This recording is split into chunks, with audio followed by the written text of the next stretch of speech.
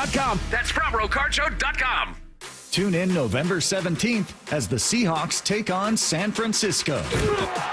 Kickoff at 1:05 p.m. Muckleshoot Casino Resort. Proud sponsor of the Seattle Seahawks and the Northwest's biggest and best. Let's go! This is Seattle Sports. Streaming through the Seattle Sports app. KIRO AM Seattle. KIRO FM HD2 Tacoma. This hour is brought to you by the Harnish Auto family. Give me a freaking auto! From the Quantum Fiber Studio, this is Brock and Salk on Seattle Sports. Brock Ewert is my hero. Jay Buhner just punched me in the kidney. We're going to see you on the interview. Doesn't really work that way, Sherm. This is a show that has my name on it. It kind of does, though. Now here are your hosts, Brock Ewert and Mike Salk.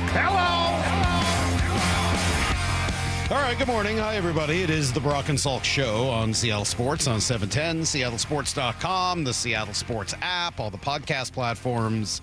Yep, you can find us virtually anywhere, at least anywhere that you would normally find other people like us that host sports shows and stuff like that. So thank you for finding us wherever that happens to be. We certainly appreciate it. Let's see, what's new?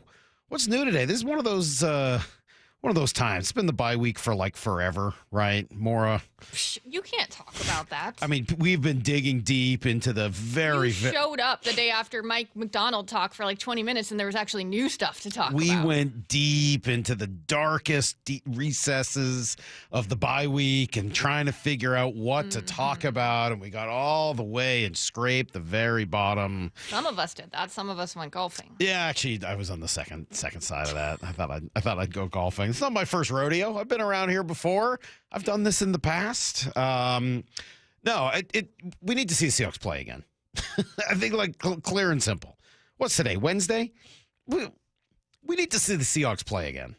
2 weeks is a long time to be without your football team. Don't you think? Like, I don't know.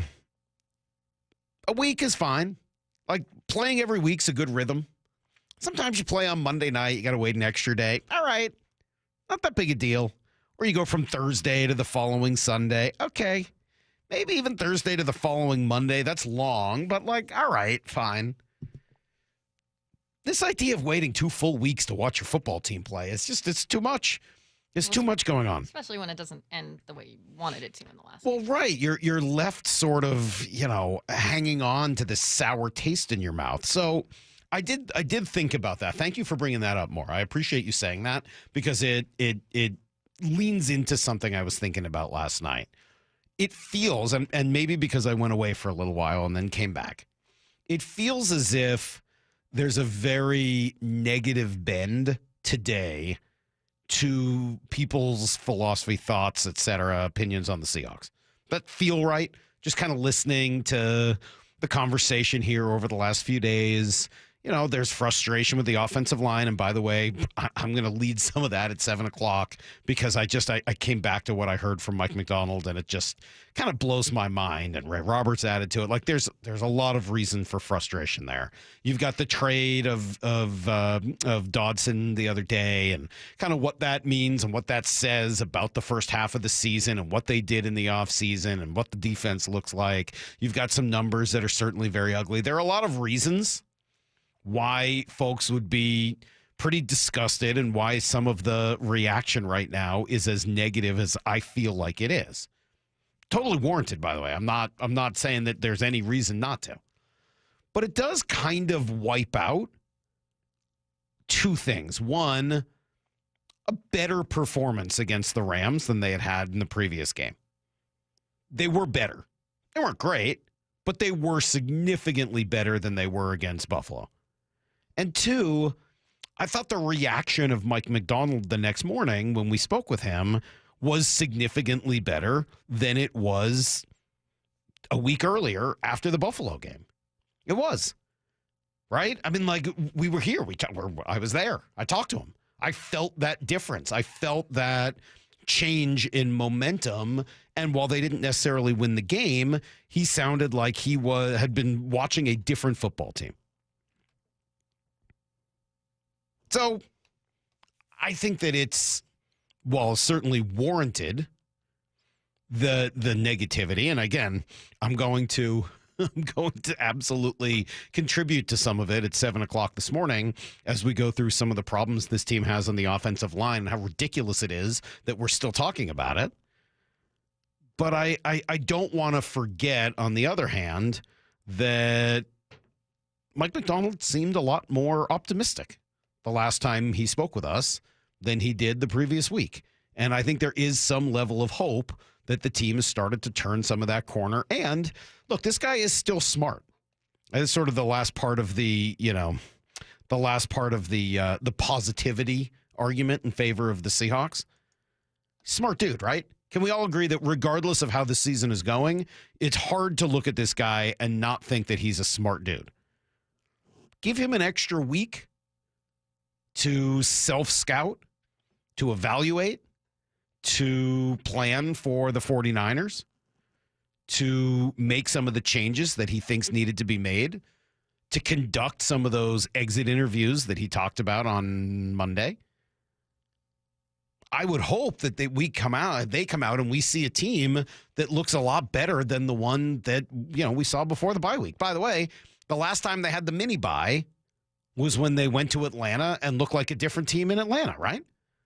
So again, I'm not trying to blow smoke. I got some serious reservations with the way this team is constructed, with the offensive line, with what they've done defensively, all comparable to where they were, or what they want to be.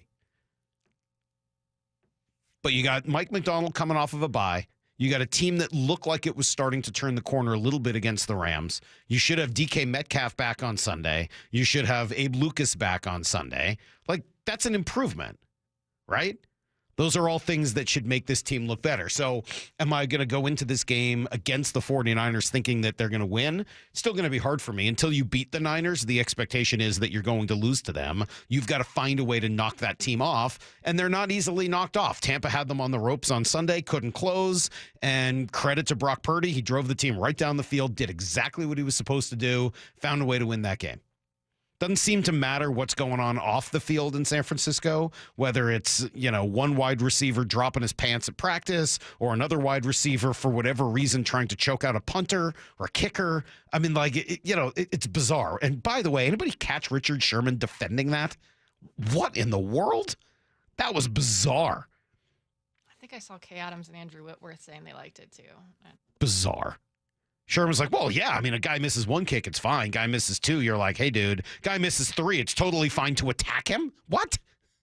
He's a kicker trying to do his job. Wasn't it a mistake that the long snapper shouldn't have gotten in the middle of it? Yeah, shut up. This poor kicker weighs like 112 pounds. Stop. Anyway, that's not the point. Doesn't seem to matter what's going on off the field for the 49ers because they're just so freaking talented and because their coach is a pretty smart dude himself. They seem to find ways to put themselves in positions to eventually win games even when they're not playing their best. So I'm not counting the Seahawks out by any stretch, but also I'm not necessarily expecting them to win this one. They're going to have to win one of the next two. You have to. Really, you'd like to take them both, right? To sort of, make up for some of the bad losses that you've had earlier this year. But you got to win one of the next two. You have to. You cannot start 0-4 in your division, right? With two losses to the Niners? That's not a plausible way to begin your season and expect that it's going to have an outcome that you're happy with at the end. Flip side, win these two games, at least win one of them. Start 1-3. Give yourself an opportunity to go 500 in the division, and at least you got a shot because the division's kind of crappy. But if you go 0-4 in a crappy division to start the year, stop. Don't just spare me at that point any sort of thought that you're trying to be a contending team. At that point, you have to go to what we heard from Kurt Menefee and say, yeah, rebuild. That's what this team is doing. At that point, you have to look at those stats and say, hey, hopefully this team gets a top 10 pick next year and can turn some real value out of it. So huge couple of games coming up for the Seahawks and for a couple of people in the organization specifically. We're going to talk about general managers at 7:30, and that includes John Schneider, Jerry DiPoto, and yes, Ron Francis as well. Those three kind of in the spotlight because all three fired their coaches last year. And I think that there is a certain amount of pressure that comes with that, just naturally. You fire your coach, you're making a statement. The problems we're having are due to the coaching and not the roster, right? That's the statement you're making. Okay, well, that means you got to get better afterwards with similar players, or else it's not the coaching, it's the players, right? Kraken are not doing that right now. Kudos to them for a nice win yesterday. By the way, I think some of that was because of coaching. Mariners have a pretty interesting case to be made, at least, that once they fired their quote-unquote coach, things got a little bit better at the end of the year. Small sample size, and we'll see how that looks this season. We're still going to be judging and watching. What's the Seahawks argument right now? What's John Schneider's argument right now? Things get better without Pete Carroll? Through 9 games, I don't know that I could make that argument. You're below 500. But based on what Kurt Menefee said, do you think that is how it works? You get better immediately after you fire your coach? Generally, no. I would think that if your belief is when you're a 5-12 type of team and you fire your head coach, no, I don't think there's a realistic expectation that things get better quickly. But Seahawks weren't that. They were middle of the pack team, right? What were they? 7-8-9 last year? 8-9? Does that sound right? They were 8-9 last year. And the belief seemed to be they were just a coach away. You got all this talent. Coach away. Yeah. In that situation, I do think you're expected to play a little bit better immediately. I would agree with that, but I do think you have to allow some time for him to get the guys he wants. And obviously they're admitting by letting these linebackers go that they kind of messed that part up. He was one of the last coaches hired, and they did everything so quickly. There might be some trial and error there. Why was he one of the last ones hired again? I don't know why they took so long. Yeah, me neither. We'll come right back with everything you need to know. It's Brock and Salk, Seattle Sports on 710, seattlesports.com. Blue 88 on Brock and Salk. Now that they're coming out of the bye, we should see some adjustments. What will be the most obvious? Every day at 7:45. This week against San Francisco, they will be under center more. And what did Brady tell us? They're the 4th most shotgun team in the league. It's too much because when you get in the shotgun, it limits the amount of volume and especially your run play action. And what is Geno phenomenal at? Kind of like Russell was before him. Run, play action, pass, movement. Make yourself less predictable. Blue 88, answering 3 football questions as only Brock Heward can. Shop early, save big, all month long during Black Friday build-up at Lowe's. Right now, get select pre-lit artificial Christmas trees starting at just $59.98. Don't wait to save. Shop these deals today, in-store or online. Because Lowe's knows deals. Discount taken at time of purchase while supplies last. Selection varies by location.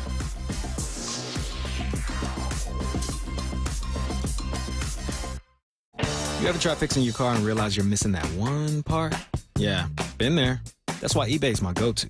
They've got millions of parts, guaranteed to fit. I'm talking brake pads for when yours have seen one too many miles of stop and go. Oil filters, because you don't mess around with your engine care. Even got this cold air intake on my watch list. I might just go for it. To keep the ride cool and your DIY streak hot. Find all the parts you need at prices you'll love. Guaranteed to fit every time. eBay. Things people love. Eligible items only. Exclusions apply. Don't call, just call Seattle Holiday Lights. We'll hang them up, we'll take them down, we'll do it right. So call Seattle Holiday Lights. Seattle Holiday Lights. Visit SeattleHolidayLights.com. Transform your home from top to bottom with State Roofing. Hi, it's Sam Thomason, owner of State Roofing. It's not just about a new roof, it's about a new look for your entire home. Deck out your backyard or give your exterior a facelift with our siding and window options. And there's no better time to start than now with our incredible offer. 0 down, 0 payments, and 0 interest for 12 months. Why wait to make your dream home a reality? We do more than just roofs. Visit stateroofing.com. Let's talk about what's possible for your home. State Roofing, the best roof you'll ever need. Guys, your testosterone level impacts your energy, libido, weight, and even ED. Schedule your free testosterone level check with the team at Revive Men's Health Seattle. Text the word BOOST, that's BOOST, to 65555 or visit ReviveMen'sHealth.com. Message and data rates apply. Message frequency varies. Text help for help and stop to cancel. ReviveMen'sHealth.com/privacy policy for how to opt in. Info will be used in ReviveMen'sHealth.com/terms of use for terms of service. Lead generation is one of the most important aspects of any marketing campaign. So let us help you identify your target audience and market your products or services to them. Go to aimyourdigital.com today. aimyourdigital.com. 5-hour energy. When I pull up to the parking lot, it's time to level up. Dial in, showing out for your team. Listen up, get you some. Stand the fan to give you what you need. Fan fuel, game time. Turn up the intensity. Team colors bleeding out. 5-hour energy. For a limited time, get the fan fuel flavor at 5hourenergy.com. Great game. You got into the end zone again and again. How'd it feel? Awesome. Like getting a new iPhone again and again. I just got the new iPhone 16 Pro today. Really? Yeah, and with AT&T Next Up Anytime, I can upgrade early every year. Very nice. Feel like an MVP again. Learn how to get the new iPhone 16 Pro on us and the latest iPhone every year with AT&T Next Up Anytime. AT&T. Connecting changes everything. Offer subject to change. Additional fees, terms, and restrictions apply. $0 offer may not be available on future iPhones. Next Up Anytime feature may be discontinued at any time. See att.com/iPhone for details. The Mike McDonald Show. The first word from the head coach after every Seahawks game. We want to play a certain way, and you're just going to chisel away at it every day. Presented by Emerald Queen Casino. Big Trees is Washington's premier tree sales and transplant company. With over 30 years of experience, Big Trees provides trees of all sizes and professional services for residential and commercial projects. Our 30-acre nursery features thousands of trees and hundreds of varieties that thrive in our Pacific Northwest climate. From flowering or fall color to mature evergreens for privacy, Big Trees has it all. For hours, directions, and to see our wide selection of trees, visit bigtreesupply.com. That's bigtreesupply.com. If you've been in a wreck or a fender bender, You have the right to take your vehicle to any repair facility, not just where your insurance company tells you to go. Accurate Auto Body has been family owned and operated since 1994, and they work for you, not your insurance company. With over 25 years of auto repair work, they'll exceed your expectations. we meet by accident, fixing every last bit. Accurate Auto Body. At Accurate Auto Body, all their work is performed by certified technicians, only using OEM parts to guarantee the safety of you and your family. For the best in auto body collision repair and customer service, give them a call at 425-883-2450 or AccurateAutoBodyWA.com.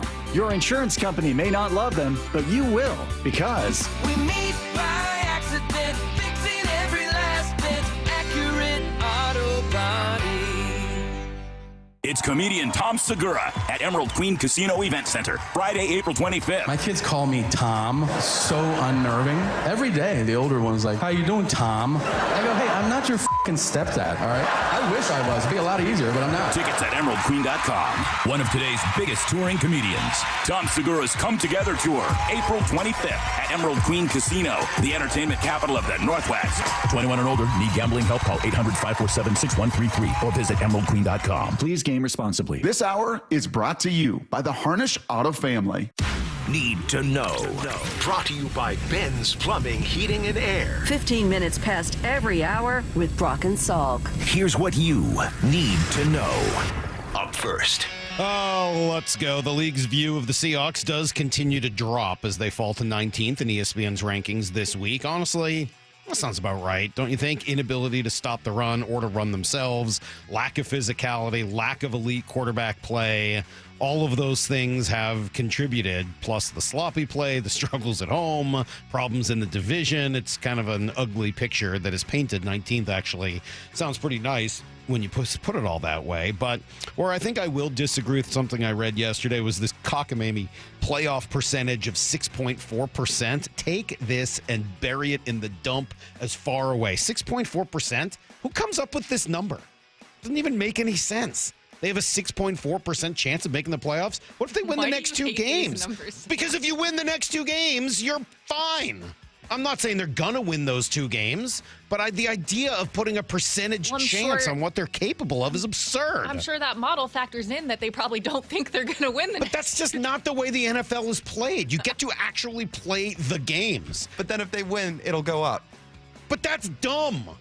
That's just dumb. That's how odds and all of that stuff work. It is the isn't it? dumbest thing in the world, putting these odds on how these things should go. Absolutely ridiculous. 2 reasons why, specifically. 1, they played a lot better in their last game. And 2nd, they play San Francisco and Arizona in the next 2 games. Win them, and you're right back in the thick of the division. I just don't want to hear anything about these stupid percentage chances. They are cockamamie. They are made up. They have nothing to do with the way sports are played. If you like them for gambling, fine. But if you like them for watching your team, please get your head checked. They are ridiculous.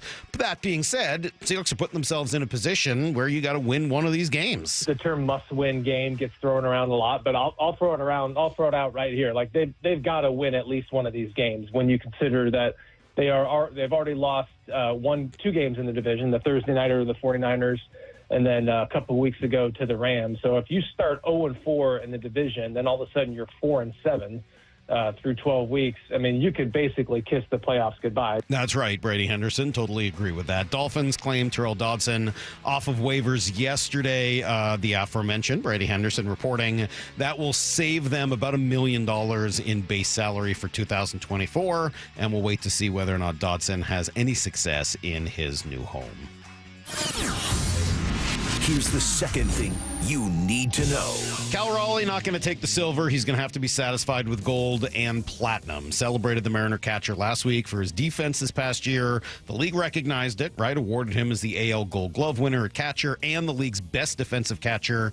And then the platinum glove, as the AL's best defensive player, period. But oddly, he doesn't take the Silver Slugger as the best offensive player at the catcher position. That went instead to Salvador Perez. The numbers pretty similar. Cal had more home runs. Perez had a little higher average. Cal did play a few more games at catcher. Regardless of the final voting, I would say that caps an excellent year for the Mariner catcher. By the way, little congrats, speaking of Silver Slugger awards, to Teoscar Hernandez, who won another one yesterday for his work in L.A. Not bad for a guy nobody here wanted last season. It meant a lot because if you go back, there was a lot of good players in their years. There was so many good players that they couldn't win any because there was a lot, like Hall of Famer players, guys that hit the ball. All right, that's enough out of you, Teo. But that is a happy guy and somebody I miss. I do. I liked watching Teo the season before. Maybe not necessarily playing right field every day, but hitting, yeah. I enjoyed watching Teo, and I wouldn't have mind seeing him back for another season. Here's the third thing you need to know. Well, Kraken, speaking of odds, go from yikes to wow last night after sleepwalking through the first 15 minutes of the game, falling behind 2-0. Coach Dan Bilesma did exactly what he should. He called timeout and sent a message to his team. Remember, you only get 1 timeout per game in hockey, so it doesn't usually happen in the first period. It worked. The team responded. 5 straight goals to send Columbus packing. It was Ty Cartier got it started. Now Gord in the slot, Burakovsky, Danforth, a chance, they score! Ty Cartier with a turnaround backhander in tight. Yeah, I like that one. I love the work in front of the net that he was doing. McCann, Tanev, Tolvanen, Borgen all find the back of the net last night, and the Kraken go on to win at home. They'll host Connor Bedard and the Blackhawks tomorrow night. Cougs, by the way, move up 3 spots in the college football playoff rankings. They come in at number 18, which is awesome. Gonna need a little help, though, to get up into the top 12. Coincidentally, number 12, that's where Boise State sits, the lone loss on the Cougs ledger this year. That is everything you need to know. We do a quarter past every hour here on the Brock and Salk Show. Let me respond to a couple of text messages here. Saul couldn't agree more on the percentages. Drives me crazy. Anything go from 6% to 80% and then back to 6% is just a made-up number to make people feel smarter because they have quote-unquote more information. Yes. 425, the odds of Mike getting upset at odds, 72% here on a Wednesday. Odds that we, the audience, need to hear more about it than we want to, 100%. Hey, sorry about that. My bad. A lot of people saying the reason they didn't hire McDonald till later was because of he was in the playoffs with the Ravens. That only explains why but they could have interviewed him significantly earlier than that. Yeah, they decided not to. There was another team that did a first interview with him, and they chose to wait. It's kind of weird. It was weird. I don't know why it happened that way. They did fire Pete kind of late, too. So, there was a little bit of... Yeah. It was like 2 days after the season, wasn't it? I think it was the Commanders that had the interview with McDonald. Yeah, Pete did get fired after the season. It's a little weird. I mean, my take on it was always that was the Seahawks guy, so they were trying to wait for him. All right, but why wouldn't you I don't know, whatever. It doesn't really matter. It was just sort of an oddity of the whole thing. And then quickly responding to the 580 saying trade DK and fire McDonald narrative, and Mike Salk. No. First of all, I have no interest in firing Mike McDonald. I think he's done a heck of a job considering. Secondly, I wasn't even talking about him. I was talking about some of the roster issues that the team has had, and we'll dig a little bit more deeply into those at 7:30. But this was not a Mike McDonald conversation. Far from it. All right, let's switch gears here for a minute. I want to talk some baseball with Ryan Divish, and specifically with the Mariners now looking and in the market here for a few infielders. Not just one, at least two, maybe three. You could even add four. That's kind of the situation in this infield. We'll talk to Divish about it next. Seattle Sports, your home for Bump and Stacy. Let's put ourselves in their shoes. If the Seahawks took the bye week to look at themselves, what do we think they saw? Believe it or not, it's not always going to be just negative. The most positive thing about this football team is what would you say? The pass catchers. The pass game. Pass game in general. Yeah. Defensively, they actually have been pretty good in the first quarter when it comes to giving up points. The most they've given up all year in the first quarter is 7. The Hawks have scored 13 to 14 points in the first quarter. Actually surprising. It surprised you, right? On Seattle Sports and 97.3 FM HD2. All right, it is certainly pouring this morning. I came in absolutely soaked to work. Made me basically run from the car here into the office because I wanted to get out of the rain. So does everybody else. That includes some of the animals out there, the rats, the mice, the other rodents. They want out as well. And then they want to come into your house, which is really not a great spot for you to have them, right? Big smelly mess. Maybe they destroy some of the insulation. So as everything drops, you've got to get those things out of there. Crawl Pros, thankfully, will go where you want to, and they'll check it out and make sure that you don't have any rats or rodents or any problems with your insulation. Specifically, they're partnering with Puget Sound Energy to provide special rebates on that insulation work. So if you're a PSC customer and your home was built before 1990, you might qualify to receive a rebate on up to 95% of the cost to properly insulate your crawl space and attic. Pretty good. Take advantage. Call Crawl Pros now before the cold, wet weather sets in. If you're worried about critters, mold, water damage, insulation issues, or anything else related to your crawl space or attic, schedule a free corner-to-corner inspection at crawlpros.com. We just want to have enough money for retirement. And travel to visit our grandchildren. I understand. That's why at Fisher Investments, we start by getting to know each other, so I can learn about your family, lifestyle, goals and needs, allowing us to tailor your portfolio. What about commission-based products? We don't sell those. We're a fiduciary, obligated to act in your best interest. So how do your management fees work? We have a simple management fee based on the value of your portfolio. So we do better when you do better. We appreciate that kind of transparency. We also check in with you regularly to keep you up to date on the markets and your portfolio. Well, what other services do you offer? As a client, you have access to resources on investing, financial planning, estate planning, Social Security, Medicare, and more. Wow, sounds like Fisher Investments has everything we need. At Fisher Investments, we're clearly different. Learn more at fisherinvestments.com. Investing in securities involves the risk of loss. Max Bankman, I'm the new doctor. Welcome aboard the Odyssey. ABC Thursdays. This ship is heaven. We're tending to our passengers' dreams. I'm in. From 911 executive producer Ryan Murphy comes a splashy new drama on a luxury cruise ship with Joshua Jackson and Don Johnson. It's your job to keep everyone alive. She's in VFib. 1, 2, 3. Clear. I have a pulse. You're going to be okay. Dr. Odyssey. Thursdays, 9, 8 Central on ABC. And stream on Hulu. The best mornings in the morning light. Start with Wrangler. Pull on my jeans and I feel alright. Jeans, jackets, and shirts that get your day started on the right foot. I pull my blue jeans on. I pull my blue jeans on. Good mornings make for better days. I pull my blue jeans on. I pull my blue jeans on. Wrangler, for the ride of life. Bonneville International radio station contests are open to participants 18 years of age or older that are residents of Washington State unless otherwise specified. Employees or agents of the station, Bonneville International Corporation, other area radio stations, or any entity associated with the contests are not eligible to win unless the station otherwise specifies at its own discretion. Persons who have won in the last 60 days from a station contest or event may not be eligible. Full general contest rules are available on seattlesports.com or in person at the station during regular business hours. Subscribe to the Seattle Sports YouTube page to find new and exclusive content from your favorite shows and personalities daily. Just head to YouTube, search Seattle Sports, and click subscribe. Matt Coker here from West Coast Men's Health. Guys, if you're taking Viagra or any other pill for ED, I want you to ask yourself this question. Do I want to continue to do this for the rest of my life? If you're like most men, the answer is no. Here at West Coast Men's Health, we can restore blood flow naturally without pumping your body full of chemicals like you've been doing. Guys, you need to come in today and fix this problem now. Why are you putting this off? Viagra's not going to magically start working next week, and you don't want to use shots or go under the knife. Call us today and speak with our clinic manager. Ask him any question you like, how it works, the science behind it, and even the cost. Change your life today like the thousands of men who already have.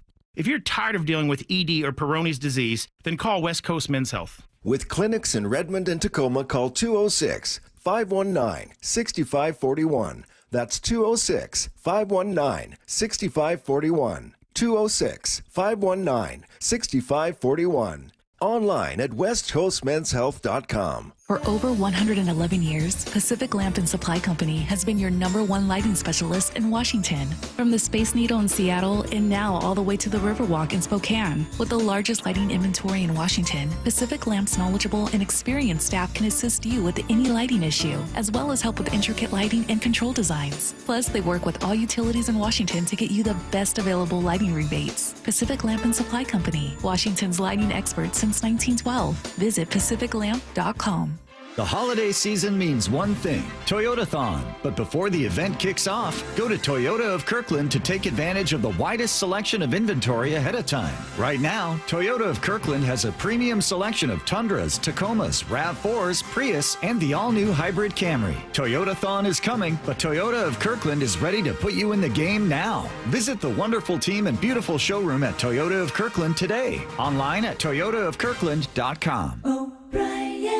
From the Quantum Fiber Studio, you're listening to Brock and Salk. Weekdays 6 to 10. On Seattle Sports and 97.3 FM HD2. Brock and Salk's Rewind is presented by Toyota of Kirkland.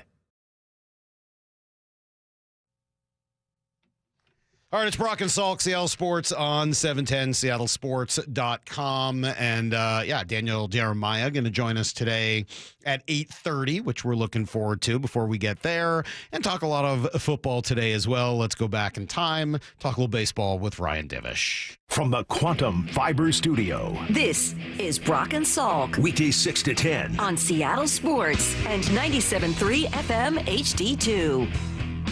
All right, it's hot stove season. Lyle's been emailing us about it nightly with his excitement, and we're listening to him today because we want to make sure we talk a little baseball. And so Ryan Divish joins us right now from the Seattle Times. Hi, Ryan. Good morning.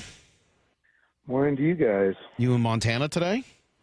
Yeah, I was watching you guys on SWX, the live stream. Like, I watch it most mornings, put it on there, and having my coffee, that kind of stuff. Brock's looking like a duck hunter with his camel hat, his OSU. I heard he's going to grow a Mike Gundy mullet, too, while he's at it.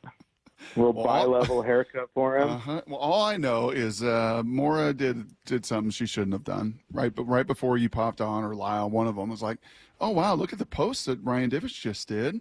He just tweeted about his experience in Missoula here. And now I spent the last 6 minutes digging into this photo. Oh, no. Condotta's got shorts on. Was it did he ever wear pants? He's got some Pearl Jam weird sweater hoodie. You look jacked, by the way. Have you been lifting? No, I'm getting a little thick. I'm not used to having food in a fridge. So being here with my girlfriend who has actual food and cooks home meals on my mom and dad living about a mile away, I eat nonstop. And then we also got a puppy. My parents got a puppy. Oh. And so I've been dealing with a yellow lab puppy as well. So I've been living like the Mr. Mom life in the off season. I do laundry and dishes and that kind of stuff. Yeah. Very timely. Yes, yeah. I'm sure Lyle knows a lot about a obscure Michael Keaton movie from like 1982. With the late Terry Garr in it as well. The late Terry Garr, yes. And Jaws. I know. So Condotta was wearing a Pearl Jam hockey sweater that he got from the concert. the cargo shorts, and then he has Teva sandals, and I think it was 35 degrees at one point, and he's wearing it. So, that was a motley crew. It was really cool. Larry Stone and Jerry Brewer a long time ago always wanted to go there, and like as I said, I would never be organized enough to do it. But Adam Jude got it together. They rented a VRBO. There was 8 guys there: Alex Mayer, Daniel Kramer, and they went to their first Grizz game. I think they mostly marveled at how cheap beer was. Yeah, that was one of the biggest responses. You can get a Miller Lite bottle for like $2.75, and they just thought that was the greatest thing ever.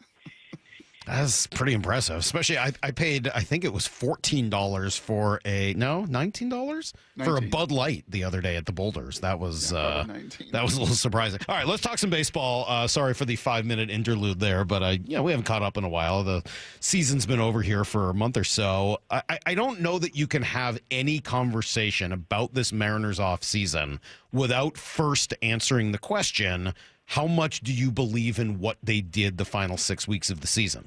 Because it affects every other decision that you would make then moving forward in terms of what you think you need to do, how much you need to do. So I feel like I got to start there with you, Ryan. How much do you believe the offensive success in the last 6 weeks of the season was real? I think I'm a believer in it in the sense that I thought it was kind of more who they were supposed to be for the first 5 months of the season that they weren't. Like Julio Rodriguez was a real player, a real contributor. It wasn't a strikeout machine.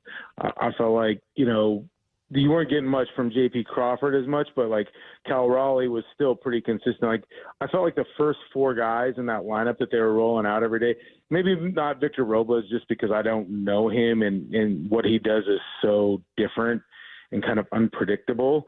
But I mean, like you look at a Rosarena and Cal and Julio, those guys were legit guys, and then Luke Raley as well. I mean, like if you take away Luke Raley's first month of the season, he was pretty solid.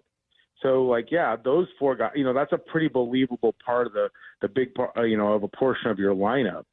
And so, yeah, I think it's closer to who they should have been that last month than when we saw the first 5 months where they couldn't hit at all. They were striking out at a ridiculous rate. And I don't know if it's just a simplified message of Edgar Martinez. I do think that when the center fielder is pretty good, it just makes everything look a lot smoother in a lineup. And then you had with Julio and Cal batting kind of, 3-4 or in that area together. And then you added Randy. That's 3 viable hitters, 3 legitimate hitters with real threats that you were running out in a row. And I think for most of the season, we couldn't pick 3 batters that were going well and stacked together in the lineup for like the first 4 months of the season. How many of the 4 infielders will we see day one, opening day, that were not in the Mariners organization last year? Well, it depends on who's pitching, right? If it's a righty or a lefty. I don't know. I would think 2 out of the 4 will be different. I think that's our goal, is 2 out of the 4 will be different. Adam Jude talked to Jerry Dipoto the other day, and I've had some conversations with people in the organization and where they're at financially and where they're at kind of with the market and how they might attain players. They're looking at maybe adding two infielders, but hopefully adding 2 infielders that they consider impact. Now, the definition of impact might be different to Jerry Dipoto than to Brock or me or you, or what they value as impact. But I think they want to add 2 infielders, ostensibly at least one that can play every single day or close to it, and then go from there. I think they feel comfortable. Ideally, they think they'd like to add, more, but given where the market is, given what they may have financially, you don't want to trade your entire organization. I think, if they can get 2 out of the 3 spots to upgrade or supplement, they can always add that 3rd spot maybe in the middle of the season if it's not going well. So that's kind of where we're looking at. The problem is you look at the free agent market, first base, probably the most options in terms of impact, but the most expensive. 2nd, not great. 3rd, not great, unless you're going to trade. Or unless you like Alex Bregman. Yeah. Well, I mean, I don't even know if Alex Bregman's teammates like Alex Bregman, but he's a pretty good player. Like he is that, like he's got, I mean, not to skew old, we just went Mr. Mom, but he's got that Eddie Haskell quality about him. And I know this because I go up and see my dad every day and he watches Leave It to Beaver reruns and then Gunsmoke every day. I've seen every episode now because of it, but Bregman's good. I don't think he has any, I don't think even if the Mariners could offer him the $300 million, he would go to somebody else if they offered him $300 million. I don't think he should get $300 million. He might, but he's a really good player, and he would fit kind of I don't know that the power completely translates to Seattle, but he's a good player. He knows how to win, and he performs. But I don't see them going that route. I honestly, the way I'm looking at it now, it's, do they trade for Alec Boehm?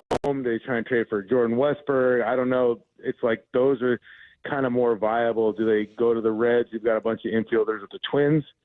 Some of these teams with the way the RSN is, the Mariners seem like they're pretty stable. At least they say that with their RSN and how their payroll budget is going to be. I don't think it'll be enormous.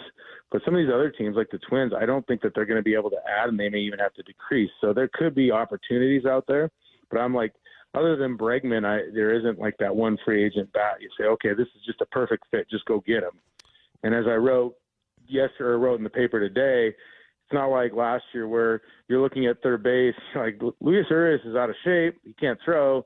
Rojas looks okay. Here's Matt Chapman sitting on the market for a short-term deal.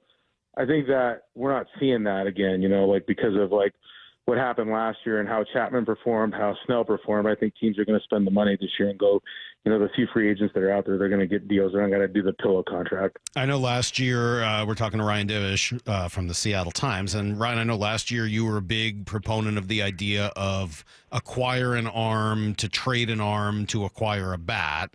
They didn't do that. I know that we've heard from Justin Hollander that they don't really want to do that. What are the chances they do it anyway? Yeah, I mean, there's stuff you have to do you don't want to do. I mean, that's kind of where they're at. They put themselves in that position where, as Jerry Dipoto said, it's plan Z. But, when you're looking at supplementing this roster, specifically your everyday lineup, and you're looking around, you might get to plan Z because all those other plans are not there.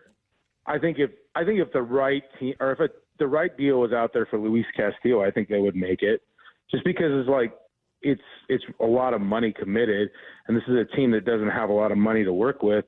So yeah, you can make that work even if it was a bigger contract swap.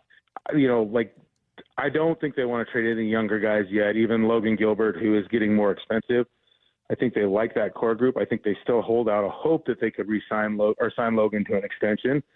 So I think that would be the one pitcher that I think would get traded. But I guess, again, like Jerry Dipoto has always said, never say never. And what does the old GM said? If somebody is going to be dumb enough to give you the world for a player, then you probably better do it. There's always that GM that gets desperate out there. I mean, I wrote that Robinson Cano was untradeable, and who knew that his GM or that his agent was going to get a GM job and want to make a splash and do that. So it's possible that they can get something for one of those pitchers that's just so ridiculous you can't say no, and then you can go out and make a run. And I mean, there is a pitcher out there that is well within their budget, that's really good and young, and it's even playing field as much as it's been in terms of finances. And Roki Sasaki, they can make a pitch at it, and if they don't, it's professionally irresponsible on their part if they don't make a run at him. Were you buying, Ryan, the report over the weekend that I saw from one Lyle and TJ on the Marine Layer podcast that Julio Rodriguez just so happened to be in Japan over the weekend?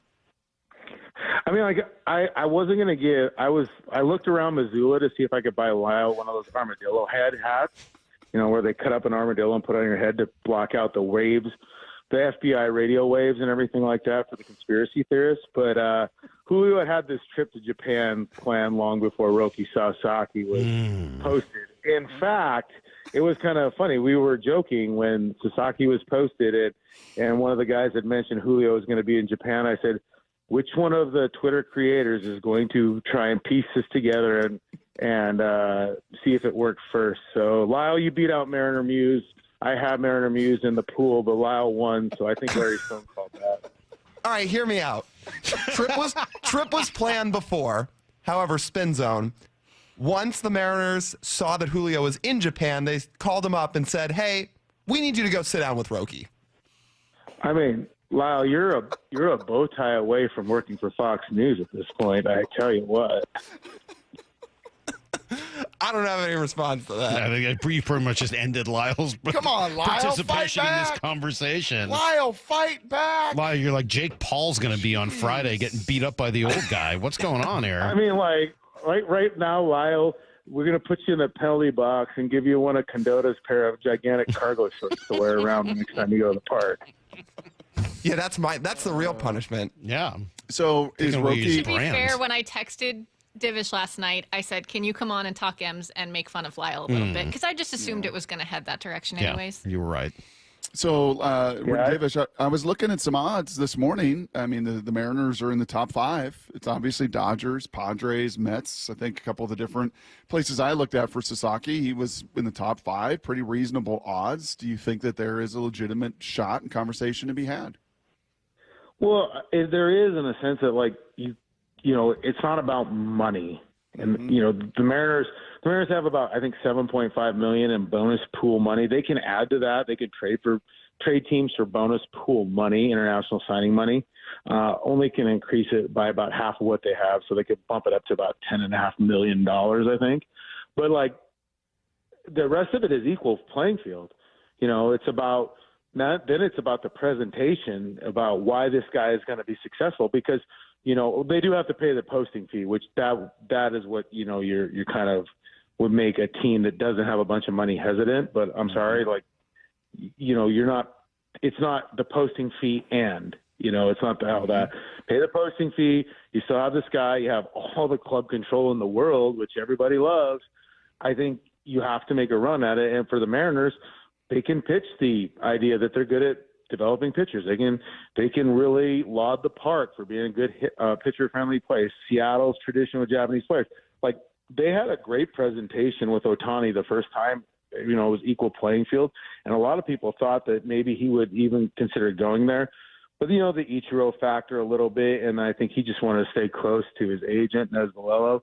Like, that changed a lot of that stuff. But I from everything I was told, like, the Mariners' presentation to Ohtani was outstanding, and I'm sure they can do the same. I mean, you're talking about a team that can really market itself to its fan base. I'm sure they can market itself to a player where, you know, here's why you should come here and here's what you should do. And, you know, and maybe that's enough. You know, I don't think, obviously, Sasaki is worried about the fact that they have a full starting rotation. I mean, like, that can be amended real quick, but, like, I think you have to make a pitch at him. And I think realistically they have as good a shot as anybody outside of the first couple teams you named. I mean, like, you know, if he's concerned, if he wants the weather, if he wants to stay West Coast, San Diego would be a great place to go. You know, they've had success. It's a good team.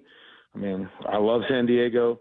So, you know, those kinds of things as well. But, you know, the Mariners have as good a chance as any in terms of beyond the Dodgers and the Padres, I think. And then, you know, maybe the Yankees on the name recognition factor. But nobody really knows about this kid and what it really matters to him. But, you know, it does speak to that he wants to come and pitch in the big leagues because he's not, you know, he's pushed to be posted so he can get out of there, and he's going to be like Ohtani where he doesn't get paid right away. 103 miles an hour he throws? Yeah. I mean, like, I remember listening to Passan talk about it, you know, and he talked about, like, you know, he's not like Morosi talking about it. Like, Morosi, like, you got to get him a room when he talks about Roki Sasaki. But Passan, who doesn't quite get kind of up to that level, I mean, like, dude's genuinely excited. He was throwing out, you know, compliments and stuff about this kid that you know, Jeff is not always real motivated to do. And so for him to speak so highly of this pitcher, you're kind of like, okay, this is a real dude. Because, like, some guys, like I said, I love JP to death, but, you know, he gets a little more excitable about things. It's like when Brock sees the perfect protein shake at Jamba Juice and just gets giddy and starts, you know, like, listening to Rocky IV soundtrack. That's what Morosi going. Morosi on a daily basis. Jeff's a little more cynical, like Mike. And I think for Jeff to be that kind of optimistic about how good this kid is speaks to how good the kid is. Okay, let's talk a little bit. I know you got some laundry to do and the meatloaf to get ready for tonight. So let's talk about timing for Mariners fans. This hot stove is starting to get going. GM meetings happen, winter meetings, which Lyle, I think, will join you at in his cargo pants and cargo shorts. What is some realistic timing of next things to watch for a Mariner fan? Well, I mean, I think the tender date that's coming up here, I think a week, that's always something to monitor. I mean, I think we will see a couple of the Mariners relievers non-tendered. And I think Trent Thornton, is projected to be around $2.5 million. Don't know that they're going to do that. Even somebody like Taylor Saucedo, $1 million. Like when you're operating with a limited budget per se, like where you're not operating with 175, 180 million, and you can only add incrementally, they're already adding a lot with Cal and with George and with Logan being arbitration, going up in arbitration numbers. So I think that's something you have to monitor. And then that helps shape it. I do think like that's one thing they may spend some free agent dollars on is another leverage guy, because Brash won't be ready till about May. Santos is still an idea, not a reliever yet. And I mean, if you go back and look at the numbers and you watch it on a daily basis, it was just lacking. The sixth and seventh inning was just lacking in terms of depth and power arms that got you strikeouts.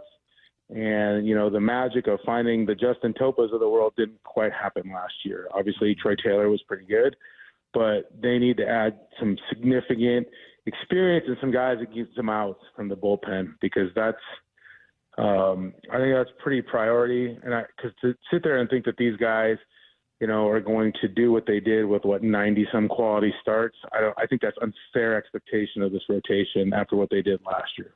Speaking of expectations, maybe the last thing for you here, and it's probably a conversation we're going to have in greater depth tomorrow, but how big an offseason is this for Jerry Dipoto? Well, I would think it's huge. I mean, honestly, I thought that if they didn't make the playoffs, both he and Scott would be done. I know in talking with Scott after he was let go, Scott had said, we kind of figured that if we didn't make the playoffs, we would be done. It wasn't a we, actually. It was just Scott. And so I do think it's big because, we're entering territory now where, it's not – teams just don't carry – decision makers this long without making the postseason, unless you're like the LA Clippers or whatever. This is getting to the point. And I mean, honestly, and it's Twitter and it's whatever. And I know Lyle deals with that on an everyday basis, but Mariners Twitter can be a little unhinged, but it's beyond Twitter in the fact that there's just a definite frustration with Dipoto and kind of that he's still around and questioning whether or not he has what it takes to put together a big league roster. Nobody's saying he can't put together a farm system and drafts and everything else, but whether or not he can put together a big league roster to win, whether he's hamstrung by the Mariners ownership or not. I mean, I think that's the one thing. The Mariners, didn't really love that we had the story that they were extending him, although, like as you've said and we've said, when they kept him, didn't fire him, and then named Dan the full-time manager, that was pretty much the logical conclusion to make. But they didn't love it because they knew the fan reaction would be not great. So I just think when you have that much growing discontent among the fan base and it's all stemmed at one person, that's a tough way to operate. Can't put him out there. Can't, and he, to me, and I know you like to have him on the show, Jerry tells you what they're going to do, and he's very open and he's very candid about it. You might not like the way he says it, mm-hmm. and you might not like the tone that he offers or his explanation for everything, but he kind of tells you what they want to do or what they expect to do or what their thinking is. And for me as a writer, that's pretty important because you're not surprised by anything. So when he says they're going to try and add 2 infielders, that's what I believe they're going to try and do. Do you know the timing on the deal that was done? No, and I can't get it confirmed. I've heard multiple kind of reports. I've heard it was just a 1-year deal with an option. I've heard 2. I don't think it's 3 or 4 by any means. I think it is a little bit of wait and see and prove it. Do you know when it was signed? I was told it was basically agreed upon when they did those meetings in Detroit about 10 days or 12 days before they fired Scott. And that was he was given assurances that he was coming back. Because, I mean, like, you're letting him – they were doing those meetings in August trying to plan their off-season approach and their philosophy. And, you know, you're not going to do that with a GM you're not coming back. And honestly, like, if you're going to bring in a new decision maker, ultimate decision maker, you want to give them requisite time to vet the organization, you know, self-scout it, like they did when they first hired Jerry. I mean, when they first hired Jerry, he was hired in end of August, and he had all of September to evaluate the big league team and the organization, make a decision on Lloyd McClendon, whether he would be back. And so tough decision. I think, you know, yeah. And I think that's kind of what they had told them is like, they made the decision they're going to bring him back.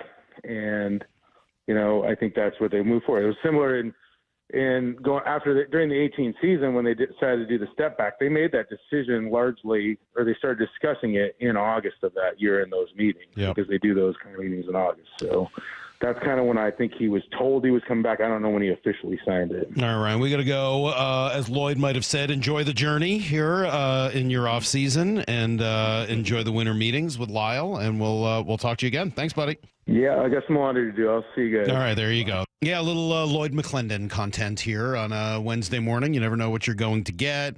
A lot of people hoping, Lyle, that you'll fight back a little bit better next time. Lyle, you got to get a little ammunition on Divish or something. This is a disaster. You're getting your butt kicked out there. Well, that guy says Divish is currently substitute teaching while back in Montana, so enjoy using that in your own time. He is. I don't think that's a negative thing, though. That sounds kind of nice. Like he's doing something for the community. He's like doing something positive. I don't think you can rip him for that. What age are these kids, though? He's always so grumpy with us. It's hard He's for me so to imagine full him of in it, front though. of kids. I He honestly openly think he's says full of he it. hates kids. He's wrong, though. I honestly think he's lying about all of that stuff. All right, Brock is in. Excited to talk through a few things with him today. There was a comment from Mike McDonald on Monday that we did not delve nearly deeply enough into yesterday, and so I want to play it and we'll react next. It's Brock and Salk, Seattle Sports on 710. Seattle Sports, your home for Bump and Stacy. Let's put ourselves in their shoes. If the Seahawks took the bye week to look at themselves, what do we think they saw? Believe it or not, it's not always going to be just negative. The most positive thing about this football team is what would you say? The pass catchers. The pass game. The pass game in general. Yeah. Defensively, they actually have been pretty good in the first quarter when it comes to giving up points. The most they've given up all year in the first quarter is 7. The Hawks have scored 13 to 14 points in the first quarter. Actually surprising. It surprised you, right? On Seattle Sports and 97.3 FM HD2. Don't fall, just call Seattle Holiday Lights.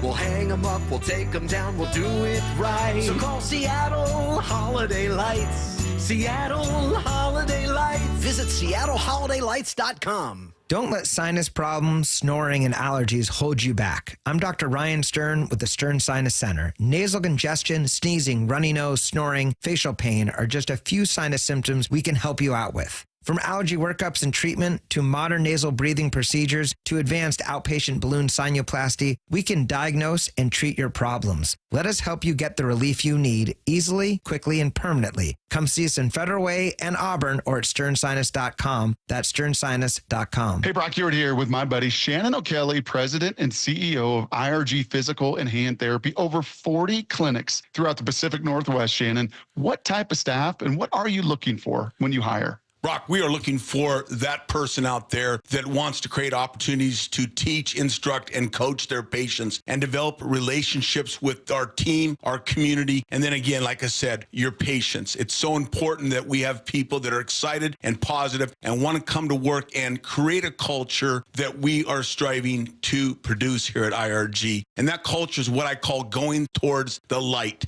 The soft skills in healthcare, the communication, the aha moments that all of us as clinicians want to do every day in our jobs, and we have it here at IRG. And if you're a physical therapist or occupational therapist or exercise technician, athletic trainer, front office coordinators, there's opportunity for you. Head over to irgpt.com/careers and apply today. irgpt.com/careers. Now that the rain is here, I remember my conversation with Anthony, the owner of Asset Roofing, about metal roofs. And not only are metal roofs not loud when it rains, they're more eco-friendly, last twice as long, and Asset Roofing can do them for up to 30% less than their competitors. You can find out more at AssetRoofingCo.com. That's AssetRoofingCo.com. Certified work that's never in doubt. Asset moving excellence is on the house. I've always said, the car sales in the 1980s and 1990s, earned the rep that we have today. The concerns that consumers have because of what has happened in our industry in the past, they're warranted. It's our job to show them that that's not how business is done anymore, right? It's very different business. It's much more transparent. There's much more information that's available to people.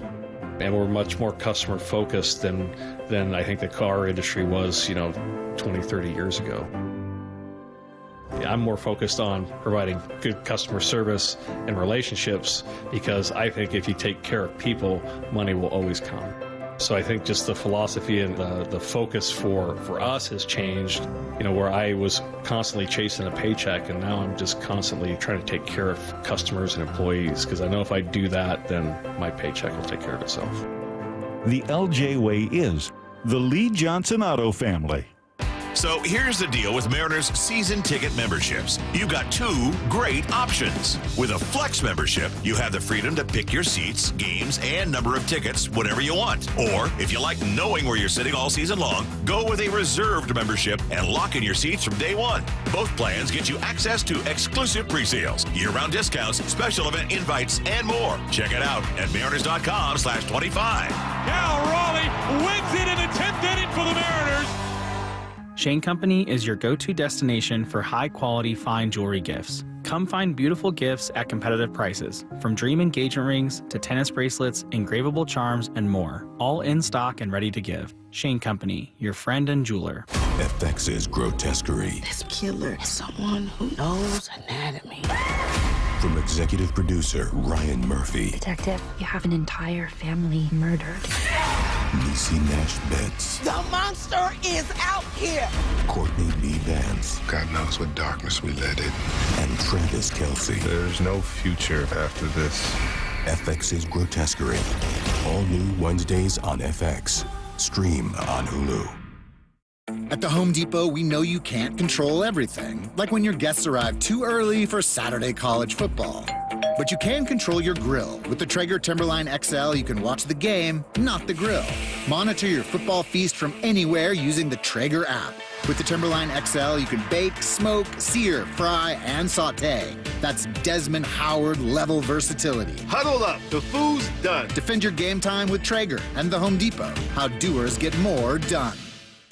Let's go! This is Seattle Sports. Streaming through the Seattle Sports app. KIRO AM Seattle. KIRO FM HD2 Tacoma. Home of the Seahawks, Mariners, and everything Seattle sports.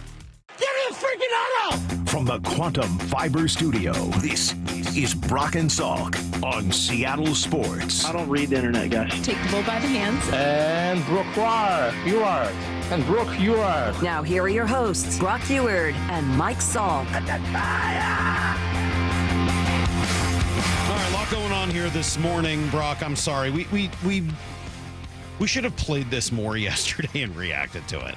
I feel a little bad. I feel like this is a day old, but I don't know. I was thinking about it again last night and realizing how absurd it sounds once you say it. And I was like, you got to be kidding me. Is it Sherm? No, that was silly in its own right. Okay. Sherm defending Debo for punching his kicker or whatever. Like, no, that was ridiculous, but it wasn't that. Okay. No, this was Mike McDonald. This was Coach McDonald asked about Abe Lucas and the offensive line, kind of where they're at. It's not so much the Abe Lucas stuff, but what comes after it. Here's what he said on Monday. Well, we hope to get Abe back soon, and I think that'll help us. And we're still, the right guard spot is what it is at this point. AB will still be starting right now. I think we can do some things schematically to alleviate some pressure on those guys. So it's a team effort on that front, but I think we haven't made a change right now, but we expect those guys to keep improving. But like we've shown, we're willing to shake it up if we need to. That's really bad, right? It sounds really bad. The right guard spot is what it is. We thought about making a move there, but decided against it. So if I could try to translate what I'm hearing there, please correct me if I'm wrong. Bradford's not very good. The rookie is worse. There's no reason to move Williams either because it's not like he's any better, or they're so thin at center that moving him would necessitate playing either Olu or that undrafted dude. So that didn't seem like any upside either. Yeah. Am I hearing that all right? I think so. Yeah, I think that's a little harsh, a little critical, but that line is kind of deserving of it. And he's not really minced many words when it comes to that. He hasn't sugarcoated. He hasn't tried to oh yeah, we're getting better and just give it time. I mean, he's called it out. He's called a spade, which has been, I don't know, pretty refreshing. Same thing with the Dotson move, right? I mean, I think this is going to be a little bit more of a transparent operation that, hey man, AB isn't, he's not played well. And those numbers back that up. But the fact that he hasn't played well and your options to replace him appear to be worse is pretty damning, no? Yeah, I mean, getting Abe Lucas back should help Salk, right? I mean, to just single one guy out. It's not as if it's been a one guy problem. You've gone through 1, 2, 3. Abe will be fourth right tackle. That's not an easy deal on an offensive line. That really, those two guys, the right guard and right tackle, really work together. Just as left guard, left tackle, really work together. And then the orchestrator in the middle's got to kind of glue it all the pieces to work as one. So that's not been terribly beneficial. I think getting an Abe Lucas back settles things down a little bit. And Bradford should play better. I think you have to hope so, right? I mean, but you are essentially hoping that A, Abe can play, and B, that he makes an enormous difference, which is a lot of pressure to put on a guy who's played in a total of how many games in his career? He's a Coug. He's good. He's played in 22 games in his career, and he hasn't played in forever. I think that's a lot to ask of Abe Lucas. I think he's a really good player too, but expecting him 22 starts or 22 games into his career as a third-round pick to come in and just fix everything feels like a lot. And I did find myself thinking about your line yesterday, saying that 20+ teams have an offensive line that's made up of backups, right? We were playing the sound from Baldinger, who said this looks like, other than Cross, a group of 4 backups. All right, maybe it's 20+, Brock. That number seems a little high to me, but I'll trust you and say, okay, fine. That number also seems to coincide with the number of teams that aren't legitimate contenders to win a Super Bowl in any given year. Correct. And I would when we the other part of that, let me just play and defend these guys just a little bit, Salk. The other part of that, which he mentioned, which he slipped in there and was asked a little bit about, going under center and he said we can protect these guys. We can do some stuff to help them. Yes. And you've heard Ray Roberts say that. You heard Brian Baldinger say that. You'll hear Daniel Jeremiah, I think this morning, say that. Like they need to do some of those things to protect them, to be predictable, to be in the same spot, to sit in the shotgun, to do these things over and over and over makes it that much more difficult on that group. That's fine, and I agree with you, and that is definitely nice. You were also being, I thought, very generous. Baldy said 4 of the 5 starters should be backups, and you were like, well, and then you started kind of arguing for some of those guys, and I'm going to say he was including Williams, and, the Seahawks knew what they were getting with Lucas this year. They knew that he had a chronic knee problem. Those are their words, so I'm not willing to cut them too big of a break there. And then furthermore, I'll go to what Ray Roberts said yesterday as he jumped on the station, that they're just not doing what they say they want their offensive line to be able to do. This staff from the very get-go said we're going to be physical, hard-nosed football team. And if you look at this offensive line and you look at the running back you have, there's a conflict of interest there because the offensive line might be built to be physical and tough, but the running back is more of a Barry Sanders type running back type dude. And so Barry Sanders has never been confused as a power running back. He's a dynamic, make you miss, make something out of nothing, home run hitter, type of running back. And that's what K9 is. And so hopefully during this bye week, they figured out how to bring those two things closer together. Because to me, that was evident on the 3rd and 4th down short yardage plays that they ran against the Rams and didn't get it. K9, they needed a battering ram. Yeah, they needed probably Charbonnet in that moment to be honest with you, because he is a whole lot more of that back. What do you remember what Jane Salk's favorite guest said, Roger Rosengarten? Do you remember what he talked about this offense and this offensive line? I don't remember it being like hard-nosed physical. What did he say? We're always the aggressor, though, right? We are always in motion and in movement, and we are the ones dictating. And maybe those are one and the same in Ray's mind, so I'm not disagreeing necessarily. But it is a group that dictates and does it, with the up-tempo nature of it, and does it with great conditioning, and does it with great willpower. And I would also say there's a little conflict there, because I don't think that's Laken Tomlinson. I know that's not Anthony Bradford, right? I think Abe Lucas and Cross can fit in just about any kind of offensive line. But, yeah, there's some conflicts of interest. And to Ray's point, that's why a bye week came at a really good time for a really young staff doing this for the first time together. Yeah, I talked about that at 6 o'clock, that, I saw these odds like 6% or whatever. We can dig into it a little bit here and need to know. And I'm like, get out of here. Like, these playoff odds are absurd. They don't make any sense at this time of the year. But go out and win these next 2 games, and I would think that changes significantly, as you might even have a lead in your division at that point. And, I think there should be a little bit of room for optimism coming off a much better game against the Rams than they had in the previous game against Buffalo.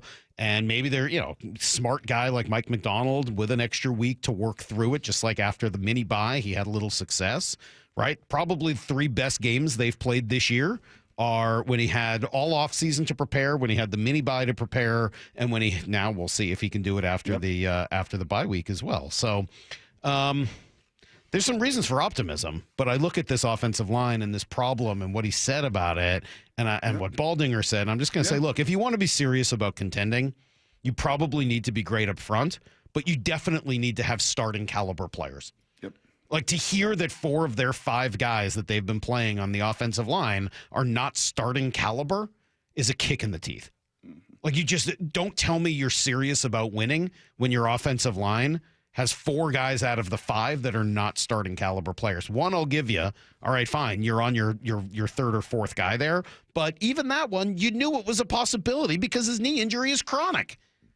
And well, unfortunately, then the guy that is a starter, who was an older player who's had issues before. I mean, I'm sorry. I just I continue to look at this and say, I don't understand how you can continue to have the same problem year after year after year. Fix it, Grubb. Fix it. Fix it, Huff. This line.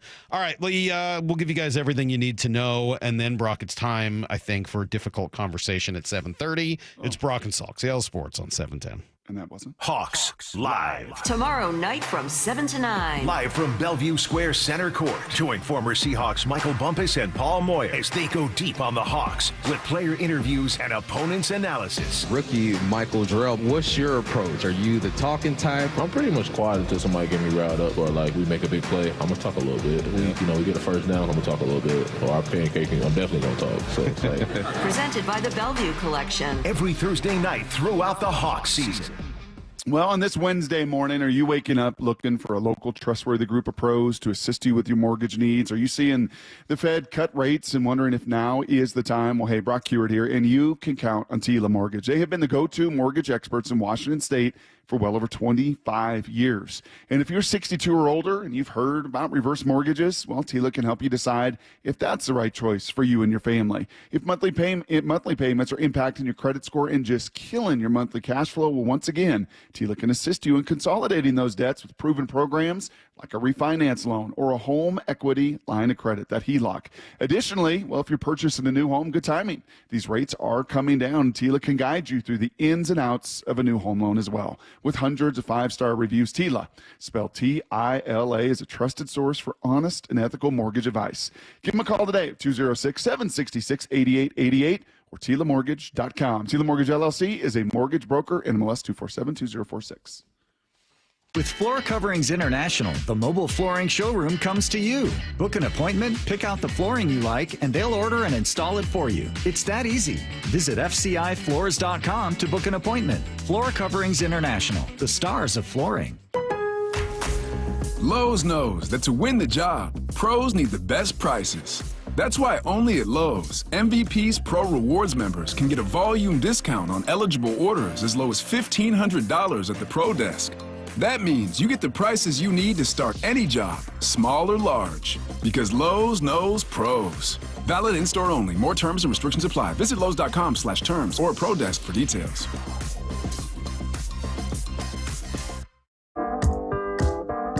When I wake up The best mornings in the morning light, start with Wrangler. pull on my jeans and I feel alright. Jeans, jackets, and shirts that get your day started on the right foot. I pull my blue jeans on. I pull my old blue jeans on. Good mornings make for better days. I pull my blue jeans on.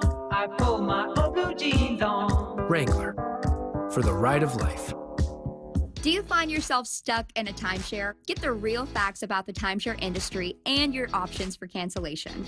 Chuck McDowell, founder of Wesley Financial Group, has put together a free information guide that reveals the secrets the timeshare industry doesn't want you to know, including the 5 ways to get rid of your timeshare. Call now and get this timeshare cancellation guide absolutely free. Call 800-838-6161. That's 800-838-6161. 800-838-6161.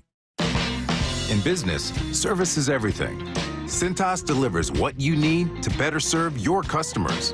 Whether it's freshly laundered work apparel for almost any job imaginable, tested and inspected fire protection systems, first aid and safety supplies, on-site AED training, or mops and restroom products, stocked and ready when you need them. Better work days happen together. So visit Cintas.com. Oh, I'm ready! And get ready for the workday.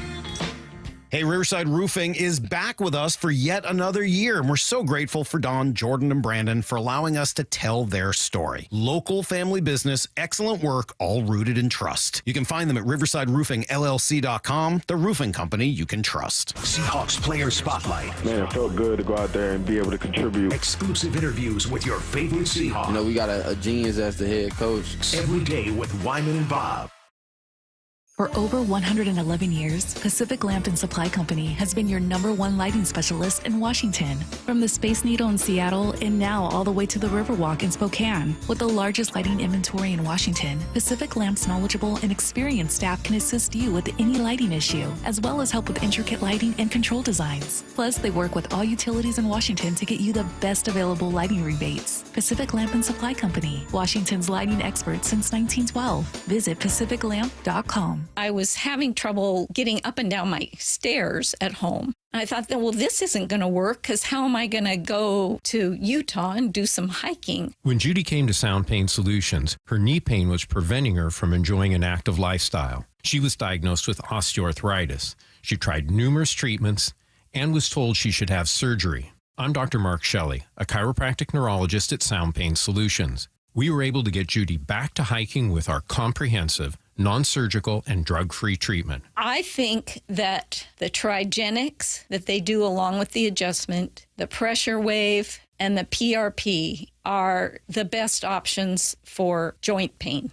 And I would really recommend it to anybody who is suffering from joint pain and would like to avoid surgery. Schedule a free consultation to learn if you qualify for our safe, drug-free, non-surgical treatment by calling Sound Pain Solutions or visiting soundpainsolutions.com. It's comedian Tom Segura at Emerald Queen Casino Event Center, Friday, April 25th. My kids call me Tom. So unnerving. Every day, the older one's like, "How you doing, Tom?" I go, "Hey, I'm not your f***ing stepdad, all right? I wish I was. It'd be a lot easier, but I'm not." Tickets at emeraldqueen.com. One of today's biggest touring comedians, Tom Segura's Come Together Tour, April 25th at Emerald Queen Casino, the entertainment capital of the Northwest. 21 and older, need gambling help? Call 800-547-6133 or visit emeraldqueen.com. Please game responsibly. Need to know.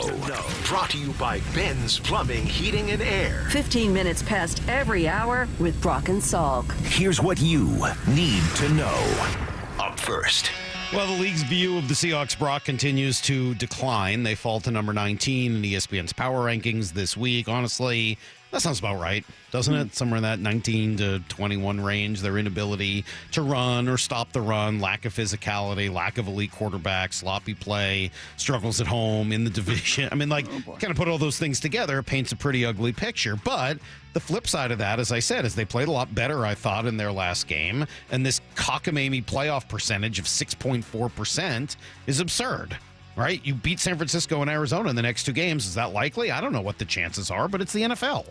Like, teams win all the time. Yep. And so, you win those 2 games, even one of those 2 games, and you're right in the thick of things. You are 6.5-point underdogs down in Santa Clara. You are playing a team, like, of all the teams coming off of a bye that I could pick to play, I don't think I'd want to go to Baltimore. I don't think I'd want to go to Buffalo, especially after seeing what Buffalo did in this building. And I think probably next on that list, Kansas City, wouldn't want to go see them. Detroit, man, we saw that earlier. Washington. There's probably 5 or 6, but I would put San Francisco right there, right, who is stinging a little bit. They got players, throwing punches at one another. They're frustrated because they haven't put it all together yet. The ingredients are there in that roster time after time after time after time over the last 4 years, especially in that building, has been a problem for these Seahawks. Well, some good news. Dolphins claimed Terrell Dodson off of waivers yesterday. Brady Henderson reporting that move will mean the Seahawks are now off the hook for the remaining $1 million on his base salary this year. So a little bit of good news in there. Let's see. Yeah, let's just move on. I'm done there. Here's the second thing Let's just move this along. Let's just move it along. Cal Raleigh, Brock. Silver, no. Gold and platinum, yes. It's an odd situation. We celebrated him last week. For his defense, the league recognized it as well. He wins the Gold Glove, of course, in the American League as the best defensive catcher. Then he wins the Platinum Glove as the AL's best defensive player, period. But oddly, considering he's kind of an offensive player, he doesn't win the Silver Slugger Award as the best offensive catcher in the AL. That instead goes to Salvador Perez yesterday. Did you look at the numbers? I saw some of those things similar floating around. I mean, 30 homers, 100 RBIs in this lineup without a lot of help around him, I thought would probably tip the cap over to Cal Raleigh in that way. Yeah, maybe. I don't know. Salvi, pretty clutch. Salvi's really good, man. Like, who would you be more afraid to face Salvador in a big Perez. moment? Yeah. Well, then there you go. Yeah. Right? I mean, like, I think that's it. And it's a strikeout rate, right? I mean, it's just he kind of puts it. Now, he's a wild swinger and all the rest of that stuff. But, yeah, and didn't the Royals make the playoffs? They did. That helps. So I kind of. And he's also Salvador Perez. Like, he's a captain, and he's been around for a long time. I'm not saying that he necessarily deserves it over Cal Raleigh, but I don't think that I could get upset about the fact that he wins it over Cal Raleigh, if that makes sense. You know what? And Cal's platinum. Like, who cares? Yeah, regardless. Keep your silver. Dude had an awesome year. Like, let's give the guy a lot of credit. How'd you feel about Teo winning another Silver Slugger I didn't see that. award? Oh, did he? I didn't see that. He did. Actually, I sent that over to you. Oh, interesting. Wasn't sure if you did? wanted to see that or not. Funny. Yeah, here's a little of Teo on MLB Network. I go back in the beginning of the season, and honestly, I never thought it was going to be good. I always bet on myself. I know I can do a lot of good things, but this year was amazing. It was a lot of good things happening to me this year. But most important, it was that I was healthy. All-Star? Really? He was healthy, Brock. That was all. Yeah, win the World Series, really? He was just win the healthy. Silver Slugger, really? Yeah. All those things are pretty good. All those things happen. It's weird what an eyeball can do for one guy. I don't think it's just an eyeball. Just fix the eyeball. He was pretty good the year before. You just have the weird hatred for him. He was not that good the year before. Not that good, but he wasn't as bad as you made him out to be. Oh, really? The market told him, hey, bet on yourself. We're not giving you anything. Go bet on yourself. So, yeah, how good was he really? He wasn't this good. Not even close. Yes, Lyle? Yeah, no, I'm with you, Brock. I was at All-Star Week, and I got way too worked up over a home run derby. I was rooting against him because I didn't want to. Why? Well, because I'm petty. I was unhappy he didn't I've have done a that good in the year past last many year. times, to be honest with you. I just happened to like this guy, and since Brock and I argued about him so much, I've continued to root for him afterwards. But really, it's just out of spite instead of... For me. Thanks. Next. Push. Move it along. Move it along. Here's the third thing you need to know. Hey, nice work by the Kraken last night. Seriously, they go from yikes to wow. They sleptwalk through the first 15 minutes of that game, fall behind 2-0 to a bad Columbus team. Dan Bilesma calls timeout, which, remember, you only get one in a hockey game. Sent a little message to the team, and they responded exactly like you would want them to. Seattle is 1 for 14 in the last 5 with their power play. McCann, Everly in front. They score! That's hockey, baby! Ellie Tolvanen on the back door. It's a power play goal. 3-2, Seattle. Tolvanen got the goal. I thought the play was kind of made by Jordan Eberle, who finished with a couple of assists yesterday. Cartier, McCann, Tanev, you heard Tolvanen, Borgen, all find the back of the net. Kraken score 5 straight goals and win it 5-2. Yeah, this is a month to get right. Right, so you kind of mentioned some of the teams they're playing. Blackhawks under 500. Islanders just about 500. You get the Predators again. You get the Ducks twice. You get the Sharks twice. Yeah, take advantage. I mean, this is a month where I think these boys can turn it around a little bit, and a bunch of it at home. They got Connor Bedard and the Blackhawks tomorrow night at home. Cougs move up 3 spots in the college football playoff rankings. Number 18, which is great. They got to get to number 12, of course, right? Would be the goal. They do. They got to have Boise lose. Yeah, because Boise beat them, so not going to jump them. Nope. But good for them. Number 18 this season, pretty darn cool. That's everything you need to know. And we do that quarter past every hour here on the Brock and Salt You know, it'd be really great is if a one-loss Coug team, if Boise loses again, and all of a sudden they got a couple losses, and Wazoo just keeps climbing. It'll be really great when a 3-loss SEC team gets in ahead of the one-loss. Of course. Yeah. That's just a matter of time. That will happen. Yes. Hey, 12 Seattle Seahawks. You've heard of them. They're taking on the Cardinals next Sunday, November 24th, for their annual Salute the Service game. Seattle Sports excited to give away 4 tickets for your chance to watch that in person. All you got to do, open up the Seattle Sports app and click the Win tab to find out how. If you don't already have the app, text the word app, APP, to 866-979-3776, and we'll send you a link to download it. You can enter every day to increase your chances to win. And, of course, this contest will run through next Tuesday, November 19th. While you're there on the app, good time to remind you that you got to leave messages here for Here's the Thing tomorrow. Maura's going to be putting that together after the show today. So please don't wait. There should be plenty to make fun of. I'll even state, Brock. Yeah. I don't know whether she's going to leave a message for Here's the Thing, but my wife, Heather, very disappointed in Lyle yesterday. Whoa. Very disappointed in him. Really? Yeah, I want to get to that a little bit later, but she was very disappointed in something Lyle said yesterday. So we'll get to that a little bit later in the show. Before we do, coming up next, if 2024, Brock, here in Seattle, was the year of the head coaching change, 2025 is going to put eyeballs on 3 very different people. That's next on Brock and Salk.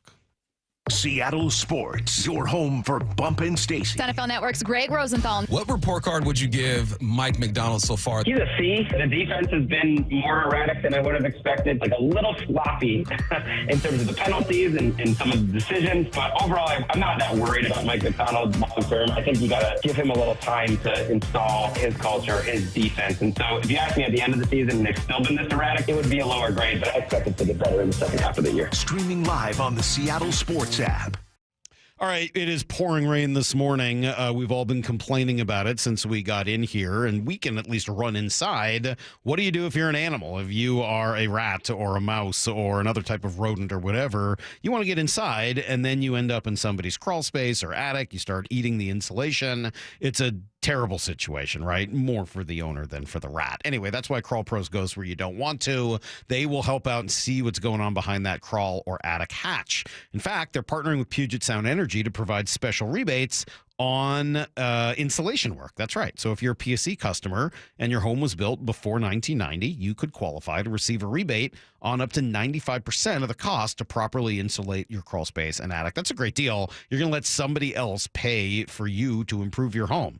That's the way to do it, right? Take advantage of these rebates today. Call Crawl Pros before the cold, wet weather sets in. If you're worried about critters, mold, water damage, insulation issues, or anything else related to your crawl space or attic, schedule a free corner-to-corner inspection at crawlpros.com. Traffic backups are inconvenient, but if your pipes are backing up at home, that's bad. There's only one cure for this pesky problem: the experts at Beacon Plumbing, Heating, Septic, and Mechanical. Trust them to clear your clogs. Stop freaking and call Beacon. 1-800-FREAKIN. You never get a second chance to make a first impression. Superior Linen Service. 98 years providing logoed apparel, uniforms, floor mats, linens, and more. Give us a call. We answer the phone. Superior Linen Service. Visit suplinen.com. Febreze. As a rideshare driver, I love keeping my car smelling fresh and clean. So when I'm driving, I only trust Febreze car vent clips, featuring 3 distinct intensity settings, because it's that little touch that sets me apart. I can turn the intensity down for subtle freshness, or I can turn it up for when I want lots of scent. So whether it's set to low, medium, or high, with Febreze car, I know my car's going to smell amazing. Which keeps my driver rating right where it belongs. Picking up Oscar! Ooh, ma. What was that? That is business phone bliss with the Ooma Cloud Phone System. It handles all our voice, video, and messaging needs. You sound very... Calm? I am. Ooma has everything I need to run my business more efficiently, like virtual receptionist, call routing, and video conferencing. And it starts at just $19.95 per month per user, plus taxes and fees. Ooma. Nice. Find your business calm at ooma.com/radio. Are you constantly dealing with a runny nose, nasal congestion, or stuffiness? Always having to clear your throat or coughing? I'm Dr. Ryan Stern with the Stern Sinus Center. Rhine Air is a simple, non-invasive procedure that can significantly reduce your symptoms. This long-lasting treatment is available here in my office. In a clinical study, 88% of Rhine Air patients experience a significant reduction in their symptoms. We're proud the Stern Sinus Center was recently named a nationwide center of excellence. Schedule your appointment in Auburn or Federal Way or go to sternsinus.com. Guys, your testosterone level impacts your energy, libido, weight, and even ED. Schedule your free testosterone level check with the team at Revive Men's Health Seattle. Text the word BOOST, that's BOOST, to 65555 or visit revivemenshealth.com. Message and data rates apply. Message frequency varies. Text help for help and stop to cancel. ReviveMen'sHealth.com/privacy policy for how to opt in. Info will be used and ReviveMen'sHealth.com/terms of use for terms of service. For Down Territory, going inside the game with Michael Bumpus. I like this. More quarterbacks should start doing this. Every day at 11:15 and 1:15 on Bumpin' Stacy. Here at NC Machinery, people always ask, what can you do with Cat compact equipment? Well, here it goes. Build gardens, patios, and parking, set posts and poles, plant trees, remove pipes, stumps, and rocks, clear snow, brush, and trees, trench, grade, and maintain. Landscape your backyard, your front yard, your neighbor's yard. Get through doorways, alleyways, and fence gates. Build ropes, trails, fire breaks. Move gravel, wood chips, and hay. Clean pens and barns. Break concrete, asphalt, and gravel. Use tools like hammers, tampers, trenchers, mulchers, and mowers. And for the doers doing, the landscapers, contractors, and landowners digging, call NC Machinery to get 0% for 60 months on select compact equipment. Terms and conditions apply. You're free now. Free to fill your feed with impossibly chunky chunkers who chunk harder than you ever thought possible. Cats, corgis, babies, baby penguins, baby pandas, chunky baby pandas. Free to make your smart devices do silly things. Free to open a world of remote work and a portal into Gametopia. Who's the boss now? Free to be everything you imagine, and then some. That's how it feels to have Quantum Fiber Internet. Quantum Fiber, your world unleashed. Learn more at quantumfiber.com. Limited availability, service in select locations only. The Harnish Auto family has always found ways to make a difference in our communities, and the need never stops, and neither does the Harnish Auto family. Hey, Brock Hewitt here. With the holidays approaching, we often think of those less fortunate. Food bank supply, well, it's at an all-time low, but we can help. Drop off non-perishable food items at any of the 6 Harnish dealerships this November for food banks from Everett to Puyallup. Visit Chevrolet, Buick, GMC, Subaru, and Volkswagen of Puyallup, or Chevrolet and Kia of Everett to donate today. It's the Harnish Auto family, where people matter. Have you tried the dining district at the Bellevue Collection? Grab lunch with friends, meet up for happy hour, and stay for dinner and beyond. You can sample international flavors and local favorites from talented chefs. Try a new cocktail on a rooftop bar, or watch the game with friends, and explore the lively nightlife scene. The Dining District at the Bellevue Collection, where your taste adventure begins. Learn more at BellevueCollection.com/dining district. This hour of the Brock and Salk Show is powered by Star Rentals, preferred supplier to the West's best contractors. From the Quantum Fiber Studio, you're listening to Brock and Salk. Weekdays 6 to 10. On Seattle Sports and 97.3 FM HD2. Daniel Jeremiah, an hour from now. And if you're a baseball fan, we got some names to discuss. I've got a name that I haven't really heard much connected with the Mariners that maybe should be a good one. Maybe one we should connect with the Mariners coming up in 30 minutes at 8 o'clock. Oh. Yeah. Geez, a new name tease for you, Brock. And we got mean tweets today. Oh, there are good ones, too. Including one about my head. Yeah. Jeez. Very direct. A lot of very direct mean tweets. Yes. Don't you think? Yes. They're pretty funny. Uh-huh. I'm excited wrong for with that. your head? Yeah, so that'll be at 9:45 this morning. So a lot of good stuff still to come. 2024, we've talked about this a million times, is the year of the head coaching change in Seattle, right? Pete Carroll probably tops on that list, but Scott Service had been here a really long time. Dave Haxtell was the only head coach in Kraken history. Mm-hmm. Obviously, it affected the college ranks as well. Mike Hopkins, differently. Kalen DeBoer leaves. Yeah, I mean, it's just like an entirely new world for head coaches. And I'm just going to put a little caveat right here at the beginning of this conversation. For the sake of this conversation, I'm going to call the manager a head coach, and I'm going to call Jerry DiPoto the GM, even though I know those are not their actual positions. But just for the sake of continuity, conversation, that's how it's going to work here. So please understand that's a misspeak that I'm aware of ahead of time. So Pete Carroll, Scott Service, Dave Haxtell, all fired, all removed from their positions and replaced. And anytime that happens, I think it's very natural not just to take a look at their replacements, because we have and we will continue to, but to look at the people who are above them. Because when you make the decision that the coach is out, you're stating that you believe someone else could do more with the roster. That the bigger problem for the team is the coaching as opposed to the roster construction, the players on the team. It becomes a coach over GM issue. Is that right? I think so. Yes, in big picture. I think in detail, it's also it's just got to be a new voice. That it's not even that the guy can't coach anymore or manage anymore. It's just, I think maybe in Haxtell's point, I don't he was know only here, I don't know that you're years? saying the coach is bad, but you're saying that the problem with the team is that you need to change the coach. And so now John Schneider, Jerry DiPoto, Ron Francis, all three are on their second coach here in Seattle.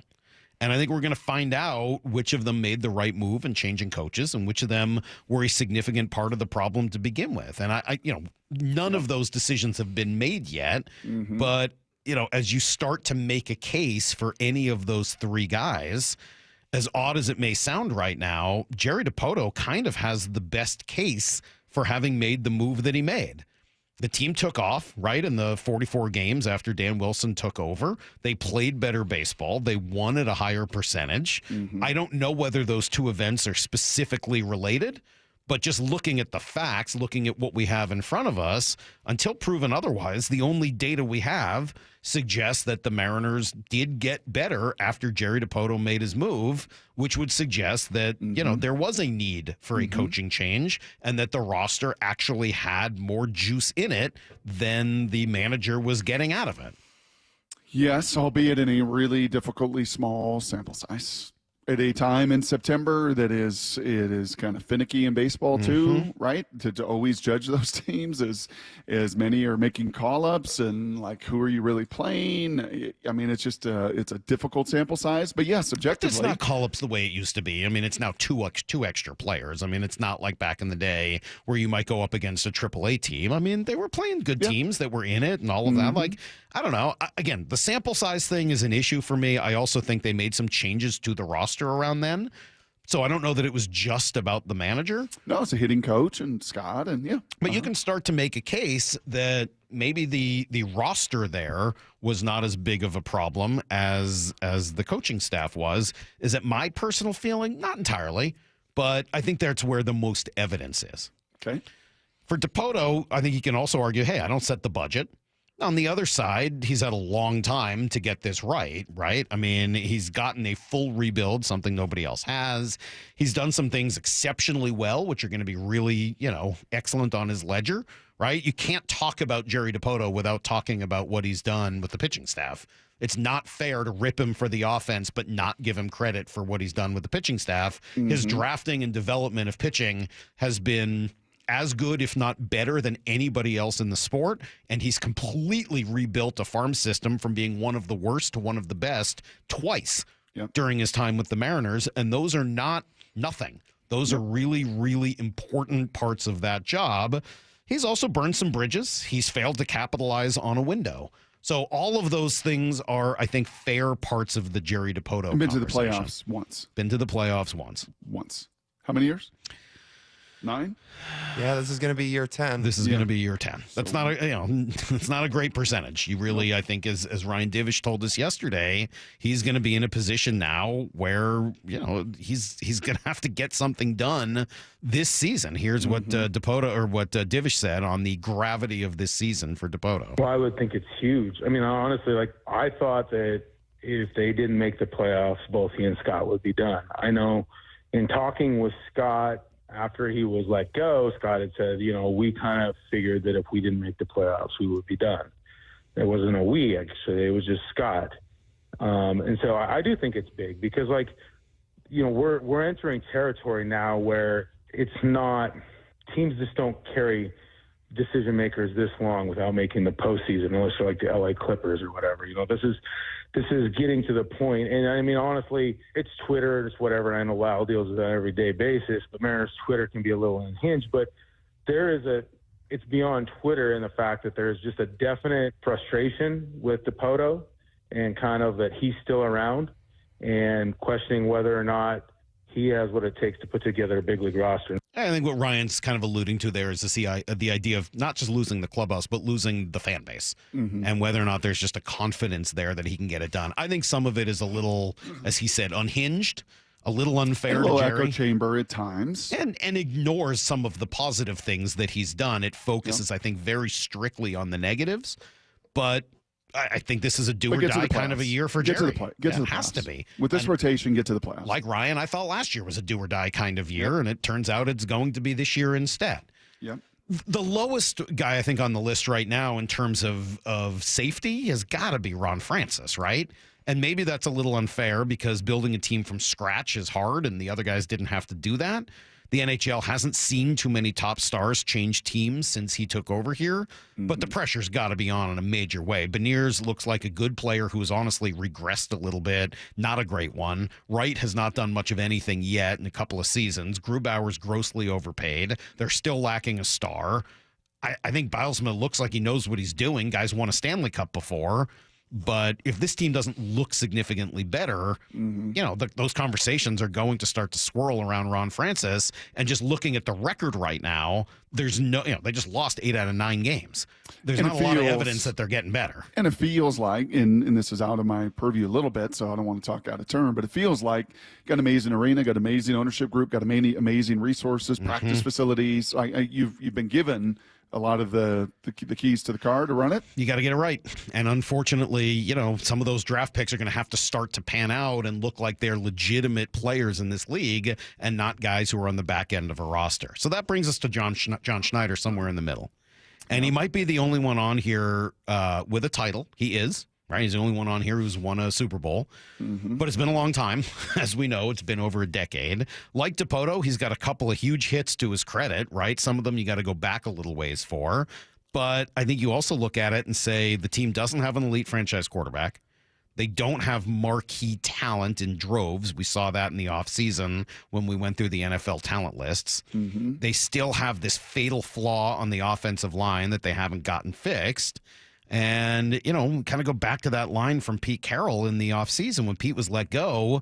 And he was like, well, John's going to find out what it's like to be in charge. And he's kind of finding that out, right? He hired a new coach. I don't know whether, just looking at the numbers, strictly at the record, they were 9-8 last year. They're 4-5 right now. Yeah, if Pete were coaching this team, would they be 5-4, Who the heck knows? 4-5? Probably. Right around. I'd be very hard pressed to believe, in looking at these fatal flaws up front, that this team would be anything more than 5-4. I think the bigger challenge that John is going to run into right now is just looking at this past off season. And I know everyone says, hey, it's going to take some time with the new coach. I say that. Like, I fully believe that. But you got to get some of these right. And I'm just looking at the offseason acquisitions made by the Seahawks. Are any of them helping? Leonard Williams was the big piece. But he was already here. He was, but So he had multiple places to go. He had multiple opportunities. There was a market. Here. He did. He stayed here. He was committed to here. And you've got to give him credit for that. All We've right. seen a lot of free agents for the Mariners. Like, nope, I don't want to be, I'm not coming back there. All right. I'll give him credit for that one. Let's go through the rest of them. Free agency. You got your 2 linebackers. They're both gone. You got your safety, Jennings, who is injured and may have been replaced. Jenkins, excuse me, might have been replaced anyway. You just can't get him right. No, I just can't. But it doesn't matter. I'm not sure he's ever going to play again. One of those. I'm not sure it matters all that much. Yep. You've got your guard and your center, both of whom have been called backup players.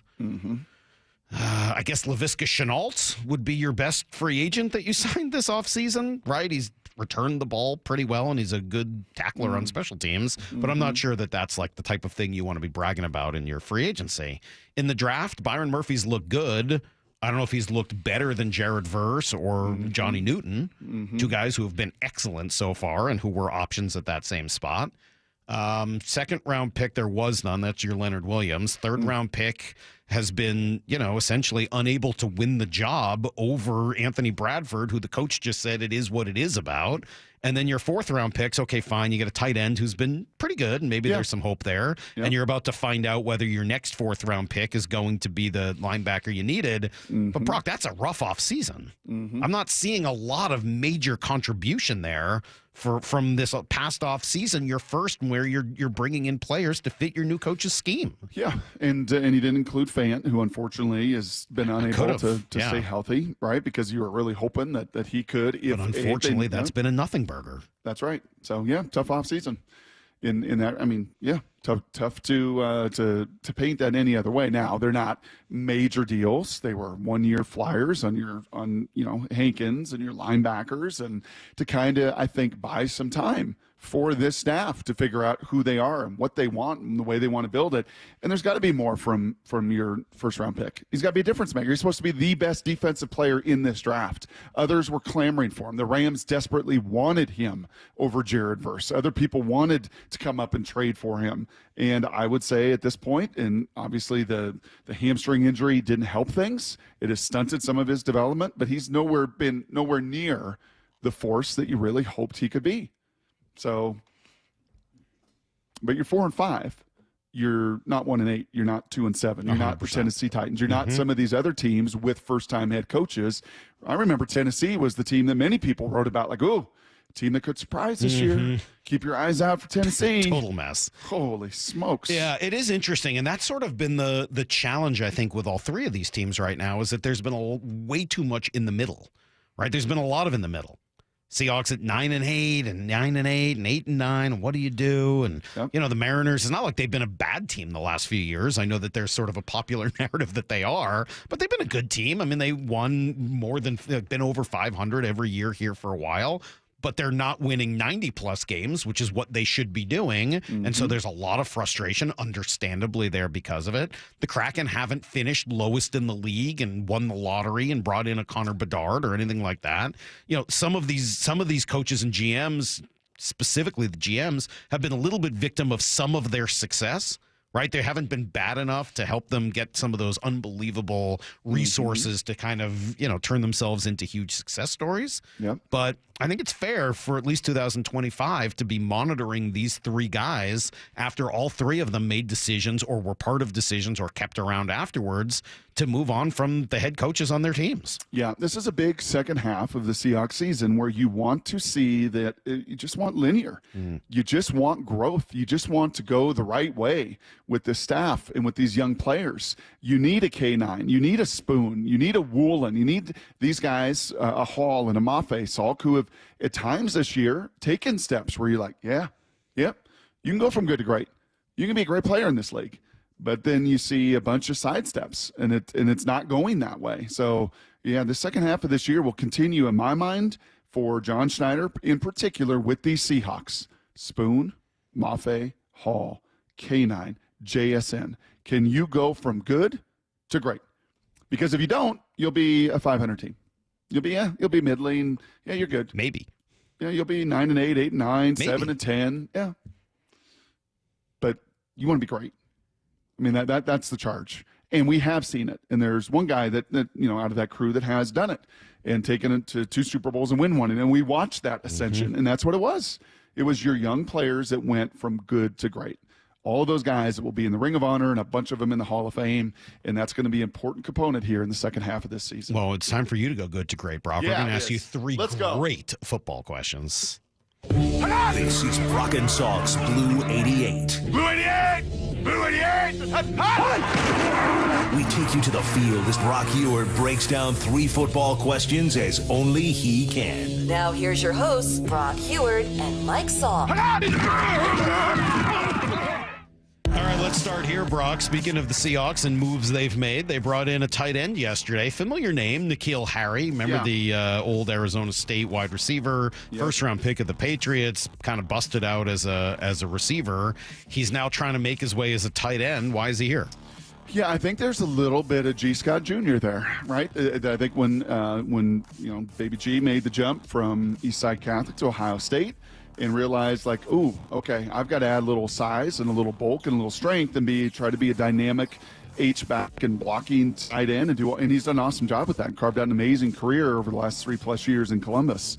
I think N'Keal Harry looked at this and went, man, I don't have the twitch, the agility, whatever it is. It's limiting me as a big receiver in this league. So let me put on a little more weight and be a H-back tight end and try to be one of these versatile guys. I'll be honest, I haven't seen him really block. I don't know if that is a component of it, but what you're looking for is the Jack Westover.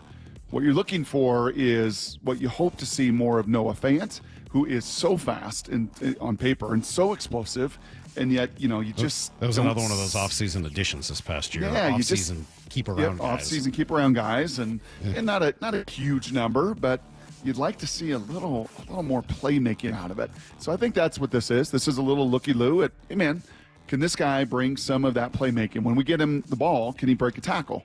Or is it going to be just a get what's there kind of guy? And, being a former first rounder and having, some great measurables, it will be, I think, at least worth a look to see if we can get more dynamic play out of that position. All right, question number 2.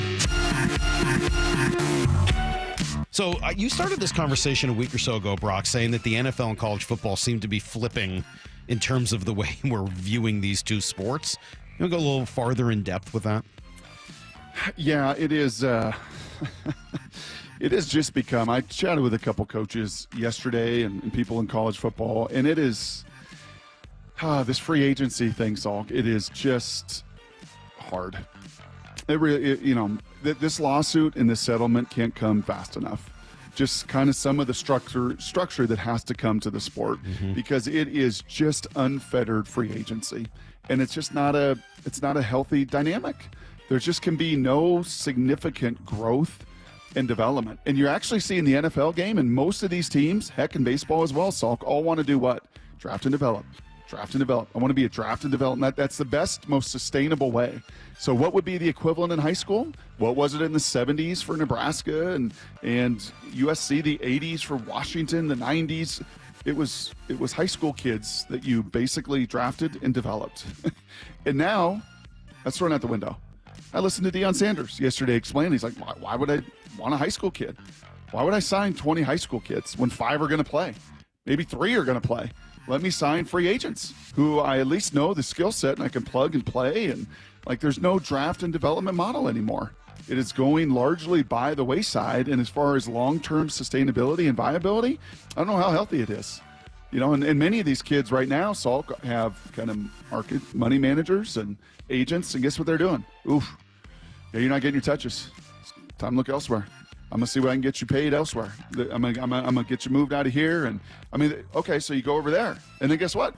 Well, it doesn't really work because there's 4 other free agents here, and they were all told the same thing and sold this, that I'm going to get my touches. Yeah, man, the NFL has become draft and develop, and college football has become nothing but a free-for-all of free agency. All right, question number 3. John Mateer, Wazoo quarterback, he's stayed. He's stuck around long-term here, and got his team number 18 in the rankings. Pretty impressive. If he is to make it to the NFL, what's his next level comp? Well, he's not the thrower of Baker Mayfield, but I sent you a picture of John Mateer, his bio. I sent you Baker Mayfield's freshman year at Texas Tech, and you didn't even recognize him, right? But you know what? Their games are recognizable. I think Mateer might be a tick taller, but man, they both have this edge. And we asked Jake Dickert last week about John Mateer, who is he?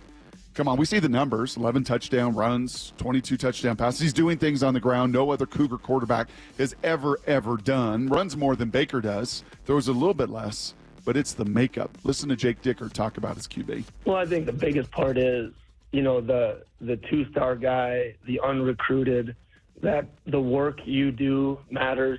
Stay in the course. Don't worry about rivals' rankings and stars, and, didn't grow up always with the easiest life and didn't compare himself to anybody, just loved being John Mateer. And the first guy, when we got here, he earned the backup role, and I was leaving at 10 p.m. During fall camp, and the lights are off in the stadium, and John's down there running through plays on the script of tomorrow morning's practice. That's John Mateer. John Mateer, by the way, in high school at Little Elm, Texas, super productive player. I mean, like 8,000 total yards in high school. It wasn't like he was a nothing. He just didn't get the attention. Baker Mayfield, same thing. He was a state champion and down in Austin and put up a bunch of yards, but he was never a 4-star, 5-star. Why? 6'1", average arm, maybe not the prettiest thrower, and then went to Texas Tech for a year, bet on himself to go to Oklahoma, eventually become the number 1 pick. Like, John Mateer and Baker got that same chip and that same, doesn't matter what you do, and he's done a lot this year, Mateer has. But he plays with that same, no. I'm not going to forget the doubters and the haters, and they will fuel some of me, and I am an unbelievably highly competitive guy that just won't take no for an answer. And some of that same makeup. Now, bigger question will be, can they keep him on the Palouse? Can they keep both him and head coach on the Palouse? I think that becomes the real question of this offseason as well. All right, there you go. That is today's Blue 88. Some good football questions there with Brock. And, I look, it's interesting to hear some of the reaction and see some of the reaction there to the conversation about the GM. Salk, stop making excuses for the Mariners and all that stuff. I'm not sure what excuse I've possibly made for the Mariners in the last half hour, but I welcome somebody to try to tell me what that might have been. These three guys they're in a spot, right? I think they're in you only get one, they each got this one shot to change things up. You think so? I think so. I don't think Johnny's going to get another shot to make another move at a head coach. It would be surprising. I'd be shocked if Topoto's going to get another chance to. I think this was a move to protect himself and put himself in the best light possible, and obviously severing a long-term relationship there with Scott. I can't imagine that he would get another shot at another manager. It sure seems like it would be hard to imagine. Has he been a GM before, right? Somewhere else. Times. Yeah. So this is in Ron Francis probably got this one shot to make this change. So that's a reality when you're in that position. It's not a forever job. You don't get, right? It's kind of like a coach making coordinator changes, right? You can do it once and you can make wholesale changes there, but to do that multiple times, you normally, in this day and age, normally don't have that kind of patience. Yeah, so we'll see where this goes. We'll continue to monitor, and obviously a big couple of games here coming up for the Seahawks. All right, up next, 2 names came up yesterday, Brock, that I think Mariners fans should be thinking about. Is this what Heather was mad about? No, we'll get to that a little bit later. One is a very familiar name because we talked about him a lot last year. One you may not even know, but we'll tell you why both might be fits or not for the Mariners next year next.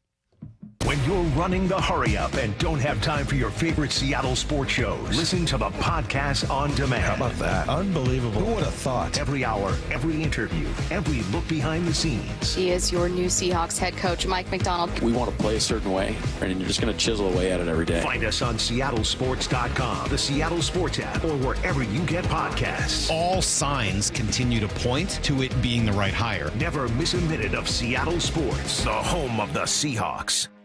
Ooh, we got a question. Brian W. asks, it's the holiday season and I'm looking for deals. Is Xfinity having a Black Friday sale? Well, Brian, we got you covered. Get iPhone 16 Pro on us. Just ask us how. Plus, you can also get fast, reliable Xfinity Internet with a line of Xfinity Mobile Unlimited for a great low price. So don't wait. Bring home a new iPhone 16 Pro built for Apple Intelligence. And connect to reliable 5G and Wi-Fi speeds up to a gig on Xfinity Mobile. That's a big deal. More like a gig deal. Now through December 3rd, ask how to get the new iPhone 16 Pro on us with an unlimited Plus line. Plus, get Xfinity Gigabit Internet with free Wi-Fi equipment for only $25 a month for 12 months with no annual contract when you add unlimited mobile. Go to Xfinity.com/Black Friday sale to learn more. Restrictions apply. Taxes and fees extra. After promo, regular rates apply. Gig Wi-Fi requires Xfinity Gateway. Xfinity Mobile requires Xfinity Internet. Gig speeds available via hotspots to Xfinity Mobile customers only. Reduced speeds after use of monthly data included with your data option. Actual internet speeds and data thresholds may vary. Now that the rain is here, I remember my conversation with Anthony, the owner of Asset Roofing, about metal roofs. And not only are metal roofs not loud when it rains, they're more eco-friendly, last twice as long, and Asset Roofing can do them for up to 30% less than their competitors. You can find out more at AssetRoofingCo.com. That's AssetRoofingCo.com. Certified work that's never in doubt. Asset Roofing, excellence is on the house. 12's Your Seattle Seahawks return to Lumen Field Sunday, November 24th, to take on the Arizona Cardinals during our annual Salute to Service game. Tickets are available now at Seahawks.com. At Sound Pain Solutions, some of the most difficult cases we see are patients suffering from failed back surgery syndrome. Bill is an avid golfer, but his pain got so bad he couldn't play and was considering surgery. My back was killing me. I could not play any more golf. I could not walk more than half a block. I did not want surgery on my back, and I researched many different ways of getting this fixed. Behind that was horror stories from my friends who had back surgery, but it wasn't worth it, and I just made conclusion to that. There's got to be another way. I'm Dr. Mark Shelley, a chiropractic neurologist at Sound Pain Solutions. We were able to get Bill back on the course without the risk of surgery. We did this using non-invasive, FDA-cleared procedures like non-surgical decompression, laser, pressure wave, and bioelectrical treatments. Now, Bill is back to playing golf and enjoying life. Schedule a free consultation to learn if you qualify for our non-surgical and drug-free treatment by calling Sound Pain Solutions or visiting soundpainsolutions.com. I've always said, the car sales in the 1980s and 1990s, earned the rep that we have today. The concerns that consumers have because of what has happened in our industry in the past, they're warranted. It's our job to show them that that's not how business is done anymore, right? It's very different business. It's much more transparent. There's much more information that's available to people, and we're much more customer focused than I think the car industry was, 20, 30 years ago. I'm more focused on providing good customer service and relationships, because I think if you take care of people, money will always come. So I think just the philosophy and the focus for us has changed, where I was constantly chasing a paycheck, and now I'm just constantly trying to take care of customers and employees, because I know if I do that, then my paycheck will take care of itself. The LJ way is the Lee Johnson Auto family. Hey Seahawks fans, Tyler Lockett for Brown Bear Car Wash. We've got the perfect play for a spotless car. With the Unlimited Wash Club, you can keep your car game ready all season long. It isn't clean unless it's Brown Bear clean. Let's talk about your hair. Well, maybe after we talk about my hair. I've got great hair, as you know, and it's because of Advanced Hair. Yep, Advanced Hair Restoration. Their simple one-day treatment offers life-changing results that I can attest to. Guys, it's not magic, but it's close to it. They put hair where you need it most, and bam, it grows. It's actual science. Advanced Hair has top-rated physicians, modern technology, and best of all, you get your very own natural hair that begins to regrow the very next day. It's even guaranteed to grow for life. So schedule your free consultation now at 425-449-8185. Mention Curly to qualify for $250 off and $250 free hair grafts. It's a limited time offer. Advanced Hair, the winner of the 425 Business of the Year, and the team that gave me my hair back. More importantly, they'll do the same for you, guaranteed. 425-449-8185 or advancedhair.com. Let's go! This is Seattle Sports. Streaming through the Seattle Sports app. KIRO AM Seattle. KIRO FM HD2 Tacoma. Home of the Seahawks, Mariners, and everything Seattle sports. Give me a freaking auto! From the Quantum Fiber Studio, this is Brock and Salk on Seattle Sports. Brock Heward and Matt Marcus. Sorry about just Mike. Heward, not exactly Joe Cap there in the pocket. Now here are your hosts, Brock Heward and Mike Salk. One's a name you're pretty familiar with and one you might not have heard of. So Brock and Salk. Matt in Oregon strikes again. That's a good one. No, these are potential names for the Mariners. Sorry, Matt. No, it's not just Brock and Salk. These are potential off-season targets for the Mariners. Was one of these Lyle's little? No. Okay. Who? Oh, you mean Alec Boehm? No. Yeah, Divish mentioned Boehm yesterday. He's an interesting candidate. Okay. I don't know. That guy got benched in the playoffs last year and had 3 of his career 3.4 WAR last season. I'm not fully sold on Alec Boehm. 28 years old. It's a possibility, but I don't I don't know whether I'm jumping on board that bandwagon just yet. Let me give you my two names that popped up yesterday. We can come back to Bohm. The first is probably, it's a more familiar name, but I don't know that he's a good fit anymore. And that would be Lamont Wade Jr. We talked about him a lot last year as a first baseman from the Giants. Oh, yeah. You remember Lamont? He is now on the trade market. He wasn't really. They didn't want to deal him last season. I'm just not sure he's as sexy as he was last year, because now you're talking about the last year of his deal before free agency. He's already 30, going to play this year at 31. He's a left-handed hitting first baseman, which is kind of where you've now moved Luke Raley since the trade deadline last year, with Arozarena and Robles sort of coming up to really take over the outfield spots more often. I don't know that he's the same kind of fit that he was, but he's an on-base threat. Remember, he's as good an on-base guy as you're going to find. He's over in the league. 400 on-base guy, right? He walks constantly. He gets on base a ton. He makes decent contact. And, you know, he actually had reverse splits against lefties last year, for whatever that's worth. It doesn't mean you're going to start starting him against lefties and platooning him with Raley. But, yeah, he might be not a lot cheaper, of power, though, right? Not a lot of power for a first baseman. And he is a career platoon guy. That's Last what he year is. it was different, but he is a career 564 OPS against left-handed But pitching. he looked a little better last year against lefties, for whatever it's worth. Again, I don't think he's as good an option as he was. I would have loved him at the trade deadline last year, but once you kind of move things the way you did, I'm just not sure he's a great option the way he was. But I also don't think that Luke Raley should block you from doing whatever it is you want to do. If that's something that you think matters, you can find another home for Luke Raley. You can trade Raley. I mean, like, okay, it's probably a nothing burger like earlier, but I thought I'd at least mention it. Okay. Couple other names that come up, and one that we've barely mentioned at all, and I'll tell you why I came to this, is I just started thinking, all right, we keep hearing that the Mariners want to be more athletic, want to be more aggressive, etc. So I texted Passan yesterday and said, hey, free agents. Who are the most athletic free agents on the market this year? You're not going to want to hear this list. Oh, boy. Willy Adames is the one infielder on the list. Right. One. And sign me up 10 times out of 10 for that. But Willy Adames would be super interesting. I don't think it's going to happen. That's not where I would choose to go in free agency if I were Adames. But okay, Willy Adames would be the one name. After that, you're talking about Jurickson Profar, who's like 100. Max Kepler, Harrison Bader, Tyler O'Neill. I mean, like, those are all outfielders, so they're not great fits for you anyway. And I don't know that any of them are particularly great players. So I'm not in love with any of those fits as free agent signings for the Mariners. And again, Adames is the only infielder. I don't see it happening. So let me throw out a trade candidate for you. A guy that's on the market, is incredibly athletic, and he's not somebody we've talked about a whole lot. And that's Cubs second baseman Nico Hoerner. I don't know how much you know about Hoerner. I didn't know a ton about him, but I started looking at the name yesterday. Signed through 2026, about $12 million a year, so it's not a huge contract. He's a 270-plus hitter.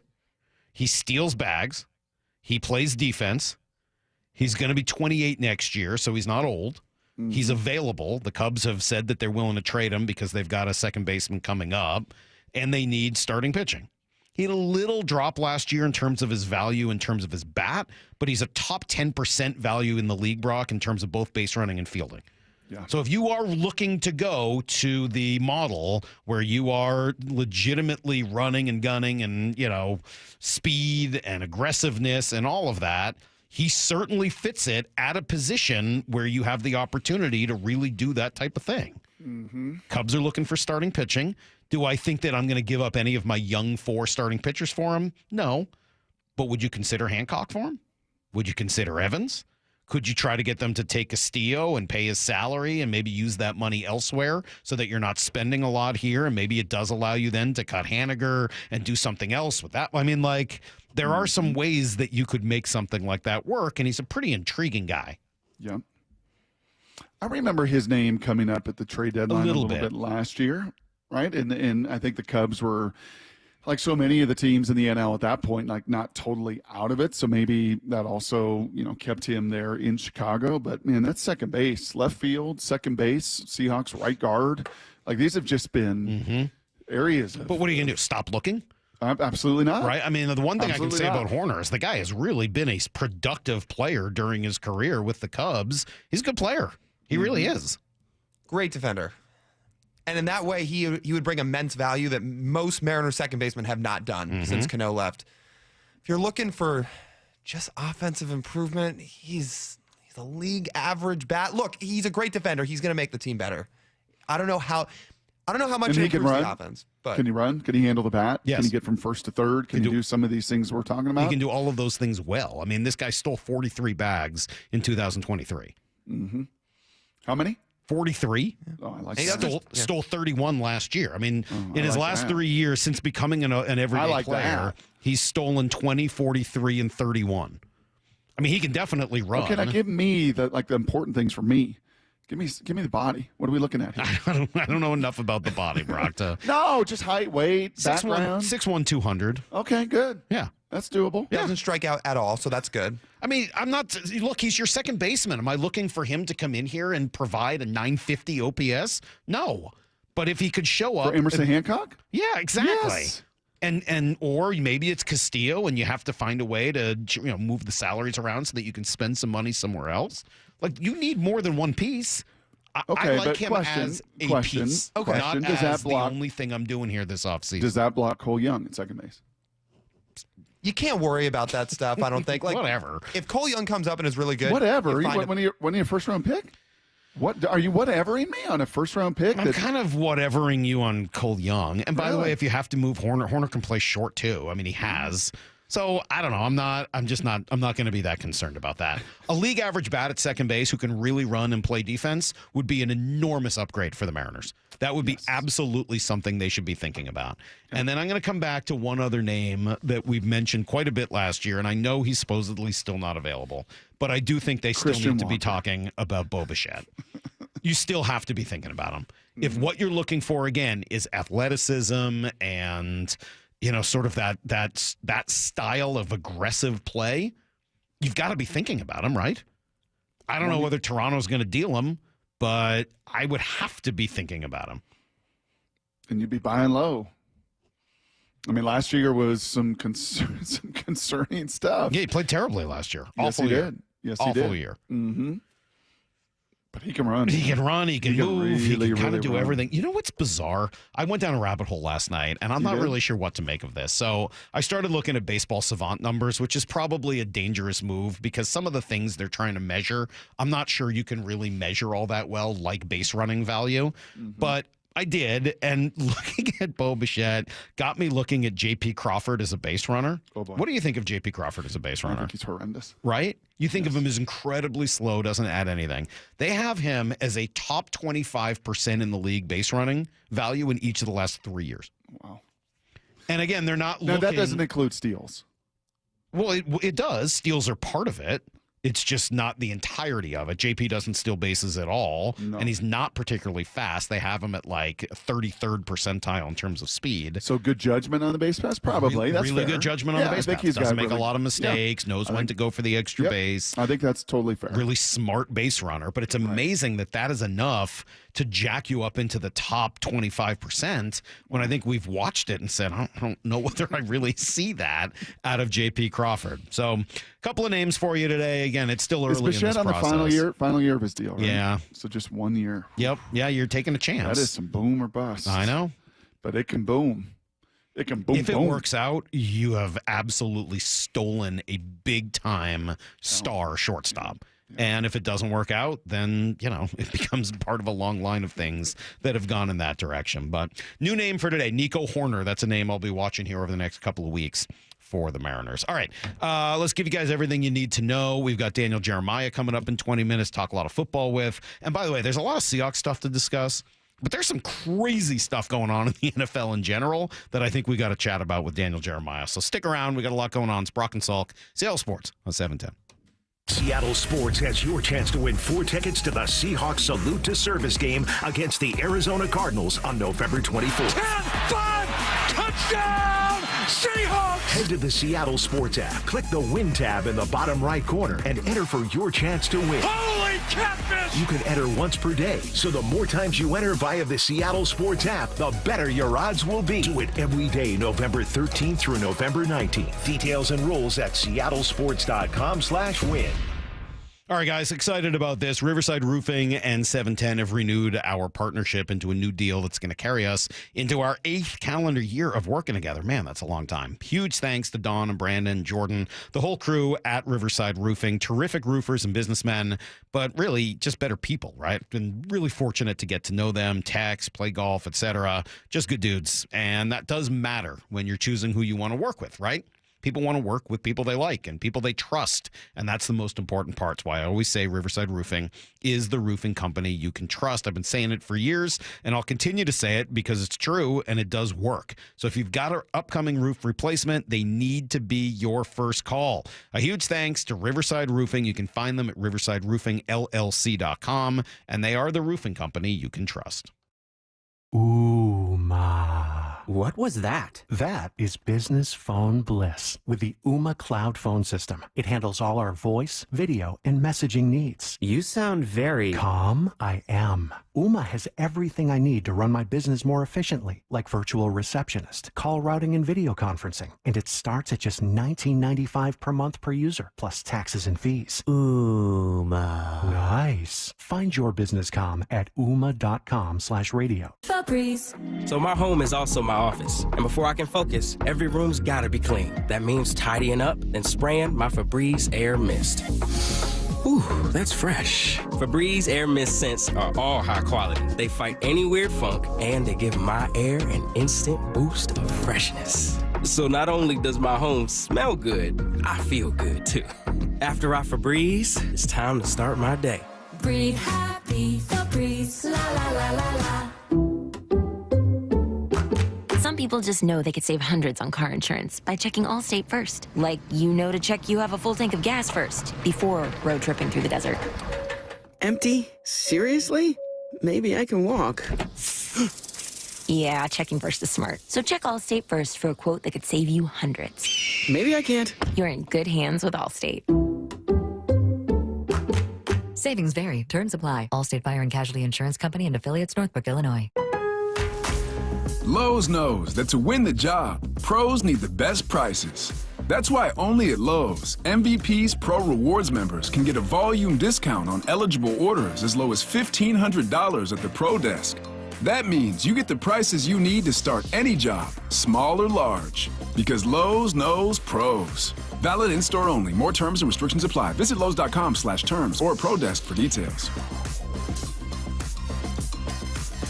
Cressy Garage Doors. Make your home unique and stylish. Have it stand out from the other homes in your neighborhood. The #1 return on investment for your home. Cressy Garage Doors. Since 1952. You never get a second chance to make a first impression. Superior Linen Service will help your company with logoed apparel, uniforms, floor mats, linen, and more. Give us a call. We answer the phone. Superior Linen Service. It's what we do. Visit suplinen.com. The Mike McDonald Show. The first word from the head coach after every Seahawks game. We want to play a certain way, and you're just going to chisel away at it every day. Presented by Emerald Queen Casino. Make this holiday season extra special in the kitchen of your dreams while saving thousands. Hi, this is Chad Cicchini, owner of Heritage Homecraft. Our solid wood refacing system delivers a luxurious new kitchen, way easier and less expensive than a total tear-out. Book now, have your new kitchen before the holidays, and you'll save an additional 15% up to $3,000 off your new kitchen. Call now for a free in-home consultation. Heritage Homecraft, 425-485-1600, 425-485-1600, or heritagehomecraft.com. Planning to propose this holiday? Shane Company is ready to help you find your dream engagement ring. We handpick the most beautiful diamonds and colorful gemstones in all shapes and sizes. So when you walk in the door, you can trust your rock is in stock. At Shane Company, we've always sourced directly, cut out the middleman, and pass the savings on to you. We work with your budget, not against it. We'll also protect your ring for life with our free unmatched lifetime warranty. Come see us at shaneco.com and in-store. Shane Company, your friend and jeweler. From whiplash to herniated discs, there are a few car accident injuries we've all heard of. J.P. Pendergast with Pendergast Law explains that even the most common injuries differ from one another. Pre-existing conditions, health history, beginning of treatment. There are hundreds of factors that make every person and every injury unique. While these variables aid medical treatment, the strongest case recoveries must also take them into account. Could you explain a little bit more? Our team at Pendergast Law is obsessed with turning over every stone to differentiate each case. This requires thorough investigation, diligent listening, and relentless research. We never pursue cases with a one-size-fits-all approach. We built our success by treating every injury and every case with the individualized attention our clients need and deserve. Pendergast Law's individualized approach to even the most common injuries makes the difference in case outcomes. It's another reason why I can't recommend them enough. If you or a loved one has been injured in a car accident, call Pendergast Law. We can help. Need to know. Brought to you by Ben's Plumbing, Heating, and Air. 15 minutes past every hour with Brock and Salk. Here's what you need to know.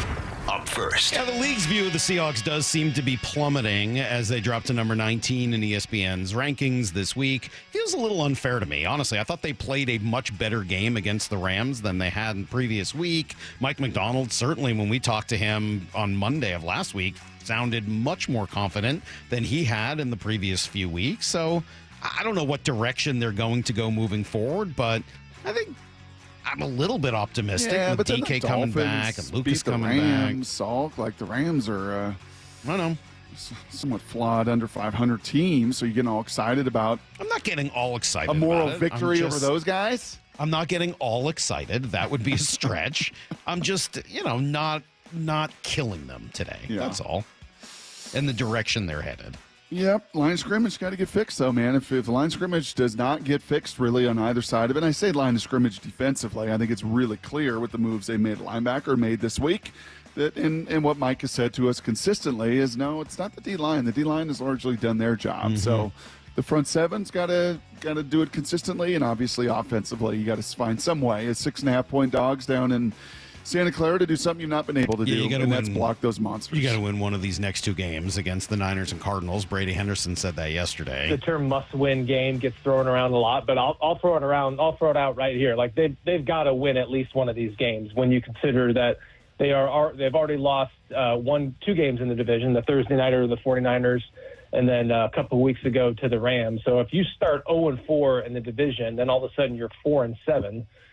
Through 12 weeks, I mean, you could basically kiss the playoffs goodbye because now you've lost both games to the 49ers, and you would still have to play the first-place Cardinals on the road. Yeah, you'd be 0-4 in your division. Yeah. That's just untenable. Not a great spot to be. No. Dolphins yesterday, by the way, claimed Terrell Dodson off waivers. That's going to save the Seahawks about $1 million off his base salary in 2024. Here's the second thing you need to know. He won the gold, then he won the platinum, but Cal Raleigh not going to take the silver. It's an oddity here, but the Mariners catcher was honored for his defense, but doesn't win the Silver Slugger Award as the premier offensive catcher in the American League. Instead, that goes to Salvi Perez yesterday. The numbers are pretty similar. Cal has more home runs. Perez had a higher average, more RBI. Cal played more games at catcher. I don't know. You can kind of go back and forth. Cal had a great year, and this is an incredible, I mean, even just to be second in that is pretty awesome. I don't know that I would have chosen Salvi Perez over him, but I don't think I could get upset about it either. You know, what's going to be cool, I told Brady about this on, I believe, Monday, Salk, is the Mariners do a really terrific job of honoring their past. Mm-hmm. And when we're down in Peoria and we walk that long hallway where we bring the table every morning and we walk down the hallway and we see the rookies of the year and we see the Gold Glove winners, A, going to be cool to see Cal added to that. And B, what are they going to do for their first ever platinum? Yeah, you need a new hallway. I mean, he's just at the end of it a little bit bigger than all the Gold Glove winners. I don't know what that's going to look like. How are you going to highlight that and give him his due after just an unbelievable season? Pretty cool honor, and I mean, Cal Raleigh certainly one of the biggest bright spots of the 2024 Mariners season. Here's the third thing you need to know. Ugly start, but it ended, really nicely for the Kraken yesterday. They looked terrible in the first 10-15 minutes of that game, gave up a couple of goals, got down 2-0 to a Columbus team that had not been playing well at all. And then Dan Bilesma does what coaches do sometimes. Called their lone timeout, and team came back and really responded, scored 5 straight goals to win that game. Cartier, McCann, Tanev, Tolvanen. Here was Will Borgen. To the wall, Schwartz. He springs Bjorkstrand, who has Borgen right down Lenny Wilkins' way. He scores! Hey, what do you say? Will Borgen Yep, that gave them a 4-2 lead. They would add one more later on an empty netter, and they win at 5-2. Important win for them. Did he say Lenny Wilkins' way? He says that all the time. Does he really? Yeah.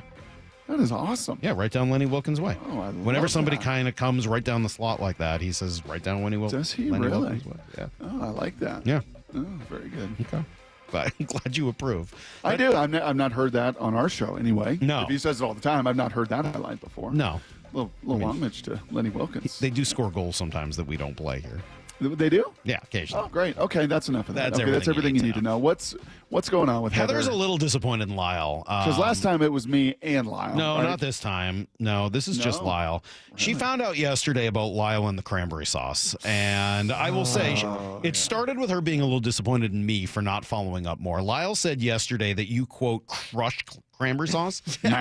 Mounds of cranberry sauce. I love it. Now, is that just at Thanksgiving or all the time? Yeah, at Thanksgiving. Just at Thanksgiving. So you don't eat it the rest of the year like my dad does? When there's leftovers after the first couple days. But you don't go buy like a can of Ocean Spray or something like that. No. Your pops does that? Oh yeah. Do you like it in the can or do you like sort of a homemade version?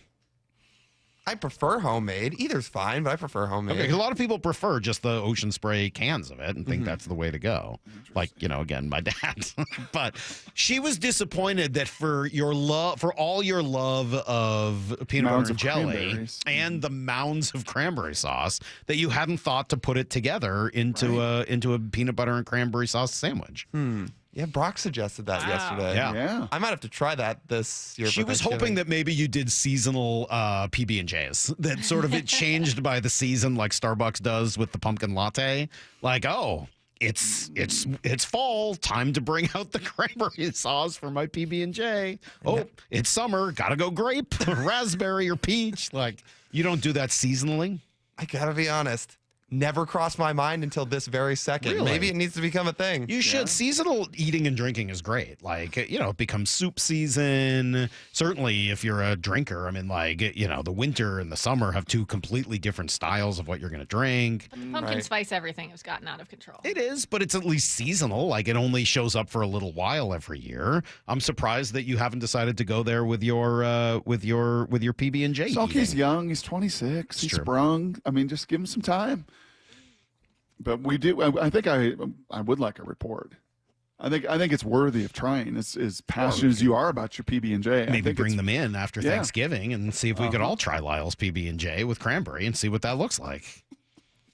I'm not opposed. I'll report back in a couple weeks. All right. Sounds good. All right. Heather will be happy and hopefully impressed. Daniel Jeremiah going to join us next. It's been a crazy week in the NFL, and we got a lot to talk to him about. It's Brock and Salk, Seattle Sports on 710, seattlesports.com. Blue 88 on Brock and Salk. Now that they're coming out of the bye, we should see some adjustments. What will be the most obvious? Every day at 7:45. This week against San Francisco, they will be under center more. And what did Brady tell us? They're the fourth most shotgun team in the league. It's too much because when you get in the shotgun, it limits the amount of volume and especially your run play action. And what is Geno phenomenal at? Kind of like Russell was before him. Run, play action, pass, movement. Make yourself less predictable. Blue 88, answering 3 football questions as only Brock Heward can.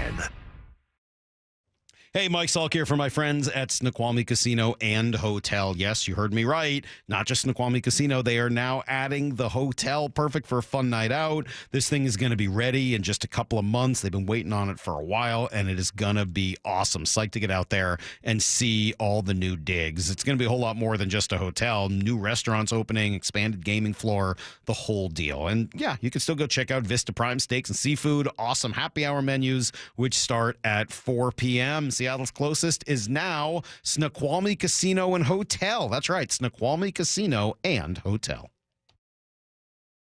You're free now. Free to fill your feed with impossibly chonky chonkers who chonk harder than you ever thought possible. Cats, corgis, babies, baby penguins, baby pandas, chunky baby pandas. Free to make your smart devices do silly things. Free to open a world of remote work and a portal into Gametopia. Who's the boss now? Free to be everything you imagine, and then some. That's how it feels to have quantum fiber internet. Quantum Fiber, your world unleashed. Learn more at quantumfiber.com. Limited availability, service in select locations only. Food banks are in need of our help. Would you please drop off non-perishable food items at any of the 6 Harnish Auto Family dealerships, including Subaru, Chevy, Buick, GMC, and Volkswagen of Puyallup, or Kia and Chevrolet of Everett? It's the Harnish Auto Family, where people matter. So I formed Davis Law Group about 30 years ago, and I would get, the same questions from people about what to do in the case of an accident. Do you need a lawyer? To the point where I decided that I would at least write a book which would answer the common questions that I would receive as a lawyer. Once I wrote my first book, it proved to be hugely popular. I decided to write then a series of books in different accident cases so that we could really teach people about their rights, how to protect them, and how to decide on whether they need a lawyer and what lawyer to hire. I've found in my career that having a client that is educated and knowledgeable about their particular type of case really helps the client and also usually ends up making the case or the claim more successful. To get your free copy of any of my Washington accident books, visit WashingtonAccidentBooks.com. Hey Seattle, Jaden Schwartz for Techline Roofing. Call Techline Roofing and trust the team I trust. With the strongest warranty in the business, Techline Roofing has you covered. That's TEKLINE roofing.com. Trust Techline.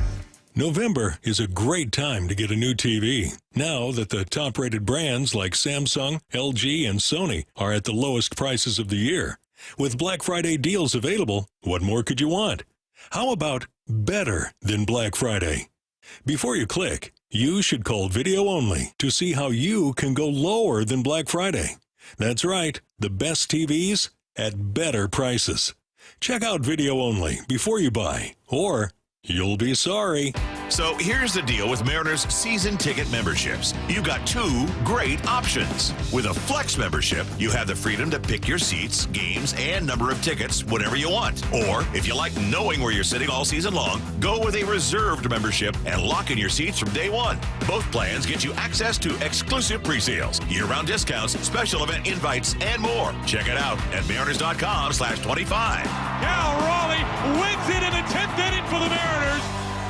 Subscribe to the Seattle Sports YouTube page to find new and exclusive content from your favorite shows and personalities daily. Just head to YouTube, search Seattle Sports, and click subscribe. Matt Coker here from West Coast Men's Health. Guys, Viagra is not the answer for your problem. I know you think it is, but Viagra has horrible side effects, and for most men, the longer you're on it, the less it works. Viagra is not a curative medication. It's not fixing your problem. It's a Band-Aid for a shark bite. Acoustic wave therapy is the newest technology that can correct your problem, not just treat it. We can do something that no pill can do. We can restore your blood flow naturally. Get off Viagra today. Change your life like the thousands of men who already have, regardless of your age or your medical history. If you're tired of dealing with Peyronie's disease or erectile dysfunction, then call West Coast Men's Health today. With clinics in Redmond and Tacoma, call 206-519-6541. That's 206-519-6541. 206-519-6541. Online at westcoastmenshealth.com. What's your holiday tradition? Now, if you're like me, it involves gathering around a big meal to celebrate. Well, what if there's no food on the table? Hey, it's G. Scott. This year, help someone less fortunate celebrate the holidays by supporting Nourishing Neighbors. The Nourishing Neighbors program provides grocery cards to the people who are the most impacted by food insecurity. So make a donation next time that you're at Safeway and help make sure everyone is welcome at the table for the holidays. Go to nourishingneighbors.com to learn more. You gotta love football season, but when it comes to your windows and doors, you don't want any fumbles. Steve Rabel here, reminding you to trust locally owned Pella Windows and Doors of Western Washington to tackle your project. Their selection of windows and doors can't be beat, and they'll give you top-notch customer service with no trick plays. Right now, get 0% interest for 24 months with equal payments or 40% off qualifying installs. Schedule a free consultation with Pella Windows and Doors of Western Washington. Go to PellaPNW.com. From the Quantum Fiber Studio, This is Brock and Salk weekdays 6 to 10 on Seattle Sports and 97.3 FM HD2. All right, must be time for our weekly conversation with Daniel Jeremiah, one of my favorite parts of the week. What's up, DJ? Good morning. Welcome back, buddy. I thought that the rules were you get to do a show with one of your siblings, just to make it, to make it fair here and balanced. Wow, that would be an interesting show for sure. Doing a show with my sister, who's a nurse in Colorado.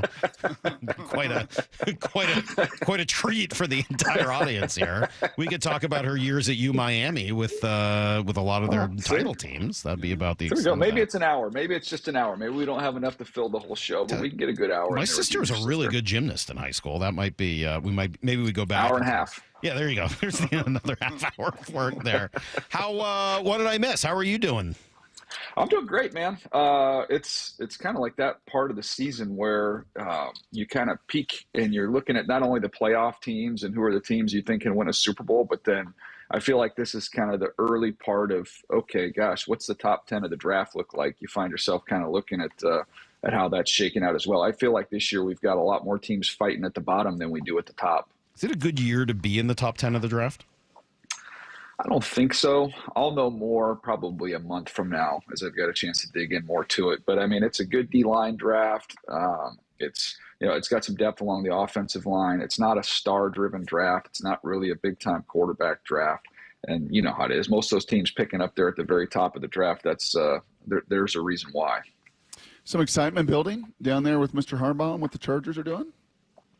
Yeah. Did you guys see the story, by the way, about him and that song and using the song as motivation? Did you guys read that? No. I saw there's a song. I saw the mic'd up with the Beast, Justin Herbert. Yeah, I saw that. There was. You guys have got to read the story. I believe it's in The Athletic, but it's. I want to make sure I'm saying this right because the '70s music scene is not really me, but I think it was a Gordon Lightfoot song. Sundown? About. I don't know. It was about a wreck. Oh, the wreck of the Edmund Fitzgerald. Yeah, the wreck of the Edmund Fitzgerald. Yeah. So he tells this whole story, and they said, like, talking to guys with the team, and it goes on to explain this in the article. He's in the team meeting, and he's just going through the lyrics of this song, and all the soldiers, or all the folks on board, the sailors all died. And so you're kind of thinking, like, where's he going? Is this about battling adversity? And then he just goes, guys, we're the storm. It's just like his brain just thinks a little differently than everybody else's. And the legend lives on from the Chippewa on down about the good lake they call Getchagooney. That one? Yeah, that's the song? The legend lives on from the Chippewa on down. The big lake they call Getchagooney. Yeah, I didn't have that. The lake, it is said, never gives up her dead when the skies of November turn gloomy. Yeah, that's just Look, this is not why we bring on Daniel Jeremiah. To play in the wreck of the Edmund Fitzgerald? One of the all-time great songs? Stop it. Yeah. So that's Harbaugh in a nutshell. Like that he finds these just obscure ways to get through to the team. I mean, it's cool to see the plan kind of come together offensively for them, which was we're just going to commit to the run. Eventually that's going to lead to some explosive plays. They didn't have many explosive plays the first 5 weeks of the season. And then all of a sudden now you're starting to see those come in bunches, but they step up in class. I mean, they've got Cincinnati coming up Sunday night, followed by the Ravens at home on Monday night. Then they go to Atlanta, to Kansas City. So this will be a grinding 4-game stretch here. We're about halfway through this season now. Could you give us a grade on McDonald and Schneider? Yeah, I mean, they're in a rut right now. I mean, there's no way around that. Defensively, it's been a little bit disappointing. I would say, if I was going to give him a grade, I would probably say a C+, B-. I think there is more talent than the record would indicate. But there's an adjustment period, just as I was talking about the Chargers kind of taking a minute to find their explosive identity offensively. Seattle's they've got to figure it out. They've tried swapping out some personnel on defense. I think you got to be patient with them. I believe in the coach. I believe in the general manager. Now it's just a matter of them spending enough time together and having enough, acquisition time to fill in the needs that they have. What does an in-season move of cutting your leading tackler say to Daniel Jeremiah? Not good enough. Just what the standard is, and it's not good enough. And it also says, and look, it's early to be waving the white flag, but it also says we want to give opportunities to those that we think can be a part of this when we're winning. When we're a championship caliber team, like who are the guys on this team that are going to be a member of that team? And if you look at it and say, okay, well, this guy might be the best that we have right now, but he's not, going to be good enough for us to be a championship level team. Let's get a look at some other guys and try and figure out who is going to be on that, on that roster. Is this a rebuilding year for the Seahawks? Kurt Menefee came on with us on Monday, and it was interesting. We're so close to this, right? You get a little more global look than we do, is we're so hyper-focused, largely on our one team. And Kurt's like, well, this is a rebuilding year. I mean, anytime you make a coaching change, it is a rebuilding year. Do you feel like 9 games in, midway point, pushing the second half, that's a fair characterization for the Seahawks and any team that is making a move and has made a move with their head coach? I don't think that was the intent. And there's a lot of veterans on this roster, a lot of good veteran players, even though they got some good young guys as well. But I think the intent was we're going to make some changes, coaches, scheme, and we're going to be a playoff team right now. I think that was where the expectation was, and they've shown glimpses of being that type of team. But I also think there's the fact you've got to adjust as you're going throughout the year, and as you're going throughout the year, you're saying, okay, well, maybe this isn't a perfect marriage between the personnel that we have and the way we want to play. So I think it'd be dumb to just continue rolling the same guys out there and not, be realistic about where you are and say, okay, let's turn our eyes a little bit towards next year into the future, and let's try and figure out exactly what we have here. One of the challenges I'm having is just looking at their offseason acquisition list, and Brock and I were kind of going through it earlier. It's kind of a rough look.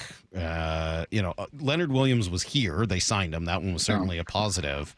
But then you start kind of going through, and it's, Laken Tomlinson and Connor Williams, both of whom Brian Baldinger said last week look like backups in the NFL, and neither of whom has played particularly well.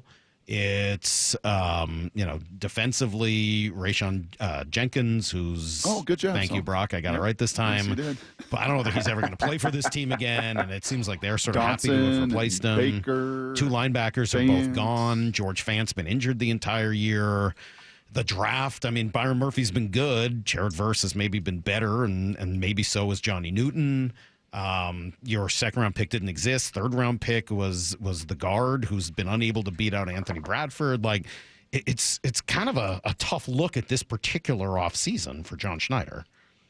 Yeah, I think there's some lessons you can pull from that. I'd be curious to see how much familiarity they had with all those players and connections they had to those players with their coaches. I always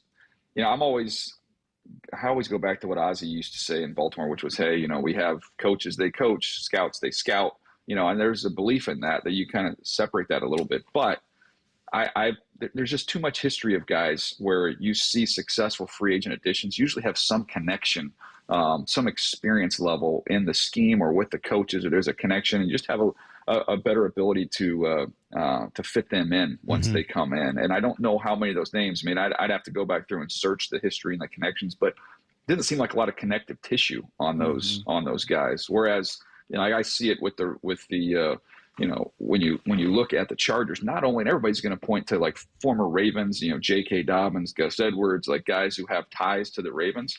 When you hired the secondary coach from Notre Dame, and you go out and you get Cam Hart in the 5th round as a corner who's starting and playing great because you had experience and intimate knowledge of him and how he would fit into the techniques and the defense that you want to play.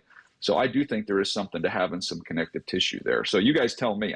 I just listening to that did not feel like I could do the easy math and connect a lot of those guys. There was some, and certainly with Noah Fant resigning and keeping Leonard Williams and bringing back George Fant. There was some, but yeah, I think to that point. And it's something Salk has kind of talked about a ton, is just like, man, there wasn't anybody from Baltimore.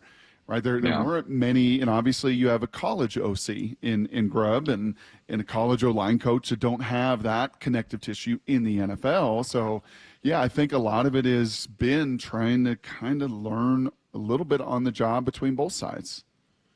Yeah, that's interesting. And, it's not, again, I think you can have connection to guys at college with position coaches. You can have, a lot of different ways you can, have that inside information. But, I can just speak on a couple of the guys. Like I was around, or I've watched a lot of Laken Tomlinson. I saw him, go from the Niners to the Jets and the investment that was made there, and he did not play well there. So that would have been a very low expectation that was going to improve. Rayshon Jenkins has bounced around. I was with him with the Chargers for several years. I think there's some limitations there as well. He is first one off the bus. He looks fantastic, just the size and the speed. He's just not an instinctive player. And, at the safety position, I would argue that's probably the most important trait to possess. So a couple of those, look, John's done an unbelievable job if you look at his overall track record throughout his career of identifying and bringing in talent. But we had an old scout that used to say when I was in Baltimore, and, we'd be going through and ranking players, and he'd have one guy that he would just be way off on. And instead of fighting the entire room and saying he was right, this will tell you his age. He goes, "Hey guys, Ted Williams struck out every now and then." Are you a road not traveled guy as a scout or as a person who's involved in, making decision on acquisition? Do you tend to look at, decisions you could have made and try to figure out how they've panned out later, or is that just a waste of time kind of exercise? I think there's value in that. I think the most important thing you can do as a personnel department is to look at the guys that you did bring in, the guys that you did rank high, the guys that you did sign off on, and find out why that didn't work. I think it's a lot harder to see players go elsewhere that you didn't pick and see success or failure, and then try and figure out your process, how it was right or wrong, because you don't know that dynamic that they went into, which could have greatly enhanced them or could have suppressed whatever chance that they had. What you do know is your infrastructure. You do know how your team, functions and is built. And if you made a miscalculation on bringing a guy in, I think that's where you should spend the bulk of your time trying to figure out what went right or what went wrong. Well, what's gone wrong, unfortunately, is a lot of this offensive line over the years. And Baldinger, again, was on with us last week and just said it bluntly, DJ. He's like, well, they look like a bunch of backups.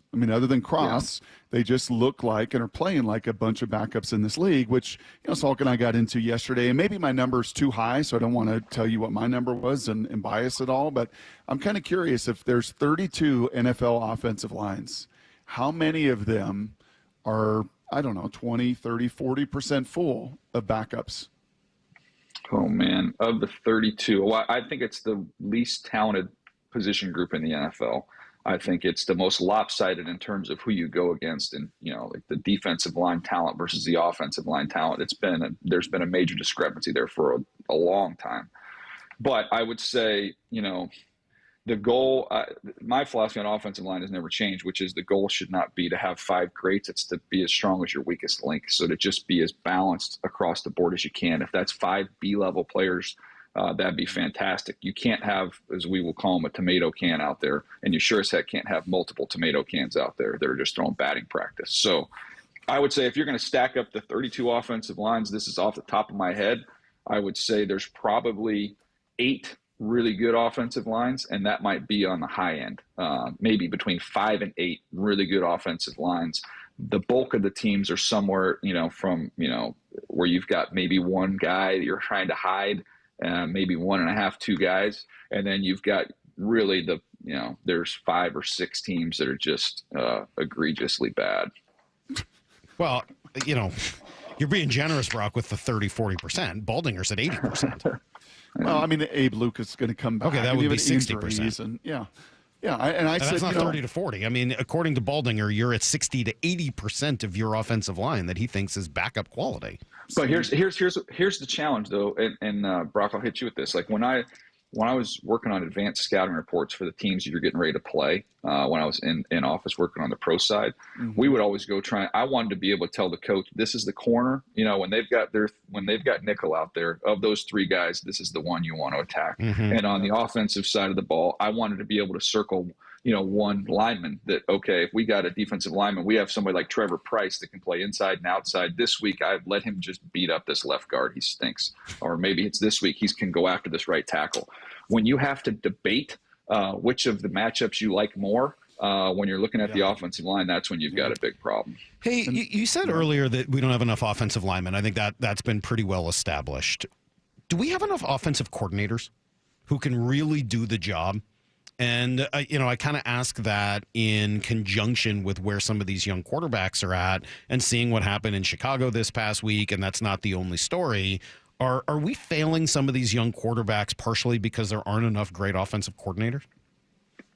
So this is interesting you say that, because I personally believe that for a long time, that, some guys just don't have a chance, because of the situations they go into. But I felt incapable of saying it, because you know what that sounds like? It sounds like the draft guy who's trying to excuse away how bad he whiffed on a quarterback, But then Kevin O'Connell, God bless him, the thank you cards in the mail, when you get a head coach in the NFL who comes out and says publicly more organizations fail quarterbacks than quarterbacks fail organizations. I feel like there is some validity to that. So I don't think you can just absolve all these quarterbacks of blame. Caleb's a great example of that. He's doing a lot of things poorly right now, and he needs to get better at that. But you also have to be in a place where they can set you up for success. And we've always said, like Bucky and myself on our podcast, we kind of came up with this years ago and just said, if you look at the 3 Ps for a young quarterback, that you have to have a chance. It's play caller, it's protection, it's playmakers. And if you look at the ones that have really failed and see, but do they have those 3 things in place? A lot of times they're missing 2, if not all 3. But then you take a Brock Purdy versus Trey Lance, right? Same team, same play caller, same protection, same playmakers. One of them makes it go, it is fit. So here's a question for you with the Seahawks playing the 49ers, kind of a burning question, not an easy one. If you could take your pick to play this season, Geno Smith or Brock Purdy, if you had your pick of quarterback, and then on top of that, if it was Geno in San Francisco the last 3 years and not Brock Purdy, is Geno doing everything that Brock Purdy has done?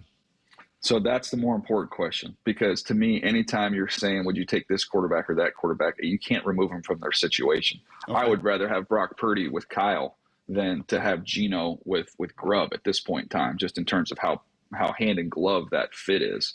I would like to tell you that I would lean towards saying I think if Geno had just been in Shanahan's system, that he would be doing the same things that Purdy's doing. I would like to believe that. I can't say it with certainty and know it for sure. But man, that is I think from his skills would marry up pretty well with what they do up there in San Francisco.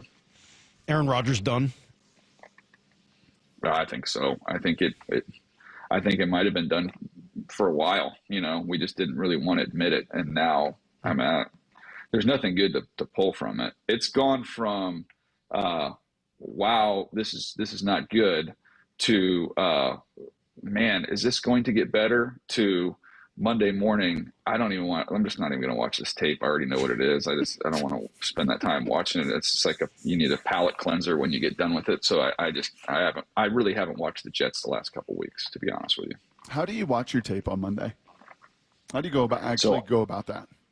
So one of the things, I'm trying to be efficient with it, because we have a show that we do at noon on Monday, and I want to see as much of it as I can. I'm not going to be able to go through both sides of the ball, 22 every snap. But what I can do is I will pull up every box score and say I've got this game that's coming up this next week. You've got Seattle, San Francisco, and I'll look at it and I'll say, okay, well, Bosa had 6 pressures. I'm going to watch those 6 pressures. I cut that up and watch that immediately. Okay, the Seahawks were, let's be positive, they were 11 for 14 on third down. That number jumps out to me. I'm going to watch all those third downs. So I'm kind of cherry picking box scores and trying to find, I know the what happened based off the box score. So I'm going to try and find the why on what looks like the most important things. So that's how I go about doing it. So what will be the why this Sunday in a game that the Seahawks have to have? They can't get swept by San Francisco. You're going to win this division. You got to start, chipping away and winning some of these division games. If they were to win this thing Sunday in Santa Clara, that's been a tall task. Why? What will be the why? I would say 2 things. I would say, I want to look at the pressures. Hopefully they can limit the pressures up front offensively. And then I would say on the other side of it, can they just limit McCaffrey, put a lid over him? He's going to, last week they did a good job in Tampa of slowing down the run, and then he goes out and catches a zillion balls and makes impact there. So those would be kind of the two areas I would think going into the game. Each game has a life of its own, and it can go in a different direction. But going into it, I would say that would probably be a pretty good indicator if they have a chance to win that game. Man, or just stiff arm Bosa the way Baker did in that game the other day, and you'll be just fine. By the way, every time I've seen that play a million times, and I keep wondering, like, is it a tackle? Like, I know the hip drop, right? If he drops, but if you have a hold of a guy's arm, if he were to just sit down, I mean, surely it'd be terrible for his arm. I'm glad he didn't do that. But I'm like, would that have been legal? He's literally just holding his arm the whole time. Is he allowed to just fall to the ground? It does seem like that's what he should have done. I was watching it like, why doesn't he just tackle him? Why is he running with him, holding his arm? I don't know. I'm just sitting there watching that, going, oh man, that would hurt so bad. That would hurt so bad if somebody just fell to the ground. Baker's fun though, isn't he? He's look, gamer, feisty, tough, competitive, all those things. He's going to be, I think we might have talked about this previously. He's going to be kind of like this offseason's North Star at the quarterback position because the draft is not great and teams are going to try and identify who they think can be the next Baker. You can throw Sam Darnold in there as well, but just trying to find the recycled guy that they can get in there. Hardest part of being an NFL GM. We were talking last hour about the 3 GMs in our market who all made coaching changes, and now kind of the eye falls upon them. And Jerry DiPoto and Ron Francis and obviously Johnny Schneider. The most difficult part of being an NFL GM is what? I would say the most difficult part, well, I think that there's different ways to look at it, but I would say your 2 most important relationships that you need to have or maybe you could say 3 most, are owner, head coach, quarterback. And I think as a general manager, trying to make sure that we are aligned in all of those positions and that we communicate really well with those people. I think that if you can't do that, I don't care how good you are at picking players or identifying talent, writing up contracts, being creative with those things. If there's no, alignment and communication between those key guys, you don't really have a chance. I've seen guys, I've seen GMs survive a very long time because they have watered the relationship. They have watered that garden with the owner for a very long time, and they've been able to survive. And I've seen other guys who you'd look at it on the surface and go, gosh, he did pretty well. They built some good teams. They won games, and they got him out of there. What happened? Like, he had no relationship with the owner. That was a wrap. How do you feel about cranberry sauce on the Thanksgiving table? Is that not a fan? Right, not it's too much, right? You don't need a lot of it. No, I'm a gravy guy. Let's not. I mean, just put it in the fairway. What are we doing Just here? put it in the fairway. The legend lives on from the triple musical education for you today, DJ. That is, I've never heard it before. This is Gordon Lightfoot, the wreck of the Edmund. None of us Lake Superior. The lake, it is said, never gives up her dead when the skies of November turn gloomy. But he called it It's a good song. Well, that's the old With a load native of iron ore, 26,000 tons more than the Edmund Fitzgerald weighed empty. All right, that's enough. It's a good offensive line name, by the way. Lightfoot, was that? Gordon Lightfoot, yeah. You think that was his birth name? His birth name? I don't know. I haven't done a lot of research into the Lightfoot family and how they came up with that name. You know who would know that? Salk's sister. That's why she can contribute. Get her in here. Maybe. DJ, thanks. We'll talk to you next week. All right, see you guys. There you Take go. care. The great Daniel Jeremiah, of course, from NFL Network, etc., and the Move the Sticks podcast. We'll come right back. It's Washington Wednesday, Brock. What happened with the Huskies on Saturday? That's next on Brock and Salk. Seattle Sports, your home for Bumpin' Stacy. NFL Network's Greg Rosenthal. What report card would you give Mike McDonald so far? He's a C. The defense has been more erratic than I would have expected, like a little sloppy in terms of the penalties and some of the decisions. But overall, I'm not that worried about Mike McDonald long term. I think you got to give him a little time to install his culture, his defense. And so if you ask me at the end of the season and they've still been this erratic, it would be a lower grade, but I expect it to get better in the second half of the year. Streaming live on the Seattle Sports app. Hey Seahawks fans, come join me, former Seahawk and Super Bowl champ Cliff Averill, for a free viewing party at Muckleshoot Casino Resort, Sunday, November 17th, when the Hawks take on San Francisco. And yes, I said free. Come kick it with me at noon for a meet and greet before kickoff at 1. Enter to win a signed Seahawks jersey, catch all the action on the big screen, and hear game commentary from me and Seattle sports producer Maura Dooley. That's Sunday, November 17th at Muckleshoot Casino Resort. Find out more at muckleshootcasino.com. Cressy Garage Doors. Make your home unique and stylish. Have it stand out from the other homes in your neighborhood. The #1 return on investment for your home. Cressy Garage Doors, since 1952. So right now may be the perfect time for you to rethink how you pay for health care. And here's why. This time of year is decision time for a lot of people, but it's also when you can join MediShare and save even more than usual. For many families, joining MediShare means saving about $500 a month, which is a game changer for a lot of people, obviously. But what's more, MediShare members like it a lot. Their satisfaction rate is 98%. Imagine that. And MediShare is a proven thing, too, for over 30 years. It's a Christian community of hundreds of thousands of people now. And here's the thing. If you join before November 15th and you mention the promo code SHARE, they'll waive your application fee, so you save even more right off the bat. I'll give you the number here in a second, but just call and you'll get a price within 2 minutes. And again, the deadline is November 15th. So call now. You'll save even more. Here's the number. 877-26-BIBLE. That's 877-26-BIBLE. 877-26-BIBLE. For top quality fencing, trust Contour Fence. Locally owned and operated since 1984. For residential or commercial, visit contourfence.com. Use code HAWKS10 for 10% off repairs or replacements and schedule a free consultation today. That's contourfence.com. Direct savings and client focus, the cornerstones of the Diamond Dave philosophy. Hi, I'm Diamond Dave Cantor. My team and I at Cantor Diamond can be your trusted friends with an inside scoop on the diamond world. Just like they are to thousands of people around the world. And just like we have been for over 34 years. At Cantor Diamond, it's all about the diamonds and the savings, not paying for high-end retail locations or the overhead of a mall. You stand to save big time with our by appointment professional office approach, combined with direct importing.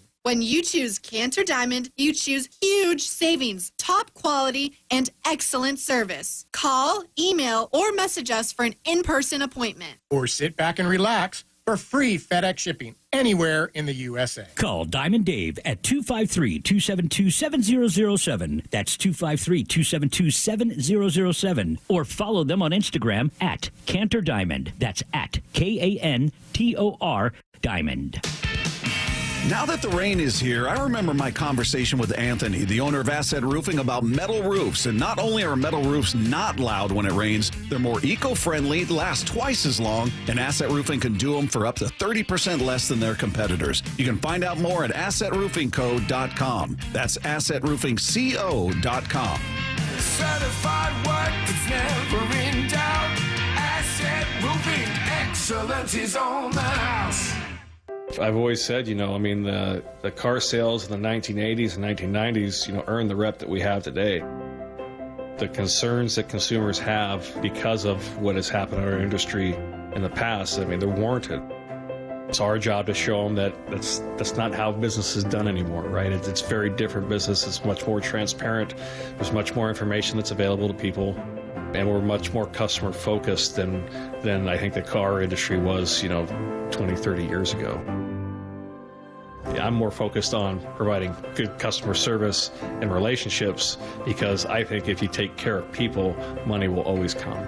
So I think just the philosophy and the focus for us has changed, where I was constantly chasing a paycheck and now I'm just constantly trying to take care of customers and employees because I know if I do that, then my paycheck will take care of itself. The LJ way is the Lee Johnson Auto family. Guys, your testosterone level impacts your energy, libido, weight, and even ED. Schedule your free testosterone level check with the team at Revive Men's Health Seattle. Text the word BOOST, that's BOOST, to 65555 or visit ReviveMen'sHealth.com. Message and data rates apply. Message frequency varies. Text help for help and stop to cancel. ReviveMen'sHealth.com/privacy policy for how to opt in. Info will be used and ReviveMen'sHealth.com/terms of use for terms of service. Let's go! This is Seattle Sports. Streaming through the Seattle Sports app. KIRO AM Seattle. KIRO FM HD2 Tacoma. Home of the Seahawks, Mariners, and everything Seattle sports. This hour is brought to you by Muckleshoot Casino Resort. Washington, Wednesdays. Brought to you by Star Rentals, preferred supplier to the West's best contractors. Well, it's a Washington Wednesday, Brock. I don't know that it was a huge surprise to see them go on the road to Penn State and lose.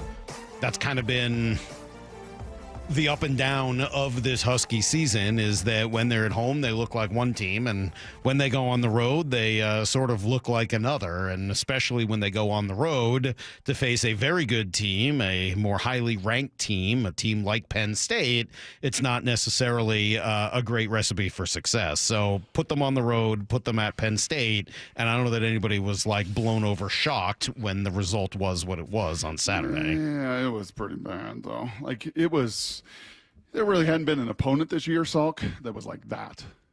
And Penn State may just be that good. I mean, Penn State may be Penn State, and you saw the rankings last night, and you're going to see that, obviously, with Oregon in the week that follows. How many losses does Penn State have? One? Yeah, Ohio State beat Penn State, and that's it. And they can't beat Penn State cannot beat Ohio State. James Franklin, I think, has beat them one time in 14 years. So they've kind of had their number. And, they played with unbelievable aggression. They took it out on them. The Husky O-line, I was just watching because I got SC this week, so I was watching a little bit more closely all of that USC-Washington game, and you do. I mean, holy smokes, if the Seahawk O-line is a bunch of backups, and I hate to say this about college kids because these are, still student athletes, kind of. I mean, it is 5 backups. So maybe Hatchett, maybe, the young Hatchett kid is a 4-star, and he could be a difference maker, in time. He's still really young. But the other guys are all basically backups. Would certainly all 5 of those on any of these teams. Tough. Yeah, on any of these teams in the top 10, Penn State, Ohio State, like Oregon, all of them would be backups. How are you going to go on the road to, a traditional Big Ten school with backup offensive linemen and expect to do much of anything? It seems hard to imagine, but I will ask you this. I was in the airport on Sunday on my ride home, and there was a guy sitting near me in the airport wearing a full Husky regalia, purple from head to toe. Nice. And a guy came over to him and started talking to him and said, "Hey, we're going to make a change at quarterback." And the second guy was wearing Seahawks gear. And so I think the Husky fan was confused by that and thought that he, was talking about Gino, Sam Howell. But he said, no, the Huskies. Are the Huskies going to make a quarterback switch? Is it going to be Will Rogers? Are we going to see Damon Williams more often?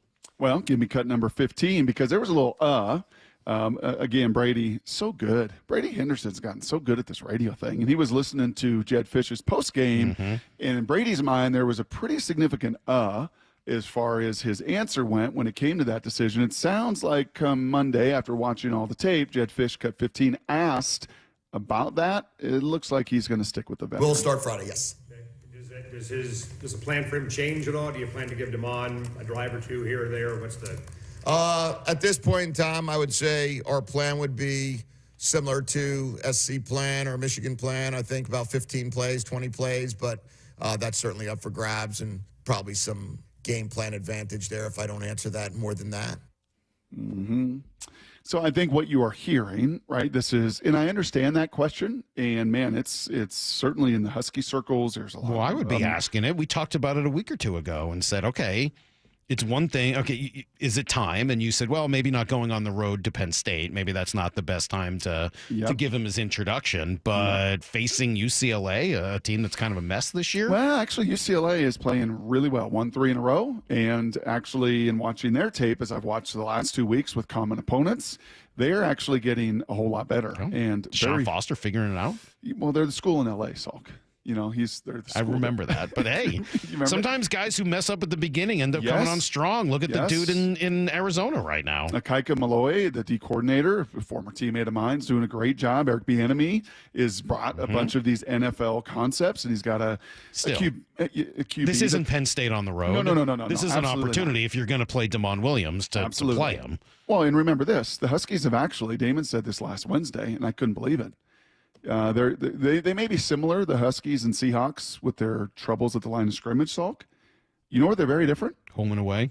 The Huskies have won 19 in a row at home. They're undefeated at home.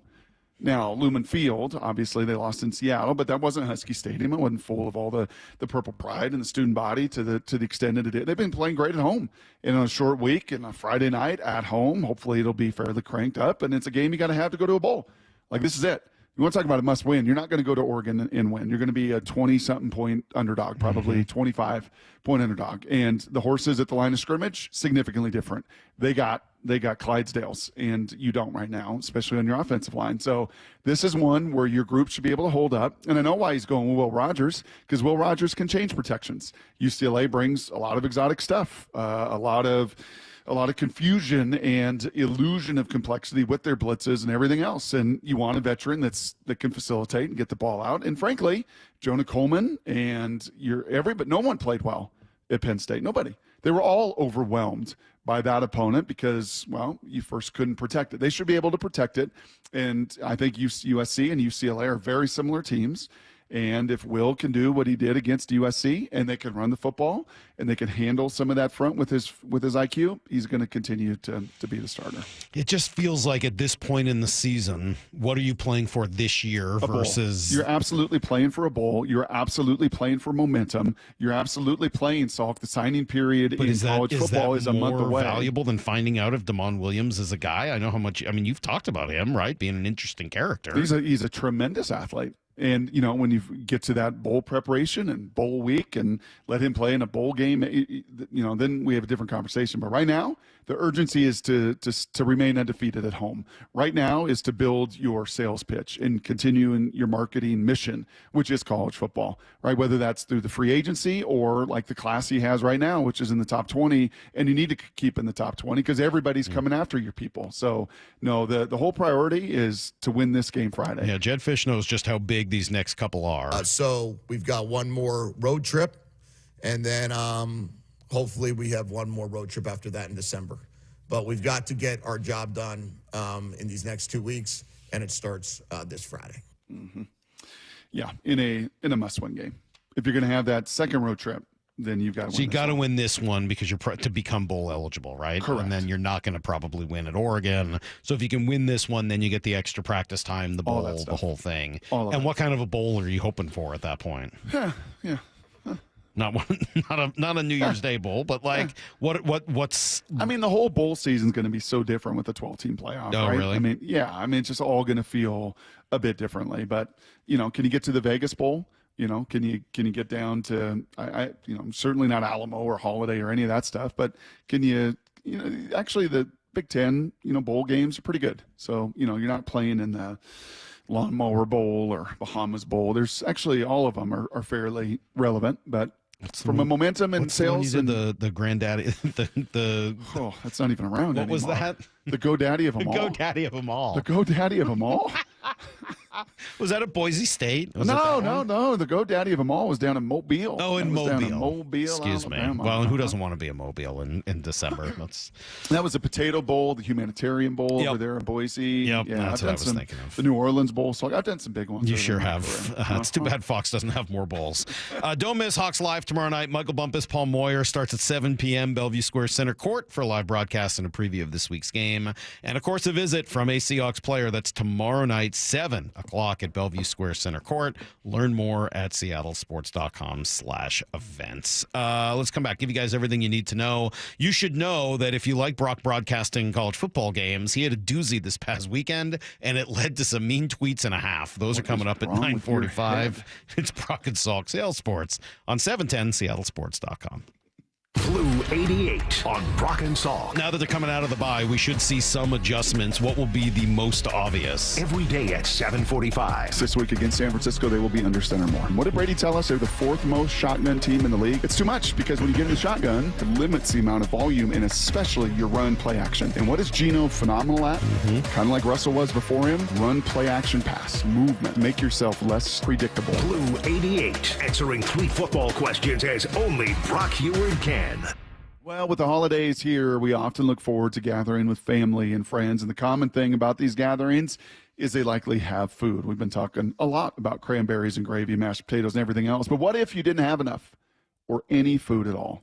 Hey, Brock Hewart here, and we really do need your help. Food bank supply is at an all-time low, which is leaving many in a state of food insecurity. Well, this month, the Harnish Auto family is working hard to make a big difference, hosting a market-wide food drive to help families in need. And heck, I just got the numbers on the work that you all did as a community and Harnish did with the Breast Cancer Awareness Month. It was the best ever. Let's do it again when it comes to food. Please grab some non-perishable food and drop it off at any of the 6 Harnish dealerships. They will take that food along with a bunch of food from their own employees to the local food banks. And oh, by the way, if you're thinking about buying a new vehicle, I cannot recommend enough the Harnish Auto family.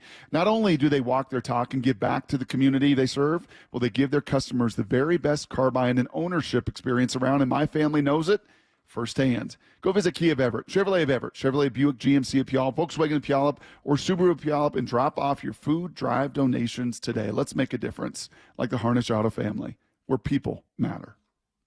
Do you find yourself stuck in a timeshare? Get the real facts about the timeshare industry and your options for cancellation.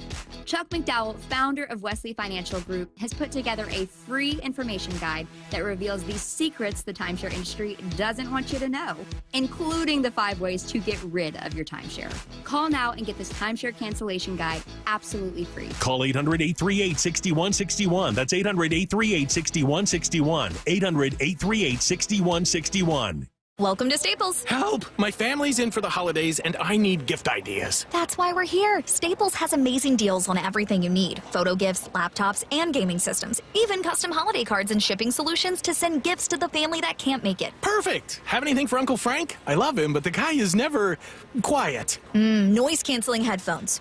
For you. You get it. Unwrap huge holiday savings at Staples. And right now at Staples, save up to $350 on select computers. Ends 11/16, in-store only. Don't fall, just call Seattle Holiday Lights. We'll hang them up, we'll take them down, we'll do it right. So call Seattle Holiday Lights. Seattle Holiday Lights. Visit SeattleHolidayLights.com. Hey Seahawks fans, Tyler Lockett from Brown Bear Car Wash. We've got the perfect play for a spotless car. With the Unlimited Wash Club, you can keep your car game ready all season long. It isn't clean unless it's Brown Bear clean. Roof now, pay later. Hi, I'm Sam Thomason, owner of State Roofing. Take advantage of our 0 down, 0 payments, and 0 interest for up to a year. We've partnered with leading lenders to make the replacement or repair of your roof affordable. Flexible financing options are available to take the worry out of an unexpected expense. Call us today at 866-ROOF-ROOF to schedule a free no-obligation estimate or visit us at stateroofing.com. That's stateroofing.com. State Roofing, the last roof you'll ever need. When an 18-wheeler ran a red light and took the life of a Tacoma man in 2021, his family trusted Davis Law Group to fight for them. And we recovered a $3.5 million settlement and held the trucking company accountable for his death. Accident victims have trusted Davis Law Group to win their case for the past 30 years. And hundreds of 5-star reviews from real clients are proof that we've earned that trust. Call Davis Law Group today for a free consultation or get my free book on trucking accident law at WashingtonAccidentBooks.com. The Mike McDonald Show, the first word from the head coach after every Seahawks game. We want to play a certain way, and you're just going to chisel away at it every day. Presented by Emerald Queen Casino. Right now at Les Schwab, it's the deal you've been waiting for. The Score More sales event. Save up to $160 instantly on a wide selection of 4 tires and 4 wheels. Plus, every tire is covered by America's best tire warranty. 60-day satisfaction guarantee, no hassle road hazard protection, and free maintenance for the life of your tires. Just one more way you'll get more from less. Stop by the store or find your tires at leschwab.com. Limited time offer while supplies last. See leschwab.com/sale for details. You gotta love football season, but when it comes to your windows and doors, you don't want any fumbles.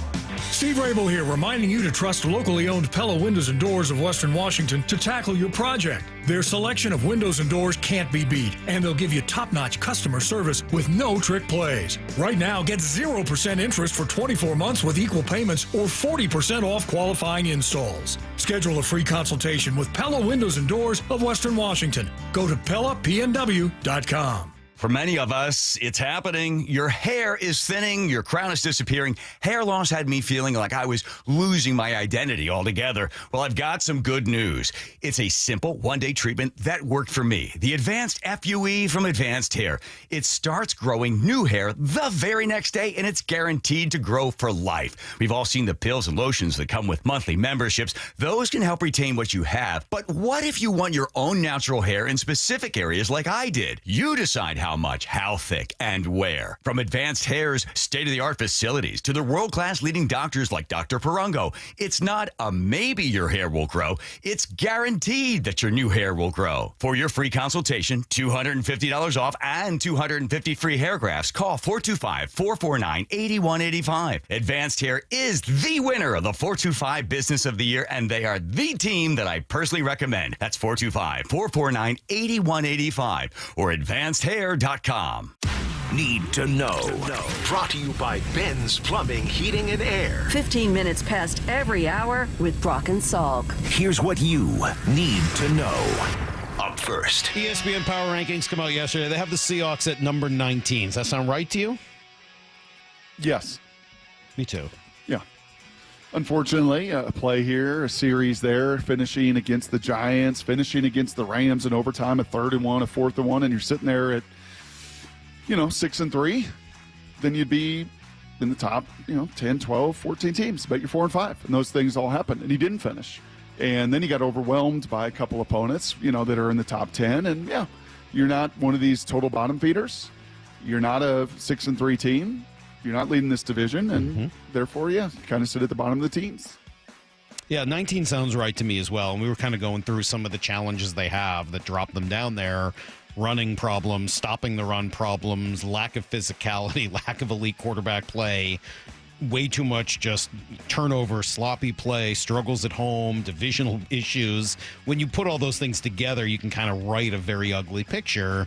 Where I can't find myself agreeing is ESPN saying 6.4% chance to make the playoffs. Like, that's just cockamamie. No, not in the NFC West. It just doesn't. Not make where it Arizona's leading it at 6-4. It never does. First of all, you did play better in your last game, and then you're going to play San Francisco and Arizona here in the next 2 weeks. If you lose those two, you're screwed. Yes. But if you win those two, which is perfectly possible in this NFL, you're going to be right there in the thick of your division, maybe leading it, maybe the favorite from your division. So spare me the percentages. I just don't buy them. Dolphins yesterday claimed Terrell Dodson off of waivers. So according to Brady Henderson, that means the Seahawks are off the hook for his remaining $1 million base salary for this season. Here's the second thing you need to know. It's been a while talking baseball earlier, and it was fun going through some of the options and things that the Mariners could go after this offseason. I love that. That's my favorite part of the hot stove season or the trade deadline, winter meetings, whatever it is trying to think about how you can rebuild and remake your team. One thing they won't need to do is anything at the starting catcher spot. Cal Raleigh has really turned himself into the man, and the league has taken note of it. He ends up winning the Gold Glove and the Platinum Glove from the American League. Doesn't win the Silver Slugger, though. That goes to Salvi Perez. Can't really get mad at it. As much as I love Cal, and I think he could deserve to win it, I can't get mad at Perez winning. Yeah, I think that, unfortunately, the whole strikeout issue with the Mariners for 5 months of the season kind of fixed it, the final 44 games with Dan and Egger a little bit. But I think that whole anchor of, wow, this offense is one of the worst in the history of baseball. Wow, this team's striking out at this kind of rate. And Cal having a pretty high strikeout rate just kind of lumped him in with the rest of the struggles, even though it came with 30-plus home runs and 100 RBIs. As opposed to the Mariners can really pitch, and Cal's the leader of that staff and everything he does, versus a pretty fun story in Kansas City this year with the Royals doing a whole lot better than expected. And there's nothing not to love about Salvador Perez. Like, everybody loves that guy, right? He's fun, and coming up in a big spot, he's one of the last players in the league I'd want to face. So I can't really get upset about him winning the Silver Slugger. Here's the third thing you need to know. By the way, Teoscar Hernandez won it. for his position in the National League. Kraken yesterday, it looked bad. Do you remember a few years ago? Teo won the Home Run Derby. Yeah. Teo won the World Series, Yeah. and Teo won a Silver Slugger. Yeah, Award. that's the Triple Crown, basically. It's pretty good. it's the Triple Crown. Remember a couple of years ago, the year the Kraken actually made the playoffs, there was that game early in the season against St. Louis, I believe. It was the Blues, yes. Yep, where they got down 3-4 took a goals timeout. early. Hackstall called timeout. Kind of team ended up responding, and they went on their run a couple weeks later. I don't know whether yesterday was that, but after losing 8 out of 9, they finally got that win. And then last night you fall down 2-0 to a pretty mediocre to bad Columbus team. And it's like, he calls timeout, first period, like, hey, dudes, let's get it together. And they did. They go out to score the next 5 goals in the game and win it 5-2. I really like this one because of the hard work in front of the net. Now Gord in the slot. Burakovsky, Danforth, a chance, they score! Ty Cartier with a turnaround backhander in tight. It was a good mucking goal, Brock, where you're just mucking in front of the net, and puck ends up popping out to you, and he did exactly what you're supposed to do with it. Let's see, McCann, Tanev, Tolvin, and Borgen all scoring last night as well, and they will host Connor Bedard and the Blackhawks. Is he the world's tomorrow. best player right now? Bedard? Yeah. No. Who's that? Connor McDavid. That's right. Ron Connor. Screw those guys. Sorry. They're both Connors? They're both Connors. Connor McDavid's the world's best player. I would say that's fair. Connor Bedard may end up being the world's best player when it's all said and done, but I think it's still McDavid for now. Gotcha. Let's see. Cougs move up 3 spots in the college football playoff rankings. Number 18. It's not top 12. Can they get there? That's going to be hard. It's going to be really difficult because you actually have to root for the Huskies and Texas Tech to win out, right? Your Power 4 teams that you got to play, unfortunately, are a 5-5 Husky team and now a 6-4 Texas Tech team. So you kind of need them to, from just a data point standpoint, if your quality wins, those are your best wins. So you actually kind of need them to play good down the stretch and not end up 6-6 and 5-7. Even if you go 11-1, New Mexico and Wyoming, probably not. Probably not going to help all too much, unfortunately. Yeah. All right. Well, that is everything you need to know. 1/4 every hour here on the Brock and Salk Show. Coming up in 20 minutes or so, we have a tremendous batch of mean tweets. This does give me a little opportunity to remind everybody that it's a good time to download the app. And not only can you participate in the little contest there to win Seahawks tickets, but you should leave a message for Here's the Thing tomorrow at 8 a.m. Maura usually puts those together Wednesdays after the show, so there's a good opportunity. Maura, do you ever peek early? Do you ever just kind of dive in there and listen on a Sunday if you got a little downtime? Trying to see what's up? Or do you just kind of wait till Wednesday afternoon? No, I enjoy Here's the Thing, but I have enough to worry about on Sundays getting ready. It's not a daily part of your life, checking in to see No. what people are doing there. I kind of like having a bad. bunch to listen to at once. Okay. I mean, do you want to hear one of the ones from when you were out, Salk? There were quite a few about you. Oh, I mean, I guess. Here's the thing. This is 2 bad food takes in a row by Mike Salk. So we're coming for his foodie card, okay? We're done with the man card. That's nothing. We're coming for the foodie card, okay? Doesn't know what ghee is, which is clarified butter. Everybody knows what that is. The milk salt's taken out of butter and then re-solidified. And then he says that you take the jelly or jam out of peanut butter and jelly. Mike, it's peanut butter and jelly. It's not bread, peanut butter and jelly. You can find another delivery system. Put it on a tortilla. Put it on cookies. I think that was Kevin. Wow, Kevin getting after me. That's a good take. Yeah, that is a good take. All right, I'll own some of that. I appreciate that, Kevin. I don't want you to come from my foodie card. So, all right, that'll be tomorrow. You guys can leave messages, of course, by downloading the app, Seattle Sports app. You want to take some calls, Brock? We talked about doing this earlier. Why don't we do this? We're going to take some calls. We spent some time earlier, and hopefully you were around it about 2 hours ago when we debated this a little bit. But talking through the 3 GMs in town right now, kind of where they're at, and all 3 of them having fired their coaches last year, now kind of step into the spotlight a little bit more. And I guess we ask you this question. Of the 3 pro GMs in town right now, Jerry DiPoto, John Schneider, Ron Francis, who do you have the most faith in right now? Is that the right question? Who do you have the most faith in? Who do you feel most confident in? You got to have faith. Ooh, you got to have faith.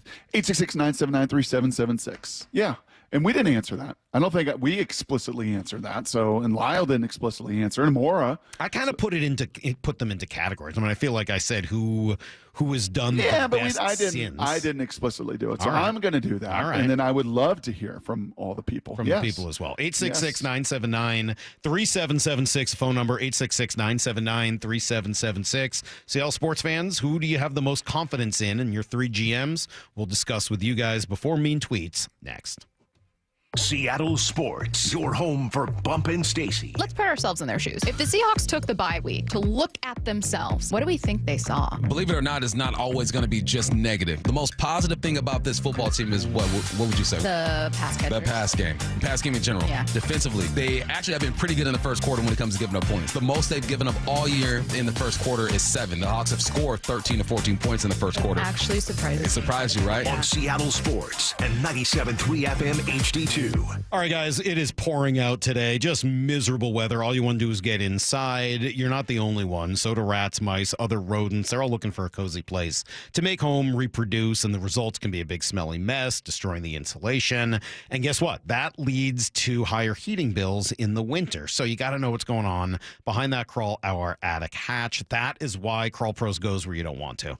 And now they're partnering with Puget Sound Energy as well. That means you can get a special rebate on insulation work if you're a PSC customer and your home was built before 1990. You got to check because you could qualify to receive a rebate on up to 95% of the cost to properly insulate your crawl space or attic. That is huge. Take advantage of that kind of a rebate today by calling Crawl Pros and finding out what's going on back there for free. That's right. Call Crawl Pros now before the cold, wet weather is worse. If you're worried about critters, mold, water damage, insulation issues, or anything else related to your crawl space or attic, schedule a free corner-to-corner inspection at crawlpros.com. 1877 Cars for Kids. KARS Cars for Kids. 1877 Cars for Kids. Donate your car today. Donate today at carsforkids.org. That's cars with a K. Your car can be picked up as soon as the next day. Receive a tax deduction and vacation voucher. 1877 Cars for Kids. Donate your car today. Now accepting donations of land, homes, buildings, or any kind of real estate. Collectors, Front Row Card Show is coming to Tacoma. Join us at the Greater Tacoma Convention Center on November 16th and 17th. Baseball, football, basketball, and hockey cards, plus collectibles such as Pokemon, Marvel, Star Wars, and comic books. SGC and JSA will be there. So bring your cards, comics, and autographs to sell, trade, or get them graded. Hundreds of vendors, thousands of dollars, and free prizes. Don't miss it. Front Row Card Show, Greater Tacoma Convention Center, Saturday and Sunday, November 16th and 17th, 11 to 5. For more info, go to frontrowcardshow.com. That's frontrowcardshow.com. You've heard the saying, you never get a second chance to make a first impression. Since 1926, my family's been helping local businesses make great first, second, and long-term impressions. We know how to make your company look good with quality uniforms, logoed apparel, floor mats, linens, and more. If you're paying for linen service or doing it yourself, let's have the conversation. The information and quote are free, but the savings and service can really add up. Visit suplinen.com. Superior Linen Service. It's what we do. This year's ratings of the best TVs just got published, and Samsung, LG, and Sony scored the highest. Also, they warned about the poor performance of the bargain brands promoted at some stores. So where can you get the best deal on the top-rated TVs? At the club? Online? Nope. At Video Only. They've got their better than Black Friday deals on right now.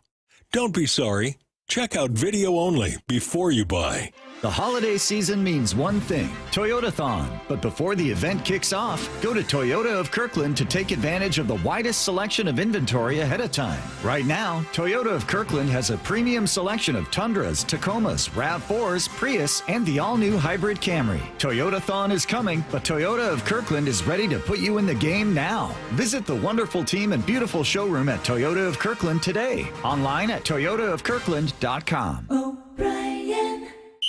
The Mike McDonald Show. The first word from the head coach after every Seahawks game. We want to play a certain way, and you're just going to chisel away at it every day. Presented by Emerald Queen Casino.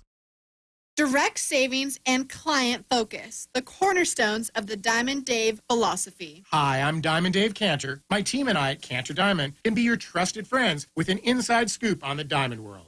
just like they are to thousands of people around the world. And just like we have been for over 34 years. At Cantor Diamond, it's all about the diamonds and the savings, not paying for high-end retail locations or the overhead of a mall. You stand to save big time with our by appointment professional office approach, combined with direct importing. When you choose Cantor Diamond, you choose huge savings, top quality, and excellent service. Call, email, or message us for an in-person appointment. Or sit back and relax for free FedEx shipping anywhere in the USA. Call Diamond Dave at 253-272-7007. That's 253-272-7007. Or follow them on Instagram at Cantor Diamond. That's at KANTOR Diamond. Free consultations, no fee guarantees, 5-star reviews. JP Pendergast with Pendergast Law explains the importance of going beyond these familiar offerings. Accident victims want an attorney, Tom, that satisfies their needs. Someone who handles those needs with the highest degree of care. Pendergast Law offers the no-fee guarantees and free consultations, but these only scratch the surface. Okay, explain more. We make sure that every member of our team is genuinely passionate about helping others. Customer service and communication are our top priority. It's how we take care of our clients so they always feel one step ahead of the insurance companies. Our strong reputation for high standards provides comfort and confidence when it's needed most. Pendergast Law offers the free consultations, the no-fee guarantees, and, of course, they are 5-star rated. But what really makes them different is their genuine passion for helping others. I can't recommend them enough. If you or a loved one has been injured in a car accident, call Pendergast Law. We can help. That's PendergastLaw.com. This hour is brought to you by Muckleshoot Casino Resort. From the Quantum Fiber Studio. This is Brock and Salk. Weekdays 6 to 10. On Seattle Sports and 97.3 FM HD2. All right, 15 minutes from now, we've got mean tweets. I'm not surprised we don't have a lot of calls, Brock. It has always been a challenge on this show. For 16 years, anytime you compare sports teams, callers are like, have their mind blown, and they're not really sure how to handle that. And people are more comfortable texting about this than they are talking about it. They don't want to necessarily put their name and voice to what can be a harsh and somewhat judgmental answer. I don't know. I always get the sense that when you ask about one, people have a response. When you ask about multiple, it just blows people's minds. Yep.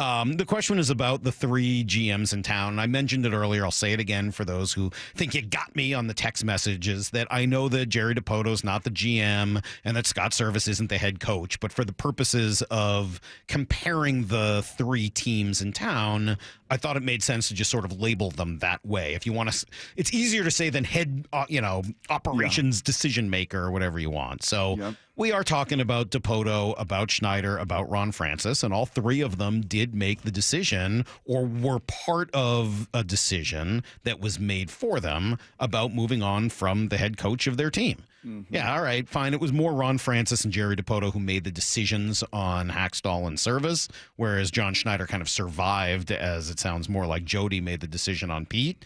But ultimately, now all of them step into the spotlight as the next guys up, because if it was, because if it doesn't work and they don't turn it around, it's on you. Yeah, these 3 would be the next in line for judgment. That's right. Who do I have the most faith in? Who do I have the most confidence in? And I will open this up, 866-979-3776. I still have the most faith and confidence in the guy that's done it before. So for me, that's John Schneider. Asking DJ about the most important part of an NFL GM, and he talked about connective tissue and the opportunity to general manage up and manage down. And that's with your owner. And I think some of the trust that obviously Jody has in him, not dissimilar to the trust that Stanton has in DePoto. I mean, I think both of those men have done a good job of managing that very important relationship. And then it comes down to, I think, for Schneider, and obviously there are flaws and there are misses, and there were some lean years in the draft, and the inability to put together an offensive line that is functional in this division has been very problematic. But ultimately, I lean into he's gotten the QB thing largely right. When was the last time the Seahawks were a Super Bowl contender? Was it when they were 12-4 in 2020 and won the division? Not really. Weren't they something like that? Not really. You sure? Yeah. With Russ and a defense that found itself in the second half, and if you could have beat the freaking Rams who just kind of had your number, and Aaron Donald and everything else. I mean, you did win the division. You did host a playoff game. You were in a pretty good position if you could have found a way to beat those Rams. No? I don't know, man. They didn't feel like a Super Bowl contender that year to me. Maybe. I don't know. That would be a stretch. I mean, I think I probably would have said closer to 2015 or 16 since the Seahawks were truly a Super Bowl contending team. Okay. It's been a while. And, along the way, I think that it's kind of easy to remember those good years. And you're right. I mean, clearly he's the only one in this group who's made it 2 Super Bowls and won a Super Bowl in his case. But I think that there's a little benefit of the doubt there that goes a little farther than maybe I'd be willing to. And I think part of the problem Jerry DiPoto has, and to a lesser extent, Ron Francis, and DiPoto's problem is that he hasn't been able to get the thing over the top, right? He's built a team that's a good team. Mariners are a good team. They're not a great team, but they're a good team, right? They're one of the top 15 or 16 teams in baseball. They're in the upper half, the upper echelon. And he built the pitching staff that is the best in baseball. Did the Seahawks have one thing that's the best in football? Nope. Right? I mean, he's built a farm system up twice, something, now granted, a football team doesn't have to do that, but he's done that twice. I'm not sure really what the equivalent would be with the football team, but I do think Jerry doesn't get credit for a few of the things he has done because, unfortunately, the failures in the third or fourth part of this have been gigantic. He has been completely unable to get the team over the top by figuring out the offense and getting it to a point where it needs to be. But I don't know whether that makes it worse than what is coming up for me now on 8 years of not being a real legitimate contender in a league where, everything is even and eventually most teams end up being contending. Last time the Mariners were World Series contenders? Well, that's a different question. It's a fair point. But I guess you would say the last few years they've been World Series contenders. They haven't made it, obviously, but you make it to the playoffs and you're a World Series contender in a way that I'm not sure is necessarily true in the NFL when you make the playoffs there. 866-979-3776. Let me try Mike and Puyallup up first. Mike, good morning. What's up, Coach? Gentlemen, my pick for this is Schneider in the sense of I saw a stat before the season. The Seahawks are the winningest team in the NFC since 2013. When did Schneider get here? They win. Now, they don't win at all, but they consistently win. And as a fan, I love the fact that my favorite team wins more than anyone else in the NFC. So That's just out of curiosity, can I just ask a question? How did you feel a year or so ago when Jerry DiPoto talked about 54%? I don't mind that, and I'll tell you why. Okay. Only because when Service got fired, Service has a winning record. That means the Mariners have now won for like 8 or 9 years in a row. And we don't think of the Mariners that way. I think of the Mariners as a team that puts a good product on the field and they win more than they lose, which that seems like a low bar. But a lot of teams would kill to be the Mariners, right? You look at, remember a couple like last year with the Diamondbacks, and everybody's like, "Oh, I wish we had their roster." I disagree. And Jerry DiPoto, he shouldn't have said it, but the fact that Service has a winning record for 9 years. Wow. Any other Mariners skipper? Hey, Mike, I appreciate that response quite a bit. I got no problems with it. And in that regard, I think what you're saying makes sense. I would have thought it would be hard to say, well, I like that Schneider, has good teams, and then be like mad at Jerry DiPoto for the 54% comment, which is essentially that as a goal. But I appreciate that response quite a bit. Well, Puyallup's bringing it, man. That's what Puyallup does. Does it always? Maybe not always. Maybe not always. Maybe not always. Yeah, but to set the table there, and I mean that is now. I know folks are going to hear that and just kind of throw up. Like, oh, really? We're in the market of being good. I don't want to be good. I want to go for it. I want to be great. And if that means willing and living to with some down seasons and to rebuild and regroup and do all of that, that's kind of what other markets have done seemingly through the years. This whole like, oh, let's just be good. Let's be 500. Let's just win games. Let's try to get to the playoffs. I think there's a lot of folks that don't really jive. I think that's going to be a hard pitch to sell. But all right, I appreciate the call. 866-979-3776. Let me go to John in Des Moines. Good morning, John. Good morning, guys. Hey, I'll make this quick. So I have the most faith in Schneider just because all the other GMs in the league are working under the same parameters that he is. So I think those things can equal out. I think for Jerry, I have the least faith in him, and it's not because of the job that he does. I think that he's basically forced to have a steak dinner off the top ramen budget, and he is restricted by the ownership group when it comes to big free agent signing. So, yeah, we've been mediocre for 9 years. Yeah, we've had a winning record, but he really hasn't had the opportunity to go out and just break the But that's bank not about him. This is about your faith in the GM, not in the team. That's what I'm saying. I don't have the faith in him, not because of him, but because of the people above him making the calls. That's not the conversation. How much faith do you have in him? I have faith in him a lot, giving the tools, but he's not given the tools to be great and put the team over the top. I appreciate it. Was he given the tools in Anaheim, Saul?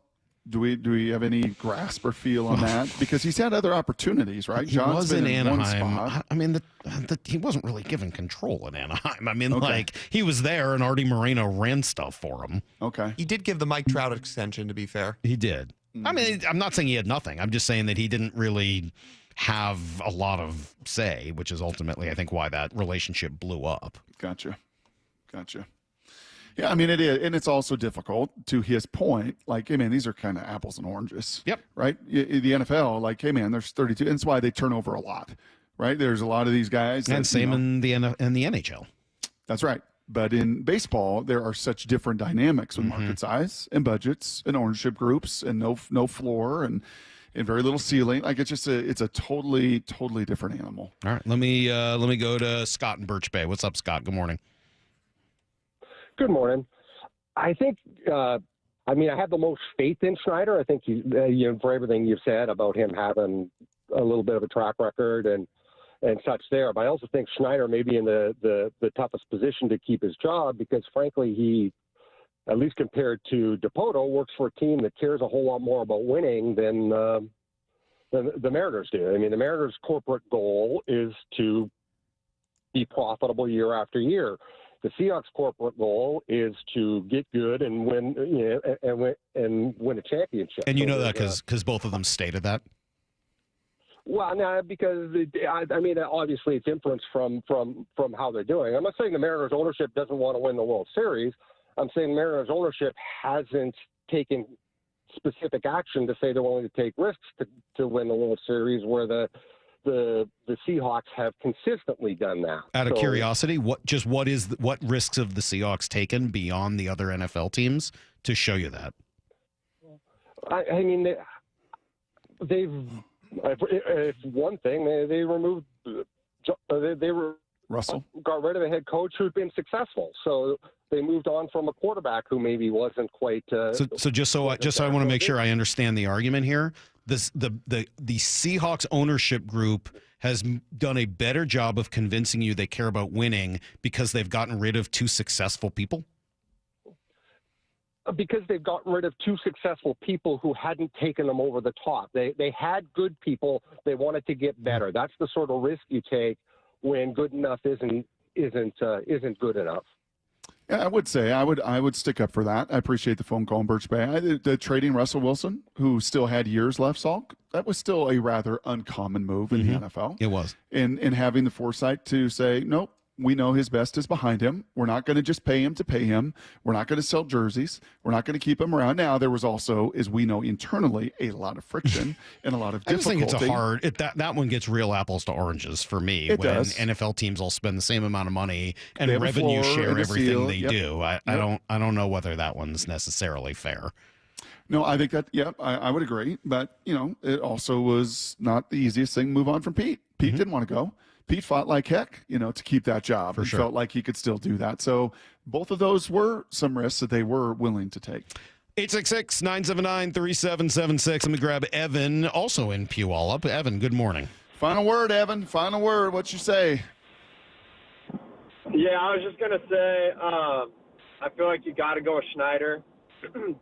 He's the only one that's actually won anything, like won a championship with the team he's on. But I do like the work that Ron Francis has done with the Kraken. I think he made a lot of good pushes, and they're really trying to make an effort to spend some money on some marquee guys to be better.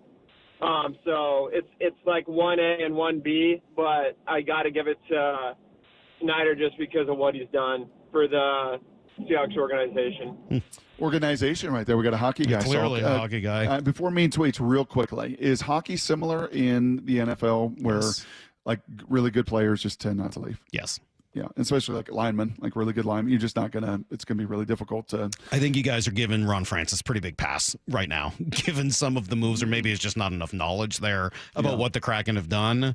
He's yet to really hit on much of anything. And I know he's been up against it with the building a team from scratch. Expansion. They're really missing like dudes, and I don't know that roster. I don't know that there's any coach. If you looked at the drafts, by the way, over the last, the Beniers and the Wrights, if there have been dudes around those guys, after those guys, I know the road travel's always a dangerous road, as DJ said. I haven't looked enough. Okay, I don't. Why don't you do that tonight? Why don't you do that tonight? Spend some time. Yeah. So why don't you spend some time going down that rabbit hole? Because tomorrow, dude, it's loaded. Joe Davis is coming on. Here's the things coming on. We got fantasy footballs coming on. We got so much to do tomorrow. But right now we got like how Here's the Thing's an entity now. It's an entity. Joining us on the it's show. It's a living, breathing organism. It's one of the strongest on this entire show. Yeah. Right there with mean tweets. All right. Let's do those right now. I'm having trouble hearing at Brock Heward because his lips are so firmly attached to a buffalo's rear. A buffalo's buffalo. rear. I mean, Brock, you are a noted Buffaloes fan. How hard was it to show some objectivity while they were at Texas Tech this weekend? Really difficult. And I have them a fourth time next week. A fourth time. Wow. But they've not lost in 3 years when I've been on their call, so they love having me. You had a bad day, you take it one down. Hope your day gets better at Brock Heward. Your tone was biased and you became so bummed as the game shifted. # feel better. I like the musical interlude for this tweet. Who did we say that was? Oh, that's great. We looked that song up because I'd never heard of the person. Daniel Powder? Yeah, Daniel Powder. What? Yeah. That's not Atlantis? What? You thought that was a woman? That's a man singing. Deaf? You had a bad day. That doesn't sound anything like Alana's. It's a real high octave. No, it's not as high as Alana. What? What are you talking about? I know you have color blindness, but Brock's music. I have tone deaf. I have tone deafness too. Even still, that just sounds like actual deafness. I'm blind and deaf. Yeah. All right. Deal. Just give me a little. All right. grace. I'm sorry. A little more grace for Brock. Sorry. Well, we've established he only has like one of the senses. That's right. No smell. Touch. Colorblind. He's really good at tone touch. deaf. At Brock Heward. You show why you will always be B Squad. To at Joel Klatt. Ooh. Terribly called game. That's the only one this week. That's the only one. What? Was that a robot that like died in the middle of tweeting? So stupid. Good job. Yes. Brock asked Lyle to change his voice. That's Lyle's best effort. I love it. I'm here for it. I'm totally here for it, Lyle. Totally here for it. Well, meanwhile, I actually changed my voice. I'm nervous about this one. Oh boy. All right. You two need to lighten up on your love for Colorado. Your overall announcing sucks today.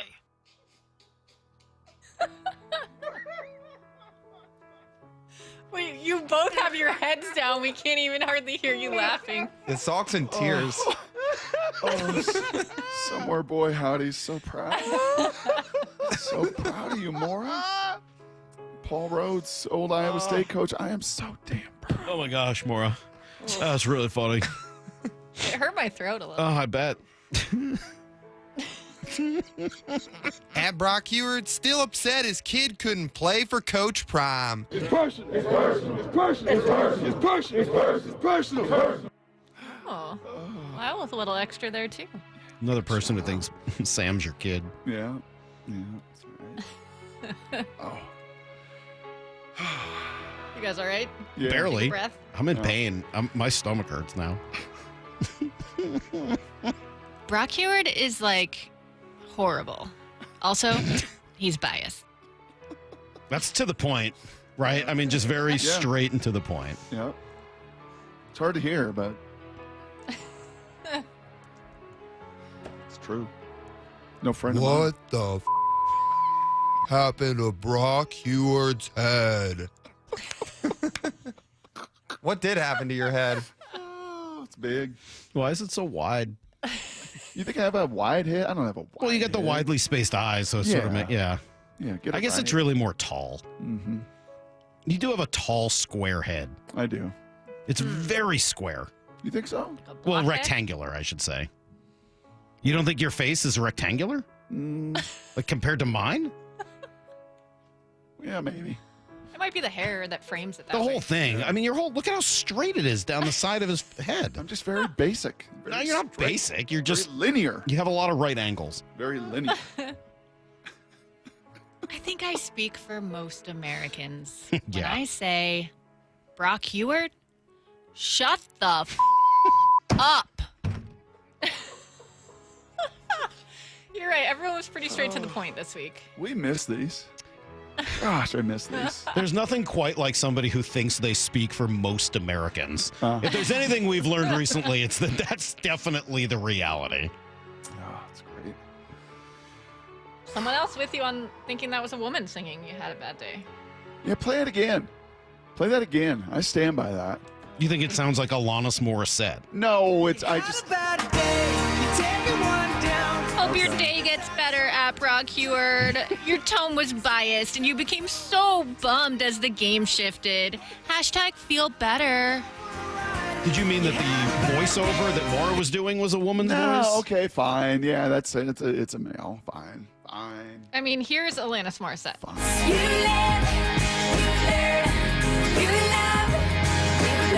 It's not an outrageous difference. It's not an outrageous difference, but it's a difference. Pretty outrageous. It's not outrageous. It's pretty outrageous. It's not egregious. It's not an egregious take. It's pretty egregious. Are we done? Are we done? Someone asked if that was Maura or Mahomes. Are we done? Are we done? Is that it? Oh, that's all we have. Okay, there you go. Those are mean tweets today.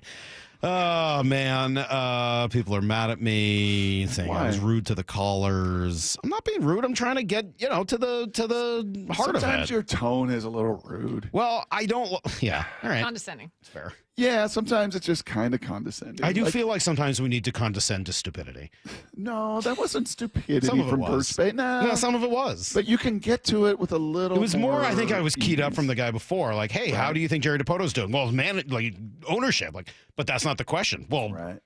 I want to complain. Like, Yeah. okay, you can do that But another time. That does speak, by the way. It does reinforce a little bit what Ryan Divish talked about. Yeah. That just the general level of anger. Yes, it's not just the echo chamber. It's not just the Marine layer or Mariner's Muse, right? It is beyond that. Totally agree with that. It is just some frustration there. And then when you separate yourself from your longtime relationship and Scott, and you kind of go about it the way you did, yeah, you've got a lot to prove. I totally agree with all of that. I think it makes it hard to have a real conversation. Right. And we've said this before. Because you're emotionally hijacked. Right. A little bit like the Utah AD the other day. It makes it hard for us to have real conversations. Yes, I understand you're angry at ownership.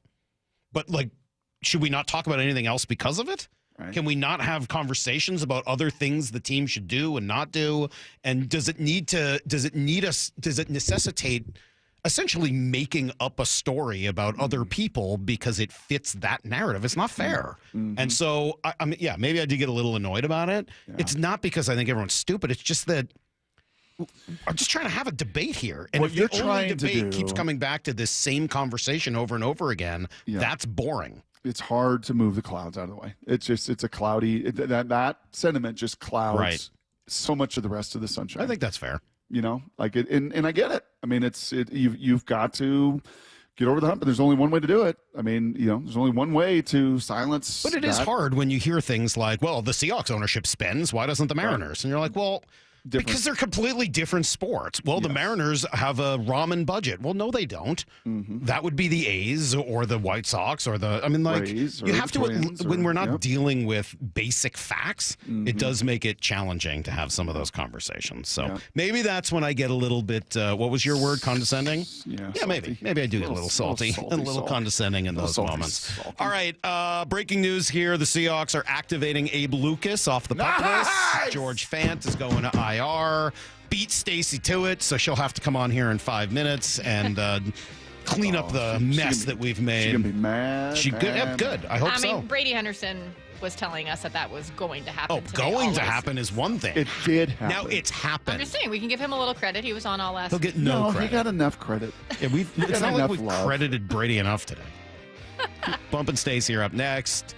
We'll see you guys tomorrow morning at 6 a.m. Until then, the hay. Where is it, Maura? Where's the hay, Maura? Maura, where's It's the hay? in the barn. Yeah! See everybody. Get to the chopper!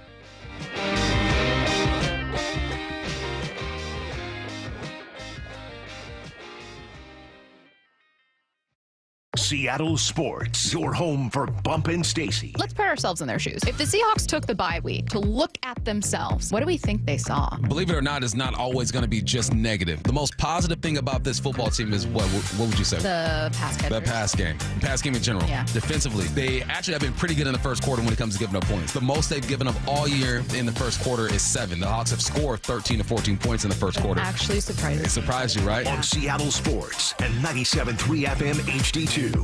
In the Pacific Northwest, choose Star Rentals for construction equipment. With 18 locations, they deliver superior service and unmatched follow-through. Visit starrentals.com. Star Rentals, the preferred supplier to the West's best contractors. Uh-oh, looks like your plumbing just threw a Hail Mary into the wrong end zone. But don't worry, folks. Flowhawks Plumbing and Septic is here to intercept the mess. From busted pipes to clogged drains, we've got the plays that'll turn your plumbing fumble into a winning touchdown. Why risk a penalty? Call Flowhawks, the hometown heroes who will blitz that plumbing problem before it costs you the game. Because when your pipes are on the line, we bring our A game. Talk to the Hawk, 1-800-FLOWHAWK. That's 1-800-FLOHAWK. Hey Seattle, Jaden Schwartz for Techline Roofing. Call Techline Roofing and trust the team I trust. With the strongest warranty in the business, Techline Roofing has you covered. That's TEKLINE roofing.com. Trust Techline.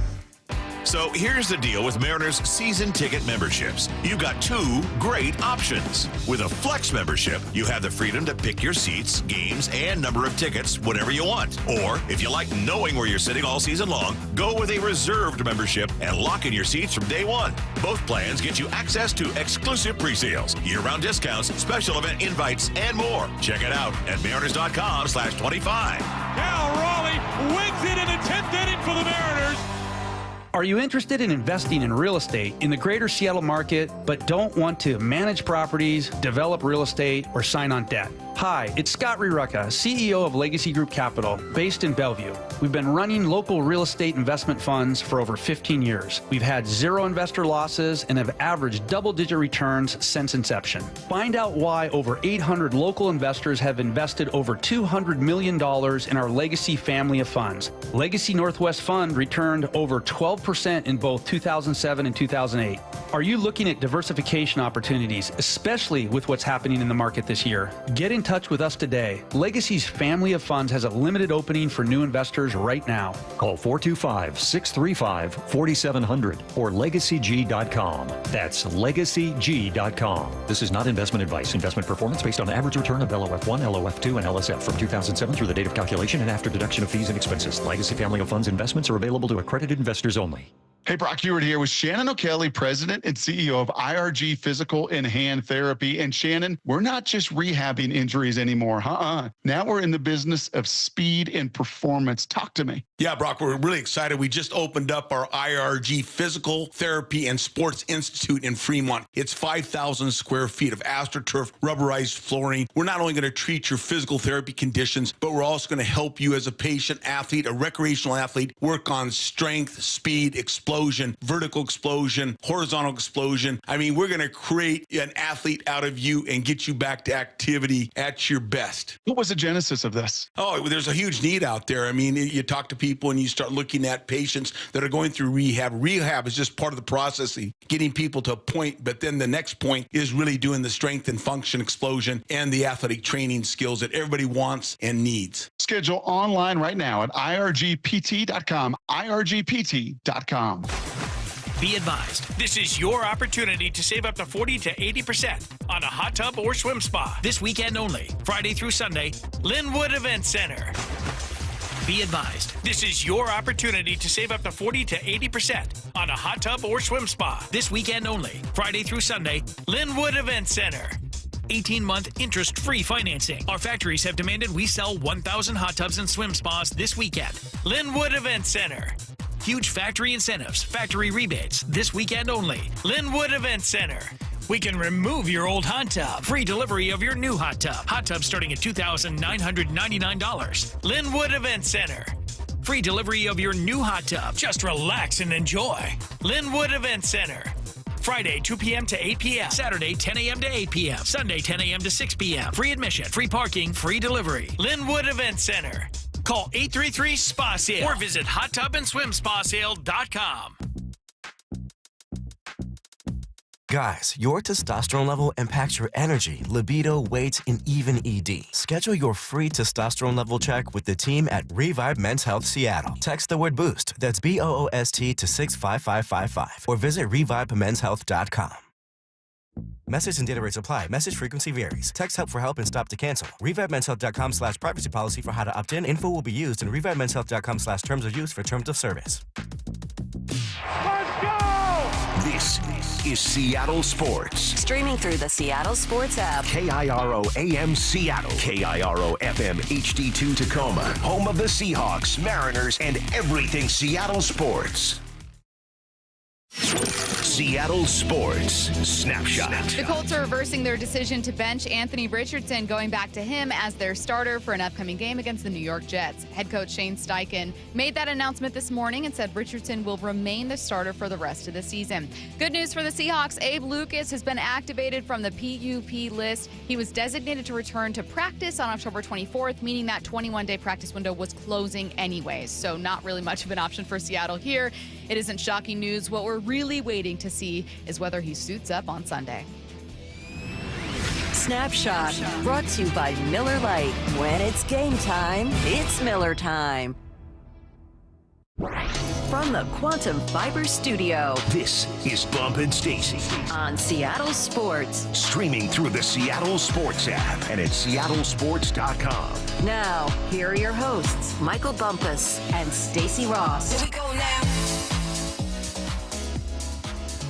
Got to turn on my mic first. It's a strong way to start the show. You know, it's just... Welcome back to this time slot. You've forgotten everything about hosting this right now. So for the past 2 days, Bump and I have been filling in for Wyman and Bob, who are on vacation. We did have a couple people, where are Wyman and Bob? You guys better not be in this time slot. You. And we were like, they're on vacation, chill. Relax. It's fine. We're just the substitute teacher filling in. And then Lefko and Curtis were here in the typical Bump and Stacy time slot. So yeah, I'm still waking up. I got so used to starting my day at 2 p.m. I'm like, I don't even know where I am. You're right like, this is my new life now. I'm true. Like I just adjusted to a different lifestyle after 2 days only of having that lifestyle, and now I'm sleepwalking basically. Did you miss Bump and I? You know, Matt, it's great to have you back. Okay. Okay. Bump, did you miss Curtis? You know, Stacy is great to be back. Of course, I missed the squad. Of course. You guys were already making dumb jokes in the sports bit. Just stupid things. A lot to talk about, obviously, with the NFL, with the Seahawks, but we're going to start with the Mariners because Mariners GM Justin Hollander was at those GM meetings and via Daniel Kramer of MLB.com had a lot to say about the Mariners' philosophy for the offseason. So we're going to go over a couple main points, and then he's got a quote that I really, really, really loved. It's just really going to be whether or not they stick to it. So, 4 things that Daniel has as standing out about these conversations. The Mariners have already had discussions with Justin Turner about a return in 2025. They don't want to trade young starters. They anticipate bounce-back seasons from Mitch Garver and Mitch Haniger, and they don't view the bullpen as a significant area of need this offseason. Before we keep it moving, Bump, what did you make of those 4 main takeaways? Anything stand out? I think you should move an arm. If you want to go get a bat, a significant bat, not a bat that was an all-star in 2019, and you're hoping that he comes back around and looks good when he's 32 years old, look like he did when he was 27 or something like that. If you want to go get a bat, I think you got to move an arm. I don't want to do it. I would love to keep everybody together, and if they do, I'm not mad at that, but I think you got to move an arm. Also, a bounce-back year from Haniger. I look back at Haniger. He had the same year this year he had last year. He played in twice the amount of games, though. So it's the exact same year. So he's talking about from a few years ago. He's talking about 2022 Haniger. So we'll see if that happens. I don't know. I hope it happens, and we shall see. And then did you read the quote already? You read the quote, right? Of Hollander, right? Oh, not yet. Do you want me to read it right now? Yeah, read that quote Yeah, let's for me. get to it. Okay, I really, really loved this. If you remove something for your club and you add something of equal value, you haven't really moved the ball forward. We're looking to move the ball forward. I love that. Move the ball forward. You're not going to replace Colton Wong with Polanco, right? You're going to move the ball forward. How are you going to do that? You have to do that through not free agency, because guys don't want to come here. You got to force them here. My mom used to have to force me to go visit my family in Mississippi every year. That's what you have to do. Force the issue. And how do you do that? You trade. How do you get more value? One of those arms, man. I know how difficult it is. You look at all the quality starts, the consistency of that rotation, and you don't want to get rid of it. You don't want to break up the band. But I'm looking and saying, well, DePoto, this is what you do, right? You develop arms. That is his wheelhouse. If there's anything that this man has done significant and great in this organization, is find these arms, develop them, and get them ready to go. So do it again. All right, you remove one, you're bringing it back, go find yourself another arm, do what you're best at, lean on that. This is what Justin Hollander had to say about whether they would trade a starter this offseason. I think when you have starters as good as we are, a lot of teams ask, and we almost always say no. we love our starting pitchers. They're the foundation of our team. They will give us a chance every night to go out and compete with the best teams in baseball. So I think that, for us, it's been a common question over the years, and mostly we've said, no, we like our starters. We're going to keep them. That sound from John Morosi, who attended the GM meetings. And Bump, I feel like I'm beating a dead horse here, but if you are not going to trade a starter, and I'm fine with that. I'm fine with that. But you still need to add. You cannot roll out 99% of the same squad and just think, okay, what we'll count on instead will be a bounce back year for everyone. You can't count on that. You need to get some kind of insurance. So you either hit free agency, trade something else, prospects, or, you don't have prospects that are that close. So I'm not really sure where they think that's going to come from. You know what I mean? So either you're trading prospects or you're paying someone is how you need to approach the offseason. Because I loved that line from Justin Hollander. If you remove something from your club and add something of equal value, you haven't really moved the ball forward. No, you haven't. He's talking about rearranging deck chairs on the Titanic. If you just take from an area of strength and add to an area of weakness, but you never make either truly better, then all you're doing is just kind of changing the formation of your team without making it that much better. But unfortunately, they haven't really lived up to that. So I'm curious to see if that's how they approach the offseason. I hope it's how they approach the offseason, because when I read that line, Bump, what I think is, okay, so you moved on from Teo and Gino Suarez and you added what you thought would be kind of replacements for them. Like, why didn't you keep one and then continue to add bats? That would be moving forward. What I heard was Justin Hollander say, we're not going to do what we've done the past 4 or 5 years. And if that is true, how do you do that? How do you get better? Because this isn't an attractive place. There's nothing in the baseball world that says you need to go to Seattle and play. The only thing that could entice, I guess, a hitter to come here is that he's going to have backup in that rotation. He knows that, look, if I just play what I'm capable of playing or the level I'm capable of playing, we're going to be in a lot of games. Because the Mariners were in a lot of games at some point. But eventually, you got to score runs. You're not able to do that. And then I'm listening to Hollander, that quote at least, and I'm thinking, is this his way of trying to hold the organization accountable? Because, yes, him and DePoto are responsible for making a whole bunch of moves. But as we know, they have to answer to people. They have restrictions. They have their own salary cap. So is this him applying pressure? Because the question I have about this whole situation is, who holds who accountable? Is DePoto the type that is receptive to new ideas and new ways of doing things? Does Justin Hollander have the ear of DePoto? Do they work together? Like Harley, do I listen to both and say they're on the same page? It's a different feel when I hear DePoto talking than when we talk to Justin Hollander. I'm sure they work together, right? But where's the accountability when it comes to this? I look at John Schneider, just to flip it a little bit. Look at John Schneider, and him and Pete, I felt like held each other accountable. They talked about how they disagreed on some things, but they talked things through. Just me going off of relationships, what I know about relationships, I never hear that kind of back and forth between DePoto and Hollander. Maybe that's just a relationship. They keep a lot of things in-house, and Pete and John were more out there when it comes to their deals. Mm-hmm. So this is Justin Hollander holding the organization accountable and saying, look, we're not just going to reshuffle the deck and throw it out there again. We're going to do some things. Well, let's see it, because you put it out there now. But we also know that they tend to say some things during the offseason and make you believe, and the season rolls around and they don't necessarily live up to it for whatever reasons there are, because we don't know all the reasons why moves are made or not made. So I like the message. Now I want to see some action. All right. Well, speaking of seeing some action, let's talk about what they want to add. Here's more from Justin Hollander at the GM meetings. However we address it, whether it's free agency or trade or other creative player acquisition, I think it's important for us to get better, particularly on the infield. That's going to be an area of focus for us. We need to find more impact offensively and all around. We need to make sure that we give our pitchers the best chance defensively every night, and we need to make sure that offensively we're putting runs on the board more consistently than we did last year. There's a great column from Ryan Divish in the Seattle Times talking about what could happen at third base, and he guessed, what feels likely is maybe just a platoon, with Dylan Moore kind of taking the, or like Josh Rojas or whoever there.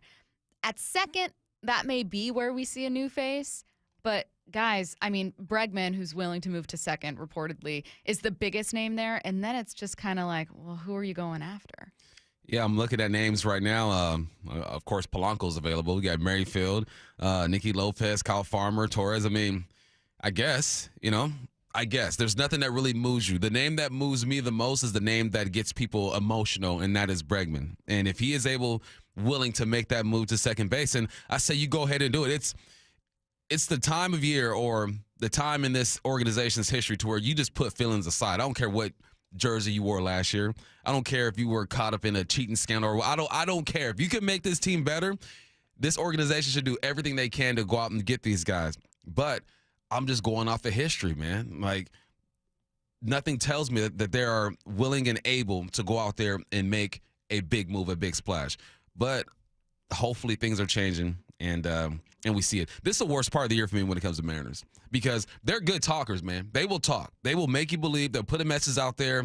Every now and then they shoot themselves in the foot with a message. But for the most part, they will make you believe this is the team. We got better here. This is why this guy's going to be good for the team. This is why that guy's going to be good for the team. And then what I do as an analyst and a fan, I start to buy in. I go, okay, in his best year, he was pretty good, wasn't he? In his best year, he did do this and do that. And then we see him perform, and they never live up to it. So there's a problem with the evaluation process and the expectations of older players. So we'll see if it changes. Do the Mariners strike you right now in this moment? Obviously, this is subject to change, as a team that is hoping for improvement from within?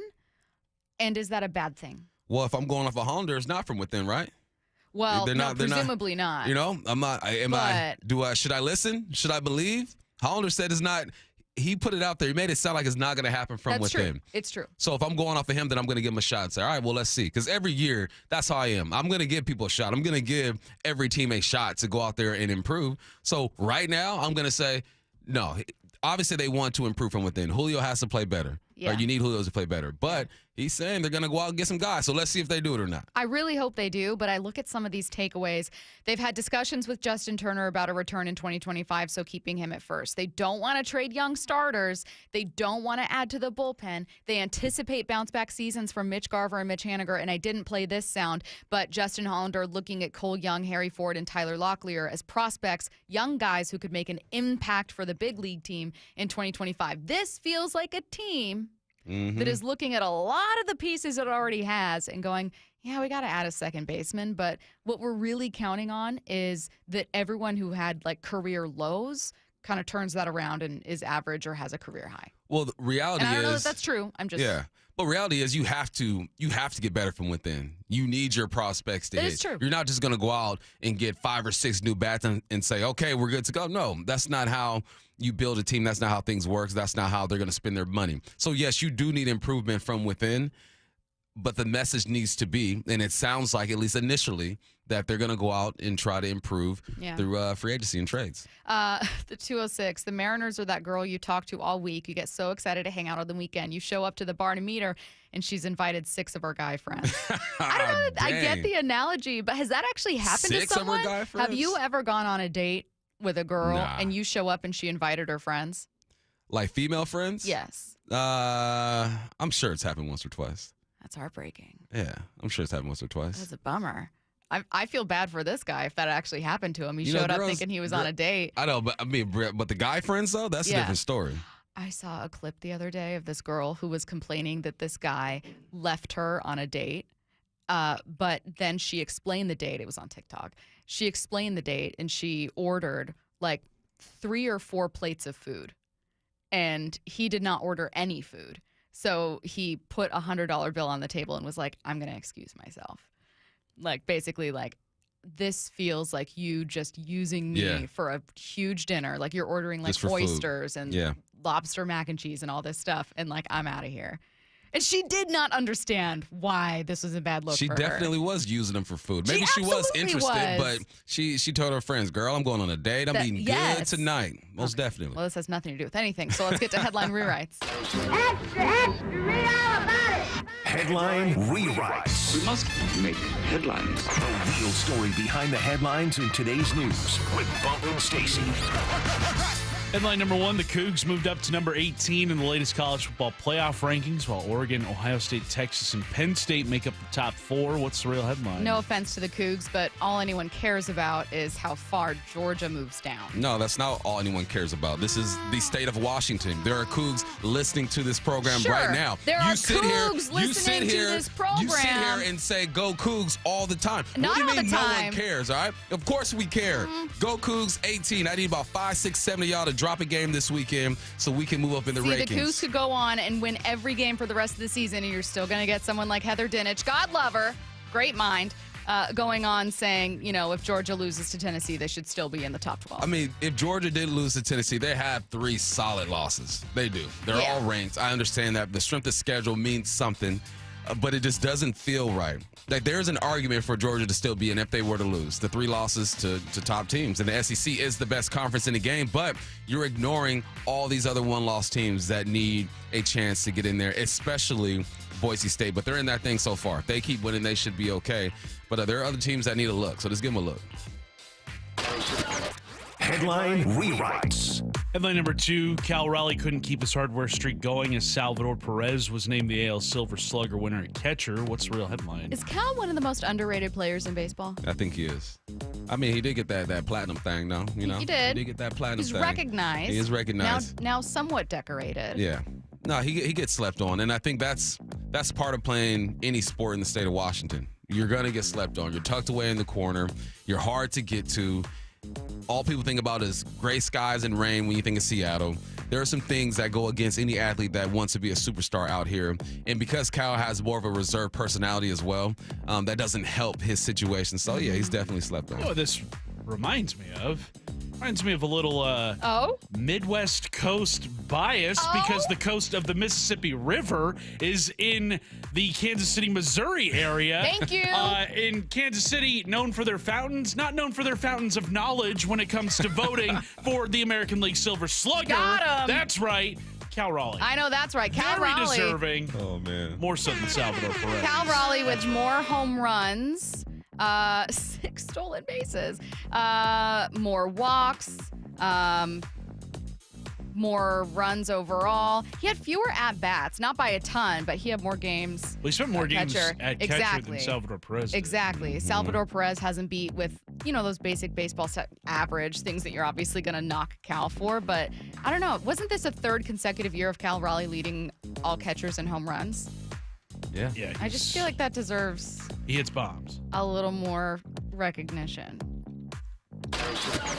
Headline rewrites. Headline number 3, with bump in attendance last night, the Kraken used 4 second-period goals to beat the Blue Jackets 5-2. What's the real headline? Can you win a game in the first period?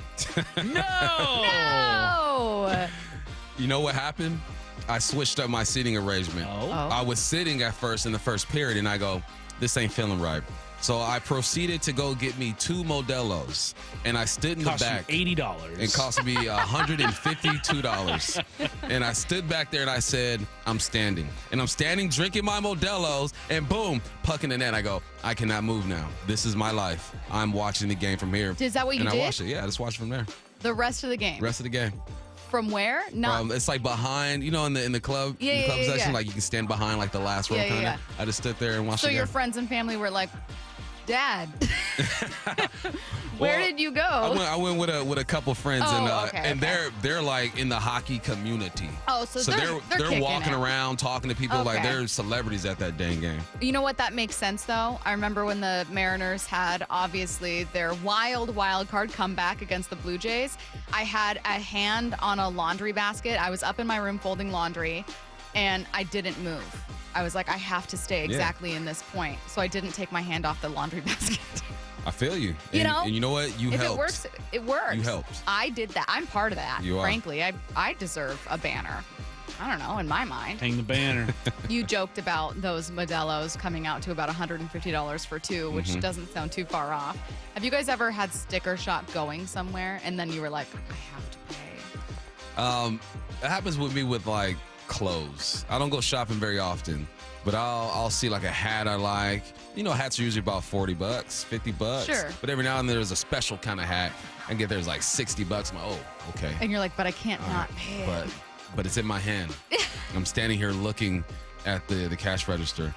So with that and with food sometimes, especially with food, you go to a nice restaurant and you get that check. Yeah.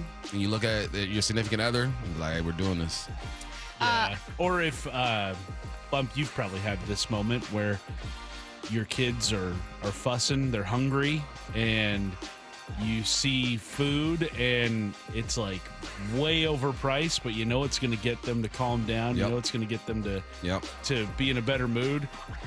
To that point of Climate Pledge Arena food prices, that happened to us this summer. We went to a Storm game, paid $45 for 3 pretzels. Ooh-wee. And they're not even good pretzels. I mean, they're fine. It's the pretzels you get out of the box at Costco that sit in a little warming drawer. Those prices are insane, and I'll say it to Climate Pledge's face. Yes. For real. Like, your Mr. Climate Pledge. Yeah.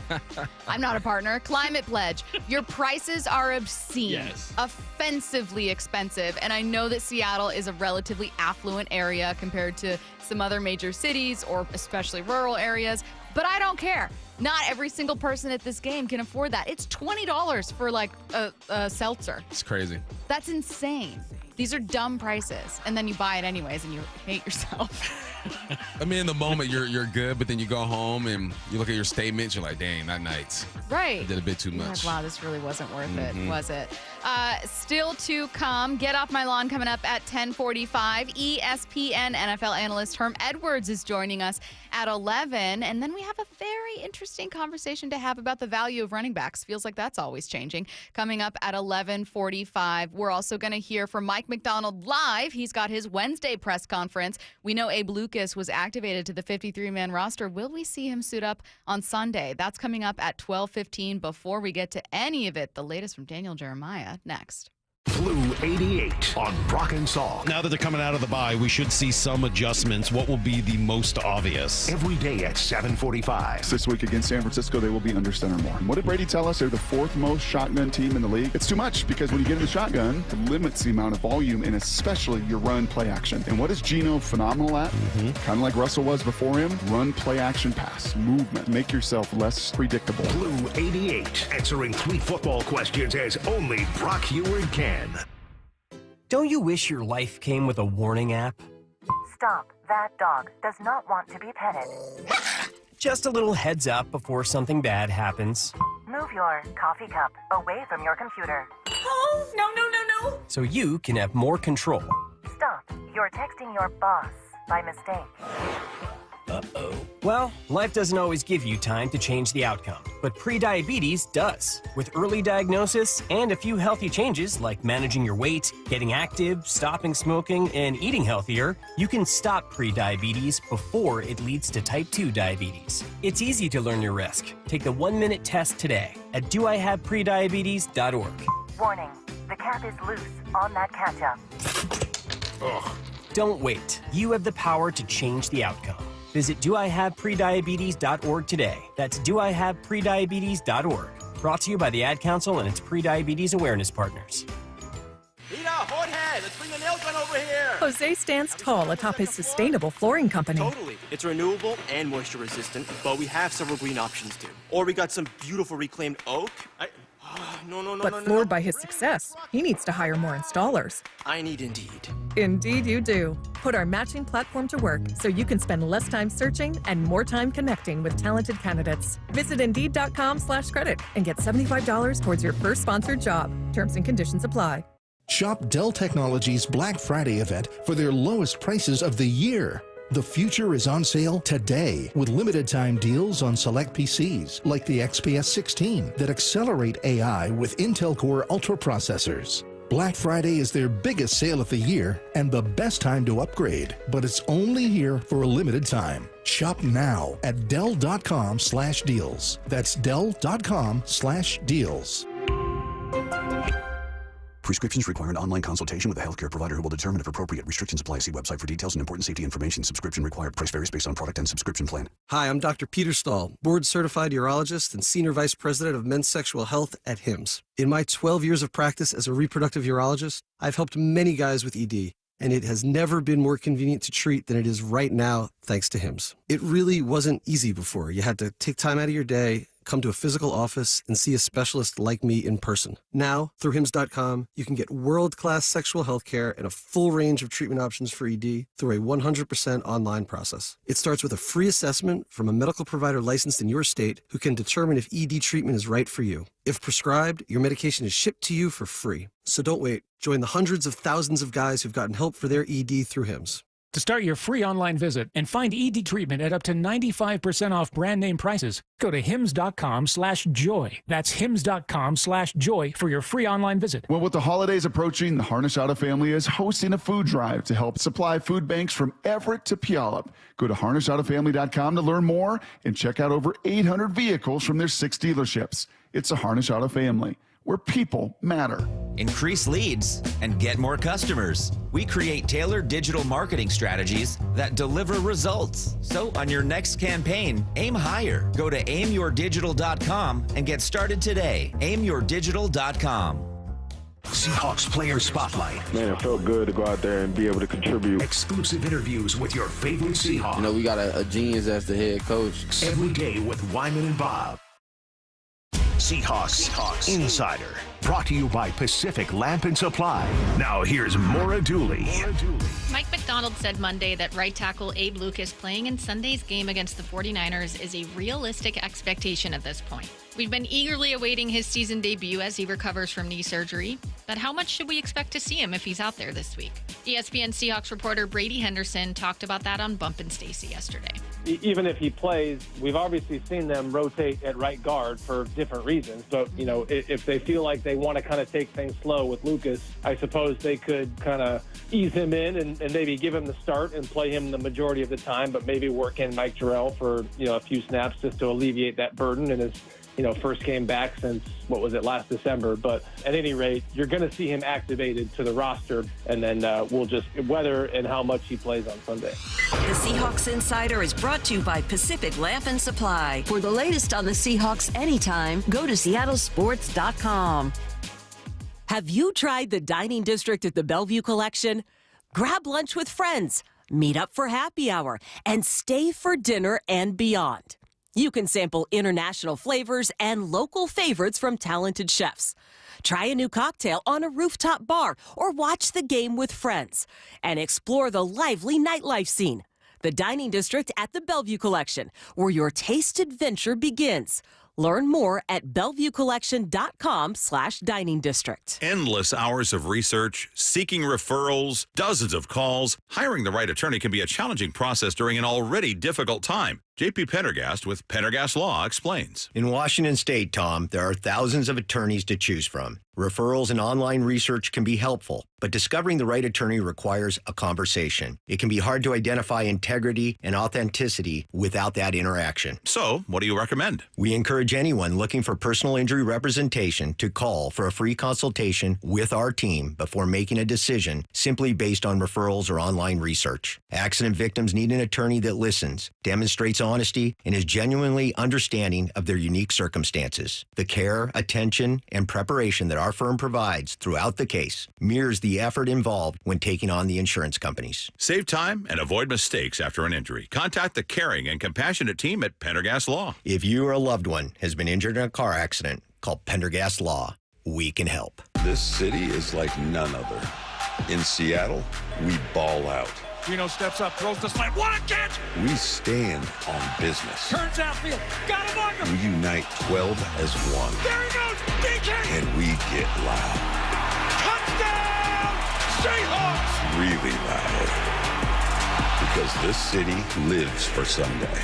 Get your tickets for Seahawks game days at Lumen Field and experience what this city lives for. Visit Seahawks.com today. From the Quantum Fiber Studio, you're listening to Bumpin' Stacy. Weekdays 10 to 2. On Seattle Sports and 97.3 FM HD2. Some interesting stuff from Daniel Jeremiah, who was on with Brock and Salk this morning. We're going to start with a conversation about whether or not this is a rebuild for Seattle. I don't think that was the intent. And there's a lot of veterans on this roster, a lot of good veteran players, even though they got some good young guys as well. But I think the intent was we're going to make some changes, coaches, scheme, and we're going to be a playoff team right now. I think that was where the expectation was, and they've shown glimpses of being that type of team. But I also think there's the fact you've got to adjust as you're going throughout the year, and as you're going throughout the year, you're saying, okay, well maybe this isn't a perfect marriage between the personnel that we have and the way we want to play. So I think it'd be dumb to just continue rolling the same guys out there and not be realistic about where you are and say, okay, let's turn our eyes a little bit towards next year into the future, and let's try and figure out exactly what we have here. I like this answer, Bump, for a couple reasons, but primarily because it's just different. It's a kind of an interesting look at whether or not it's a rebuild. What I've heard a lot of is, of course it's a rebuild. You don't have a good roster and you have a new head coach. But what Daniel Jeremiah is saying is, I don't think they realized it was a rebuild until they realized the new head coach's plans didn't work for all the pieces they had. Yeah, I agree with that. I also think that they made moves in the offseason to address what the head coach wants to do or wanted to do, and it just didn't work out. Every move doesn't work out in any sport. Football, baseball, basketball, it doesn't matter. Hockey, every move doesn't pan out. It is a risk that you take. You're relying on your evaluation. Can this player fit in the system that I want to run? Can this player do the things that I need him to do in this position? Guarantee you they looked at Baker and Dotson and said, we think they can do it, or they wouldn't have signed these dudes. But then you get into the situation and you're watching them play. You got weeks to eval. And you're saying, we have to make a move. And that's the toughest part. Sometimes teams and GMs can be so stubborn to where they're just going to like, nope, it's going to work. I believe in this guy. And there are times where it does work out, where the player does figure it out and, you know, they become a contributor on the team, but they didn't wait. And the more I think Schneider and McDonald get to know each other, the more they understand each other, the more McDonald evaluates the players and looks at a system, the more they'll get on the same page when it comes to what type of player they need. So I think this is a prime example of bringing Ernest in and then letting Dotson go and let Tyrese do his thing to where they're saying, all right, well, we didn't hit there. We didn't hit on those picks. But let's not stand still and just keep on sinking. Now, they tried to do stuff in the offseason. Daniel Jeremiah was asked, if he thought it was a bad offseason in hindsight. Yeah, I think there's some lessons you can pull from that. You know, I'd be curious to see how much familiarity they had with all those players and connections they had to those players with their coaches. I always go back to what Ozzie used to say in Baltimore, which was, hey, you know, we have coaches, they coach, scouts, they scout. You know, and there's a belief in that you kind of separate that a little bit. But there's just too much history of guys where you see successful free agent additions usually have some connection, some experience level in the scheme or with the coaches, or there's a connection, and you just have a better ability to fit them in once they come in. And I don't know how many of those names. I mean, I'd have to go back through and search the history and the connections, but didn't seem like a lot of connective tissue on those guys. So again, if one of your free agents would have been, someone who had been with the Ravens defense, maybe he comes in and he kind of knows, or maybe someone had played under Mike Macdonald at Michigan, or, he's like, I wish that there would have been a little more connective tissue with some of your free agent additions. Instead, not only did you make additions that didn't end up helping, but there were some missed opportunities there.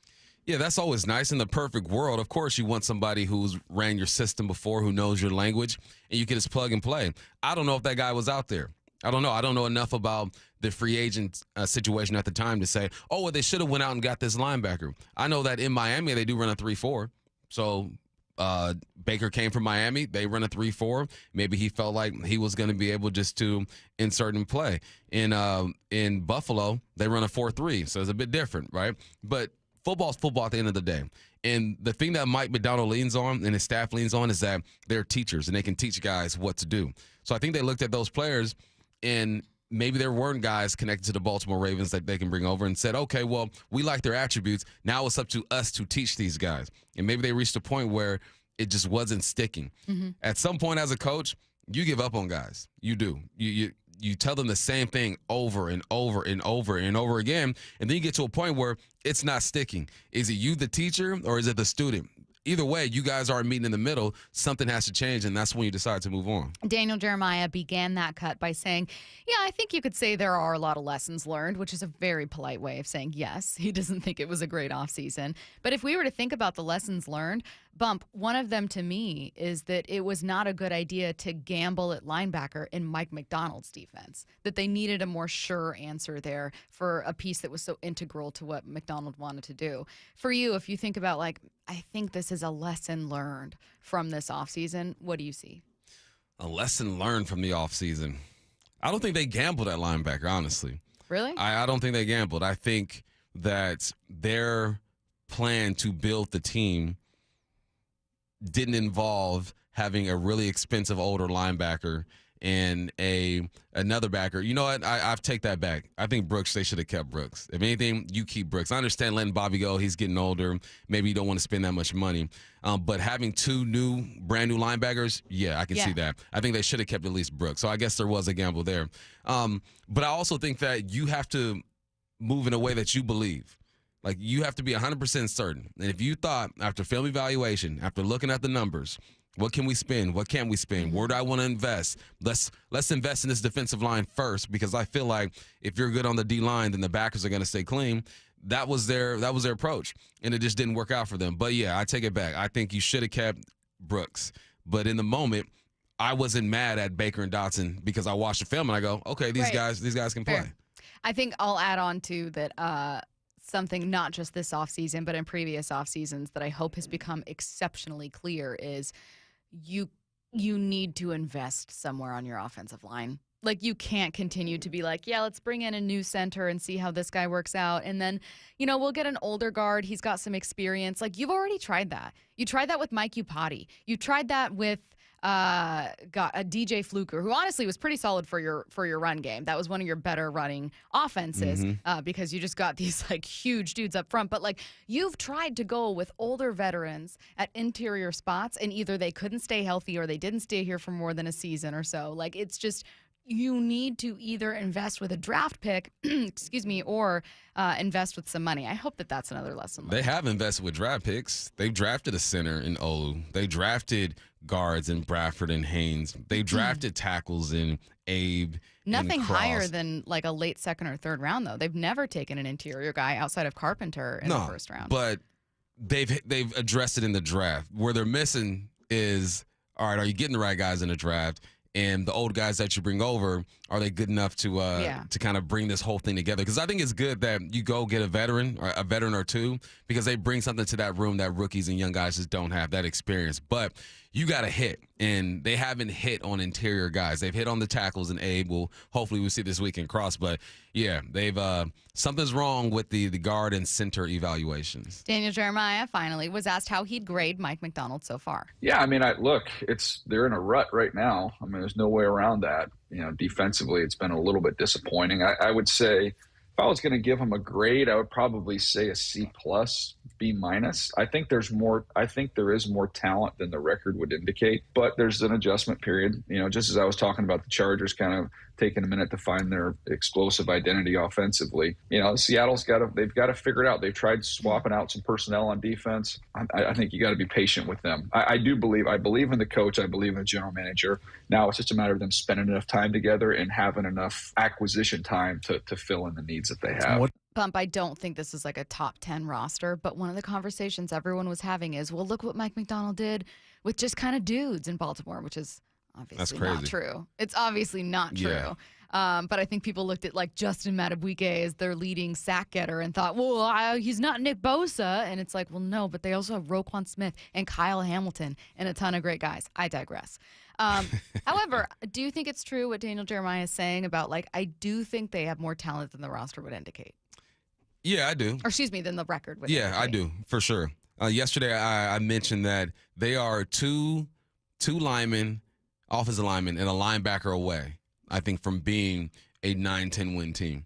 I think if you can hit there, you can address there, you're good. Because, I mean, you look at the wideouts, come on, you got three good ones. You look at the running backs, you have one good one, one really good one, and one solid one. The quarterback is fine. Defensively, the safeties are on point. I think, thank goodness for Kobe Bryant stepping up in this situation. Yeah. The corners, I like the corners. The D-line is doing their thing. The backers, we got to see what happens there.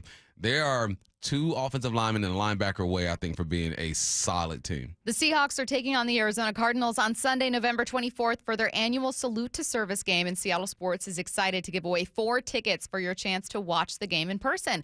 All you need to do is open the Seattle Sports app and click the Win tab to find out how. If you don't already have the app, just text the word app to 866-979-3776 and we'll send you a link to download. Enter daily to increase your chance to win. The contest runs through Tuesday, November 19th. Get off my lawn. Coming your way next. Seattle Sports, your home for Brock and Salk. I think having a slavish devotion to what it is you want to accomplish. Look, I say the same thing every freaking day. This is not news. Have an identity and go about trying to achieve it. You guys have I'm only like a been broken back together record. for like 3 segments. Are you fighting? No, I'm just being a broken Maura. record. I'm fighting with myself. Maura, we don't fight. See, Salk has this slavish devotion to his golf game. Yes. Like, this is what I want to be. And then when he doesn't go out there and quite get it done. It's very upsetting. On Seattle Sports and 97.3 FM HD2.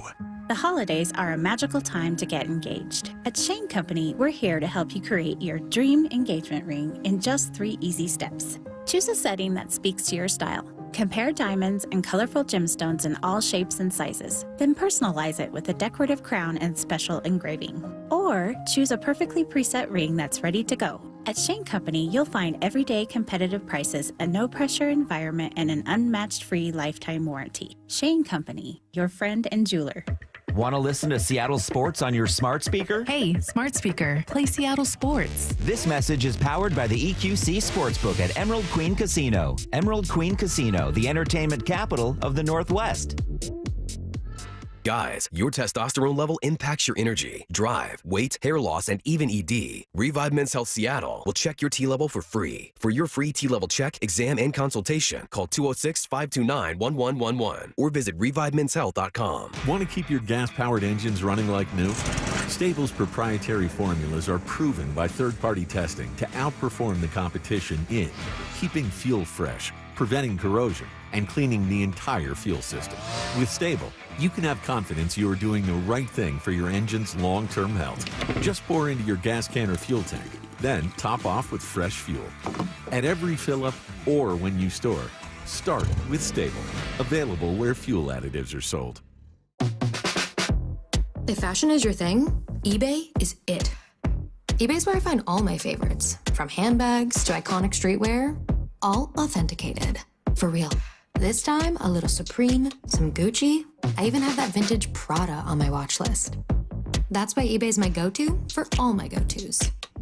Yeah, eBay, the place for new, pre-loved, vintage, and rare fashion. eBay, things people love. Ooh, we got a question. Brian W. asks, it's the holiday season and I'm looking for deals. Is Xfinity having a Black Friday sale? Well, Brian, we got you covered. Get iPhone 16 Pro on us. Just ask us how. Plus, you can also get fast, reliable Xfinity Internet with a line of Xfinity Mobile Unlimited for a great low price. So don't wait. Bring home a new iPhone 16 Pro built for Apple Intelligence. And connect to reliable 5G and Wi-Fi speeds up to a gig on Xfinity Mobile. That's a big deal. More like a gig deal. Now through December 3rd, ask how to get the new iPhone 16 Pro on us with an unlimited Plus line. Plus, get Xfinity Gigabit Internet with free Wi-Fi equipment for only $25 a month for 12 months with no annual contract when you add unlimited mobile. Go to Xfinity.com/Black Friday sale to learn more. Restrictions apply. Taxes and fees extra. After promo, regular rates apply. Gig Wi-Fi requires Xfinity Gateway. Xfinity Mobile requires Xfinity Internet. Gig speeds available via hotspots to Xfinity Mobile customers only. Reduced speeds after use of monthly data included with your data option. Actual internet speeds and data thresholds may vary. The holidays are here. Don't let your plumbing issues get the last word from your relatives visiting. Talk to the Hawk. When you need reliable septic, plumbing, and drain cleaning services, Flowhawks is there. Right now, mention KIRO and get $25 off any home septic service, $35 off any home drain cleaning service, and $45 off any home electrical troubleshooting or repair. Just mention KIRO. Flowhawks is the #1 name in septic and plumbing services. Talk to the Hawk. 1-800-FLOWHAWK or flowhawks.com. That's 1-800-FLO-HAWK or flowhawks.com. We are Seattle Sports, the home of the Seahawks, Mariners, and everything Seattle sports. Watch your favorite show live at seattlesports.com. Matt Coker here from West Coast Men's Health. Guys, if you're taking Viagra or any other pill for ED, I want you to ask yourself this question. Do I want to continue to do this for the rest of my life? If you're like most men, the answer is no. Here at West Coast Men's Health, we can restore blood flow naturally without pumping your body full of chemicals like you've been doing.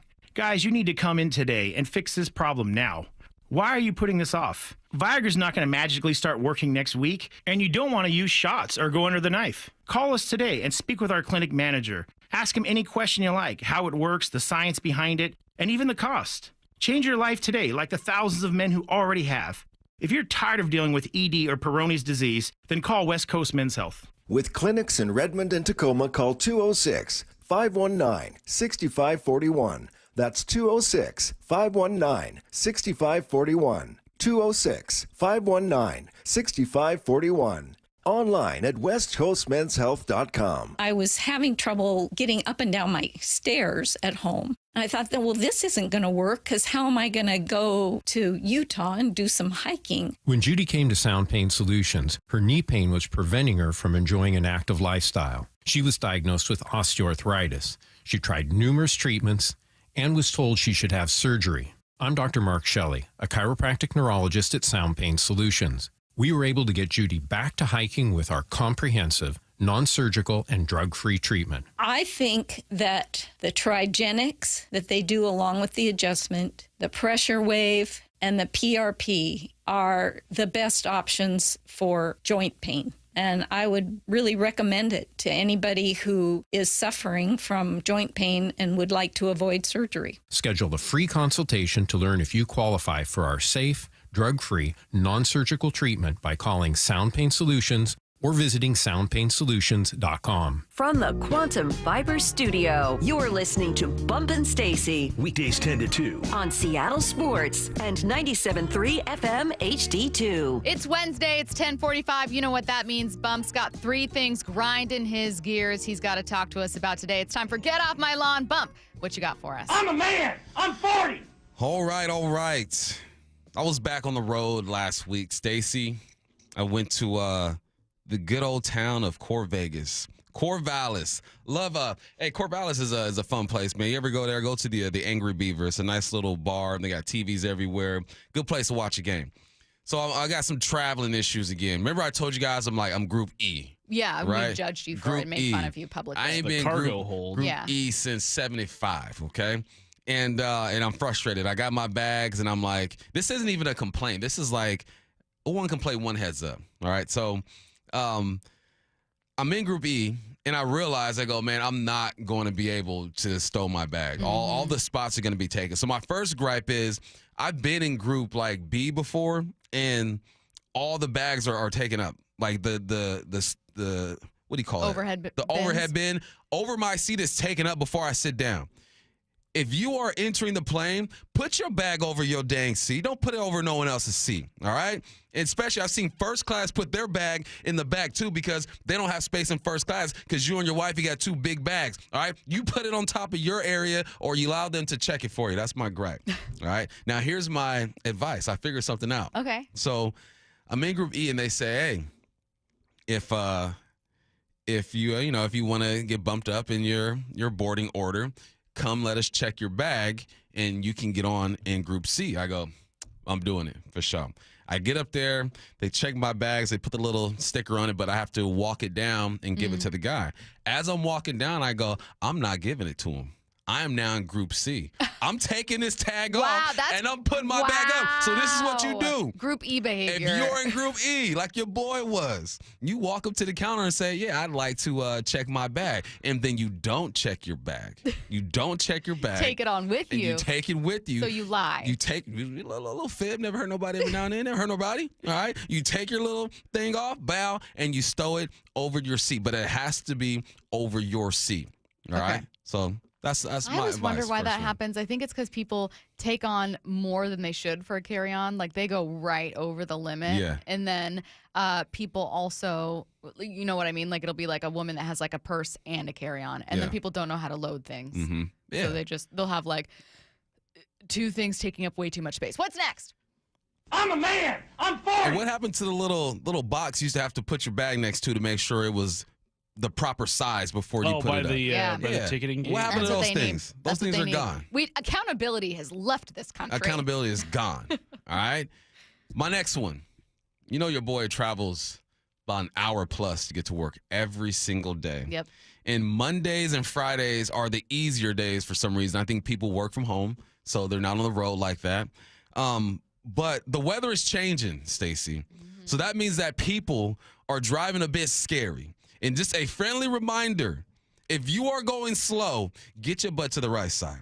There's no reason for you to be in the middle or to the left. You go to the right side. I'm driving to work and minding your business. Minding my business. Doing what I got to do. Mm-hmm. And I'm driving and this lady's going like 45. It's a little sprinkly out. Be cautious. That's fine. But she's in the middle. On the freeway? On the freeway. I'm on the 5 right now. On the freeway. And she's in the middle and she's traveling so dang slow. And I'm being patient and cars just vroom, vroom, vroom, going all by me. And I go, this lady needs to move. So then I go by her and I'm driving. And she's on her phone, going 45 in the rain. 1, you're going 45, you need to be all the way to the side. 2, get off of your phone. Get off your phone. Also, it's dangerous. If you're driving slow because you're worried about driving in the rain, the least safe thing you could do is be on your phone. I'm saying. Get out. You're going slow. It's raining. You're on your phone. That's irresponsible. It's 7 o'clock in the morning. I'm trying to get to work on time, and you're making life difficult for me and everyone else behind me. Everyone's behind me. And then if you live in a rural area like I do, 2-lane highways, like 4 lanes, got 2 on one side, 2 on the other side. All right. You are really messing up people's commute. You're making their commute about 20 minutes longer because you're not bumping over to the right. And everybody's got to go around you. Let them know. Be considerate of other people on the road, please. The weather is changing. It's getting dark. Yep. I understand that. Be cautious out there, but be considerate of other people. What's next? I'm a man. I'm 40. Next one. I saw something egregious yesterday, or something happened to me. It was egregious. Okay. This is bro code here. Okay. This is bro code. Oh, I love a bro code all right? conversation. Bro code. Going to the restroom, and I time up my restroom breaks perfectly during sporting events. I want to go in there when there's the least amount of traffic, right? So I go to the restroom, urinals for days, opened up. Okay. I go to the urinal, do my thing. There's space. 3 urinals between me. Oh, no. Why does some dude stand right next to me and use the urinal? No. You don't do it. No. Bro code. If there is space, you put space in between you and the next guy. How many urinals were in this bathroom? There were 6 of them. At least. There should at least be 3. And then if it's open, you know what you do, Curtis? Matt, if it's open, you go to the one to the corner, too. Like, I'm going to the corner. Yes. You got to hit the corner. This man stands right next to me and then looks at me and says hello. First off, don't be talking to me while I'm doing my thing. Don't be talking to me. 2, there's so many urinals open. What are you doing? Now I'm thinking you trying to size me up. What's up, dog? Like, what's going on in this situation? All right? Don't stand next to me, please. I get it. If there's nowhere else to go, you do what you got to do. But don't stand next to me when there's space and then try to talk to me like we're buddies. Oh, no. Talk to me when we're washing our hands, okay? You know? But come on now. Someone said, Bump, what if he recognized you? It's even worse. Well, that is Talk to me while we're washing our hands. You know, why don't you wait? Just wait. Oh, man. 6 urinals, and this guy went right next to you.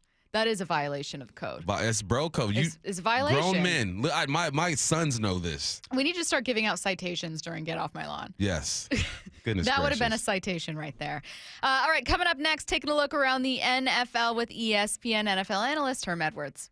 Hawks Live. Tomorrow night from 7 to 9. Live from Bellevue Square Center Court. Join former Seahawks Michael Bumpus and Paul Moyer as they go deep on the Hawks with player interviews and opponents' analysis. Rookie Michael Jarrell, what's your approach? Are you the talking type? I'm pretty much quiet until somebody get me riled up or like we make a big play. I'm gonna talk a little bit. We get a first down, I'm gonna talk a little bit. Or our pancaking, I'm definitely gonna talk. So it's like Presented by the Bellevue Collection. Every Thursday night throughout the Hawks season. Choose the right flooring for your home, right in your home, with Floor Coverings International. They bring the mobile showroom to you, loaded with samples of carpet, LVP, hardwood, laminate, tile, and more, so you can see the flooring in your light, not just in a store or on a screen. They handle every aspect of installation, ensuring your complete satisfaction. Visit FCIFloors.com and book a free in-home consultation. Floor Coverings International, the stars of flooring. Collectors, Front Row Card Show is coming to Tacoma. Join us at the Greater Tacoma Convention Center on November 16th and 17th. Baseball, football, basketball, and hockey cards, plus collectibles such as Pokemon, Marvel, Star Wars, and comic books. SGC and JSA will be there. So bring your cards, comics, and autographs to sell, trade, or get them graded. Hundreds of vendors, thousands of dollars, and free prizes. Don't miss it. Front Row Card Show, Greater Tacoma Convention Center, Saturday and Sunday, November 16th and 17th, 11 to 5. For more info, go to frontrowcardshow.com. That's frontrowcardshow.com. I've always said, the car sales in the 1980s and 1990s, earned the rep that we have today. The concerns that consumers have because of what has happened in our industry in the past, they're warranted. It's our job to show them that that's not how business is done anymore, right? It's very different business. It's much more transparent. There's much more information that's available to people. And we're much more customer focused than I think the car industry was, 20, 30 years ago. I'm more focused on providing good customer service and relationships because I think if you take care of people, money will always come.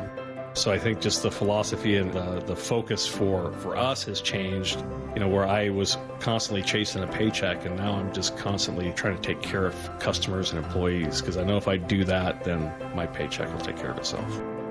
The LJ way is the Lee Johnson Auto family. Have you recently tried to get a loan to buy a piece of real estate? Are you tired of dealing with banks, credit unions, and their endless guidelines? Wouldn't it be nice to go back in time when we had common sense lending? Hi, I'm Scott Riereka, CEO of Legacy Group Capital based in Bellevue. We are one of the largest local private portfolio lenders in Washington. We've helped thousands of home buyers and real estate investors reach their financial goals by leveraging the Legacy Common Sense borrowing platform. What that means is we lend our own money, we make our own decisions. If your deal makes sense, we'll get it done. Whether you're purchasing a new piece of real estate or refinancing an existing loan, bridge loans, construction, or regular home loan, it doesn't have to be as difficult as banks and lenders make it. If you're trying to grow wealth through real estate acquisition, come talk to the experts in private lending. Call 425-635-4700 or LegacyG.com. Legacy Group Capital, your common sense lender. LegacyG.com. Hey, Mike Salk here, and we got some exciting news at the station. Riverside Roofing and 710 have renewed our partnership into a deal that will carry us into our 8th calendar year working together. A big thank you to Don, Brandon, Jordan. Not only are those guys terrific roofers and businessmen, but even better people. And I've been fortunate to get to know them, text them back and forth, playing golf together. Just truly awesome people. And all that matters when choosing who you want to work with. People want to work with people they like. And most importantly, they want to work with people they can trust. And that's Riverside Roofing. You've heard me say it for years now, and you'll continue to hear it for a whole lot longer because it's true and it works. We've had people text into the show. They say, Salk, you told me I could trust them, and you were right. If you have an upcoming roof replacement, they need to be your first call. Again, big thank you and congratulations to Riverside Roofing. You can find them at riversideroofingllc.com, and they are the roofing company you can trust. That's riversideroofingllc.com. Make this holiday season extra special in the kitchen of your dreams while saving thousands. Hi, this is Chad Cicchini, owner of Heritage Homecraft. Our solid wood refacing system delivers a luxurious new kitchen way easier and less expensive than a tear out. Heritage Homecraft's specialty is custom cabinet refacing and quartz countertops. Our own craftsmen will reface your existing cabinet boxes with 1/4-inch thick solid hardwood and add new custom-built solid hardwood doors. We can make design changes, add cabinets, install custom features, and top it off with a beautiful quartz countertop, all in about a week. Book now and we'll be able to schedule the installation of your new kitchen before the holidays, and you'll receive an additional 15% up to $3,000 off. Call today and schedule a free in-home consultation where we'll bring a showroom to you. Heritage Homecraft, 425-485-1600, 425-485-1600, or heritagehomecraft.com. That's heritagehomecraft.com. This is Seattle Sports. Streaming through the Seattle Sports app. KIRO AM Seattle. KIRO FM HD2 Tacoma. Home of the Seahawks, Mariners, and everything Seattle sports. This hour is brought to you by Floor Coverings International. Seattle Sports Snapshot. The Colts are reversing their decision to bench Anthony Richardson, going back to him as their starter for an upcoming game against the New York Jets. Head coach Shane Steichen made that announcement this morning and said Richardson will remain the starter for the rest of the season. Good news for the Seahawks. Abe Lucas has been activated from the PUP list. He was designated to return to practice on October 24th, meaning that 21-day practice window was closing anyways. So not really much of an option for Seattle here. It isn't shocking news. What we're really waiting to see is whether he suits up on Sunday. Snapshot, brought to you by Miller Lite. When it's game time, it's Miller time. From the Quantum Fiber Studio, this is Bump and Stacy on Seattle Sports. Streaming through the Seattle Sports app and at seattlesports.com. Now, here are your hosts, Michael Bumpus and Stacy Ross. Here we go now. You are listening to Bump and Stacy. Joining us now on the Emerald Queen Casino Sportsbook Hotline, it's ESPN analyst Herm Edwards. Herm, how's it going? I am well. I think if you're a fan of certain teams, you're probably scratching your head right now trying to figure out what's wrong with them. If we could figure that out, we'd be real smart. But sometimes you just watch football and you shake your head. Well, one of those fan bases might be the Chicago Bears, trying to figure out if the firing of Shane Waldron solves their offensive problems or if it's something else. What did you make of the team, their decision there? Well, I think, you know, with media being the way it is in today's world, and your fan base having the ability to, you know, tweet out or talk about their frustrations, it becomes apparent at times for certain organizations when you're going through a period of what Chicago's going through that, you know, we probably got to make a change. They've lost 3 in a row, obviously. They're in a division that I think is very, very tough. No one anticipated this is the most winning division there is in the league right now with Detroit, Minnesota, and Green Bay. Then you have a young quarterback that you know, early he struggled some, and then I thought, you know, he hit a spurt there where he played pretty good. And I think, you know, people are trying to figure that all out. I will say this, look, I think Jaden Daniels really has really put a lot of pressure on these young quarterbacks because of the way he's played, right? But when you look at the numbers, you know, Jaden's thrown 9 touchdowns. He's thrown 2 interceptions. He doesn't turn the ball over, and he has another 4 running. Drake May, obviously, he's thrown 7 touchdowns, 5 interceptions, and you know he's got 1 running. So, and you know, you look at Denver, Bo Nix, 10 touchdowns, 6 interceptions. You look at your guy, Caleb Williams. He's got 9 touchdowns, 5 interceptions. He's lost a fumble. And then you got Levis, 7 touchdowns, 7 interceptions. Now Jaden has the best record. He's 7-3. Everybody else, Bo Nix is 5-5. The Bears are 4-5. Tennessee's 2-7. The Patriots are 3-7. So I think sometimes, we look at things and it looks like this when you got a rookie quarterback. This is what it looks like, and you're going to start him. It's not pretty. But by the way, you can go back historically. Peyton Manning threw 28 interceptions. 28 of them. You can just go back and look at some of these guys, and they end up being good quarterbacks. I think you have a good quarterback. I think Chicago Bears has a good quarterback. Now, going forward, what are they going to do when the season ends? And I think it's just about the quarterback. And it's even more evident in today's world. Does the coordinator understand the talent of the quarterback? And is he willing with his system to be flexible enough to allow him to be successful? Jaden Daniels is a perfect example. Cliff Kingsbury comes from a place where he's always had a quarterback that extends plays, that can run, and obviously he's built the offense around Jaden's skill set. Well, Herm, kind of going off of what you're saying, the assumption about quarterbacks and I guess coordinators and head coaches is that they're on a short lease. There's a factory called NCAA football, if you heard of it, Herm, that puts out these quarterbacks every single year, and it seems like a team is always looking for the next best thing. And the assumption is that these QBs on a short lease and these offensive coordinators on a short lease. In your experience, being a coach in the game and covering the game, is that true? Does it feel like coaches and QBs on a shorter lease these days, or is that the way it's always been in the NFL? Well, it's according to who ownership is. Bottom line, it boils down to ownership. And I will say this, and so let's understand this now. This is a fact. Okay, I'm not making it up. There's not 32 franchise quarterbacks right in the NFL. So let's don't live in la-la land thinking, well, every team has a franchise quarterback, because you don't. You can look at 32 of them. There's not 32 franchise quarterbacks, and you know that when you draft these guys. All of them are franchise quarterbacks. Right. They're good quarterbacks, but you can still win without a franchise quarterback. So let's don't throw our arms up. Oh, he's I don't know if he's a franchise quarterback. Let's see. He could be a good quarterback, and you can still win. Sam Darnold's a good quarterback. He wasn't a franchise quarterback. Jared Goff, Baker Mayfield.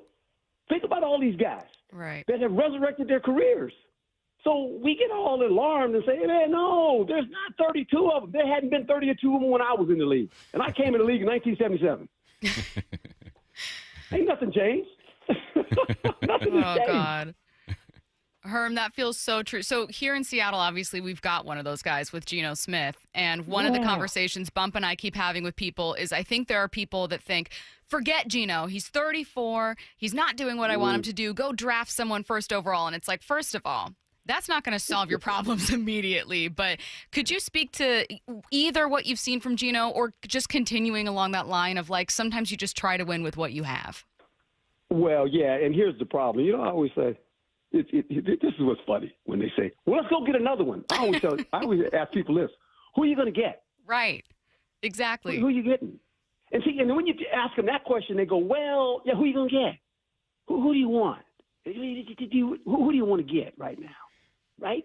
And so I just think, we have expectations, and this is why the fan bases are so great through the National Football League. See, in college, they graduate. In pro football, they don't graduate. You got to make a decision. How long are you willing to stick with the quarterback? And if you decide to go in another direction, understand this. You could look like the Chicago Bears. You could look like the Denver Broncos, right? You might have that. You might look like the Tennessee Titans when you go get a new quarterback. There's nothing given. There's no guaranteed. I get another guy. All of a sudden, our destiny has changed. You don't know that. Yeah, it's a science that no one has perfected yet, and I think that's what makes the NFL just so interesting every year. And then I look at the division that the Seahawks are in, Herm, and the NFC West is wild. The Cardinals at the top of this thing. The 49ers are getting healthy. The Rams figure things out eventually, and then the Hawks are sitting at the bottom trying to figure out who they are. When you look at Mike McDonald and the way that he's approached the season, new head coach, 37, got a whole bunch of new coaches on this staff. How do you think he's doing over here? And I try to remind people that it takes some time. I'm kind of with you, Herm, when it comes to that. But how do you think Mike McDonald's doing so far? Well, he's doing fine, and he's in a very competitive division. And look, they got, what, 9 games left, okay? Or 8 games left. And so when you boil it all down, you ask yourself this question. The season starts now. It really starts now. Can you win 4 more games? Can you win 4 more games? You got to ask yourself that question. Can you win 4 more? There you go. Okay. If you're really good, can you win 6? 6 gets you in the playoffs. Might not win a division. So this is when the season starts. When you look at teams right now, according to what the division you're in, if you got only 3 wins, you got hope. Now, you got to win about 7 games for the rest of your season, okay? But if you can do that, all of a sudden the fan base is cheering again. They're happy. So you're not out of it. I mean, they still think the Jets are alive. Oh, no. Right? I mean, the people in New York still think, well, the Jets are still alive. When you look at the numbers, yeah, they're 3-7. They're still alive. But they got to start winning because they're running out of games now. They're running out of games, and everybody's running out of games. And you got to realize that 9 or 10 is the number. 9 or 10 gets you in the playoffs. Certain divisions, you might winning 10. So I just think it's very interesting down the stretch now. Herm, I made the mistake of thinking the Jets would be really good because, unlike you, I am not an NFL analyst. So I looked at this roster and I thought, let's go. Let me stack up my fantasy team. And I'm looking like a fool. What do you think happened over there in New York, or what do you think is the big problem? Well, I've always said this. This is what's great about sports. Talent. We get admired with talent, right? I've seen a lot of talented, rosters, but it doesn't matter if they don't play together as a team. Right. And there lies the problem. And that's in any sport. There's a lot of talented rosters, but the team thing is the critical part. If they can't come together and play together as a team, it looks like this, and you get frustrated. And their problem is, to be quite frank, they're in a situation where they went all in, and that's fine. And you're 3-7, and you're saying, we went all in. What's wrong? Well, look at it. It just doesn't, for some reason, it just doesn't look right, right? And they got talent. They got a lot of talent on both sides of the football. But they got to start winning some games here. And they finally won one, and then they turned around and lost the next week. And it's like, well, wait a minute, what's wrong with these guys? And they're all looking at each other. So they got to figure it out. And I think the thing they got to figure out is when the season ends, how many wins do you have? And the big question is this. You got a 40-year-old quarterback, soon to be 41. Do you want to make another run at it with him next year? That's the question you got to ask yourself, right? That to me, that's the big question for the Jets. Herm, I grew up in the wrong era, and I wasn't good enough. I only played a couple years in the NFL. I was a receiver. And I'm looking at what these receivers are getting paid now, and there's a conversation that I constantly have with our listeners. They say, you can't win paying a receiver X amount of dollars. And then I look at the game, and I say, well, the game is spread out a bit, and you do need a number one receiver. So now, long story to your question, Herm. Then I go back to what you were saying, how you got to build around a quarterback. Do you see a situation where you don't necessarily need that $25 million receiver, and then the team is still able to win ball games? I look at the teams who are considered contenders, and they have those guys, but they also obviously have a franchise quarterback. Yeah, and I think it starts with him. When you have a quarterback, he obviously makes you better. He makes the parts around him better. Most franchise quarterbacks, they want a number one guy. Okay, we get that. Let me ask you this, though. And let's look at him. Pittsburgh Steelers. They got a number one guy? Nope. No. Did Buffalo Bills have a number one guy? Nope. You don't think Cooper's number one guy? Yeah. For who? For the Bills, Amari Cooper. Used to be. He ain't the same guy, guys. Amari Cooper's not the same guy he was when he first came in the league. He's been to 3 teams now. There's a reason for that. He's not a number one anymore, right? There's a reason. It ain't by accident. So you go down the line. I mean, I don't know. I mean, it helps you, but at the end, I keep saying this: teams win. Teams win, and quarterbacks make players better. Yeah, you love to have a number one guy, but everybody don't have a number one guy. And so we get that. And then you look at it, you go, okay, we don't got a number one guy. Okay, did the 49ers have a number one guy? Not anymore. I was just saying. I get it, but I just think when you watch football, it's very evident the pieces around the quarterback and how they play together as a team. Those are the guys that generally end up standing. Right? They just look, Patrick Mahomes, like his number one guy's tight end. Yeah. Say what you want. It's a tight end. I don't know. I mean, I just look at it. I laugh sometimes. I go, hey, talk about it. I get it. It's nice to have that guy. You pay him all that money. Dallas Cowboys got a lot of number one guys. How are you looking right about now?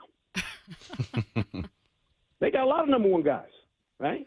Hey, he pays them all. Okay. You keep paying them.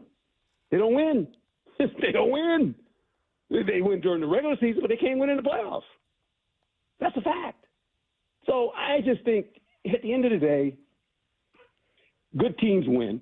And for me, I think quietly, you know what's coming back to the National Football League and it never left? The running back. Mm-hmm. The running back that can catch the football. This is why McCaffrey is so good. Because you got a problem. You got a problem with that guy. He can run it, but then he's a bad matchup for linebackers. They can't cover the guy. So to me, running backs are coming back. The running game, all of a sudden, Lamar became a better quarterback when he got Derrick Henry. Sure did. It wasn't a receiver he got. It was a runner. He said, well, we can get Derrick Henry. Ooh, guess what? Yeah, he's pretty good. You got a runner. I'm telling you, the next couple of years, you watch what I'm telling you. The running back's coming back because here's the problem that defenses have in today's world. They play with light boxes because people play with three receivers or they got an athletic tight end, and so now you take out a linebacker or two, and when you run the ball, the box is light. You got a bunch of safeties and nickelbacks playing linebacker. That's a problem versus the run, and that's why people are running the ball again. Offensive coordinators are smart guys. They look at that box and go, hey, man, we got a light box. I don't care if it's 3rd and 5. We'll run the ball. We'll make a first down. They're playing the pass. We got a bunch of 180-pound linebackers sitting in there because he's covering a wide receiver. We just block that guy, and we go around the corner. We make 6-7 yards. Easy, every time. I know, Bumps. That's the game I'm watching. Yeah. That's the game I watch on television. I mean, I get it. Maybe people don't watch what I'm watching. I kind of watch it different, but I'm going, they got no shot. That's what's wrong with Dallas Cowboys. They can't stop the run. Mm-hmm. Yep. Right? They're light in the box. So, I mean, I just think that the game always evolves, and you always have to be a step ahead of it. The coordinators always have a new way of attacking defenses, and defenses have to react to that. I know, Bump, and I can't wait to continue that part of the conversation. Yeah, Unfortunately, Herm, we've taken up enough of your time, and we have to let you go. But he was nodding along, and I just know we're going to keep talking about that running back comment because it is so true. He's ESPN analyst Herm Edwards. Herm, thank you so much for your time. Thanks, Herm. My pleasure. Thank you both. Let's get to 4 Down territory. This is 4 Down territory, going inside the game. What former Seahawks and Coug wide receiver Michael Bumpus. First Down, has your stance changed on if a team needs a number one wide receiver after listening to Herm? Herm hit me with that OG. Listen here, son. He sure did. This is what it comes down to. down. All right, let me tell you a little something. No, it still hasn't changed. I listen to Herm, and I agree with a lot of what he said. It comes down to the quarterback, right? Quarterback has to elevate everybody. But then I'm looking at the best teams in the game right now, and I think they all have number one receivers. Herm didn't think Amari Cooper was the number one receiver, but when you look at that offense, he's the number one receiver. You got Coleman as well. Bengals, number one receiver in Chase. Vikings have Jefferson. Commanders have McLaurin. Baltimore has Zay. And these are just the order of numbers, like the most yards in the league, too. ATL has Mooney. Dallas has CD. Seattle has DK. Texans have Nico. Philly has AJ.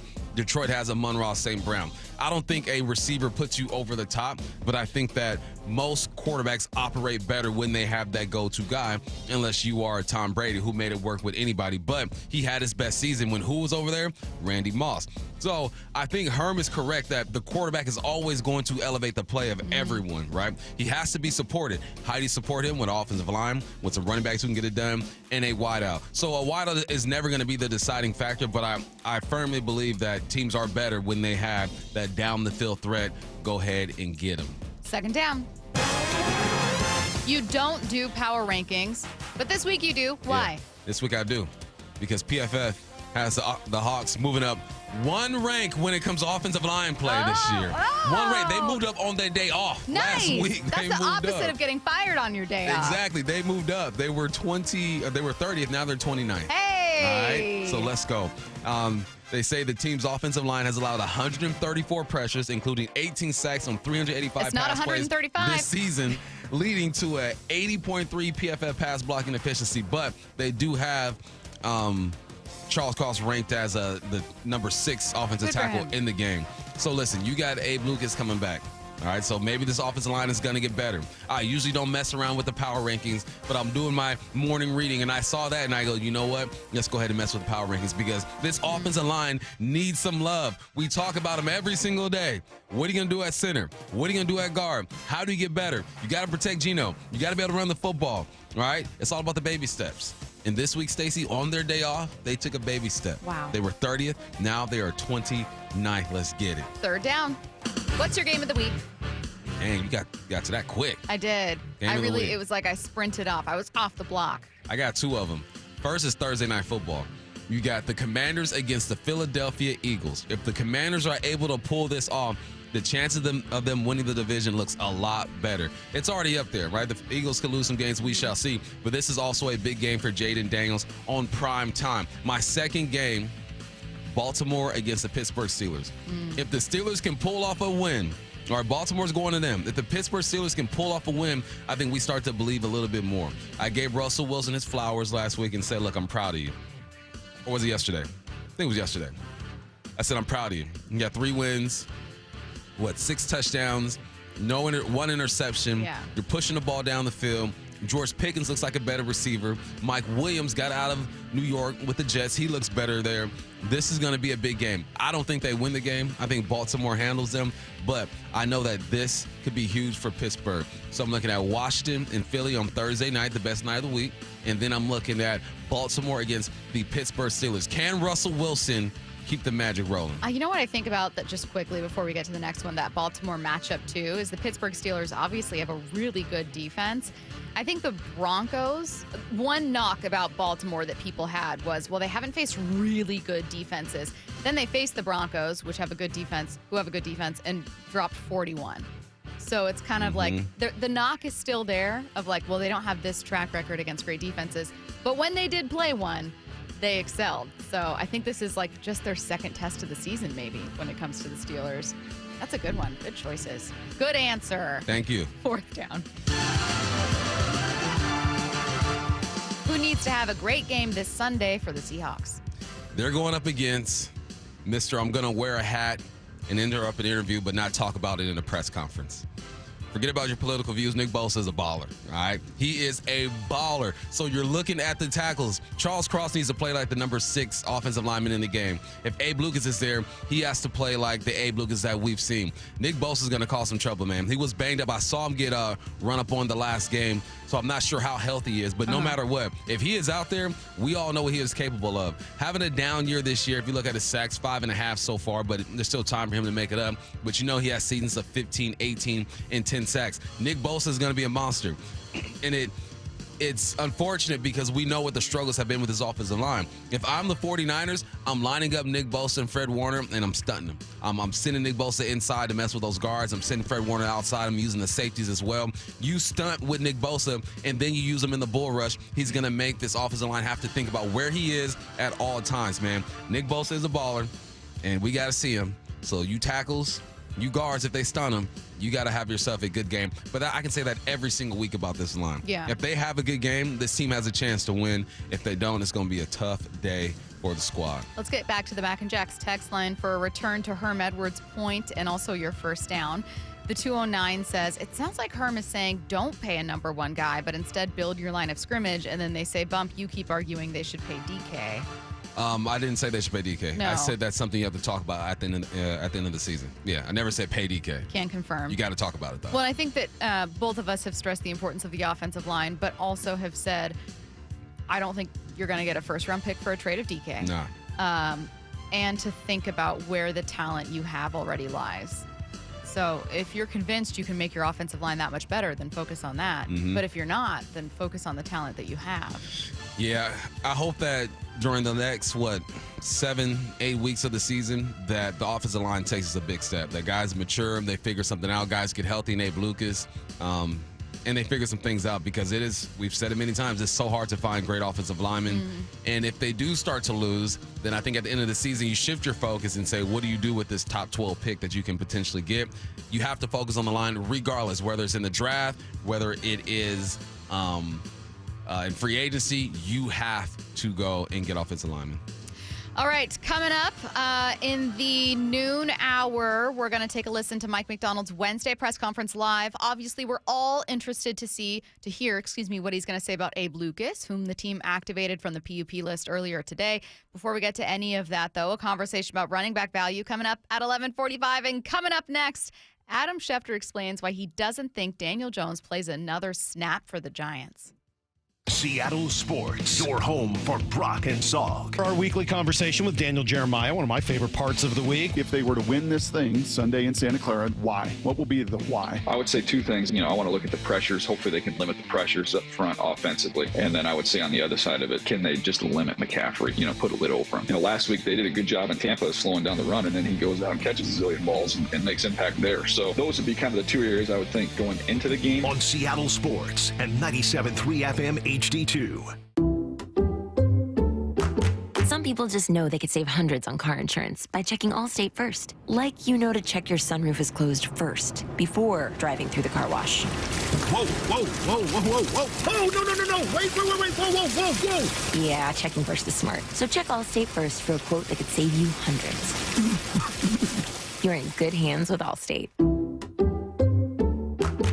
Savings vary. Terms apply. Allstate Fire and Casualty Insurance Company and affiliates, Northbrook, Illinois.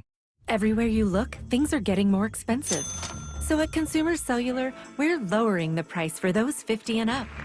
Now you can get unlimited talk, text, and data for $30 a line when you buy two. That's just $60 a month for 2 unlimited lines. So if you're 50 and up, make the switch and save. Come on, you've earned this. Call 1-888-FREEDOM or visit consumercellular.com today. Requires 2 lines of service, age validation, and credit approval, subject to system and area limits, taxes, and other fees apply. What is that sound?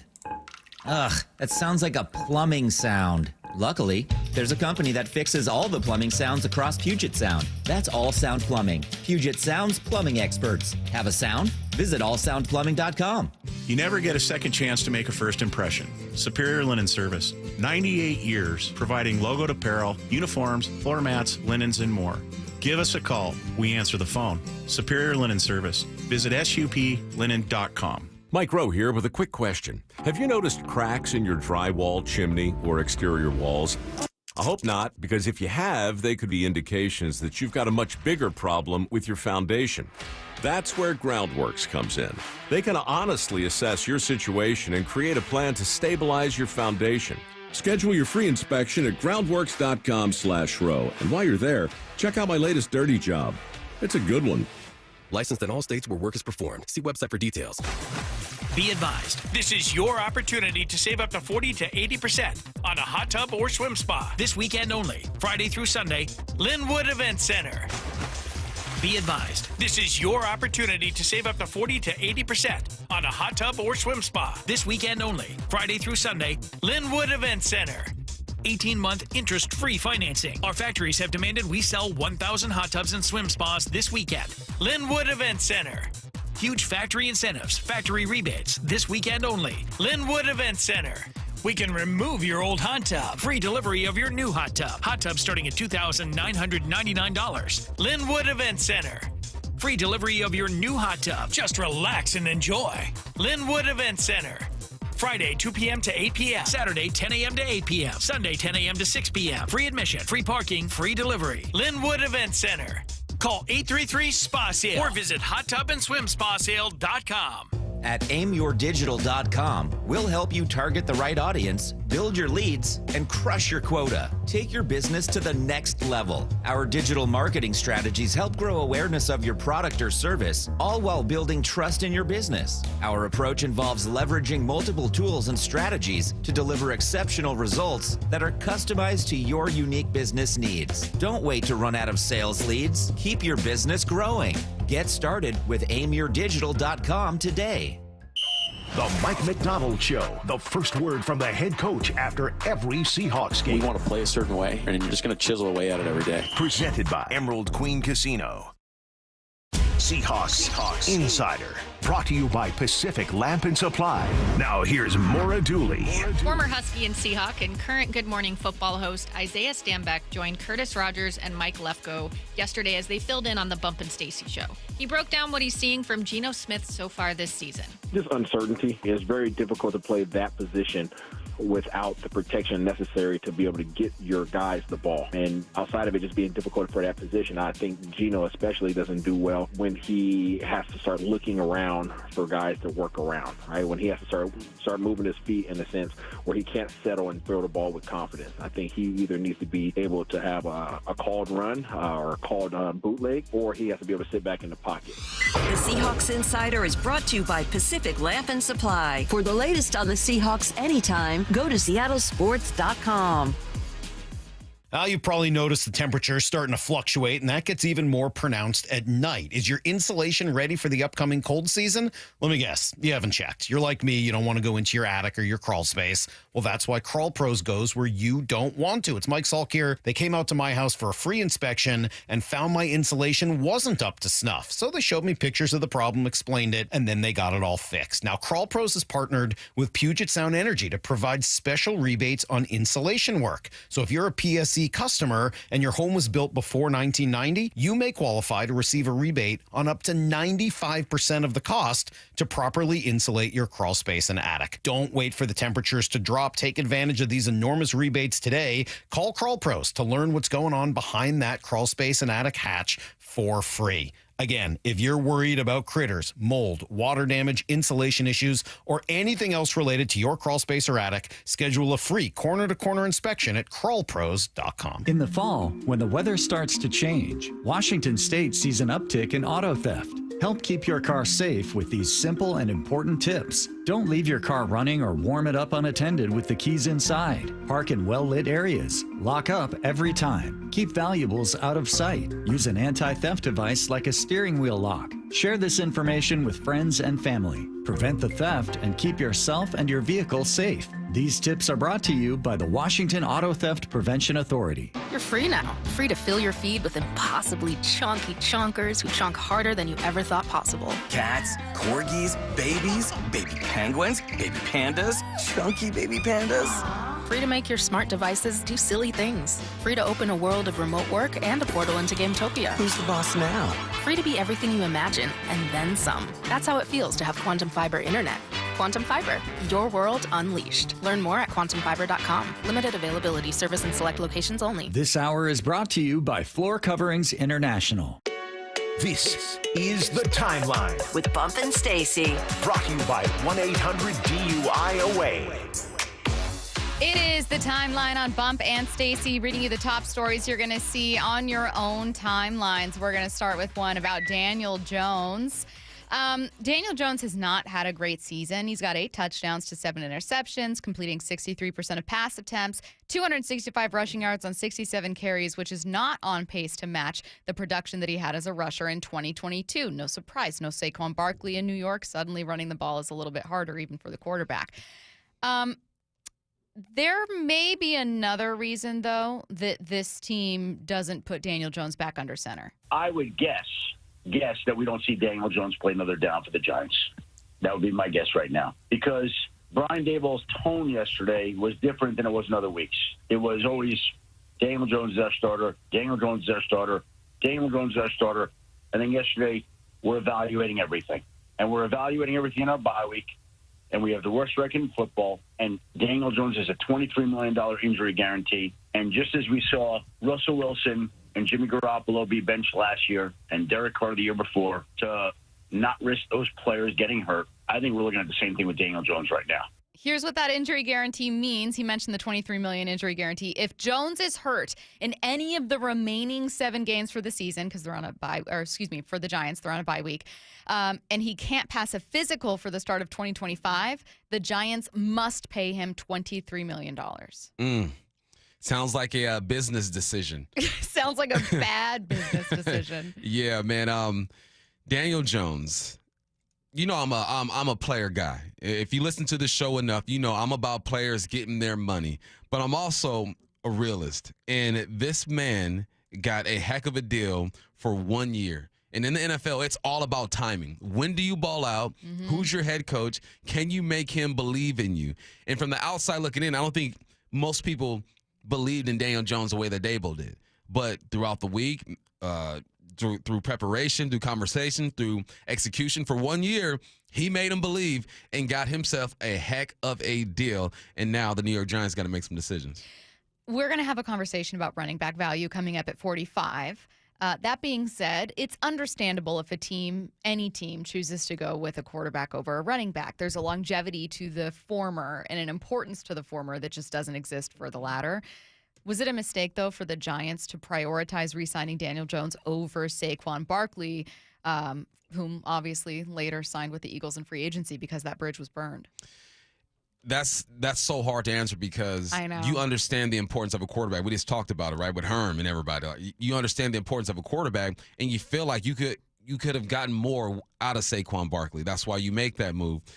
What's more vital to a football team, a quarterback you believe in or a running back? Right. I think you're going with the quarterback. Every time. So I think that's what it came down to. And in hindsight, I'm sure they're looking at it and saying, man, we should have tried to flip Daniel Jones. But what are you going to get Daniel Jones? Yeah. What are you going to get for him? You're not going to get much because the rest of the league saw him in a different light. The Giants were the only one who were in love with Daniel Jones. He had a great personality. The Giants loved him. It didn't make sense to their friends, but they were like, if the Giants are happy, we're happy. Exactly. Mm-hmm. Next story here, sticking with the NFL. After being benched the last 2 games, Anthony Richardson has been named the Colts starting quarterback. This is for the rest of the 2024 season, at least according to head coach Shane Steichen. That one was tough. Richardson was asked by Kevin Bowen of 107.5 The Fan, just kind of to react to the news. Hey, what did you make of being benched, but also of starting again? Like, how are you feeling?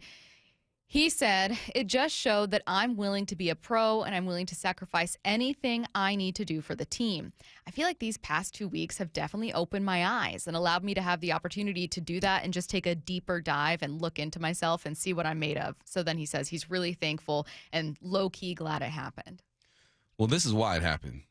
Joey Flacco started the season, 7 touchdowns, 1 interception. And you throw the young man in, he has his struggles, he gets banged up a little bit too. Joey gets back in, 2 touchdowns, 4 interceptions, 2 straight losses.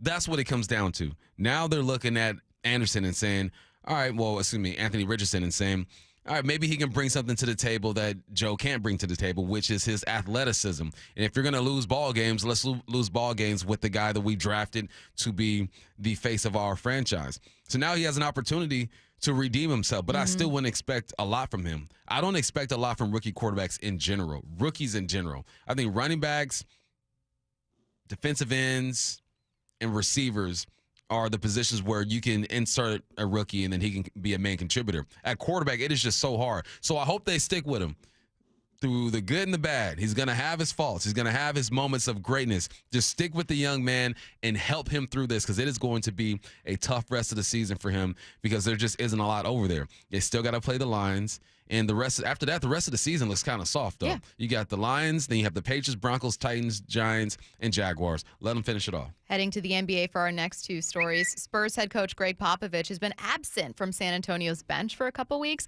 and now we know why. The team announced Pop suffered a mild stroke back on November 2nd. Thankfully, he's expected to make a full recovery, but a timeline has not been determined at this time for his return to the sidelines. Pop, one of the greats in this league. He's been with the Spurs for 25 years now? That's crazy. I mean, hope he gets better and keep teaching that young Frenchman over there how to ball. Next story here. I know that there are a few Seattle sports fans who just either protest the NBA or don't really watch the NBA, or maybe that your heart isn't in it anymore, and I completely understand that. But I still felt that this story was really, really cool. It's Klay Thompson's return to play his former team. Obviously, he'd been traded to the Mavs, now with the Mavs, but it was his first return to play the Warriors as a visitor, and he received a hero's welcome. Let's extend our captain hats to the 4-time Warriors champion. He's back! Playing his 12th season out of Washington State University, number 31, Klay Thompson!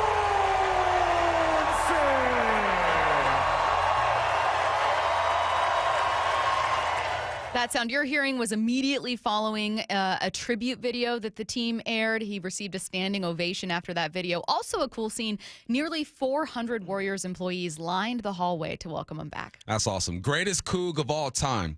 Get his statue up right now. What are we waiting for? Klay Thompson, that was nice for him to come back, and he had some good moments too. I was just watching on Instagram him hitting a couple threes and doing the Curry shake of the shoulders and stuff. He had some fun with it. They lost. Curry ended up hitting a dagger at the end of the game. I was going to say, it really would have been more friendly and polite for Steph to not lead them to a victory over the Mavs, but you can't always get what you want. Steph did what he did. He had to do it. But there's a lot of love between these guys, clearly between the organization and fans and Klay. Maybe one of the most likable guys in the league. I'll say so. Yeah. Wait, what would you say is an NBA star where it's like, I've never met anyone who hates this dude. I've never met anyone who hates Klay Thompson. Or Steph Curry. Or Steph Curry. And you can have Warriors fatigue and still be like, but respect. Yeah. Maybe that's like the Patrick Mahomes, not equating them, but I don't know anyone who hates Patrick Mahomes so much as they get tired of Patrick Mahomes' coverage. Yeah, that's the new age in sports. Early 2000s and 90s, you hated Jordan. You hated Charles Barkley, Patrick Ewing. It was a different time. I love sports hate. Yeah. I really do. It there's nothing wrong with it, but it is interesting that we've got quite a few figures now that are just, maybe it's like brand deals. People see sports differently. I don't even know. No. I don't know. Running back is changing in the NFL, at least in terms of value to a team. Here's why. That's next. When you're running the hurry up and don't have time for your favorite Seattle sports shows, listen to the podcast on demand. How about that? Unbelievable. Who would have thought? Every hour, every interview, every look behind the scenes. He is your new Seahawks head coach, Mike McDonald. We want to play a certain way, and you're just going to chisel away at it every day. Find us on seattlesports.com, the Seattle Sports app, or wherever you get podcasts. All signs continue to point to it being the right hire. Never miss a minute of Seattle sports, the home of the Seahawks. In the Pacific Northwest, choose Star Rentals for construction equipment. With 18 locations, they deliver superior service and unmatched follow-through. Visit starrentals.com. Star Rentals, the preferred supplier to the West's best contractors. Transform your home from top to bottom with State Roofing. Hi, it's Sam Thomason, owner of State Roofing. It's not just about a new roof, it's about a new look for your entire home. Deck out your backyard or give your exterior a facelift with our siding and window options. And there's no better time to start than now with our incredible offer. 0 down, 0 payments, and 0 interest for 12 months. Why wait to make your dream home a reality? We do more than just roofs. Visit stateroofing.com. Let's talk about what's possible for your home. State Roofing, the last roof you'll ever need. For top quality fencing, trust Contour Fence, locally owned and operated since 1984. For residential or commercial, visit contourfence.com. Use code HAWKS10 for 10% off repairs or replacements and schedule a free consultation today. That's contourfence.com. I've always said, the car sales in the 1980s and 1990s, earned the rep that we have today. The concerns that consumers have because of what has happened in our industry in the past, they're warranted. It's our job to show them that that's not how business is done anymore, right? It's very different business. It's much more transparent. There's much more information that's available to people, and we're much more customer focused than I think the car industry was, 20, 30 years ago. I'm more focused on providing good customer service and relationships, because I think if you take care of people, money will always come. So I think just the philosophy and the focus for us has changed, where I was constantly chasing a paycheck, and now I'm just constantly trying to take care of customers and employees, because I know if I do that, then my paycheck will take care of itself. The LJ way is the Lee Johnson Auto family. Hey, Brock Ewart here with Shannon O'Kelly, President and CEO of IRG Physical and Hand Therapy, inviting you to come work with IRG. And Shannon, what kind of staff are you looking for at IRG? Brock, we're looking for all kinds of clinical staff, physical therapists, occupational therapists, athletic trainers, certified occupational therapy technicians, physical therapy assistants, you name it on the clinical side. We are looking for those folks. But we are really looking for folks that want to come to an organization that want to be part of our culture and change the culture and work with us to provide the best care and service we can to our patients, our team, and our community. So those clinical people out there, we're looking for you. We also provide advanced certification. We want to provide you mentorship. We want you to grow personally and professionally here at IRG. And with over 40 clinics throughout the Pacific Northwest, you've got the opportunity to work in the city you want. Just head over to irgpt.com/careers. That's irgpt.com/careers. This is Chris Davis with the Davis Law Group. Did you know that a pedestrian does not have to be crossing the street on a marked crosswalk to have a successful legal claim against the driver? Pedestrians can even be partially at fault for a collision and still have a valuable claim. Call us today for a free consultation or get my free book on pedestrian accident law at WashingtonAccidentBooks.com. That's Davis Law Group, better service and even better results.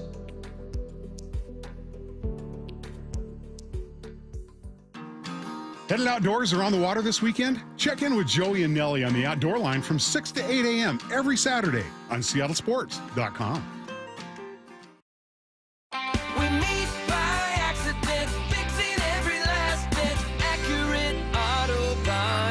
If you've been in an auto accident, you have the right to take your vehicle to any repair facility. Accurate Auto Body has been family owned and operated since 1994, and they work for you, not your insurance company. Your insurance company may not love them, but you will, because We meet by accident, fixing every last bit. Accurate Auto Body.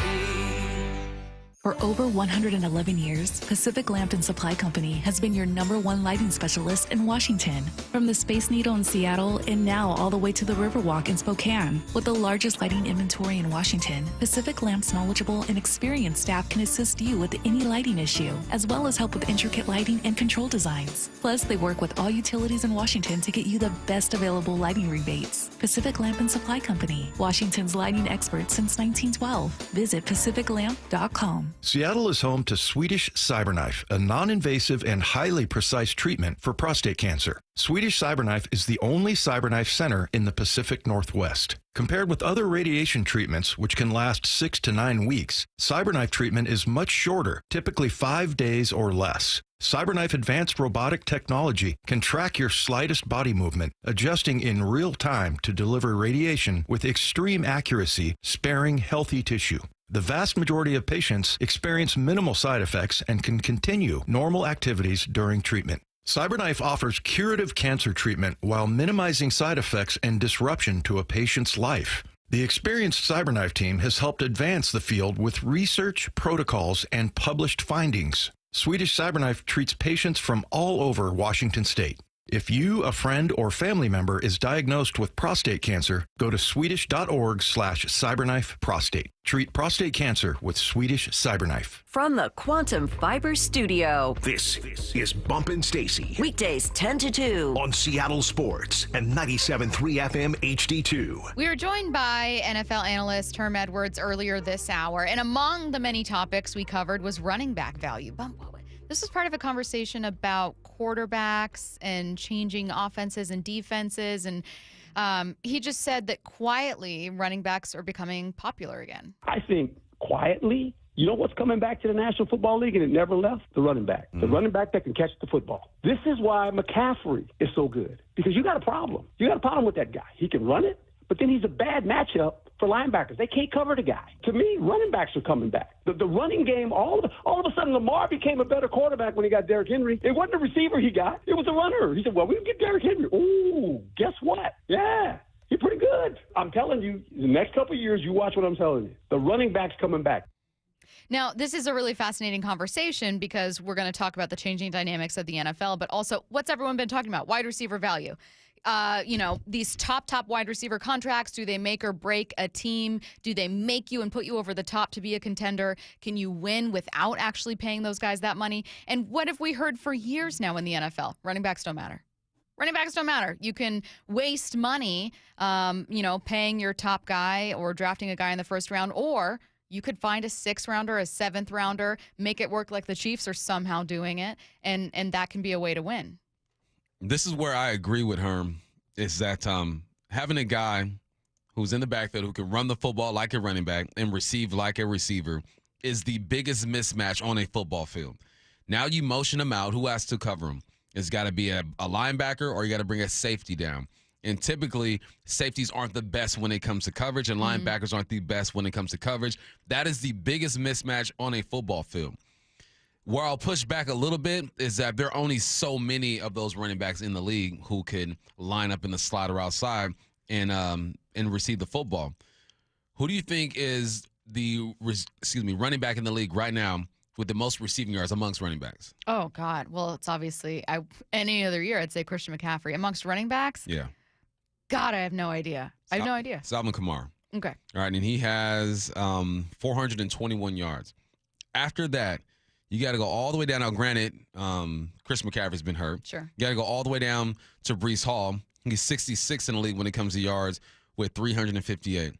After that, you got Bijan Robinson at 333. Then you have Rashard White at 291.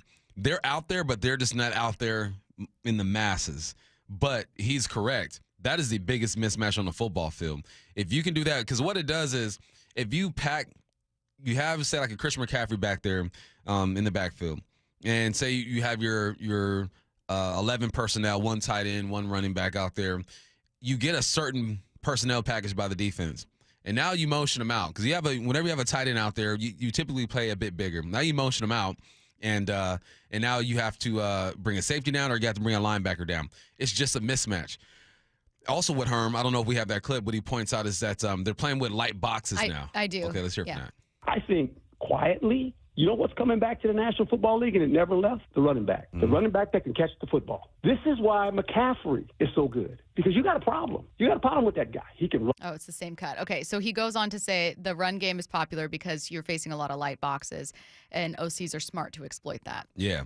So now he's talking about, okay, now you got a versatile running back who can motion out and get the mismatch, but also because of the way the game is played is spread out, you don't have your 250-pound linebackers in the box constantly. What he points out is you're bringing nickels down, you're bringing safeties down, and you're asking them to be instrumental in the run game.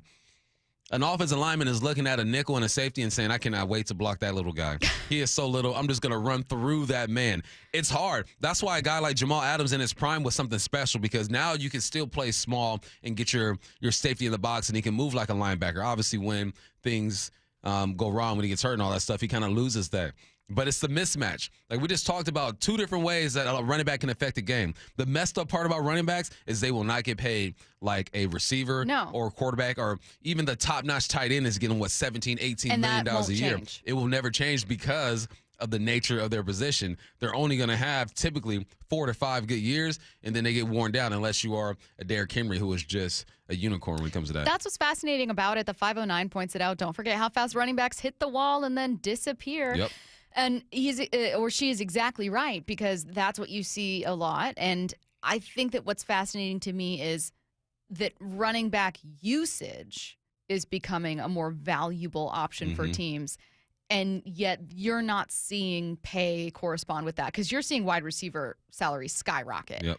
And I just wonder what that means for, are we going to see more running backs hitting free agency, moving around to other teams? Are we going to see, I'm just curious as to what happens there. Because the last time running backs were really, really, really valued, when you were having running backs as like MVP in back-to-back years, offensive lines were different, and the way running backs played was different. Yeah. I think the last running back to really get paid was what, DeMarco Murray? Or is that his name? DeMarco Murray? Was that his name? Was he with Dallas? With When Dallas? he was with Dallas? Yeah, he was with the Cowboys and then went to the Eagles. Then went to Eagles, right? He got paid. And then we saw Johnson also get paid. But then after that, I mean, they get paid and then they get hurt. And that's that's where I think the usage should be different. That's why I look at a team like the Lions and think they are doing it perfectly. You got 2 good running backs. You need a 1-2 combo. That's why I look at Zach Charbonnet and imagine if he can take another step forward, how that will save some years on Ken Walker. You got to protect these guys, because if not, they take the most beating out of any position in football. You have the football from behind the line of scrimmage, and guys are after you immediately. On the outside, receivers have longevity because you're in the perimeter. You're not dealing with linebackers all the time and defensive linemen. You can get down. Look at Tyler Lockett, done a great job extending his career just by getting down. You can't do that at the running back position. So how do you save running backs? You got to have a 1-2 combo and take some snaps off. I was going to say, how do you respond as a defense? Like, if we've been talking for months about how linebacker as a position is changing to where guys can be better in coverage, they're just a little lighter, a little faster. What are you going to do? Suddenly go back to like linebackers with no neck so that they can stop these guys? Like, what do you do? That is the $1 million question, because however offenses evolve, the defense has to respond. And I think the answer to that was getting guys like Jerome Baker and Dotson, who can get downhill and play physically, but also get out and cover. You know what the answer is? Evolution. You need a different type of human walking the earth that is 230 pounds, can cover like a corner and tackle like a linebacker. Evolution at safety, maybe. Yeah. Like the traditional kind of all the stuff. You can't just make guys like Kyle Hamilton, but like that maybe that's where people start turning to like incredibly versatile players or slightly bigger safeties. I have no idea. You need Cam Chancellors everywhere. Right? That would be ideal. Mm-hmm. If you could only find another Cam Chancellor, easy, you'd be in a great spot. Mike Golick Jr. joins us next. Seattle Sports, your home for Brock and Salk. Our weekly conversation with Daniel Jeremiah, one of my favorite parts of the week. If they were to win this thing Sunday in Santa Clara, why? What will be the why? I would say 2 things. I want to look at the pressures. Hopefully they can limit the pressures up front offensively. And then I would say on the other side of it, can they just limit McCaffrey, put a lid over him? Last week they did a good job in Tampa of slowing down the run, and then he goes out and catches a zillion balls and makes impact there. So those would be kind of the 2 areas I would think going into the game. On Seattle Sports and 97.3 FM HD2. This might be the most surprising statistic I've shared in decades of doing local news. More than 75% of commuters will be involved in a car accident at some point. JP Pendergast of Pendergast Law with more. What makes it more surprising? The average person will be involved in 3 to 4 collisions in their lifetime. With accidents unbelievably prevalent, what are some safety tips if it happens to you? Safety first. Secondary collisions are not uncommon while awaiting help. Turn on those hazards and remain in a safe place. If a bystander witnessed the accident, capture their information and encourage them to remain at the scene. Seek medical attention immediately if needed, as delaying can be a costly mistake. Lastly, remember that statements made to police and insurance adjusters can affect your case. Collisions are more common than we'd like to think. If you find yourself in one, follow these helpful tips and then call my friends at Pendergast Law. If you or a loved one's injured in a car accident, call Pendergast Law. We can help. PendergastLaw.com. This is Stacey Rost. Is that leaky faucet driving you crazy? Don't wait until it becomes a flood. Call Ben's Plumbing, Heating, and Air. At Ben's Plumbing, they pride themselves on 5-star service, where your satisfaction is their priority. Whether it's a stubborn clog or a complete plumbing overhaul, their team of dedicated professionals is here to help with no commission sales tactics. Just honest, reliable service you can count on. Call today at 206-789-5353 or visit Ben's.plumbing. That's Ben's.plumbing. Ooh, ma. What was that? That is business phone bliss with the Ooma Cloud Phone System. It handles all our voice, video, and messaging needs. You sound very calm. I am. Ooma has everything I need to run my business more efficiently, like virtual receptionist, call routing, and video conferencing. And it starts at just $19.95 per month per user, plus taxes and fees. Ooma. Nice. Find your business comm at ooma.com/radio. How is your drive to school?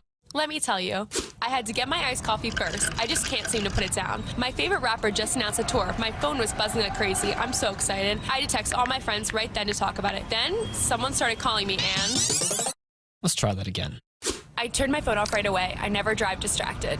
Visit StopTextsStopWrecks.org. A message brought to you by the National Highway Traffic Safety Administration, Project Yellow Light, and the Ad Council.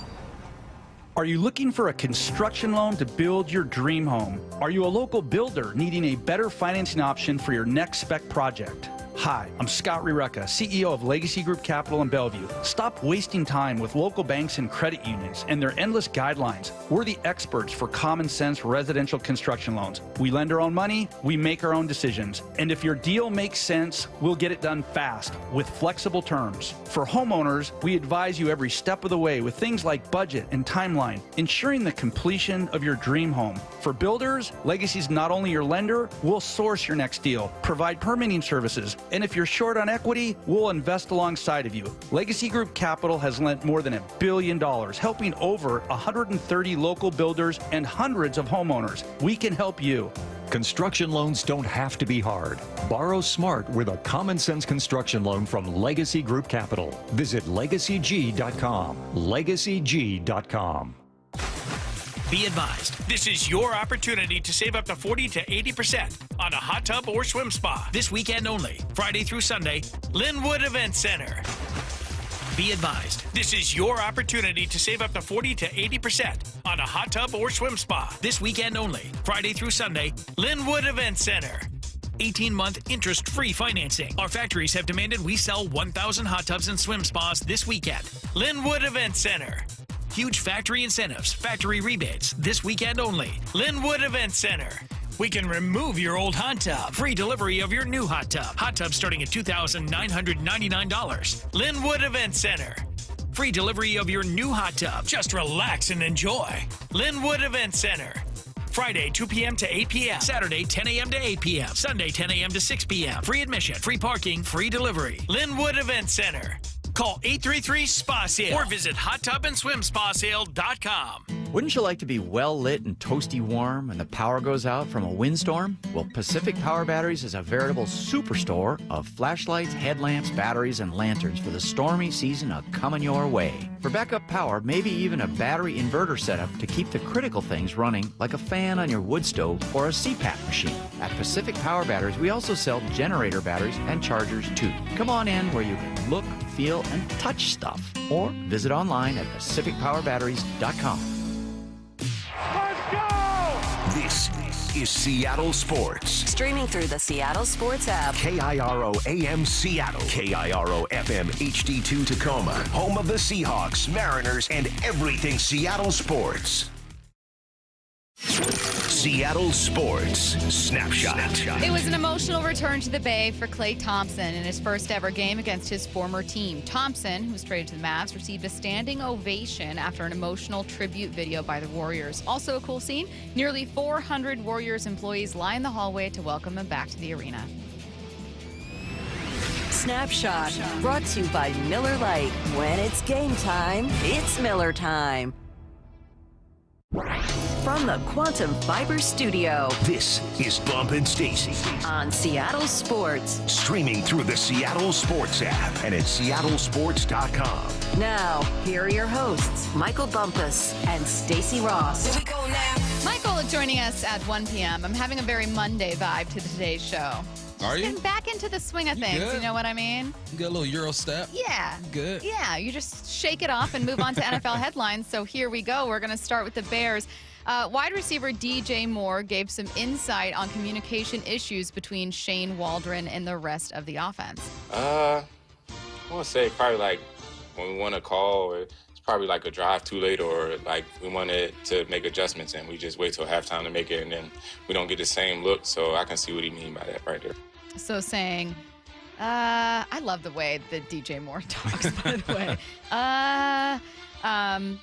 So again, I feel like we heard versions of that here in Seattle a little bit, don't you think? It sounds like Big Ray Roberts, Dave Wyman, Paul Moyer, Brian Walters, Jordan Babineau, myself. Sounds like we're all with DJ Moore. Like, that's what we observed. And to hear it from DJ Moore, a guy who was in the huddle, who was in the locker room, in the teaching room with him, it's validating, but it still doesn't make make it right. Like, oh, yeah, I told you about Shane Waldron. It doesn't make us happy that we're right about that. But everyone saw this coming. We knew that was the issue. He took it to Chicago, and it didn't work out. It really is. It's like part of you feels bad for the guy, but I don't know that you're cut out right now to be an offensive coordinator. Maybe not ever. You don't have to be. No disrespect. But yeah. You gave it a go.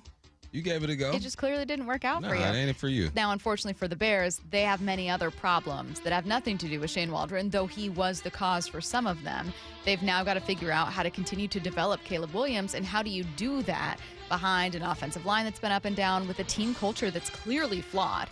I mean, you hear talk of guys being, like, checked out, you know what I mean, like not all in. That's tough. You hear guys going to the head coach and asking for a quarterback change. Asking for an offensive coordinator change. You got that. End of the day, strap it up and go to work. You guys still got to compete and go out there and protect your quarterback, because most of y'all will be back here next year. Yeah. About 35% of y'all, that's not most. Like, less than half of y'all be back here next year. So just finish strong. This is where you become selfish as a football player. This is where it is about you. And you're going to do your job so good, it doesn't matter what anyone else is doing on your team. You guys to lose the rest of your games is not going to be because of you. I played on horrible teams, and you click into that real quick. Like, all right, we're not going to win games, but I'm not going to look foolish. Forget everybody else. I'm going to do me. And you're right. Sometimes it is okay to be selfish as a player, but maybe you just don't tell reporters. Browns offensive lineman Jedrick Wills in our next story is in hot water after he told media that he made, quote, a business decision to not play in Cleveland's October 27th game against Baltimore. This was after he was banged up the week prior. I made a business decision not to play after the Bengals game, going into that Ravens game, because I was injured. And then the next week is when I received the news. File under things you don't tell people publicly. There are a lot of things that you can just keep to yourself. And I don't think he's the first player ever to make a business decision. I mean, we've seen that happen on the field. It's not weird. It's not unique. But saying it, Jedrick. Honestly, I don't think he really understands what that means. He can't. The way he used it so casually, I don't think he really understands that it comes with a negative light. It's not something positive. Like, you did make a business decision because you want to make sure that you are healthy and you're ready to go. But making a business decision is a negative thing. I honestly think the young man had no idea what he was saying. And it's stupid. Like, you should have just said, I knew that I wouldn't help my team playing at 70%. Yeah. Or I knew I couldn't help my team I want to playing. make sure I'm ready for the rest of the year. Yeah, exactly. We've got to turn this thing around, whatever you need to say. Head coach Kevin Stefanski further explained after he spoke with Jedrick. I talked to Jed. It was a poor choice of words. I know the connotation of business decision. That's not how he meant it. No. Did not feel like he was near 100% to help us. But poor choice of words, and he understands that. I think Kevin is exactly on the same page as you, Bump, going, yeah, I don't think he knew what he was did. saying. Like, listen, run it back. Listen to the way he says it. Okay. I made a business decision not to play after the Bengals game, going into that Ravens game, because I was injured. And then the next week is when I received the news. I also liked how he said Bengals. It's a wholesome answer. You know, it's just, he didn't know. He knows now, though. Can you imagine him smiling while he's saying it? He's like, yeah, I actually made a business decision. Jed, no! ESPN's Kevin Seifert reports that Vikings rookie quarterback J.J. McCarthy underwent a second surgery on his right knee to address swelling after he increased his rehab activity. Bump, I have no idea if that's like rare or worrisome or concerning. You know, I know that sometimes guys get cleanup surgeries quite frequently following serious things, but I don't know. Is this concerning to you at all if you're a Vikings fan? It's all good. He ain't playing this year. He has a lot of time to recover. That means, you know what this tells me? He was going hard in that rehab, and you got to calm down just a little bit. You know, a way to commit to the process to getting better and trying to get back next year, but it's a meniscus. It's going to heal fairly quickly. He'll be all right. Well, he's not coming back this year, though his timetable remains the same for a return next year. Not coming back this week, though maybe after the bye. For a second straight week, Jags quarterback Trevor Lawrence has been ruled out with an injured left shoulder. Head coach Doug Peterson told that to reporters this morning, probably so he'd stop getting questions about Trevor's availability. He said, just stop. We're trying to get him back after the bye. Leave us alone. Yeah, I thought he was out for the year. I knew it was a possibility. It was a severe AC sprain, I believe. So, yeah, take your time with it. Jags, you have no rush. You're not going to the playoffs this year. You just paid this young man. You want to make sure he's available for the duration of his contract at least. And I can understand where head coaches kind of get annoyed at the same question all the time, but also you got to realize this is the reporter's job. They're going to ask that question. So if you give them a timetable, you give them a date, then they probably stop asking. I bet they will now. You know what's interesting about Jacksonville?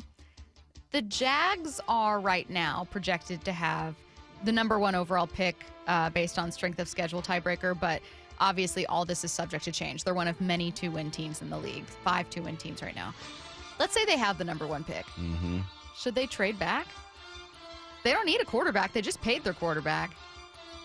I'm not that far into my draft research yet. Yeah. It depends on what's out there. If there's an offensive lineman that is the greatest thing you've seen since Trent Williams, you go ahead and get that young man. If there's something on defense at the end position, you go ahead and get him. Right now, this time of the year, all I know about are quarterbacks and receivers and a few running backs that are up for the Heisman. Well, and then you got to worry about if you're Jacksonville, because I would assume Travis Hunter's going to go near the top of the draft. Deion Sanders has made it very well known that Travis Hunter and Shedeur Sanders are only going to go to a select number of teams if they pick them at the top of the draft.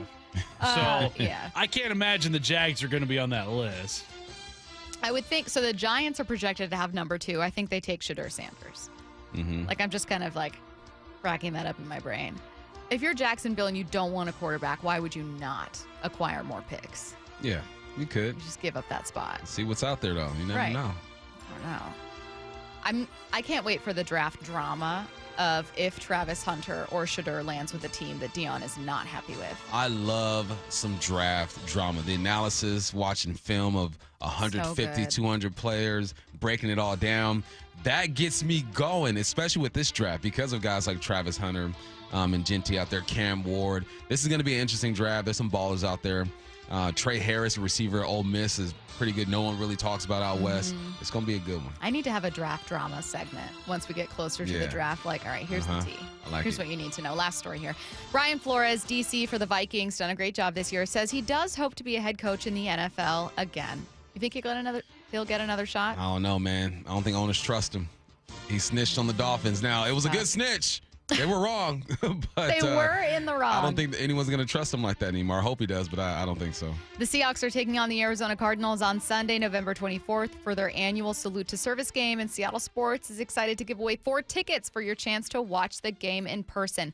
All you need to do is open the Seattle Sports app and click the Win tab to find out how. If you don't already have the app, just text the word app, APP, to 866-979-3776, and we'll send you a link to download. Enter daily to increase your chance to win. The contest runs through Tuesday, November 19th. Mike McDonald speaking to reporters next.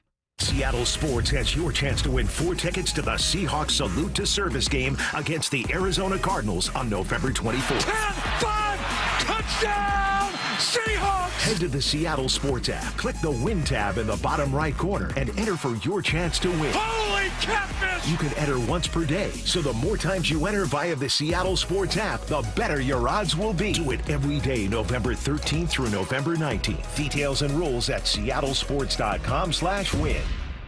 You're free now. Free to fill your feed with impossibly chunky chunkers who chunk harder than you ever thought possible. Cats, corgis, babies, baby penguins, baby pandas, chunky baby pandas.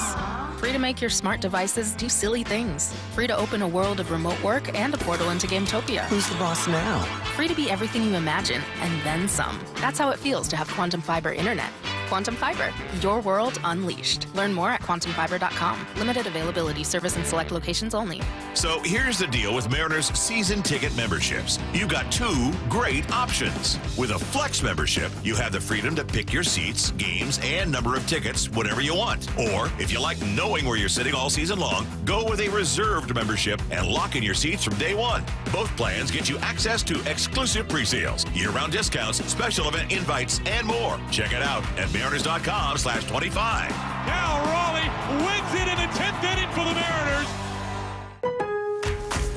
Lowe's knows you want to get even more value for the holiday. That's why as a MyLowe's Rewards member, you get new member deals on holiday decor, tools, and more. And you earn points when you shop. More points equal more rewards to help you save on holiday and more. Not a member? Join for free today at Lowe's.com/MyLowe'sRewards. Because Lowe's knows deals. Program subject to terms and conditions. Points are awarded on eligible purchases. See Lowe's.com/terms for full details. Subject to change. This is the story of the one who, as a maintenance specialist for a historic high-rise, knows that vintage charm historically needs constant attention. which is why when it's time to upgrade turn-of-the-century mechanicals, they turn to Grainger. With easy access to 1 million-plus products and the scale to deliver when and where you need them. The right tools and supplies are never far away, so the one can keep that vintage building running like new. Call, click Grainger.com, or just stop by. Grainger, for the ones who get it done. I'm Bradley Johnson with 1-800-DUI-AWAY. Let's talk about hockey. Don't you love a sport where it's almost fair game to throw off your gloves and bare knuckle it in that gray area? Hockey brings excitement, intensity, passion, often drinking. It's like a party with a puck. If you enjoy too many shots at the bar while watching slap shots on the ice, don't try to make a breakaway because the police won't just stonewall your goal. They're much more likely to throw you in that penalty box. And it won't be just a few minutes to think about what you did. Go ahead, enjoy cracking one open. Just don't overdo it. Call 1-800-DUI-AWAY or go to 1-800-DUI-AWAY.com for your free private consultation. Hockey is one of the only sports where you can wrap around the goal and there's no out of bounds. But the roadway is a different story. Call 1-800-DUI-AWAY. 1-800-DUI-AWAY! Oh no, your furnace died. Your hot water heater's leaking. Your drains are clogged. Your AC's blowing hot air. Inconveniences? No, they're emergencies. Don't fear. Call Deere Services. Visit DeereServices.net. Make an appointment, and we'll be there within 3 hours, or give you $100 credit. And get this, you will never pay a service fee. Bookmark DearServices.net, because if you're a homeowner, it'll happen to you someday. Deere Services, there when you need us most. Subscribe to the Seattle Sports YouTube page to find new and exclusive content from your favorite shows and personalities daily. Just head to YouTube, search Seattle Sports, and click subscribe. Seahawks Insider, brought to you by Pacific Lamp and Supply. Now here's Maura Dooley.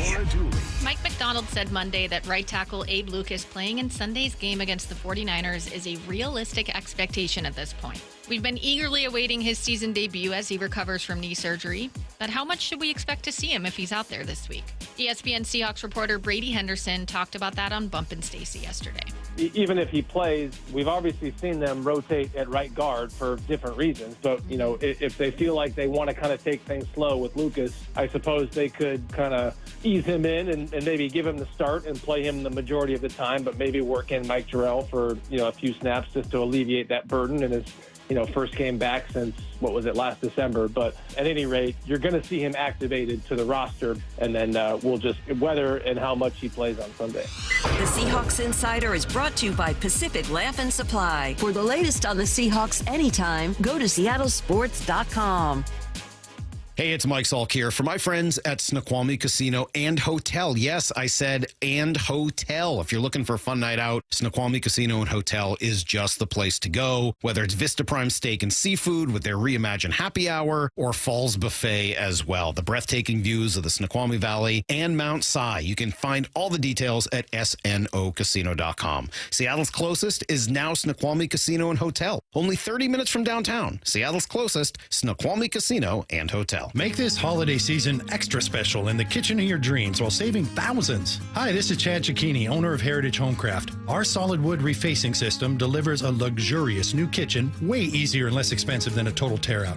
Book now, have your new kitchen before the holidays, and you'll save an additional 15% up to $3,000 off your new kitchen. Call now for a free in-home consultation. Heritage Homecraft, 425-485-1600, 425-485-1600, or heritagehomecraft.com. For over 111 years, Pacific Lamp and Supply Company has been your #1 lighting specialist in Washington. From the Space Needle in Seattle and now all the way to the Riverwalk in Spokane. With the largest lighting inventory in Washington, Pacific Lamp's knowledgeable and experienced staff can assist you with any lighting issue, as well as help with intricate lighting and control designs. Plus, they work with all utilities in Washington to get you the best available lighting rebates. Pacific Lamp and Supply Company, Washington's lighting expert since 1912. Visit pacificlamp.com. Seattle is home to Swedish CyberKnife, a non-invasive and highly precise treatment for prostate cancer. Compared with other radiation treatments, CyberKnife treatment is much shorter, typically 5 treatments. The vast majority of patients experience minimal side effects and can continue normal activities during treatment. Swedish CyberKnife patients enjoy excellent cancer control rates and minimal disruption to normal activities. Go to swedish.org/cyberknifeprostate. Treat prostate cancer with Swedish CyberKnife. From the Quantum Fiber Studio. This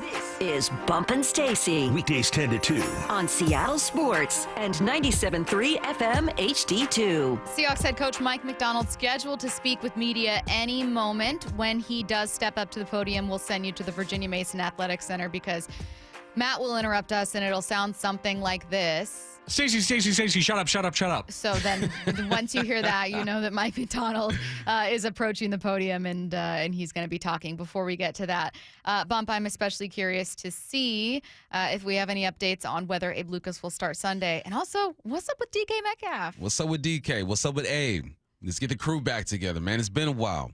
What's his offense going to look like? Tyrese Knight, how is he going to perform? That's what I'm interested in seeing. What's the new combo at linebacker going to look like? Because this defensive line has been playing some decent ball. Big Cat's been balling. Byron Murphy looks like he's getting healthy, getting back into the groove. So, yeah, I'm sure Boyle and Mueller and everyone over there will ask the right questions. I am curious to hear whether there are any follow-ups to Mike McDonald saying, hey, we experimented or thought about moving Connor Williams over to guard, but we're going to stick with what we have right now. Like, I'd love to know if right now means that is temporary and that you will make a change. Like, I'm curious to see if there are any follow-ups about, like, what are your plans for the offensive line in terms of moving guys around? Yeah, that's a big question because you got some versatile dudes, and Connor Williams is versatile. He's played guard in this league, but he's played center as of late. And can Olu play guard? Is Christian Haynes going to be ready to go? Like, you have bodies over there, but you're constantly searching for Coach, shut up. Sure, you have the questions that you want updates on, but good stuff. Just had a good walkthrough and excited about this week. Great opportunity. Guys are in good spirits, so excited for today, excited for the rest of the week. Has Abe Lucas had any padded practices yet? Has he been full contact? I believe so. He's been in a limited capacity throughout. So, and then today is like partial. We'll be in pads for a certain amount of time, and then we'll take him off at some point. But so he'll have another opportunity today. So, but he's had padded work. It seems like if you've already seen a team once, it would be easy to go back and look at that tape and build a game plan. But I feel like your team's changed a lot. They've got McCaffrey back. Yeah. What do you do with that previous matchup? Well, you definitely take into account. You can't take it, play by play verbatim, but that's kind of the secret. That's the secret question, right? Is what matters, what doesn't, how have you evolved? How do you take the next step? How do you answer certain things? Comes down to how well we play, frankly. So I guess that really is the secret behind it. But that's always the way when you're playing a team a second time, sometimes a third time. So we'll see a lot of these guys. So we got to go play good. Seen in terms of stopping some of those big plays and steps that you've taken as progress? Well, I think that we've gotten more people to the ball, and then I thought we've tackled better. I mean, there was a couple loose plays, but we had opportunities to tackle. Albeit it's not a good play for us. You're looking at probably a double-digit gain, but they're not putting points on the board. So those are the things we need to eliminate. How does McCaffrey change that offense? Well, I mean, you have last year's tape and then all the things they've done off of it, and then you have kind of a one-game sample, and they were doing a lot of the things that they do with McCaffrey now, albeit it might have been with Debo or with the running backs that they had out there. So it's kind of hard to gauge, like, percentage of how much they're going to change, but you talk about interchangeable parts and guys that can do multiple things. I think you're probably more likely to get Christian in funkier spots that he normally – they didn't do with the other running backs or really any other running back in the league.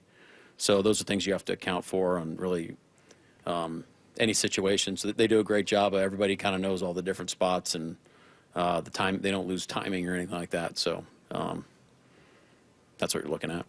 You guys had 26 pressures against the 49ers, but only a couple of hits and no sacks. Yeah. Purdy scrambled around a lot. Is that a focus for you guys this week? Yeah, I think it's probably fair.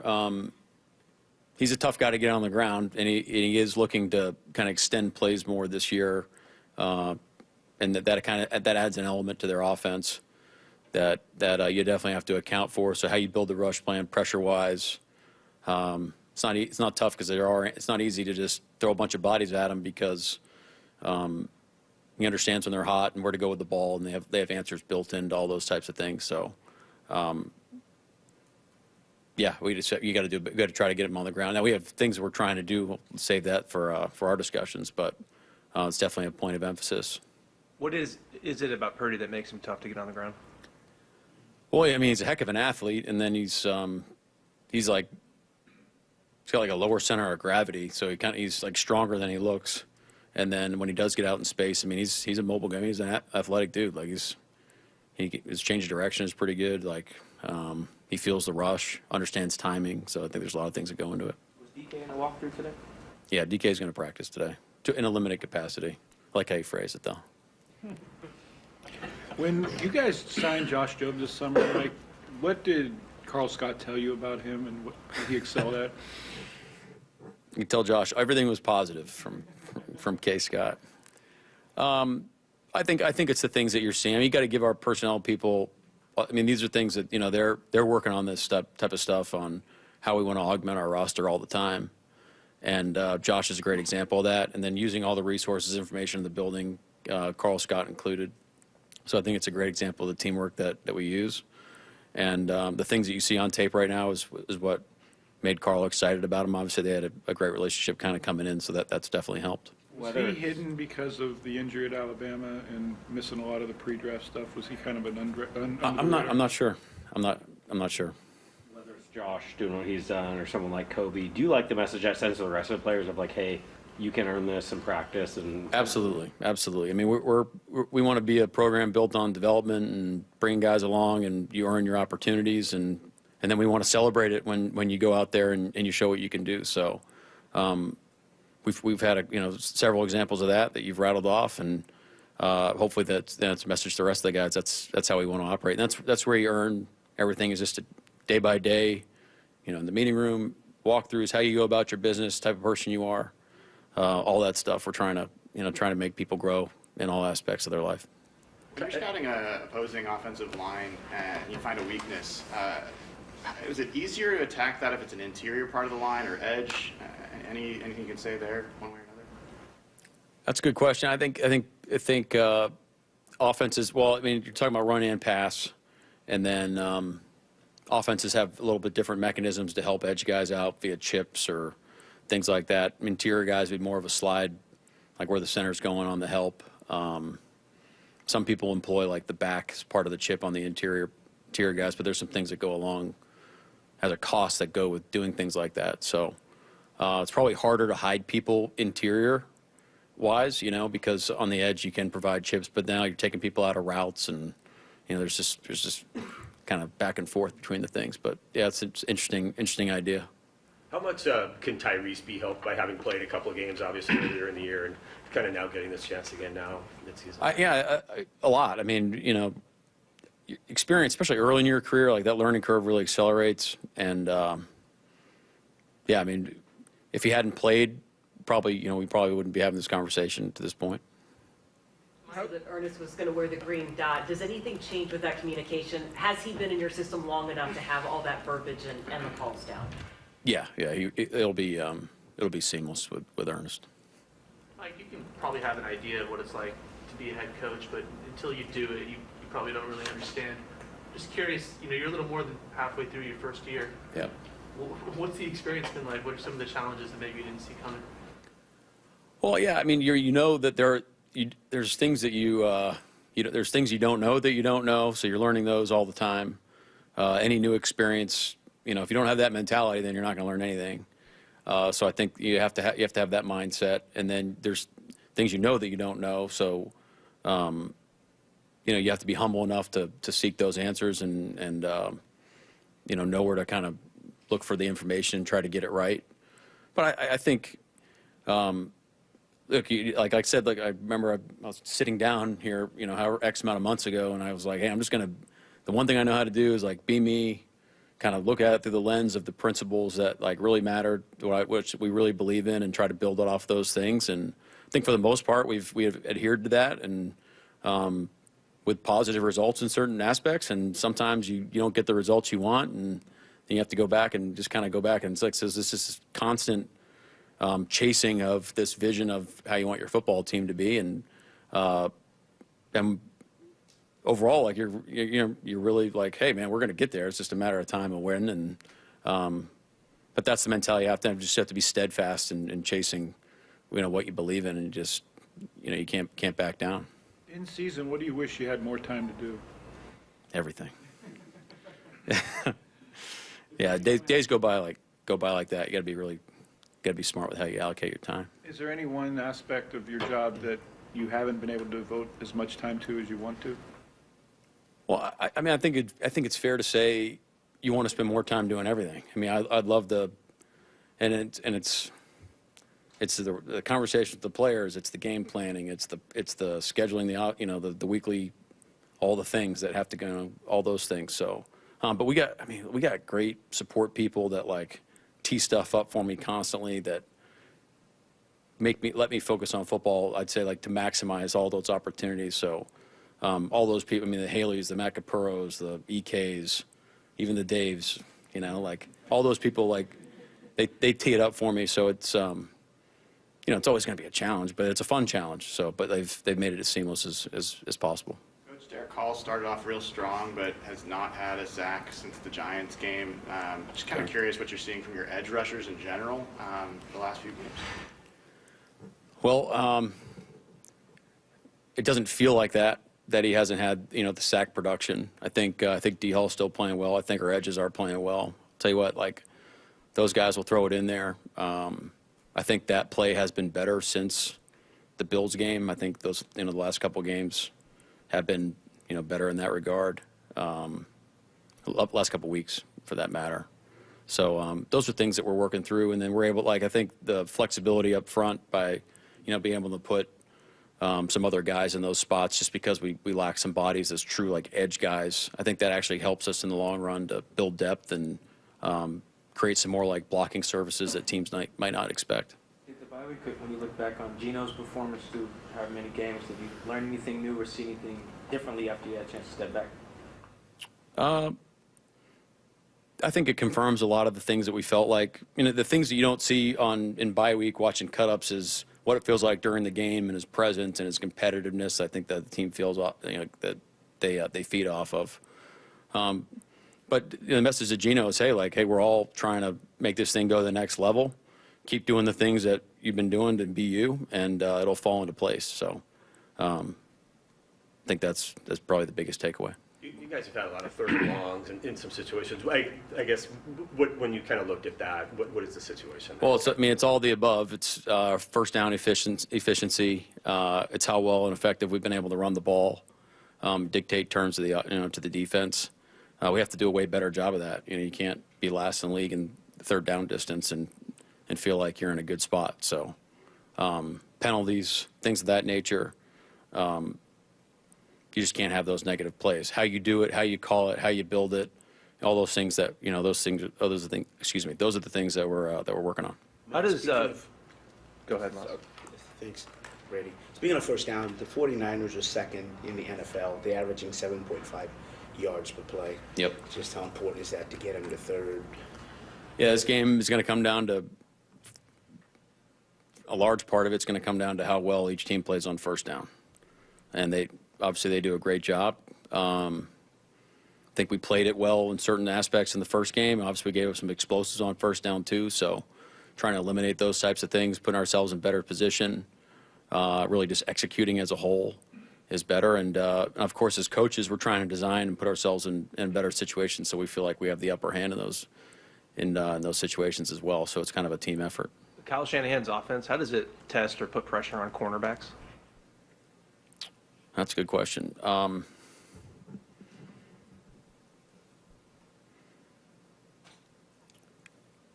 I think as a whole, really everybody, eye discipline is at a premium, and there's a lot of moving parts.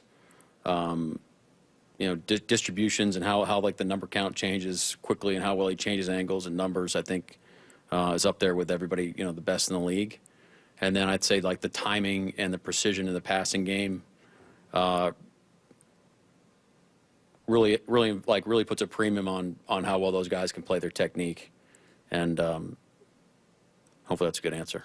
Does it force them to be bigger parts of run defense? I mean, I'm not going to say like no because they don't, but it's just it's standard. The corners are going to have to show up in any run scheme. I mean, not every run scheme is designed to get to the corner. A majority of them are, because normally he's the free guy, but they're able to create and get hats on hats where those guys sometimes will be forced to show up. How do you assess Devin Witherspoon's year to this point? I think I understand where the question's coming from because of probably a lack of stats, but I'll tell you what, this guy, there are about like force multipliers on your football team. That is Devin Witherspoon. I mean, this guy has, he's an elite competitor. He's a guy that hopefully he's leading the charge, for us for a long time here. I mean, this guy, he's just, we've talked about it at length, but I mean, he's worth a shout out. He's so intelligent, can play all the multiple spots, all the energy we feed off this guy and how competitive he is. Plays the way we want to play. I mean, you kind of want to play him everywhere, and so that's probably my biggest compliment to him. So it's trying to figure out how we can play him the best to make him affect the game, and we're thinking through that lens. And frankly, it's nothing that he's not doing that's not creating production. You could put it on me to get him in better spots, and so we can go affect the game. But that's definitely a focus. How good is his chase compared to a lot of defensive backs you've coached? He just decides that he is going to get to the football. And so when you watch the tape, there's no hesitation of the ball's over there. Hopefully so-and-so makes the tackle. Like he expects himself to make the play no matter where it is. And that if we have 11 guys with that mentality all the time, then we can be a dangerous group. What are you seeing from him as a pass rusher specifically? Well, I think I need to give him more ops. But he's one of the guys that from off the ball has won one-on-one rushes. But I think he has really good timing, really good feel for the game. And, we got to give him more opportunities. Reek Willen's been asked to travel a little bit more this year, play on both sides of the field. Have you noticed any advantages or disadvantages for him, how that's going for him this year? I don't think like his production is a function of how we've tried to deploy him. Reek's a guy, he's got all that ability in the world, and he makes all those plays. And then there's just a couple where, hey, if we just stay on a play-by-play, day-by-day, moment-by-moment mentality, he can be up there with play with the best of them. And so he knows that. That's our message to him every day. He's doing a great job. But I'm sure he's going to say there's a couple plays where he can, if he took advantage of that, he'd be cooking with gas. George Fant, what do you know about how long he's going to be out? I'm not sure. We did put him on IR, right? Yeah, I'm not sure. Do you know if he'll be back this season? No, I don't. Do you try to change the message after the bye week and refresh, change anything up, or do you try to keep it as consistent as you were in the first part of the season? Well, yeah, I think consistency is important, but I'm not going to deadpan in front of everybody every day. But it's basically the message that I feel like that we need to hear. But yeah, we're going forward. We're always going to have the same mentality if we're trying to attack what we want it to look like in all phases, and each day it kind of manifests itself a little differently. When you look at your run game, is there anything you'd like to see differently from Zach and Ken? I think they're the guys toting the rock. We got a ton of faith in them, but it's a team mentality, So we gotta all have it come together, and they're going to be a huge part of that solution and going forward. So it's not that they're not running it right and we're blocking it right, or we're getting it, or they're blocking it right and we're not running it right, or we're not calling it. It's not this. It's just a this mentality. So I think they see it the same way. Where's Knight's growth been in run defense? I think really any rookie linebacker has a hard time with block shed. I mean, without naming names, there's a couple guys that pop in my head that were really great coming out that I've had the opportunity to coach. But on the most part, it's just how to get off blocks, block destruction, how to use your hands. I think he's really grown in that area. Anything else? Okay. All right. Thank you.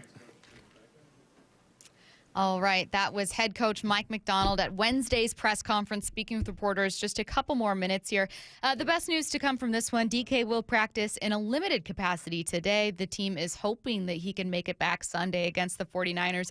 Bump, in their first game without DK, the offense looked very hamstrung. They didn't have a single completion of more than 20 yards. In their second game without DK, JSN decided to go God mode and have what could have been over 250 receiving yards were it not for penalties. So given that we have two examples of two different games without DK, what's it mean for the offense to get him back? It means that you potentially get back one of the most explosive players in the game. And what that does, it opens up the run game. It opens up throwing lanes for everybody else. It's a constant threat. He is a dog not on a leash walking around growling at people. You are going to act different when DK is on the football field. But it also gives the 1-2 punch to a combination that we've been waiting to see kind of go off at the same time when you talk about DK and JSN. So it provides another weapon. And this team will need some weapons going up against the 49ers. But if you had to pick, either a healthy Abe Lucas or a healthy DK. You can only pick one. Who would you rather have? Probably Abe. I think a healthy DK does change how dynamic your offense can be, especially if you don't get the run going. But I can't stress enough the ways that a struggling offensive line impact everything else. Yeah. Like Mike McDonald was asked, hey, anything you want to see differently from Zach and Ken in the run game? And danced around saying it's not their fault. I thought it was a very tactful way. He was like, well, it's a team mentality. We've got to all have it come together. And what he was saying is like there's a lot of things that go into establishing a great run game. There's offensive line play. There's getting blocks right. There's the running backs making the right read. There's the offensive coordinator calling it right. There's the running, blah, blah, blah. But I felt like if it was their fault, he could have, I talked to them and they know what they got to do. No. It's everyone's fault. I think there are times where Ken Walker isn't patient enough, but I also think there are times where the offensive line and gap schemes aren't pulling fast enough. I think there are times where he doesn't give the B gap enough time to develop in the zone before the cutback. Coach is right. It's never just one person. It's everybody. There are times when the outside receivers aren't blocking to extend that run and get those big plays. So I think Coach did the diplomatic thing and said, look, it's not just one guy. It's going to take 6 or 7 guys executing at one time for a run to pop. And if you want those bigger runs, the outside guys, the receivers, got to get on those safeties and create those bigger lanes. How would you answer that question? If you could only have one of the two, DK or Abe, back healthy for this last 8 games. I'm with you. It's Abe Lucas all day. Yeah. It's Abe because that's been the biggest struggle on this football team is the offensive line. And Abe's not going to come back and his line's going to look completely different. He's got to get back into the groove. He ain't played in a long time. You cannot simulate a football game, but just his presence, I think, can do something for the confidence of this offensive line. And he'll make some plays as well, but he's going to be gassed. We haven't gotten a lot to college football. That's coming up at 1:30 for Washington Wednesday. We're also going to react to some of those CFP rankings. What I need to know coming up at 1:45. You can send your questions in anytime to the Mac and Jacks text line, 866-979-3776. Coming up next, a little more reaction to Mike McDonald, plus an NFL story that's since had some updates. It's only partially related to Seattle, but I cannot stop reading about it. That's next. Seattle Sports, your home for Brock and Salk. So let me throw out a trade candidate for you. A guy that's on the market, is incredibly athletic, and he's not somebody we've talked about a whole lot. And that's Cubs second baseman Nico Horner. He's a 270-plus hitter. He steals bags. He plays defense. He's going to be 28 next year, so he's not old. He's available. The Cubs have said that they're willing to trade him, and they need starting pitching. A league average bat at second base who can really run and play defense would be an enormous upgrade for the Mariners. That would be absolutely something they should be thinking about. On Seattle Sports and 97.3 FM HD2. A Gain Scent Bead story. Jim was at the laundromat when he heard his ear said Maraca, senor, but his nose said, hey, freshest scent ever. Following his nose, Jim found a man pouring a bottle of Gain Scent Beads into the washer. The scent, the freshness. Jim blurted, sir, your scent Maraca smell amazing. Actually, Jim, most noses call them Gain Scent Beads. Try Gain Scent Beads, way fresher than detergent alone. Did you know your skin is the largest organ of your body? Huh? That's why you should shower with Old Spice Super Hydration Body Wash instead of plain old bar soap. Love your skin by super hydrating it with vitamin B3 and glorious notes of vanilla and shea. Did you know that my super hydrated skin is the second largest organ of my body? The first is my heart. Old Spice. Men have skin too. Old Spice Super Hydration Body Wash. 24/7 renewing moisture with daily use. At State Roofing, you can trust us to get your project done right because we prioritize quality and excellence in everything we do. Take advantage of 0 down, 0 payments, and 0 interest today, and don't pay until 2025. Call State Roofing at 866-ROOF-ROOF or visit stateroofing.com. What is that sound? Ugh, that sounds like a plumbing sound. Luckily, there's a company that fixes all the plumbing sounds across Puget Sound. That's All Sound Plumbing. Puget Sound's plumbing experts. Have a sound? Visit allsoundplumbing.com. So here's the deal with Mariners season ticket memberships. You've got 2 great options. With a Flex membership, you have the freedom to pick your seats, games, and number of tickets whenever you want. Or if you like knowing where you're sitting all season long, go with a reserved membership and lock in your seats from day one. Both plans get you access to exclusive pre-sales, year-round discounts, special event invites, and more. Check it out at mariners.com/25. Now Raleigh wins it in the 10th inning for the Mariners. My wife and I always loved doing everything together. Jiu-jitsu, kayaking, and intimacy was always on point. It was around my early 30s when I noticed a downward trend. Watching a lot of TV, putting on weight, and just full of self-doubt. I had tried another men's clinic with disappointing results. It's the personalized treatment I receive at Revive Men's Health that has been the complete game changer for me. I've got my energy and motivation back. I'm feeling stronger than I did in my 20s, and it made me a much better husband to my wife. This is Dr. Andrew Ellshouse of Revive Men's Health. If you're always feeling tired or moody, or your sleep is poor, you have low libido, you may be suffering from low testosterone. Book your free T-check and exam. Call Revive Men's Health Seattle at 206-529-1111. That's 206-529-1111. Or visit ReviveMen'sHealth.com. Hey, Bob Stelton here, preparing for another stressful holiday season, and this year I am prioritizing my well-being. That's why I went to my local Johnson Fitness and Wellness store. Their equipment is made for more than just a workout. It's made for better sleep and mental breaks. And their massage chairs, not just for relaxation, they're made for recovery, stress relief, and lowering blood pressure. The experts at Johnson Fitness and Wellness are here to get you through the holidays with flexible financing, white glove delivery, and treadmills, bikes, and ellipticals up to 50% off. Check out johnsonfitness.com or one of the 3 Seattle locations today. Seahawks Player Spotlight. Man, it felt good to go out there and be able to contribute. Exclusive interviews with your favorite Seahawks. You know, we got a genius as the head coach. Every day with Wyman and Bob.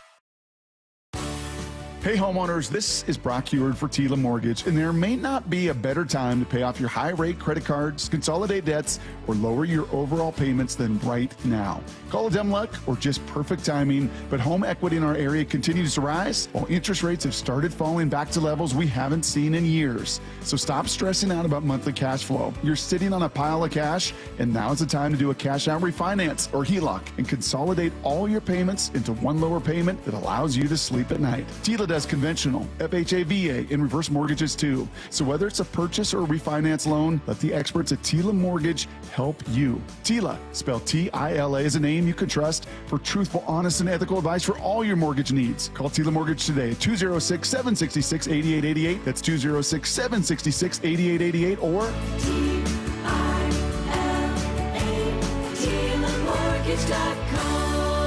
Tila Mortgage LLC is a mortgage broker, NMLS 2472046. You're losing your hair and you want a simple solution that works. And you want the best. Modern technology, top-rated physicians, something that's guaranteed to work.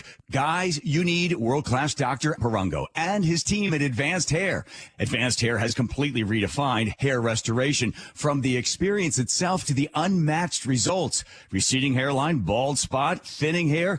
Get your hair back with Advanced Hair's simple one-day treatment that begins regrowing your own natural hair the very next day. Advanced Hair has changed tens of thousands of lives, including mine. And get this, they were recently crowned 425 Business of the Year. For your free consultation, call 425-449-8185, 425-449-8185. If you qualify, get $250 off and 250 free hair grafts. 425-449-8185. Refine your hairline with a team that's redefined hair restoration.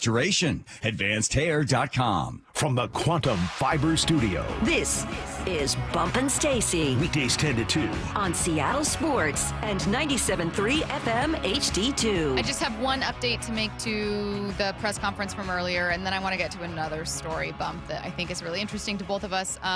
Quickly, we were going over some of what we learned from Mike McDonald. I'm going to add that during the break, DK Metcalf was speaking with reporters. The only thing you need to know is two things. One, he was asked, hey, are you going to play Sunday? He said, I don't know. I don't know yet. I got to practice, see how I feel. I will add as a reporter, though, and Bob Gundota pointed this out, but it's true, that DK Metcalf is speaking is good news because the Seahawks historically do not let players who are injured, even if they're not on IR. If you're hurt, you don't go to the podium. And if you're going to miss games, you typically don't speak to reporters. They keep them off limits. So just even though DK didn't say anything big or worthy of note, that he is speaking is good news. Let's go, DK. Okay. Let's go. Now let me get to the messy story. So obviously we already know Shane Waldron fired by the Bears, and there were all these reports, right? There was a report that players were going to Matt Eberflus, head coach, saying, hey, you need to fire Shane. We hate this guy. Get him out of here. They didn't really say hate this guy, but that players were asking for him to be fired. There was a report that players were asking for backup Tyson Bagent to start over Caleb Williams. Crazy talk. So we since have some more updates because he used to be Seahawks offensive coordinator. It's an interesting story to me. Kaylin Kaler is covering all of this, so these quotes are from her. Why didn't it click with Shane Waldron? Keenan Allen said, quote, too nice of a guy, that he was too nice. So he said it's just a slippery slope. You don't hold people accountable. Then she asked Travis Homer, who's with the Bears now, you know, hey, Keenan Allen said that Shane Waldron is too nice. Anything you have to say about that? He said, I know a lot of guys in Seattle, they responded well to how it was. I guess some guys here, they didn't really like that too much. Can you, is it possible to be too nice as a coach? Yes, it is. Tell me what you think that Keenan Allen's hinting at. It means you got to be able to call somebody out. Sure. You got to be able to say, listen, you're doing this wrong. This is what I need from you. You got to be able to do it in front of 60 grown men and do it in a way that is respectful. You don't want to disrespect anybody, but you're holding guys accountable. You have to be able to correct people. You cannot let nothing slide. Oh, man, what's the saying that coaches say all the time? If you're not coaching it, you're allowing it to happen or something like that, right? Ooh, that's a good saying. And that's essentially what I hear when I hear someone say that Shane Waldron was too nice of a guy. You got to have a little bit of you-know-what in you. And guys respect that. And I think everyone wants discipline, at least on that level. You want discipline, at least a good one too, because they understand that undisciplined teams make silly mistakes and they lose you ball games. Undisciplined teams will kill a drive. Oh, man, I feel like I'm talking about the Seahawks right now. I started thinking about the red zone. No, I started thinking about the false starts. Speak freely. It's, undisciplined teams, man. They cost you games. And we saw that with the Hawks the last couple of weeks. Let's hope they tighten that up. But there are times when they have looked undisciplined. But, I don't think you're wrong. And we clearly see that with the Chicago Bears. So that's what they're saying. No discipline.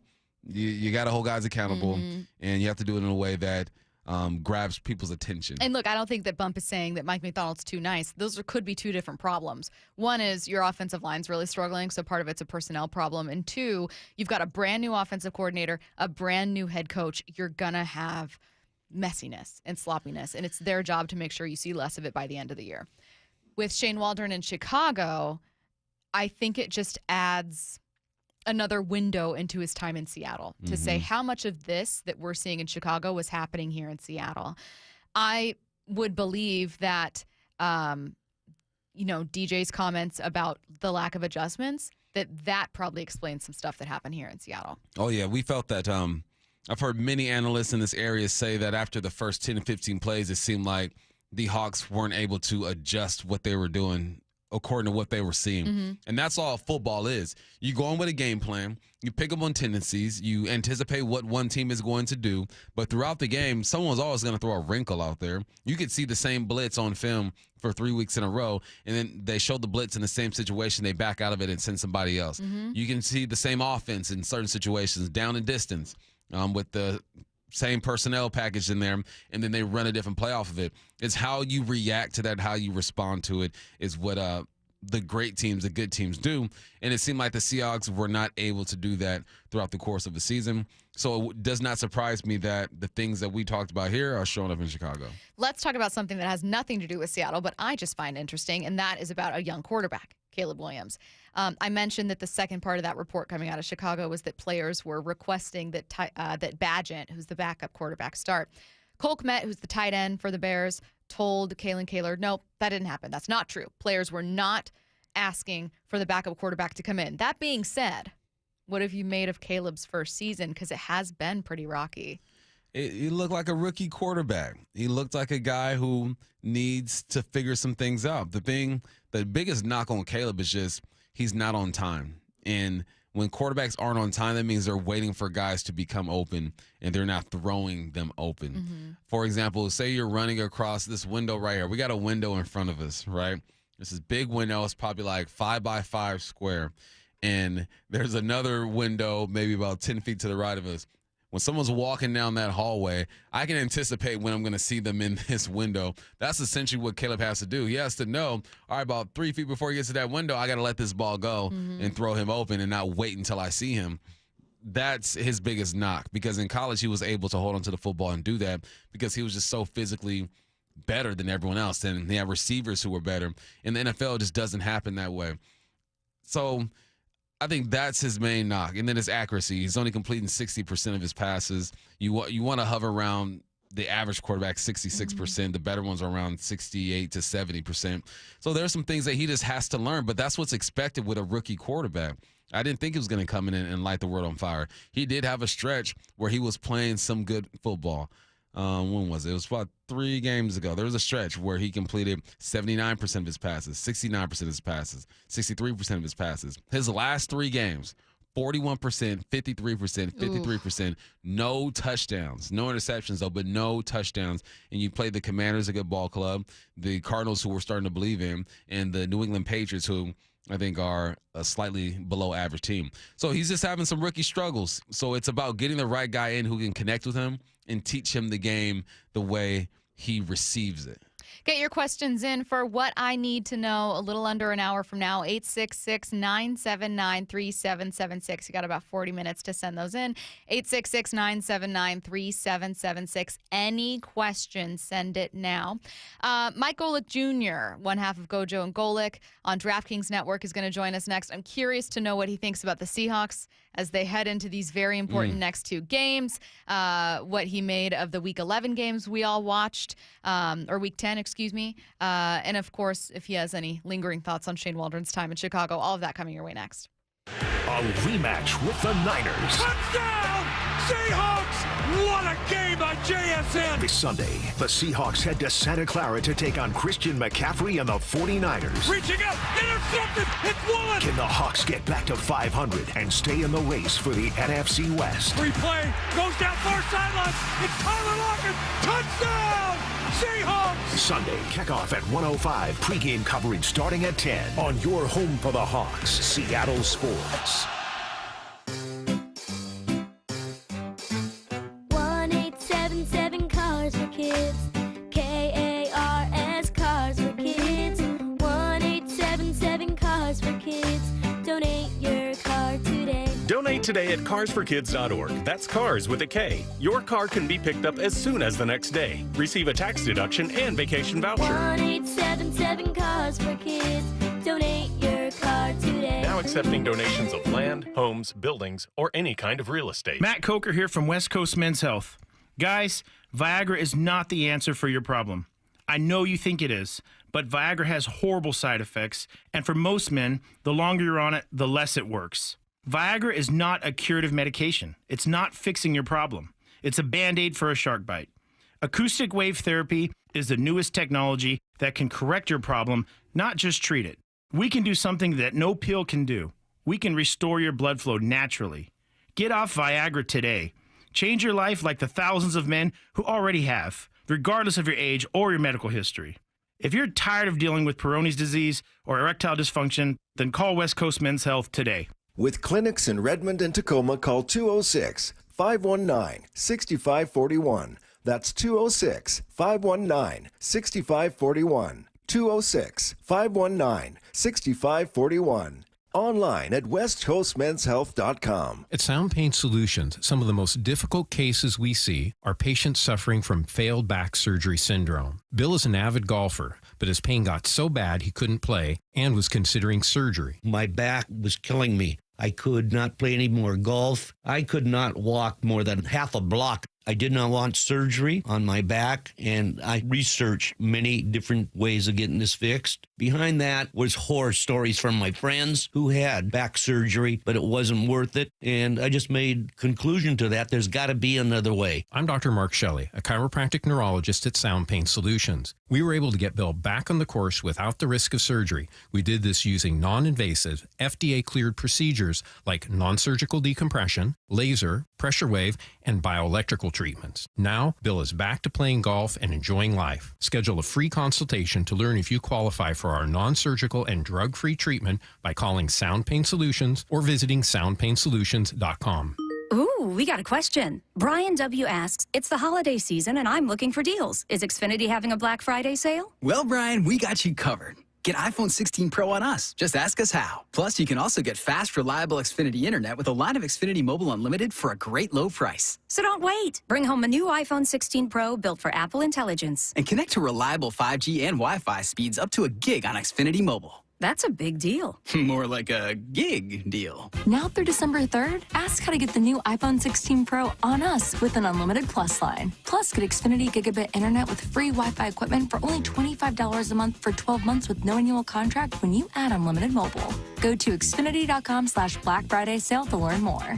Restrictions apply. Taxes and fees extra. After promo, regular rates apply. Gig Wi-Fi requires Xfinity Gateway. Xfinity Mobile requires Xfinity Internet. Gig speeds available via hotspots to Xfinity Mobile customers only. Reduced speeds after use of monthly data included with your data option. Actual internet speeds and data thresholds may vary. Are you a skilled HVAC tech looking for a top-rated team? Join Ben's Plumbing, rated 5 stars for exceptional service. Enjoy great pay and benefits, a supportive team, and a non-commissioned HVAC career. Visit bens.plumbing/careers to apply. You've heard the saying, you never get a second chance to make a first impression. Since 1926, my family's been helping local businesses make great first, second, and long-term impressions. We know how to make your company look good with quality uniforms, logoed apparel, floor mats, linens, and more. If you're paying for linen service or doing it yourself, let's have the conversation. The information and quote are free, but the savings and service can really add up. Visit suplinen.com. Superior Linen Service. It's what we do. Want to listen to Seattle sports on your smart speaker? Hey, smart speaker, play Seattle sports. This message is powered by the EQC Sportsbook at Emerald Queen Casino. Emerald Queen Casino, the entertainment capital of the Northwest. So here's the deal with Mariners season ticket memberships. You've got two great options. With a Flex membership, you have the freedom to pick your seats, games, and number of tickets whenever you want. Or, if you like knowing where you're sitting all season long, go with a reserved membership and lock in your seats from day one. Both plans get you access to exclusive pre-sales, year-round discounts, special event invites, and more. Check it out at mariners.com/25. Cal Raleigh wins it in the 10th inning for the Mariners. Let's go! This is Seattle Sports. Streaming through the Seattle Sports app. KIRO AM Seattle. KIRO FM HD2 Tacoma. Home of the Seahawks, Mariners, and everything Seattle sports. Seattle Sports Snapshot. Seahawks head coach Mike McDonald said wide receiver DK Metcalf, who's missed 2 weeks with an MCL sprain, will practice in a limited capacity today, which is good news. As for whether or not Metcalf will play Sunday, we don't yet know. Metcalf himself was asked today by reporters whether he'll play against the 49ers and said, quote, I don't know yet. Snapshot, brought to you by Miller Lite. When it's game time, it's Miller time. This hour is brought to you by Mazda of Everett. Now, Mike Golick Jr. Wednesdays during football season with Bump and Stacy. Joining us now on the Emerald Queen Casino Sportsbook Hotline, Mike Golick Jr. Hey, Mike, how's it going? Good. How you guys doing? Fantastic. I have Seahawks questions to get to, but I don't know. I feel like one of the stories that's fascinating to me is not actually happening in Seattle. It's happening in Chicago, that being obviously the firing of Shane Waldron. What'd you make of the news and of the reports that maybe he was a little too nice and couldn't adjust? I mean, what do you make of the whole thing? The whole experiment in Chicago has felt like it was sitting on a nice edge going back to last year when the organization was contemplating firing Matt Eberflus then and moving on. And so you knew they were walking into a tepid situation. Obviously, you guys are familiar with the Shane Waldron experience. And I know a lot of Seattle fans were sort of cautioning Chicago fans like, hey, you're probably not getting the prize gem of the Shanahan-McVay tree when it comes to play calling. But rarely have we seen a locker room that's been this open and candid about their criticisms and questioning of their coaches. So it's been really interesting. Not surprised that they showed Shane the door. I mean, offensively, the ineptitude the last 3 games has just been too much to ignore. Usually head coaches that know or feel they're on their way out start to make moves like this. And so this all starts to feel like the death rattle for the Matt Eberflus version of the Chicago Bears. I'm going to go right to college, man. I saw Notre Dame rank 8th and thought about you automatically. Any surprises when you look at the college football playoff rankings? I don't think at this point, Notre Dame's sitting right where they are. Unsurprising. I was curious how they were going to legislate Miami's 1 loss versus Notre Dame's 1 loss. And Notre Dame ends up 1 spot ahead of the Hurricanes after they get their first blemish of the season. They had sort of been playing with fire for a while now in these close games that, you'd had one guy in Cam Ward really pulling them out of. And so with the common opponent, them and Georgia Tech, Notre Dame beating Georgia Tech, obviously Georgia Tech handing Miami their first loss, that clearly enough to give the Irish a bump. So we're starting to get at that point in the year where head-to-head is going to matter, but only so much. If it's a game from September, if it's games from a long time ago, we saw that further down the rankings with teams like South Carolina and LSU, where, you played in September, but we're more focused on what you've done lately. And so I think I, like everyone else, I'm sort of curious now how this is going to play out with the automatic bids from the conference champions, because now you've got a team like Colorado that controls their own destiny on the outside looking in. We know we've got the doomsday scenario people are talking about where a potential 3-loss LSU team could find their way into the SEC championship and all of a sudden have a viable path to the playoff. Even now we're looking at Boise State bumped down to 13, and so Georgia sitting there at 12 would actually be bumped out of the playoff if it ended today, because Boise would be the highest ranked Group of 5 champion. And so I want to know if we get to that point where one of these power conferences that's not the big, not the Big Ten of the SEC, or one of these Group of 5 teams bumps one of the other SEC or Big Ten teams out. How is that going to sit with the brass in those conferences? How soon are they going to be trying to make changes to the way that we go and divvy up this 12-team pie? Very, very related, and you answered part of it just now, but Heather Dinich was on the Pat McAfee show and said that you could make the case for a 3-loss SEC team being in the college football playoffs, obviously given strength of schedule. And Bump and I have been debating this for like 2 days. Like, we can't stop talking about it. What do you make of her argument about the 3-loss SEC team still being able to push out maybe a 1-loss team from another conference? I'm not surprised at all. Like, we know the college football world revolves around 2 conferences now. We've seen and heard since we went to the 12-team playoff format, before the ink even got dry, they were already trying to push for 14, already trying to push for 4 automatic spots for the Big Ten and for the SEC, and to give everyone else their pittance after that, because these have been the dominant conferences on the field, certainly been the dominant conferences financially for a while. And so I'm not surprised at all that that would be something that pops up, because we see the respect the committee gets for them. You brought up strength of schedule. That's truly been one of the metrics that people have hugged. It's the reason why you've got SMU on the outside looking in. It's why you've got Army so far down in the rankings despite being undefeated. And it's been the big separator for a lot of these teams, where the committee's looking and saying, all right, well, we know and believe the SEC is playing great football. They added 2 more good teams, or at least one that's playing well this year in Texas. And now when you've got those sort of, silos that you've created where it's kind of an echo chamber of, well, these teams we all think they're good. They play in these conferences. They play each other and they look pretty close. And so they must be the good teams. It's pricing out a lot of these other leagues in a way that's not really surprising. Hey, Mike, I always got to ask my selfish question. My Washington State Cougars at 18. We got a young man by the name of John Mateer that's second in college football when it comes to total touchdowns. Is there a buzz for him? Because, I work in the Northwest. I work for CW. We cover certain teams. I'm not out there like the way you are. Is there a buzz about Mateer in the college world?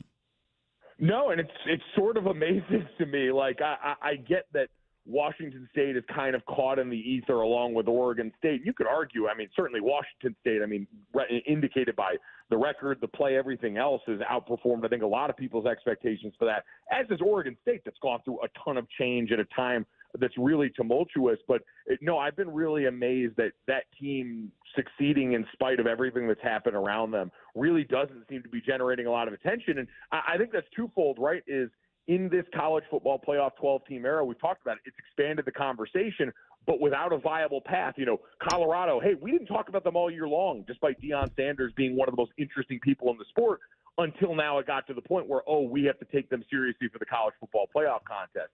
It's what's made the Ashton Genty Heisman campaign even more tantalizing, because Boise State's always had a path because the Group of Five champion gets there. On and on down the list. And so because Washington State doesn't have the automatic conference qualifier because of their station in college football right now, it sort of meant that I think a lot of people at the national level don't really know what to do with this story other than to, you know, sort of throw their hands up and kind of walk away.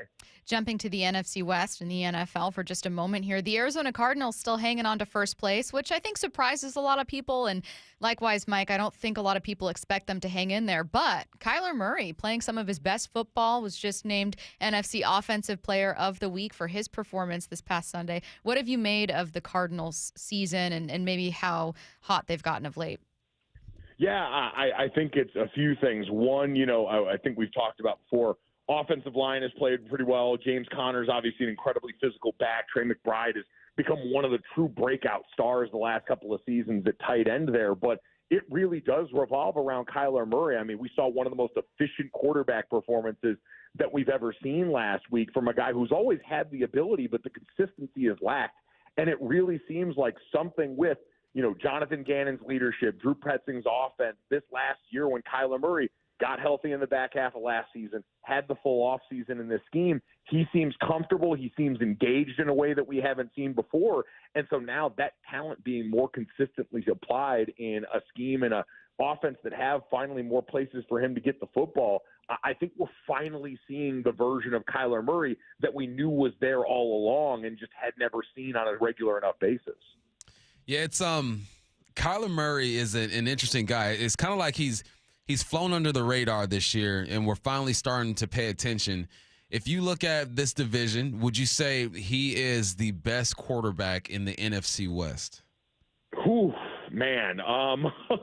I guess right now you'd say he's certainly close. Like, the NFC West is really an embarrassment of riches. Like, on his best day, Geno Smith's the guy that can play, you know, top 10, borderline top 5 quarterback football. Brock Purdy's been one of the most statistically impactful quarterbacks in the last few seasons. Matthew Stafford's a Super Bowl champion and your favorite quarterback's favorite quarterback. And so Kyler, I think when you look amongst that group, far and away the most talented. Like, the combination of the physical gifts, both as a runner and a passer, I think certainly separates him from the rest. You know, Stafford's got a cannon and all the arm angles. Geno throws probably the prettiest football of everybody in the bunch. Brock Purdy, I think, affects the game, especially with his legs, a little more than he's gotten credit for. So I think Kyler Murray would be the most talented. I'd say probably on his best day, I'm still leaning Stafford, though. If you gave me one of those guys and said, I got to go out and win a ball game right now no matter what, I think I'm going to still rock with Matthew Stafford. Hey, Mike, I'm going to ask you to think about the starts of the career for a few really good head coaches that you respect, because I think, unfortunately, here in the NFC West, the good news for Seahawks fans is they haven't had a new head coach in a really long time, right? That's the sign of a stable franchise. But one example they've seen is Sean McVay taking over for the Rams and immediately finding success. So I think people, some people are looking into the start of Mike Macdonald's career and going, oh, no. Like, is this bad? What do I make of this? So what have you made to the start of his career? But also, to you, is it like a normal start for a new head coach? Yeah, I do think when it comes to coaches and quarterbacks, we really let a few shining examples sort of poison what actually is realistic about the process for everybody involved. We let C.J. Stroud and Jaden Daniels, we let Sean McVay and a few of these other wonderkin-style coaches kind of skew the sample size, because, no, I think what's happening for Mike Macdonald is a lot more normal. He's got a roster that's very good but not great. We've talked about the deficiency in certain areas, especially along the offensive line. You know, getting Abe Lucas back now and hopefully having him on the field might go a long way in helping steady that, having both your tackles healthy for the first time in a long time. But I think overall with what he inherited, with the place this roster was in, with some of the changes, I mean, you got a coordinator that's jumping to the NFL level for the first time on offense and Ryan Grubb, and on down the list. I think they've performed very well. I think you've seen very few of the gaps that can sometimes plague head coaches that are getting their first crack at things, especially at the NFL level. And so, no, I'd say overall, Mike Macdonald's done a fine job and given people enough to be excited about. They know there's work to be done in the offseason, but this is a tough division with a lot of teams that have dealt with injury at different times of the year that have sort of skewed the sample.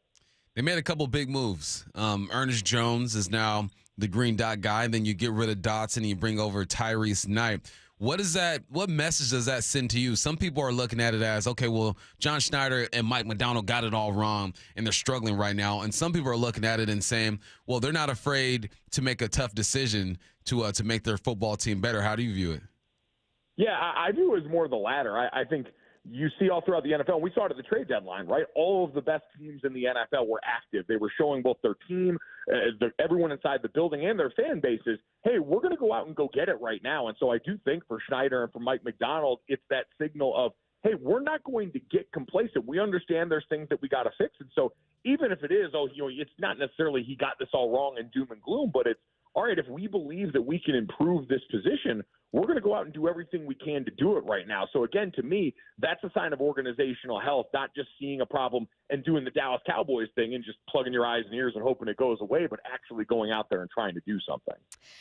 When you look, so a related conversation that's been happening here are the recent drafts of John Schneider. Obviously, he and Pete drafted some of the best classes we've seen in the NFL, much less just here in Seattle, to kick off their Super Bowl run, their 2012 class especially. But the last couple years hasn't produced quite as much success. What do you consider, what's a successful draft for a GM? Is it getting one starter, two, like a Pro Bowler every other year? I mean, how do you kind of gauge how good someone is at that?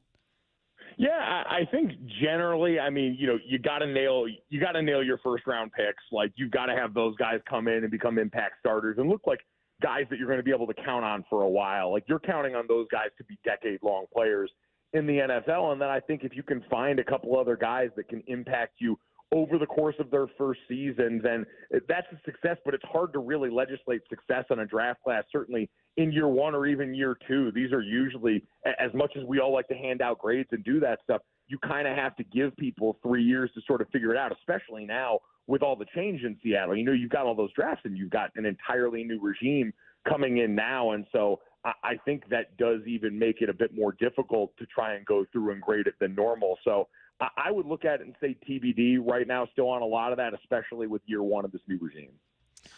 Just overall thoughts on the Jets, man. They've been an interesting team to follow this year. Obviously, I had them picked to be contenders at the start of the season like many others. What do you make of that situation? And do you think Aaron Rodgers comes back next year, or do you think it's a done deal? I think if you're the Jets at this point, you might be quietly hoping not. Like Aaron Rodgers is clearly not the Aaron Rodgers of old. He looks like his body and the mileage has finally caught up to him. He certainly has struggled behind an offensive line that was always going to need more time than they actually had to go out there and be impactful. We've seen them turning over guys at the skill position and them never really getting on the same page. And so it's been an abject disaster relative to what they thought that was going to be. And so I don't know if anyone – I mean, you got Aaron Rodgers already coming out and doing the, you got to play for pride type thing. Like, any locker room you guys ever been in or around, like, once you start talking about pride, the goose is basically cooked. And so I just don't know what incentive anyone has outside of, hey, if Aaron Rodgers really likes to still keep going. But, man, what part about this seems enjoyable to anyone right now going through that ordeal? So if you're the Jets, you hitched your wagon to this. It has crashed and burned famously, and you have, basically operated for the last couple of years in that way. So you're going to have to try and go a wholesale reboot, which we've seen with this franchise time and time again. This franchise has stayed bad for a long time because Woody Johnson's still going to be the owner no matter who's the quarterback. Check out Gojo and Golic on DraftKings Network. If you missed the show live, you can also check out the Gojo and Golic podcast. Go rate, review, subscribe. He is Mike Golic Jr. Thanks, Mike. Thanks, Mike. Thanks, guys. The Seattle Seahawks are taking on the Cardinals Sunday, November 24th. That's next week. For their annual Salute to Service game in Seattle Sports is excited to give away 4 tickets for your chance to watch the game in person. All you need to do is open the Seattle Sports app, click the Win tab to find out how. If you don't already have the app, just text the word app, APP, to 866-979-3776, and we'll send you a link to download. Enter daily to increase your chance to win. This contest runs through Tuesday, November 19th. Let's get to 4 Down territory. This is 4 Down territory, going inside the game with former Seahawks and Coug wide receiver Michael Bumpus. We've already got some Mike Tyson questions in for what I need to know. I think you're going to like them. First down. Has your stance changed on whether a team needs a number 1 wide receiver after our conversation earlier with Herm Edwards? So we talked to Coach Herm, and I said, Coach, man, I played in the wrong era, and I wasn't good enough. And these receivers now are getting paid $25, $30, $35 million a year. Does a team need a number 1 receiver to have success? And his answer was, it's all about the quarterback. If the quarterback can elevate the play of everyone around them, then you don't necessarily need a number 1 receiver. And the first situation I thought of, I think most people think of, is Tom Brady back in the day, doing it with good receivers, but none great other than the year he had Randy Moss when they went to the finals and went to the Super Bowl and lost to the Giants. So then I went back and I'm looking at all the top receivers in the game, and it starts with Jamar Chase. He's the number 1 receiver. The Bengals, not playoff contenders. Justin Jefferson, Vikings contenders. McLaurin with the Commanders. Zay Flowers with Baltimore. Mooney with ATL. These are all in the order of yards, most yards in the game right now. You got CD with Dallas, DK with Seattle, Nico with the Texans, Philly with AJ, and Amon-Ra St. Brown with Detroit. More than half of those guys are number 1 receivers on teams that are contenders. But I think he's right. It all comes down to the quarterback. Can your quarterback win you a game? Can he elevate the number 2, the number 3 receiver? You can highlight that number 1 receiver. He does something to a defense that obviously no other receiver can do. But it is all about the team, the offensive line, the quarterback, the run. It's a complete team sport. The focal point of each championship team is the quarterback. Even if he is a Brock Purdy who's surrounded by a bunch of talent, if Purdy don't get it done, they're not going to win the ball game. Yeah. So I think a number 1 receiver like a DK or Jamar or Jefferson is a luxury. But if you have one of the top 4 or 5 quarterbacks in the game, you stand a chance. So that's why the other guys do need a number 1 receiver. Geno needs a number 1 receiver. Kirk Cousins needs a number 1 receiver. So it all depends on your situation. There's a time and a place for your big guy that you pay a whole bunch of money. Such a good point. It's kind of like assuming that there's one way to cook a Super Bowl soup, and it's like, well, what meat are you working with? You know what I mean? Yeah. It's like, well, do you need a number 1 receiver? Well, is Patrick Mahomes your quarterback, or is Mitch Trubisky your quarterback, or is Russell Wilson your quarterback, or is Geno? You know what I mean? It's all over the board, because you're right. I think of those top teams, like best offenses without like a top 3 all-time this year receiver. I go, well, Baltimore, Josh Allen, Patrick Mahomes. Like there's a commonality here. Second down. You don't do power rankings. Nah. But this week you did. Why? Because our linemen need some love. We've been beating them up, like, for real. That's true. I'm We sorry like for these that. guys. We've met most of them, most of the stars. Nice people. We've met them all, Cool dudes. honestly, I think we have. Over the past, 3 seasons, you and I have been I have working nothing together. bad to say about a single offensive lineman on this team. Good dudes. Personally. But their play has been suspect. But they got to win this week. PFF has them up 1 notch when it comes to power rankings of the offensive Let's linemen. go. They went from 30th to 29th. Yeah. Let's get it on their day off. They got better on their day off. PFF says the team's offensive line has allowed 134 pressures, including 18 sacks on 385 pass plays this season, leading to an 80.3 PFF pass blocking efficiency rating that ranks 29th in the NFL. But they do have, according to PFF, the number 6th offensive lineman in the game, and that is Charles Cross. So, with the possibility of getting Abe Lucas back, maybe we jump up to 28th. Maybe we jump up to 27th. Maybe we just play good football, protect Geno, and create some run lanes. So I just wanted to give the offensive line some love, because we've had Big Ray on. He's breaking it down for us. We talk to Golick about it every week. It's just a big topic here in Seattle for good reason. So let's give them something to cheer about. Third down. Outside of UCLA, Washington at the collegiate level, what's your game of the week? Hey, did you go watch a game in the movie theater last week? No. Someone please text in. No. Did you go watch Did anyone? UW last week. I don't even know if they won that game. I'm going to assume they did not win the game. No, and it was bad. What was the score? Like 30-something to 6. bad. Like, it was horrible. Okay. I mean, I just want to know if someone was really going to go spend money to sit down in IMAX and watch that game because we They all know should've how left. it was going to go down. All right. I'm done beating up the dogs. Yeah, that's me. I know y'all going to get at Why me. don't you just Go ahead enjoy and do sitting it. at 18? You know what I mean? Yeah, Punching down. I can do that. Man, because for 8 years straight, I got punched down on. All right, so Yeah. give me a little bit. But NFL, the games I'm looking at, the first one, the Commanders versus the Philadelphia Eagles. Good one. If the Commanders win this game, they are the front runners to win that division. The NFC East. At the beginning of the season, if I would have told you the Commanders are going to be in the fight for the East, you would have called me crazy. You said, Bump, I don't know if you're a good analyst in football. We need to rethink your career. What are you doing? And I would have thought the same thing if you said it, Stacey. But here they are. They are 3-point underdogs right now against Philly. We shall see what happens. But the other one I'm watching is Baltimore against Pittsburgh. I got a friend who's a scout for Pittsburgh, and the first time I did this, I go, look, I want Pittsburgh to win, but I don't think Baltimore's going to win. He texted me. He says, it's going to happen. Pittsburgh's going to get it done. It would be fun. So come on now, Pittsburgh, let's do it, because I want to see this for Russell Wilson. And I think this adds just to the legend of Mike Tomlin. I don't think there's any other head coach that has one Super Bowl win that's celebrated as much as Mike Tomlin. And it's because of how he goes about his business. If they can get this one done, then the North is looking winnable for them. So those are my two games, man. I got Washington, Philly. I got Baltimore at Pittsburgh. I want this for Russell and Mike and Pickens and Mike Williams and Najee. Go ahead and get it done. 4th down. Let's get back to Seattle for this one. Who needs to have a great game on Sunday for the Hawks? I don't know if you know this, Stacey, but there's a man named Nick Bosa on the 49ers. I did know that. And he is one of the best in the game when it comes to getting after the quarterback. And he plays primarily off the edge. So I knew that too. You knew that too. Unfortunately. I believed you. So these tackles got a ball, man. Charles Cross needs to, I almost said Chris Cross.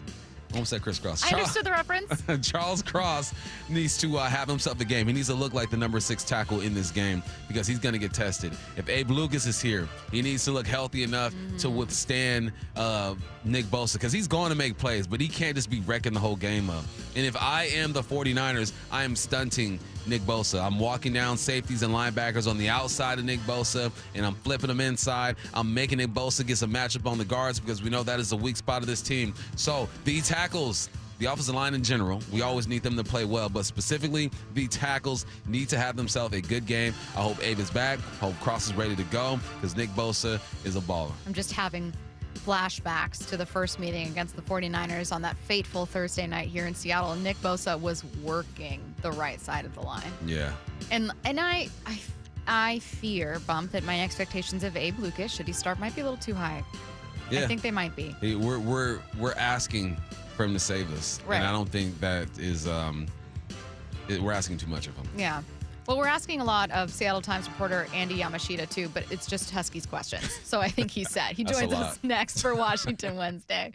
Blue 88 on Brock and Salk. Now that they're coming out of the bye, we should see some adjustments. What will be the most obvious? Every day at 7:45. This week against San Francisco, they will be under center more. What did Brady tell us? They're the 4th most shotgun team in the league. It's too much because when you get in the shotgun, it limits the amount of volume and especially your run play action. And what is Geno phenomenal at? Kind of like Russell was before him. Run, play action, pass, movement. Make yourself less predictable. Blue 88, answering 3 football questions as only Brock Heward can. Every day, Cintas service reps help businesses get ready for the workday. They provide freshly laundered workwear delivered every week. Mats, mops, restroom and cleaning supplies. First aid and safety products to help your employees stay safe. They even test and inspect fire extinguishers and emergency lights. Cintas helps keep your business running smoothly. See what Cintas can do for you. Visit Cintas.com. Oh, I'm ready! And get ready for the workday. Build up to Black Friday with savings all month long at Lowe's. Get up to 50% off select major appliances, plus take an additional 10% off when you buy select major appliances. And don't wait to pick up holiday inflatables under $20. Don't wait to save, in store or online now, because Lowe's knows deals. Valid 11/6 through 12/4. Cannot be combined with additional discounts. See Lowe's.com for details and qualifying items while supplies last. We just want to have enough money for retirement. And travel to visit our grandchildren. I understand. That's why at Fisher Investments, we start by getting to know each other, so I can learn about your family, lifestyle, goals, and needs, allowing us to tailor your portfolio. What about commission-based products? We don't sell those. We're a fiduciary, obligated to act in your best interest. So how do your management fees work? We have a simple management fee based on the value of your portfolio, so we do better when you do better. We appreciate that kind of transparency. We also check in with you regularly to keep you up to date on the markets and your portfolio. Well, what other services do you offer? As a client, you have access to resources on investing, financial planning, estate planning, Social Security, Medicare, and more. Wow, sounds like Fisher Investments has everything we need. At Fisher Investments, we're clearly different. Learn more at fisherinvestments.com. Investing in securities involves the risk of loss.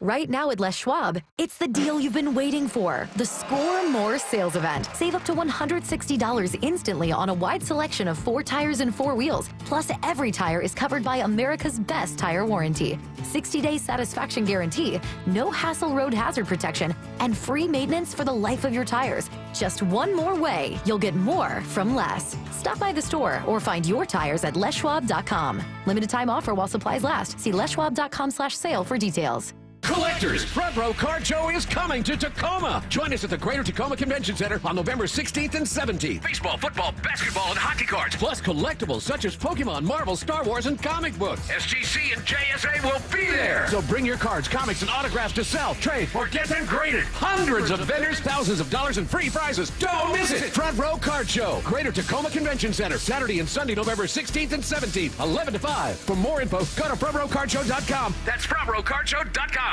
Hey, it's Mike Salk here for my friends at Snoqualmie Casino and Hotel. Yes, I said and hotel. If you're looking for a fun night out, Snoqualmie Casino and Hotel is just the place to go. Whether it's Vista Prime Steak and Seafood with their reimagined happy hour or Falls Buffet as well. The breathtaking views of the Snoqualmie Valley and Mount Si. You can find all the details at snocasino.com. Seattle's closest is now Snoqualmie Casino and Hotel. Only 30 minutes from downtown. Seattle's closest, Snoqualmie Casino and Hotel. For Down Territory, going inside the game with Michael Bumpus. I like this. More quarterbacks should start doing this. Every day at 11:15 and 1:15 on Bumpin' Stacy. Seahawks Insider, brought to you by Pacific Lamp and Supply. Now here's Maura Dooley. Former Husky and Seahawk and current Good Morning Football host Isaiah Stambeck joined Curtis Rogers and Mike Lefko yesterday as they filled in on the Bump and Stacy show. He broke down what he's seeing from Geno Smith so far this season. Just uncertainty. It's very difficult to play that position without the protection necessary to be able to get your guys the ball. And outside of it just being difficult for that position, I think Geno especially doesn't do well when he has to start looking around for guys to work around, right? When he has to start moving his feet in a sense where he can't settle and throw the ball with confidence. I think he either needs to be able to have a called run or a called bootleg, or he has to be able to sit back in the pocket. The Seahawks Insider is brought to you by Pacific Lamp and Supply. For the latest on the Seahawks anytime, go to seattlesports.com.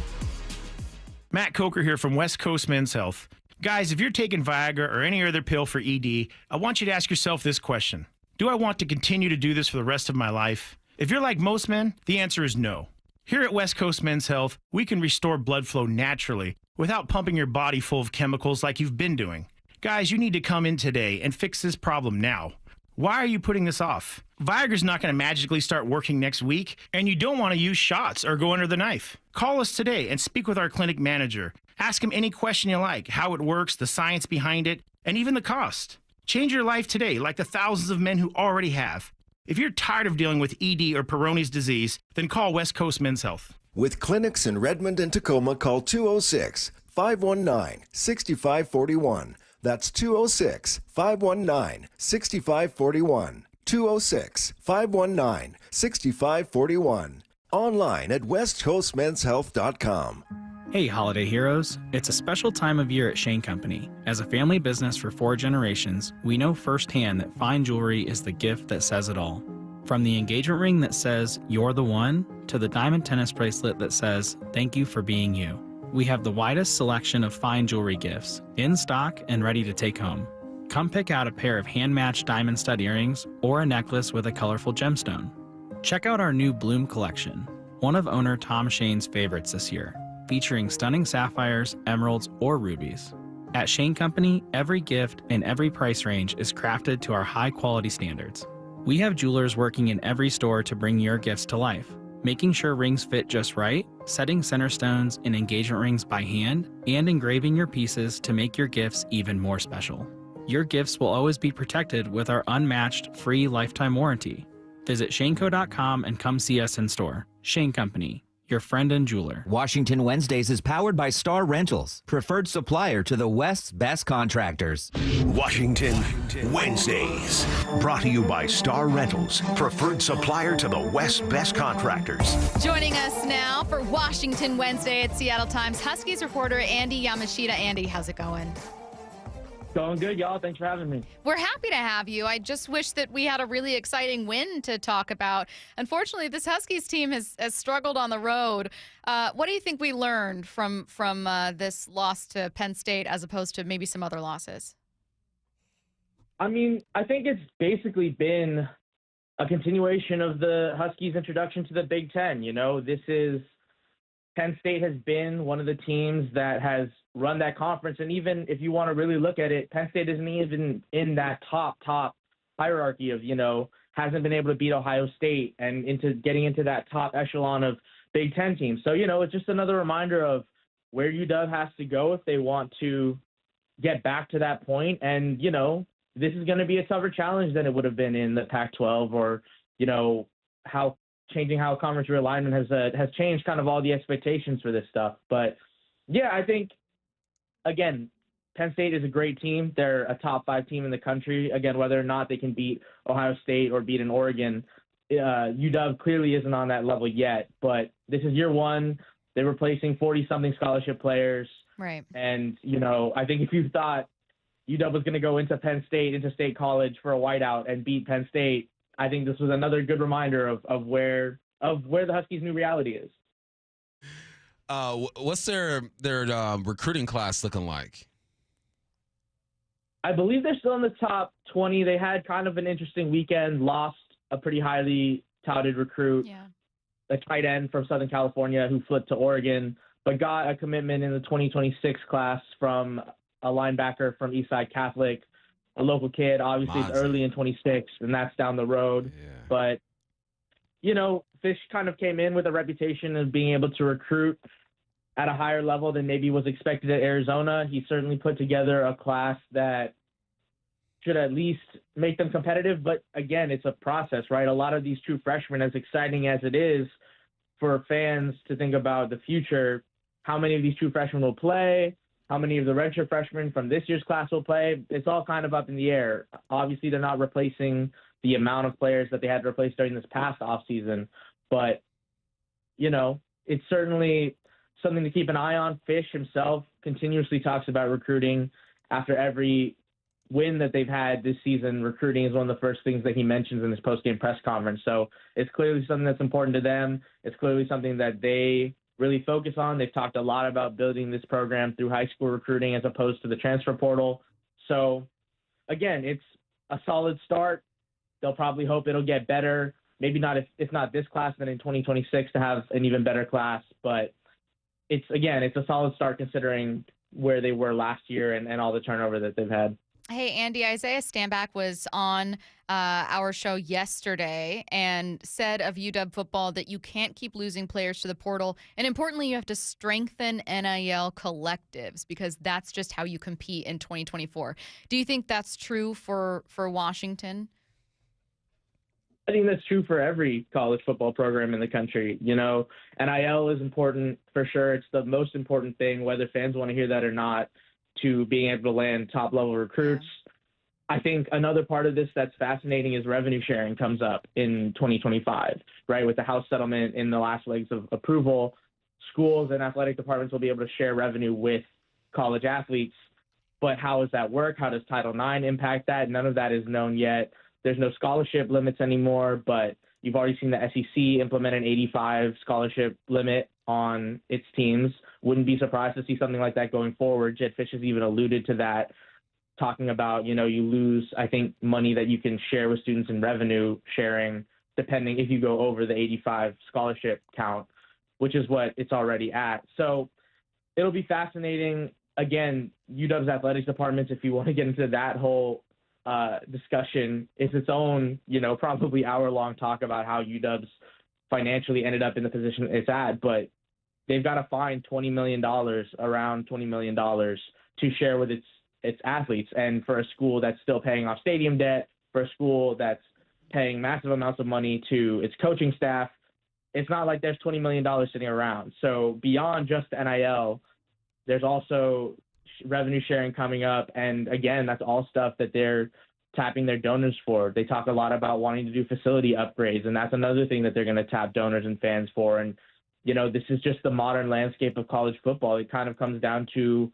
I think when I wrote a story in the off season talking to the NIL collective, it kind of comes down to one question: does Washington want to compete? Because if Washington doesn't want to compete, other teams, other programs, they're getting only a half share in media rights money from the Big Ten, are going to pass them. And that's just the reality of it. So it'll be interesting to see how the Huskies deal with that going forward. It's obviously not just a UW problem. Every athletic department across the country is trying to figure out how to do revenue sharing, how to deal with the outcome of the House settlement. So I wouldn't say it's just NIL anymore, is what I'm trying to say. I think NIL is extremely important. It's not going to go away with revenue sharing, but there are now other ways for players to be compensated in the college athletic space. Do you see a world where some of these major companies out here get involved to help UW? Because you look at just the resources around this state. There are some big names out here. You hear any talks of that happening? It's tough.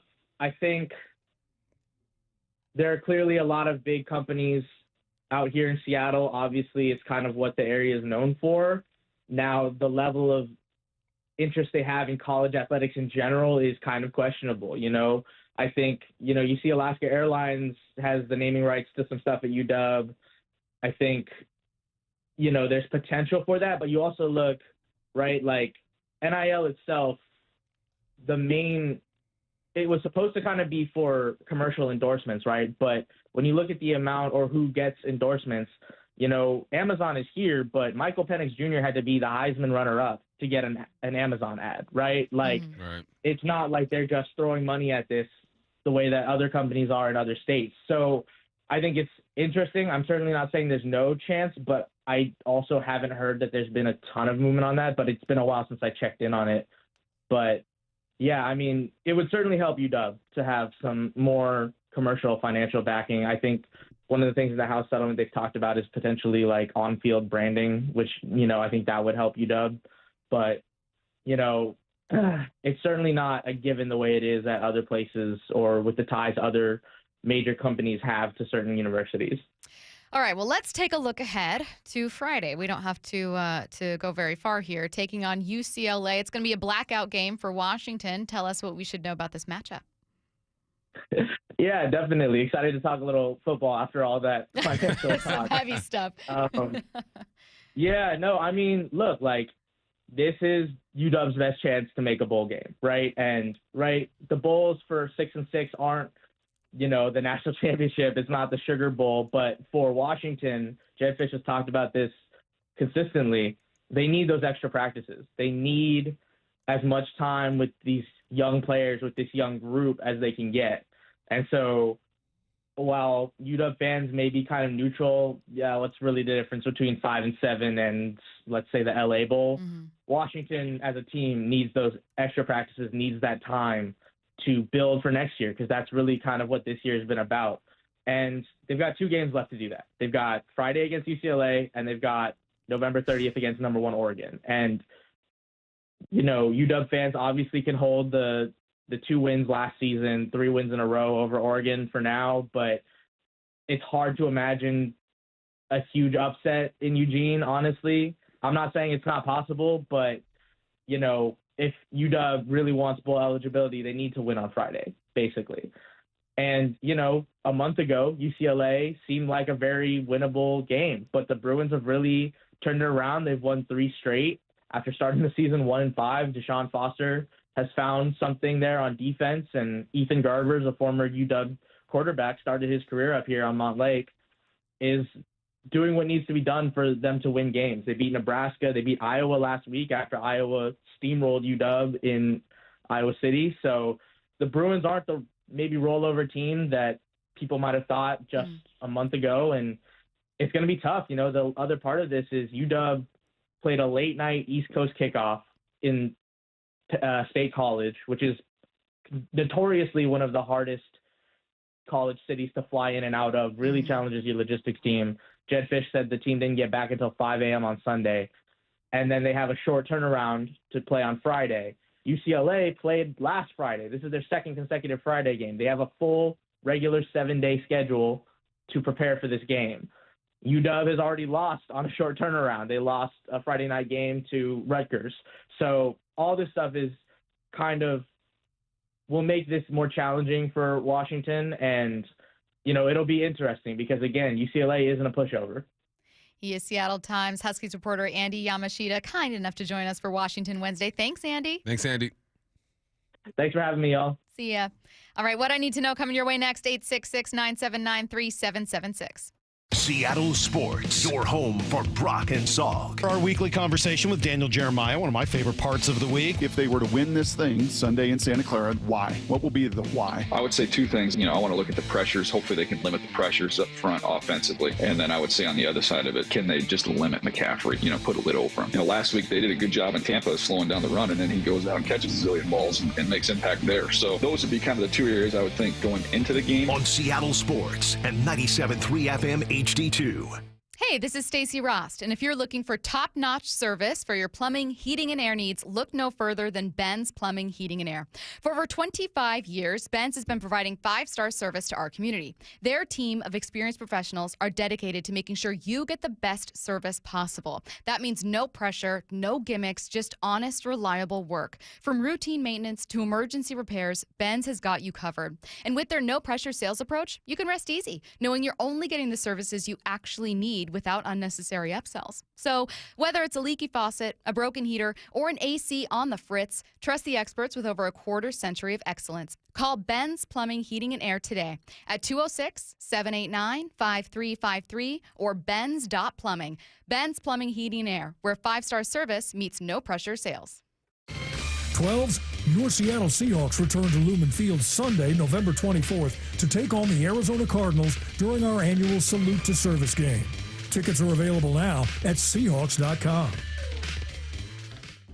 Meet Cheryl. Hey. She's on vacation and lost in the moment. Unfortunately, so is her Chase debit card. It's got to be somewhere. Maybe she lost it at salsa night. These skirts should have pockets. Or maybe she lost it at Pilates. 3 and 2 and... But she's not worried. With the Chase mobile app, she can lock her card till it turns up. Tools that help protect. One bank that puts you in control. Visit chase.com/checking. Chase, make more of what's yours. Chase mobile app is available for select mobile devices. Message and data rates may apply. JP Morgan Chase Bank, N.A. member FDIC. Lowe's knows that to win the job, pros need the best prices. That's why only at Lowe's, MVP's Pro Rewards members can get a volume discount on eligible orders as low as $1,500 at the Pro Desk. That means you get the prices you need to start any job, small or large. Because Lowe's knows pros. Valid in-store only. More terms and restrictions apply. Visit Lowe's.com/terms or Pro Desk for details.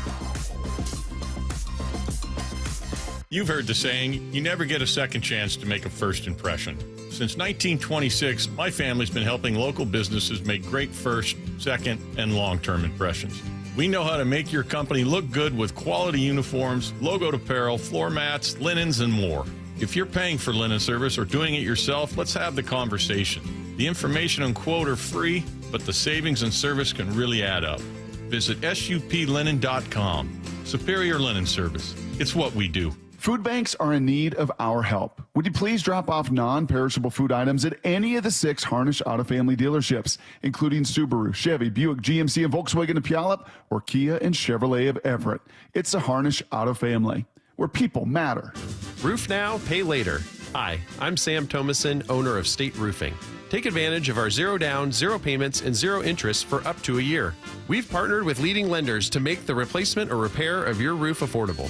Flexible financing options are available to take the worry out of an unexpected expense. Call us today at 866-ROOF-ROOF to schedule a free no-obligation estimate or visit us at stateroofing.com. That's stateroofing.com. State Roofing, the last roof you'll ever need. The Mike McDonald Show. The first word from the head coach after every Seahawks game. We want to play a certain way, and you're just going to chisel away at it every day. Presented by Emerald Queen Casino. Let's talk about your hair. Well, maybe after we talk about my hair. I've got great hair, as you know, and it's because of Advanced Hair. Yep, Advanced Hair Restoration. Their simple one-day treatment offers life-changing results that I can attest to. Guys, it's not magic, but it's close to it. They put hair where you need it most, and bam, it grows. It's actual science. Advanced Hair has top-rated physicians, modern technology, and best of all, you get your very own natural hair that begins to regrow the very next day. It's even guaranteed to grow for life. So schedule your free consultation now at 425-449-8185. Mention Curly to qualify for $250 off and 250 free hair grafts. It's a limited time offer. Advanced Hair, the winner of the 425 Business of the Year, and the team that gave me my hair back. More importantly, they'll do the same for you, guaranteed. 425-449-8185 or advancedhair.com. From whiplash to herniated discs, there are a few car accident injuries we've all heard of. J.P. Pendergast with Pendergast Law explains that even the most common injuries differ from one another. Pre-existing conditions, health history, beginning of treatment. There are hundreds of factors that make every person and every injury unique. While these variables aid medical treatment, the strongest case recoveries must also take them into account. Could you explain a little bit more? Our team at Pendergast Law is obsessed with turning over every stone to differentiate each case. This requires thorough investigation, diligent listening, and relentless research. We never pursue cases with a one-size-fits-all approach. We built our success by treating every injury and every case with the individualized attention our clients need and deserve. Pendergast Law's individualized approach to even the most common injuries makes the difference in case outcomes. It's another reason why I can't recommend them enough. If you or a loved one has been injured in a car accident, call Pendergast Law. We can help. This hour is brought to you by Mazda of Everett. From the Quantum Fiber Studio. This is Bumpin' Stacy. Weekdays 10 to 2. On Seattle Sports and 97.3 FM HD2. Get your questions in for What I Need to Know to the Mac and Jack's text line 866-979-3776. What I Need to Know. Who's your favorite fighter on old school Mike Tyson's Punch-Out? Who's my favorite fighter? Like to go up against? I don't know what There's only this one is. fighter. You got one option. You got the little Italian homie. That's it. I don't even know. My favorite fighter? I mean, the person I like to go up against were the easy ones. So, the first two levels. What I Need to Know.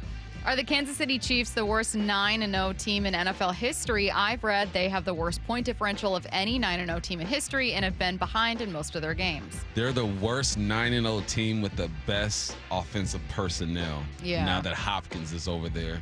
It's crazy what they're doing, man. But winning is real, and they know how to do that. Well, the trick is, even if you're not going to be the very best, and the Chiefs are not the best at much right now, except for having like the best quarterback who's actually kind of struggling this year. But you have to be good at something, and the bar that we have for them is so high that if they don't meet it, we're like, oh, they're bad. No, they're number one on third down conversions. You know what I mean? Like, they have a really solid defense. Like, there are areas where they are well above league average. It just doesn't feel like a Super Bowl team because typically those teams are more complete. And Kansas City isn't right now. But I would say a recent example of a bad 9-0 team. This team actually got off to an 11-0 start. The Eagles? Was the 2020 Steelers, who finished the season 12-4 and lost in the first round of the playoffs. They lost 5 of their last 6 after starting 11-0. Didn't the Eagles start 10-0 and then completely dropped their last 6 year? of 7? Here's the thing. Here's a question. Who is your Super Bowl favorite right now? Probably Baltimore and Detroit, maybe. If Baltimore and the Chiefs lined up right now in the Super Bowl. Are you taking Baltimore? I don't think I am. I don't think I am. That's the crazy part because about witchcraft. I don't know what Patrick has on his side, but I don't trust it. What I need to know, 866-979-3776. Is Bump the only one at the station with a shower seat? Probably not Brock, since he's a bath guy. I don't have a shower bench.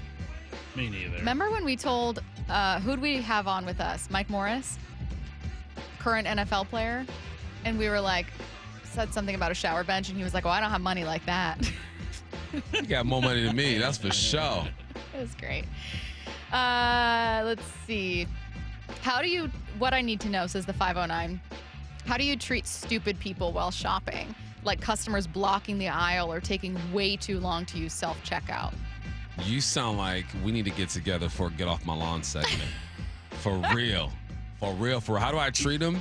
I just walk by them, man. I might make like a face behind their back, like, oh my God. But I just keep it pushing, man. I'm on a mission. And I don't go shopping a lot. When I go shopping, I'm in and out. My kids said, Dad, I love going shopping with you because you're in and out. With Mom, it's a totally different game. I will say, pretty much everyone uses self-checkout, but I think you guys are going to cancel me. I think there should be an item limit for self-checkout. Some self-checkouts some stores do. The grocery store that I frequent does not. And I saw a woman with a full cart doing, and I mean like to the brim, cans, vegetables, just random stuff. Disrespectful. You must have had 50 plus items. And I know that it's annoying to wait in line, but this is creating chaos in self-checkout. Get out. It is. Self-checkout should be 10 items or less. Okay, well, let's not get crazy. Yeah, 10 or less. Okay, you know what? Fine. I'll accept accept it. But I'm just saying, it's not bad to be buying a lot at the store at once, but you really don't need to be going through self-checkout. Fred Meyer has, I think they have a separate they have two self-checkouts. One for like express with like 10 or less items. And they have another one that's for like bigger grocery hauls where it has one of those like belt things that you send your groceries down after you've scanned them. Yeah, I like that one. Yeah. It makes me feel like I'm playing dress up as a Makes cashier. you feel like you're working at the store. Yeah. What I need to know, should the Seahawks move Connor Williams to guard and get Olu in at center? I actually have two questions about that. I'm not opposed. Hey, shoot. Ideas, go. What are we doing with this offensive line? Hey, we need to have a Venn diagram. Let's get together. What is that? Vision board. My wife loves vision boards. We need a vision board with this O-line. Yeah. 206. A lot of Instacart shoppers don't get paid for waiting, so they want to do it themselves, be in and out as quick as possible. I hear you, but I don't know that this woman is an Instacart shopper. I think she's just being rude. I'm sorry. Like, I don't think that that's entitled of me to be like, yo, you can't even bag your items. Like, you had to like take up another space to bag your items. Yeah. I'm just saying. Now I'm getting all fired Maybe up. she has like anxiety and doesn't like dealing with people. You know? It's 2024. I don't accept that answer. 866-979-3776. I'm wondering if you guys can explain why the NFL has a salary cap and other pro sports don't. No idea. No clue. Baseball's the only one that doesn't. Yeah. NHL, NBA, they've got salary caps too. And the reason baseball doesn't is probably more because they have the strongest players union. I mean, in part because of history and how it's always been, but then it kind of combines with a very strong players union that would absolutely love bloated contracts that aren't limited by a salary It's been cap. around the longest. It's all about competitive balance. It's not how we did it in the 10s.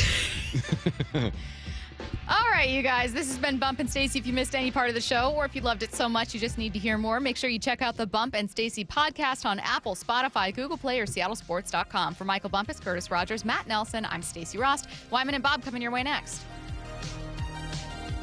Seattle Sports has your chance to win 4 tickets to the Seahawks Salute to Service game against the Arizona Cardinals on November 24th. 10-5 touchdown Seahawks! Head to the Seattle Sports app, click the Win tab in the bottom right corner, and enter for your chance to win. Holy catfish! You can enter once per day, so the more times you enter via the Seattle Sports app, the better your odds will be. Do it every day, November 13th through November 19th. Details and rules at seattlesports.com/win. Progressive presents good news, bad news, dumb news, then great news. Good news. A letter in your mailbox says you could save money bundling your home and auto insurance with Progressive. Bad news. You saw it after your teenager backed the car into the mailbox. Dumb news. A new mailbox, basically a box on a stick, costs up to $400. Great news. You decide to see if you could save money bundling at Progressive.com and go with paperless mail instead. Progressive Casualty Insurance Company affiliates and other insurers not available in all states. Want to keep your gas-powered engines running like new? Stable's proprietary formulas are proven by third-party testing to outperform the competition in keeping fuel fresh, preventing corrosion, and cleaning the entire fuel system. With Stable, you can have confidence you are doing the right thing for your engine's long-term health. Just pour into your gas can or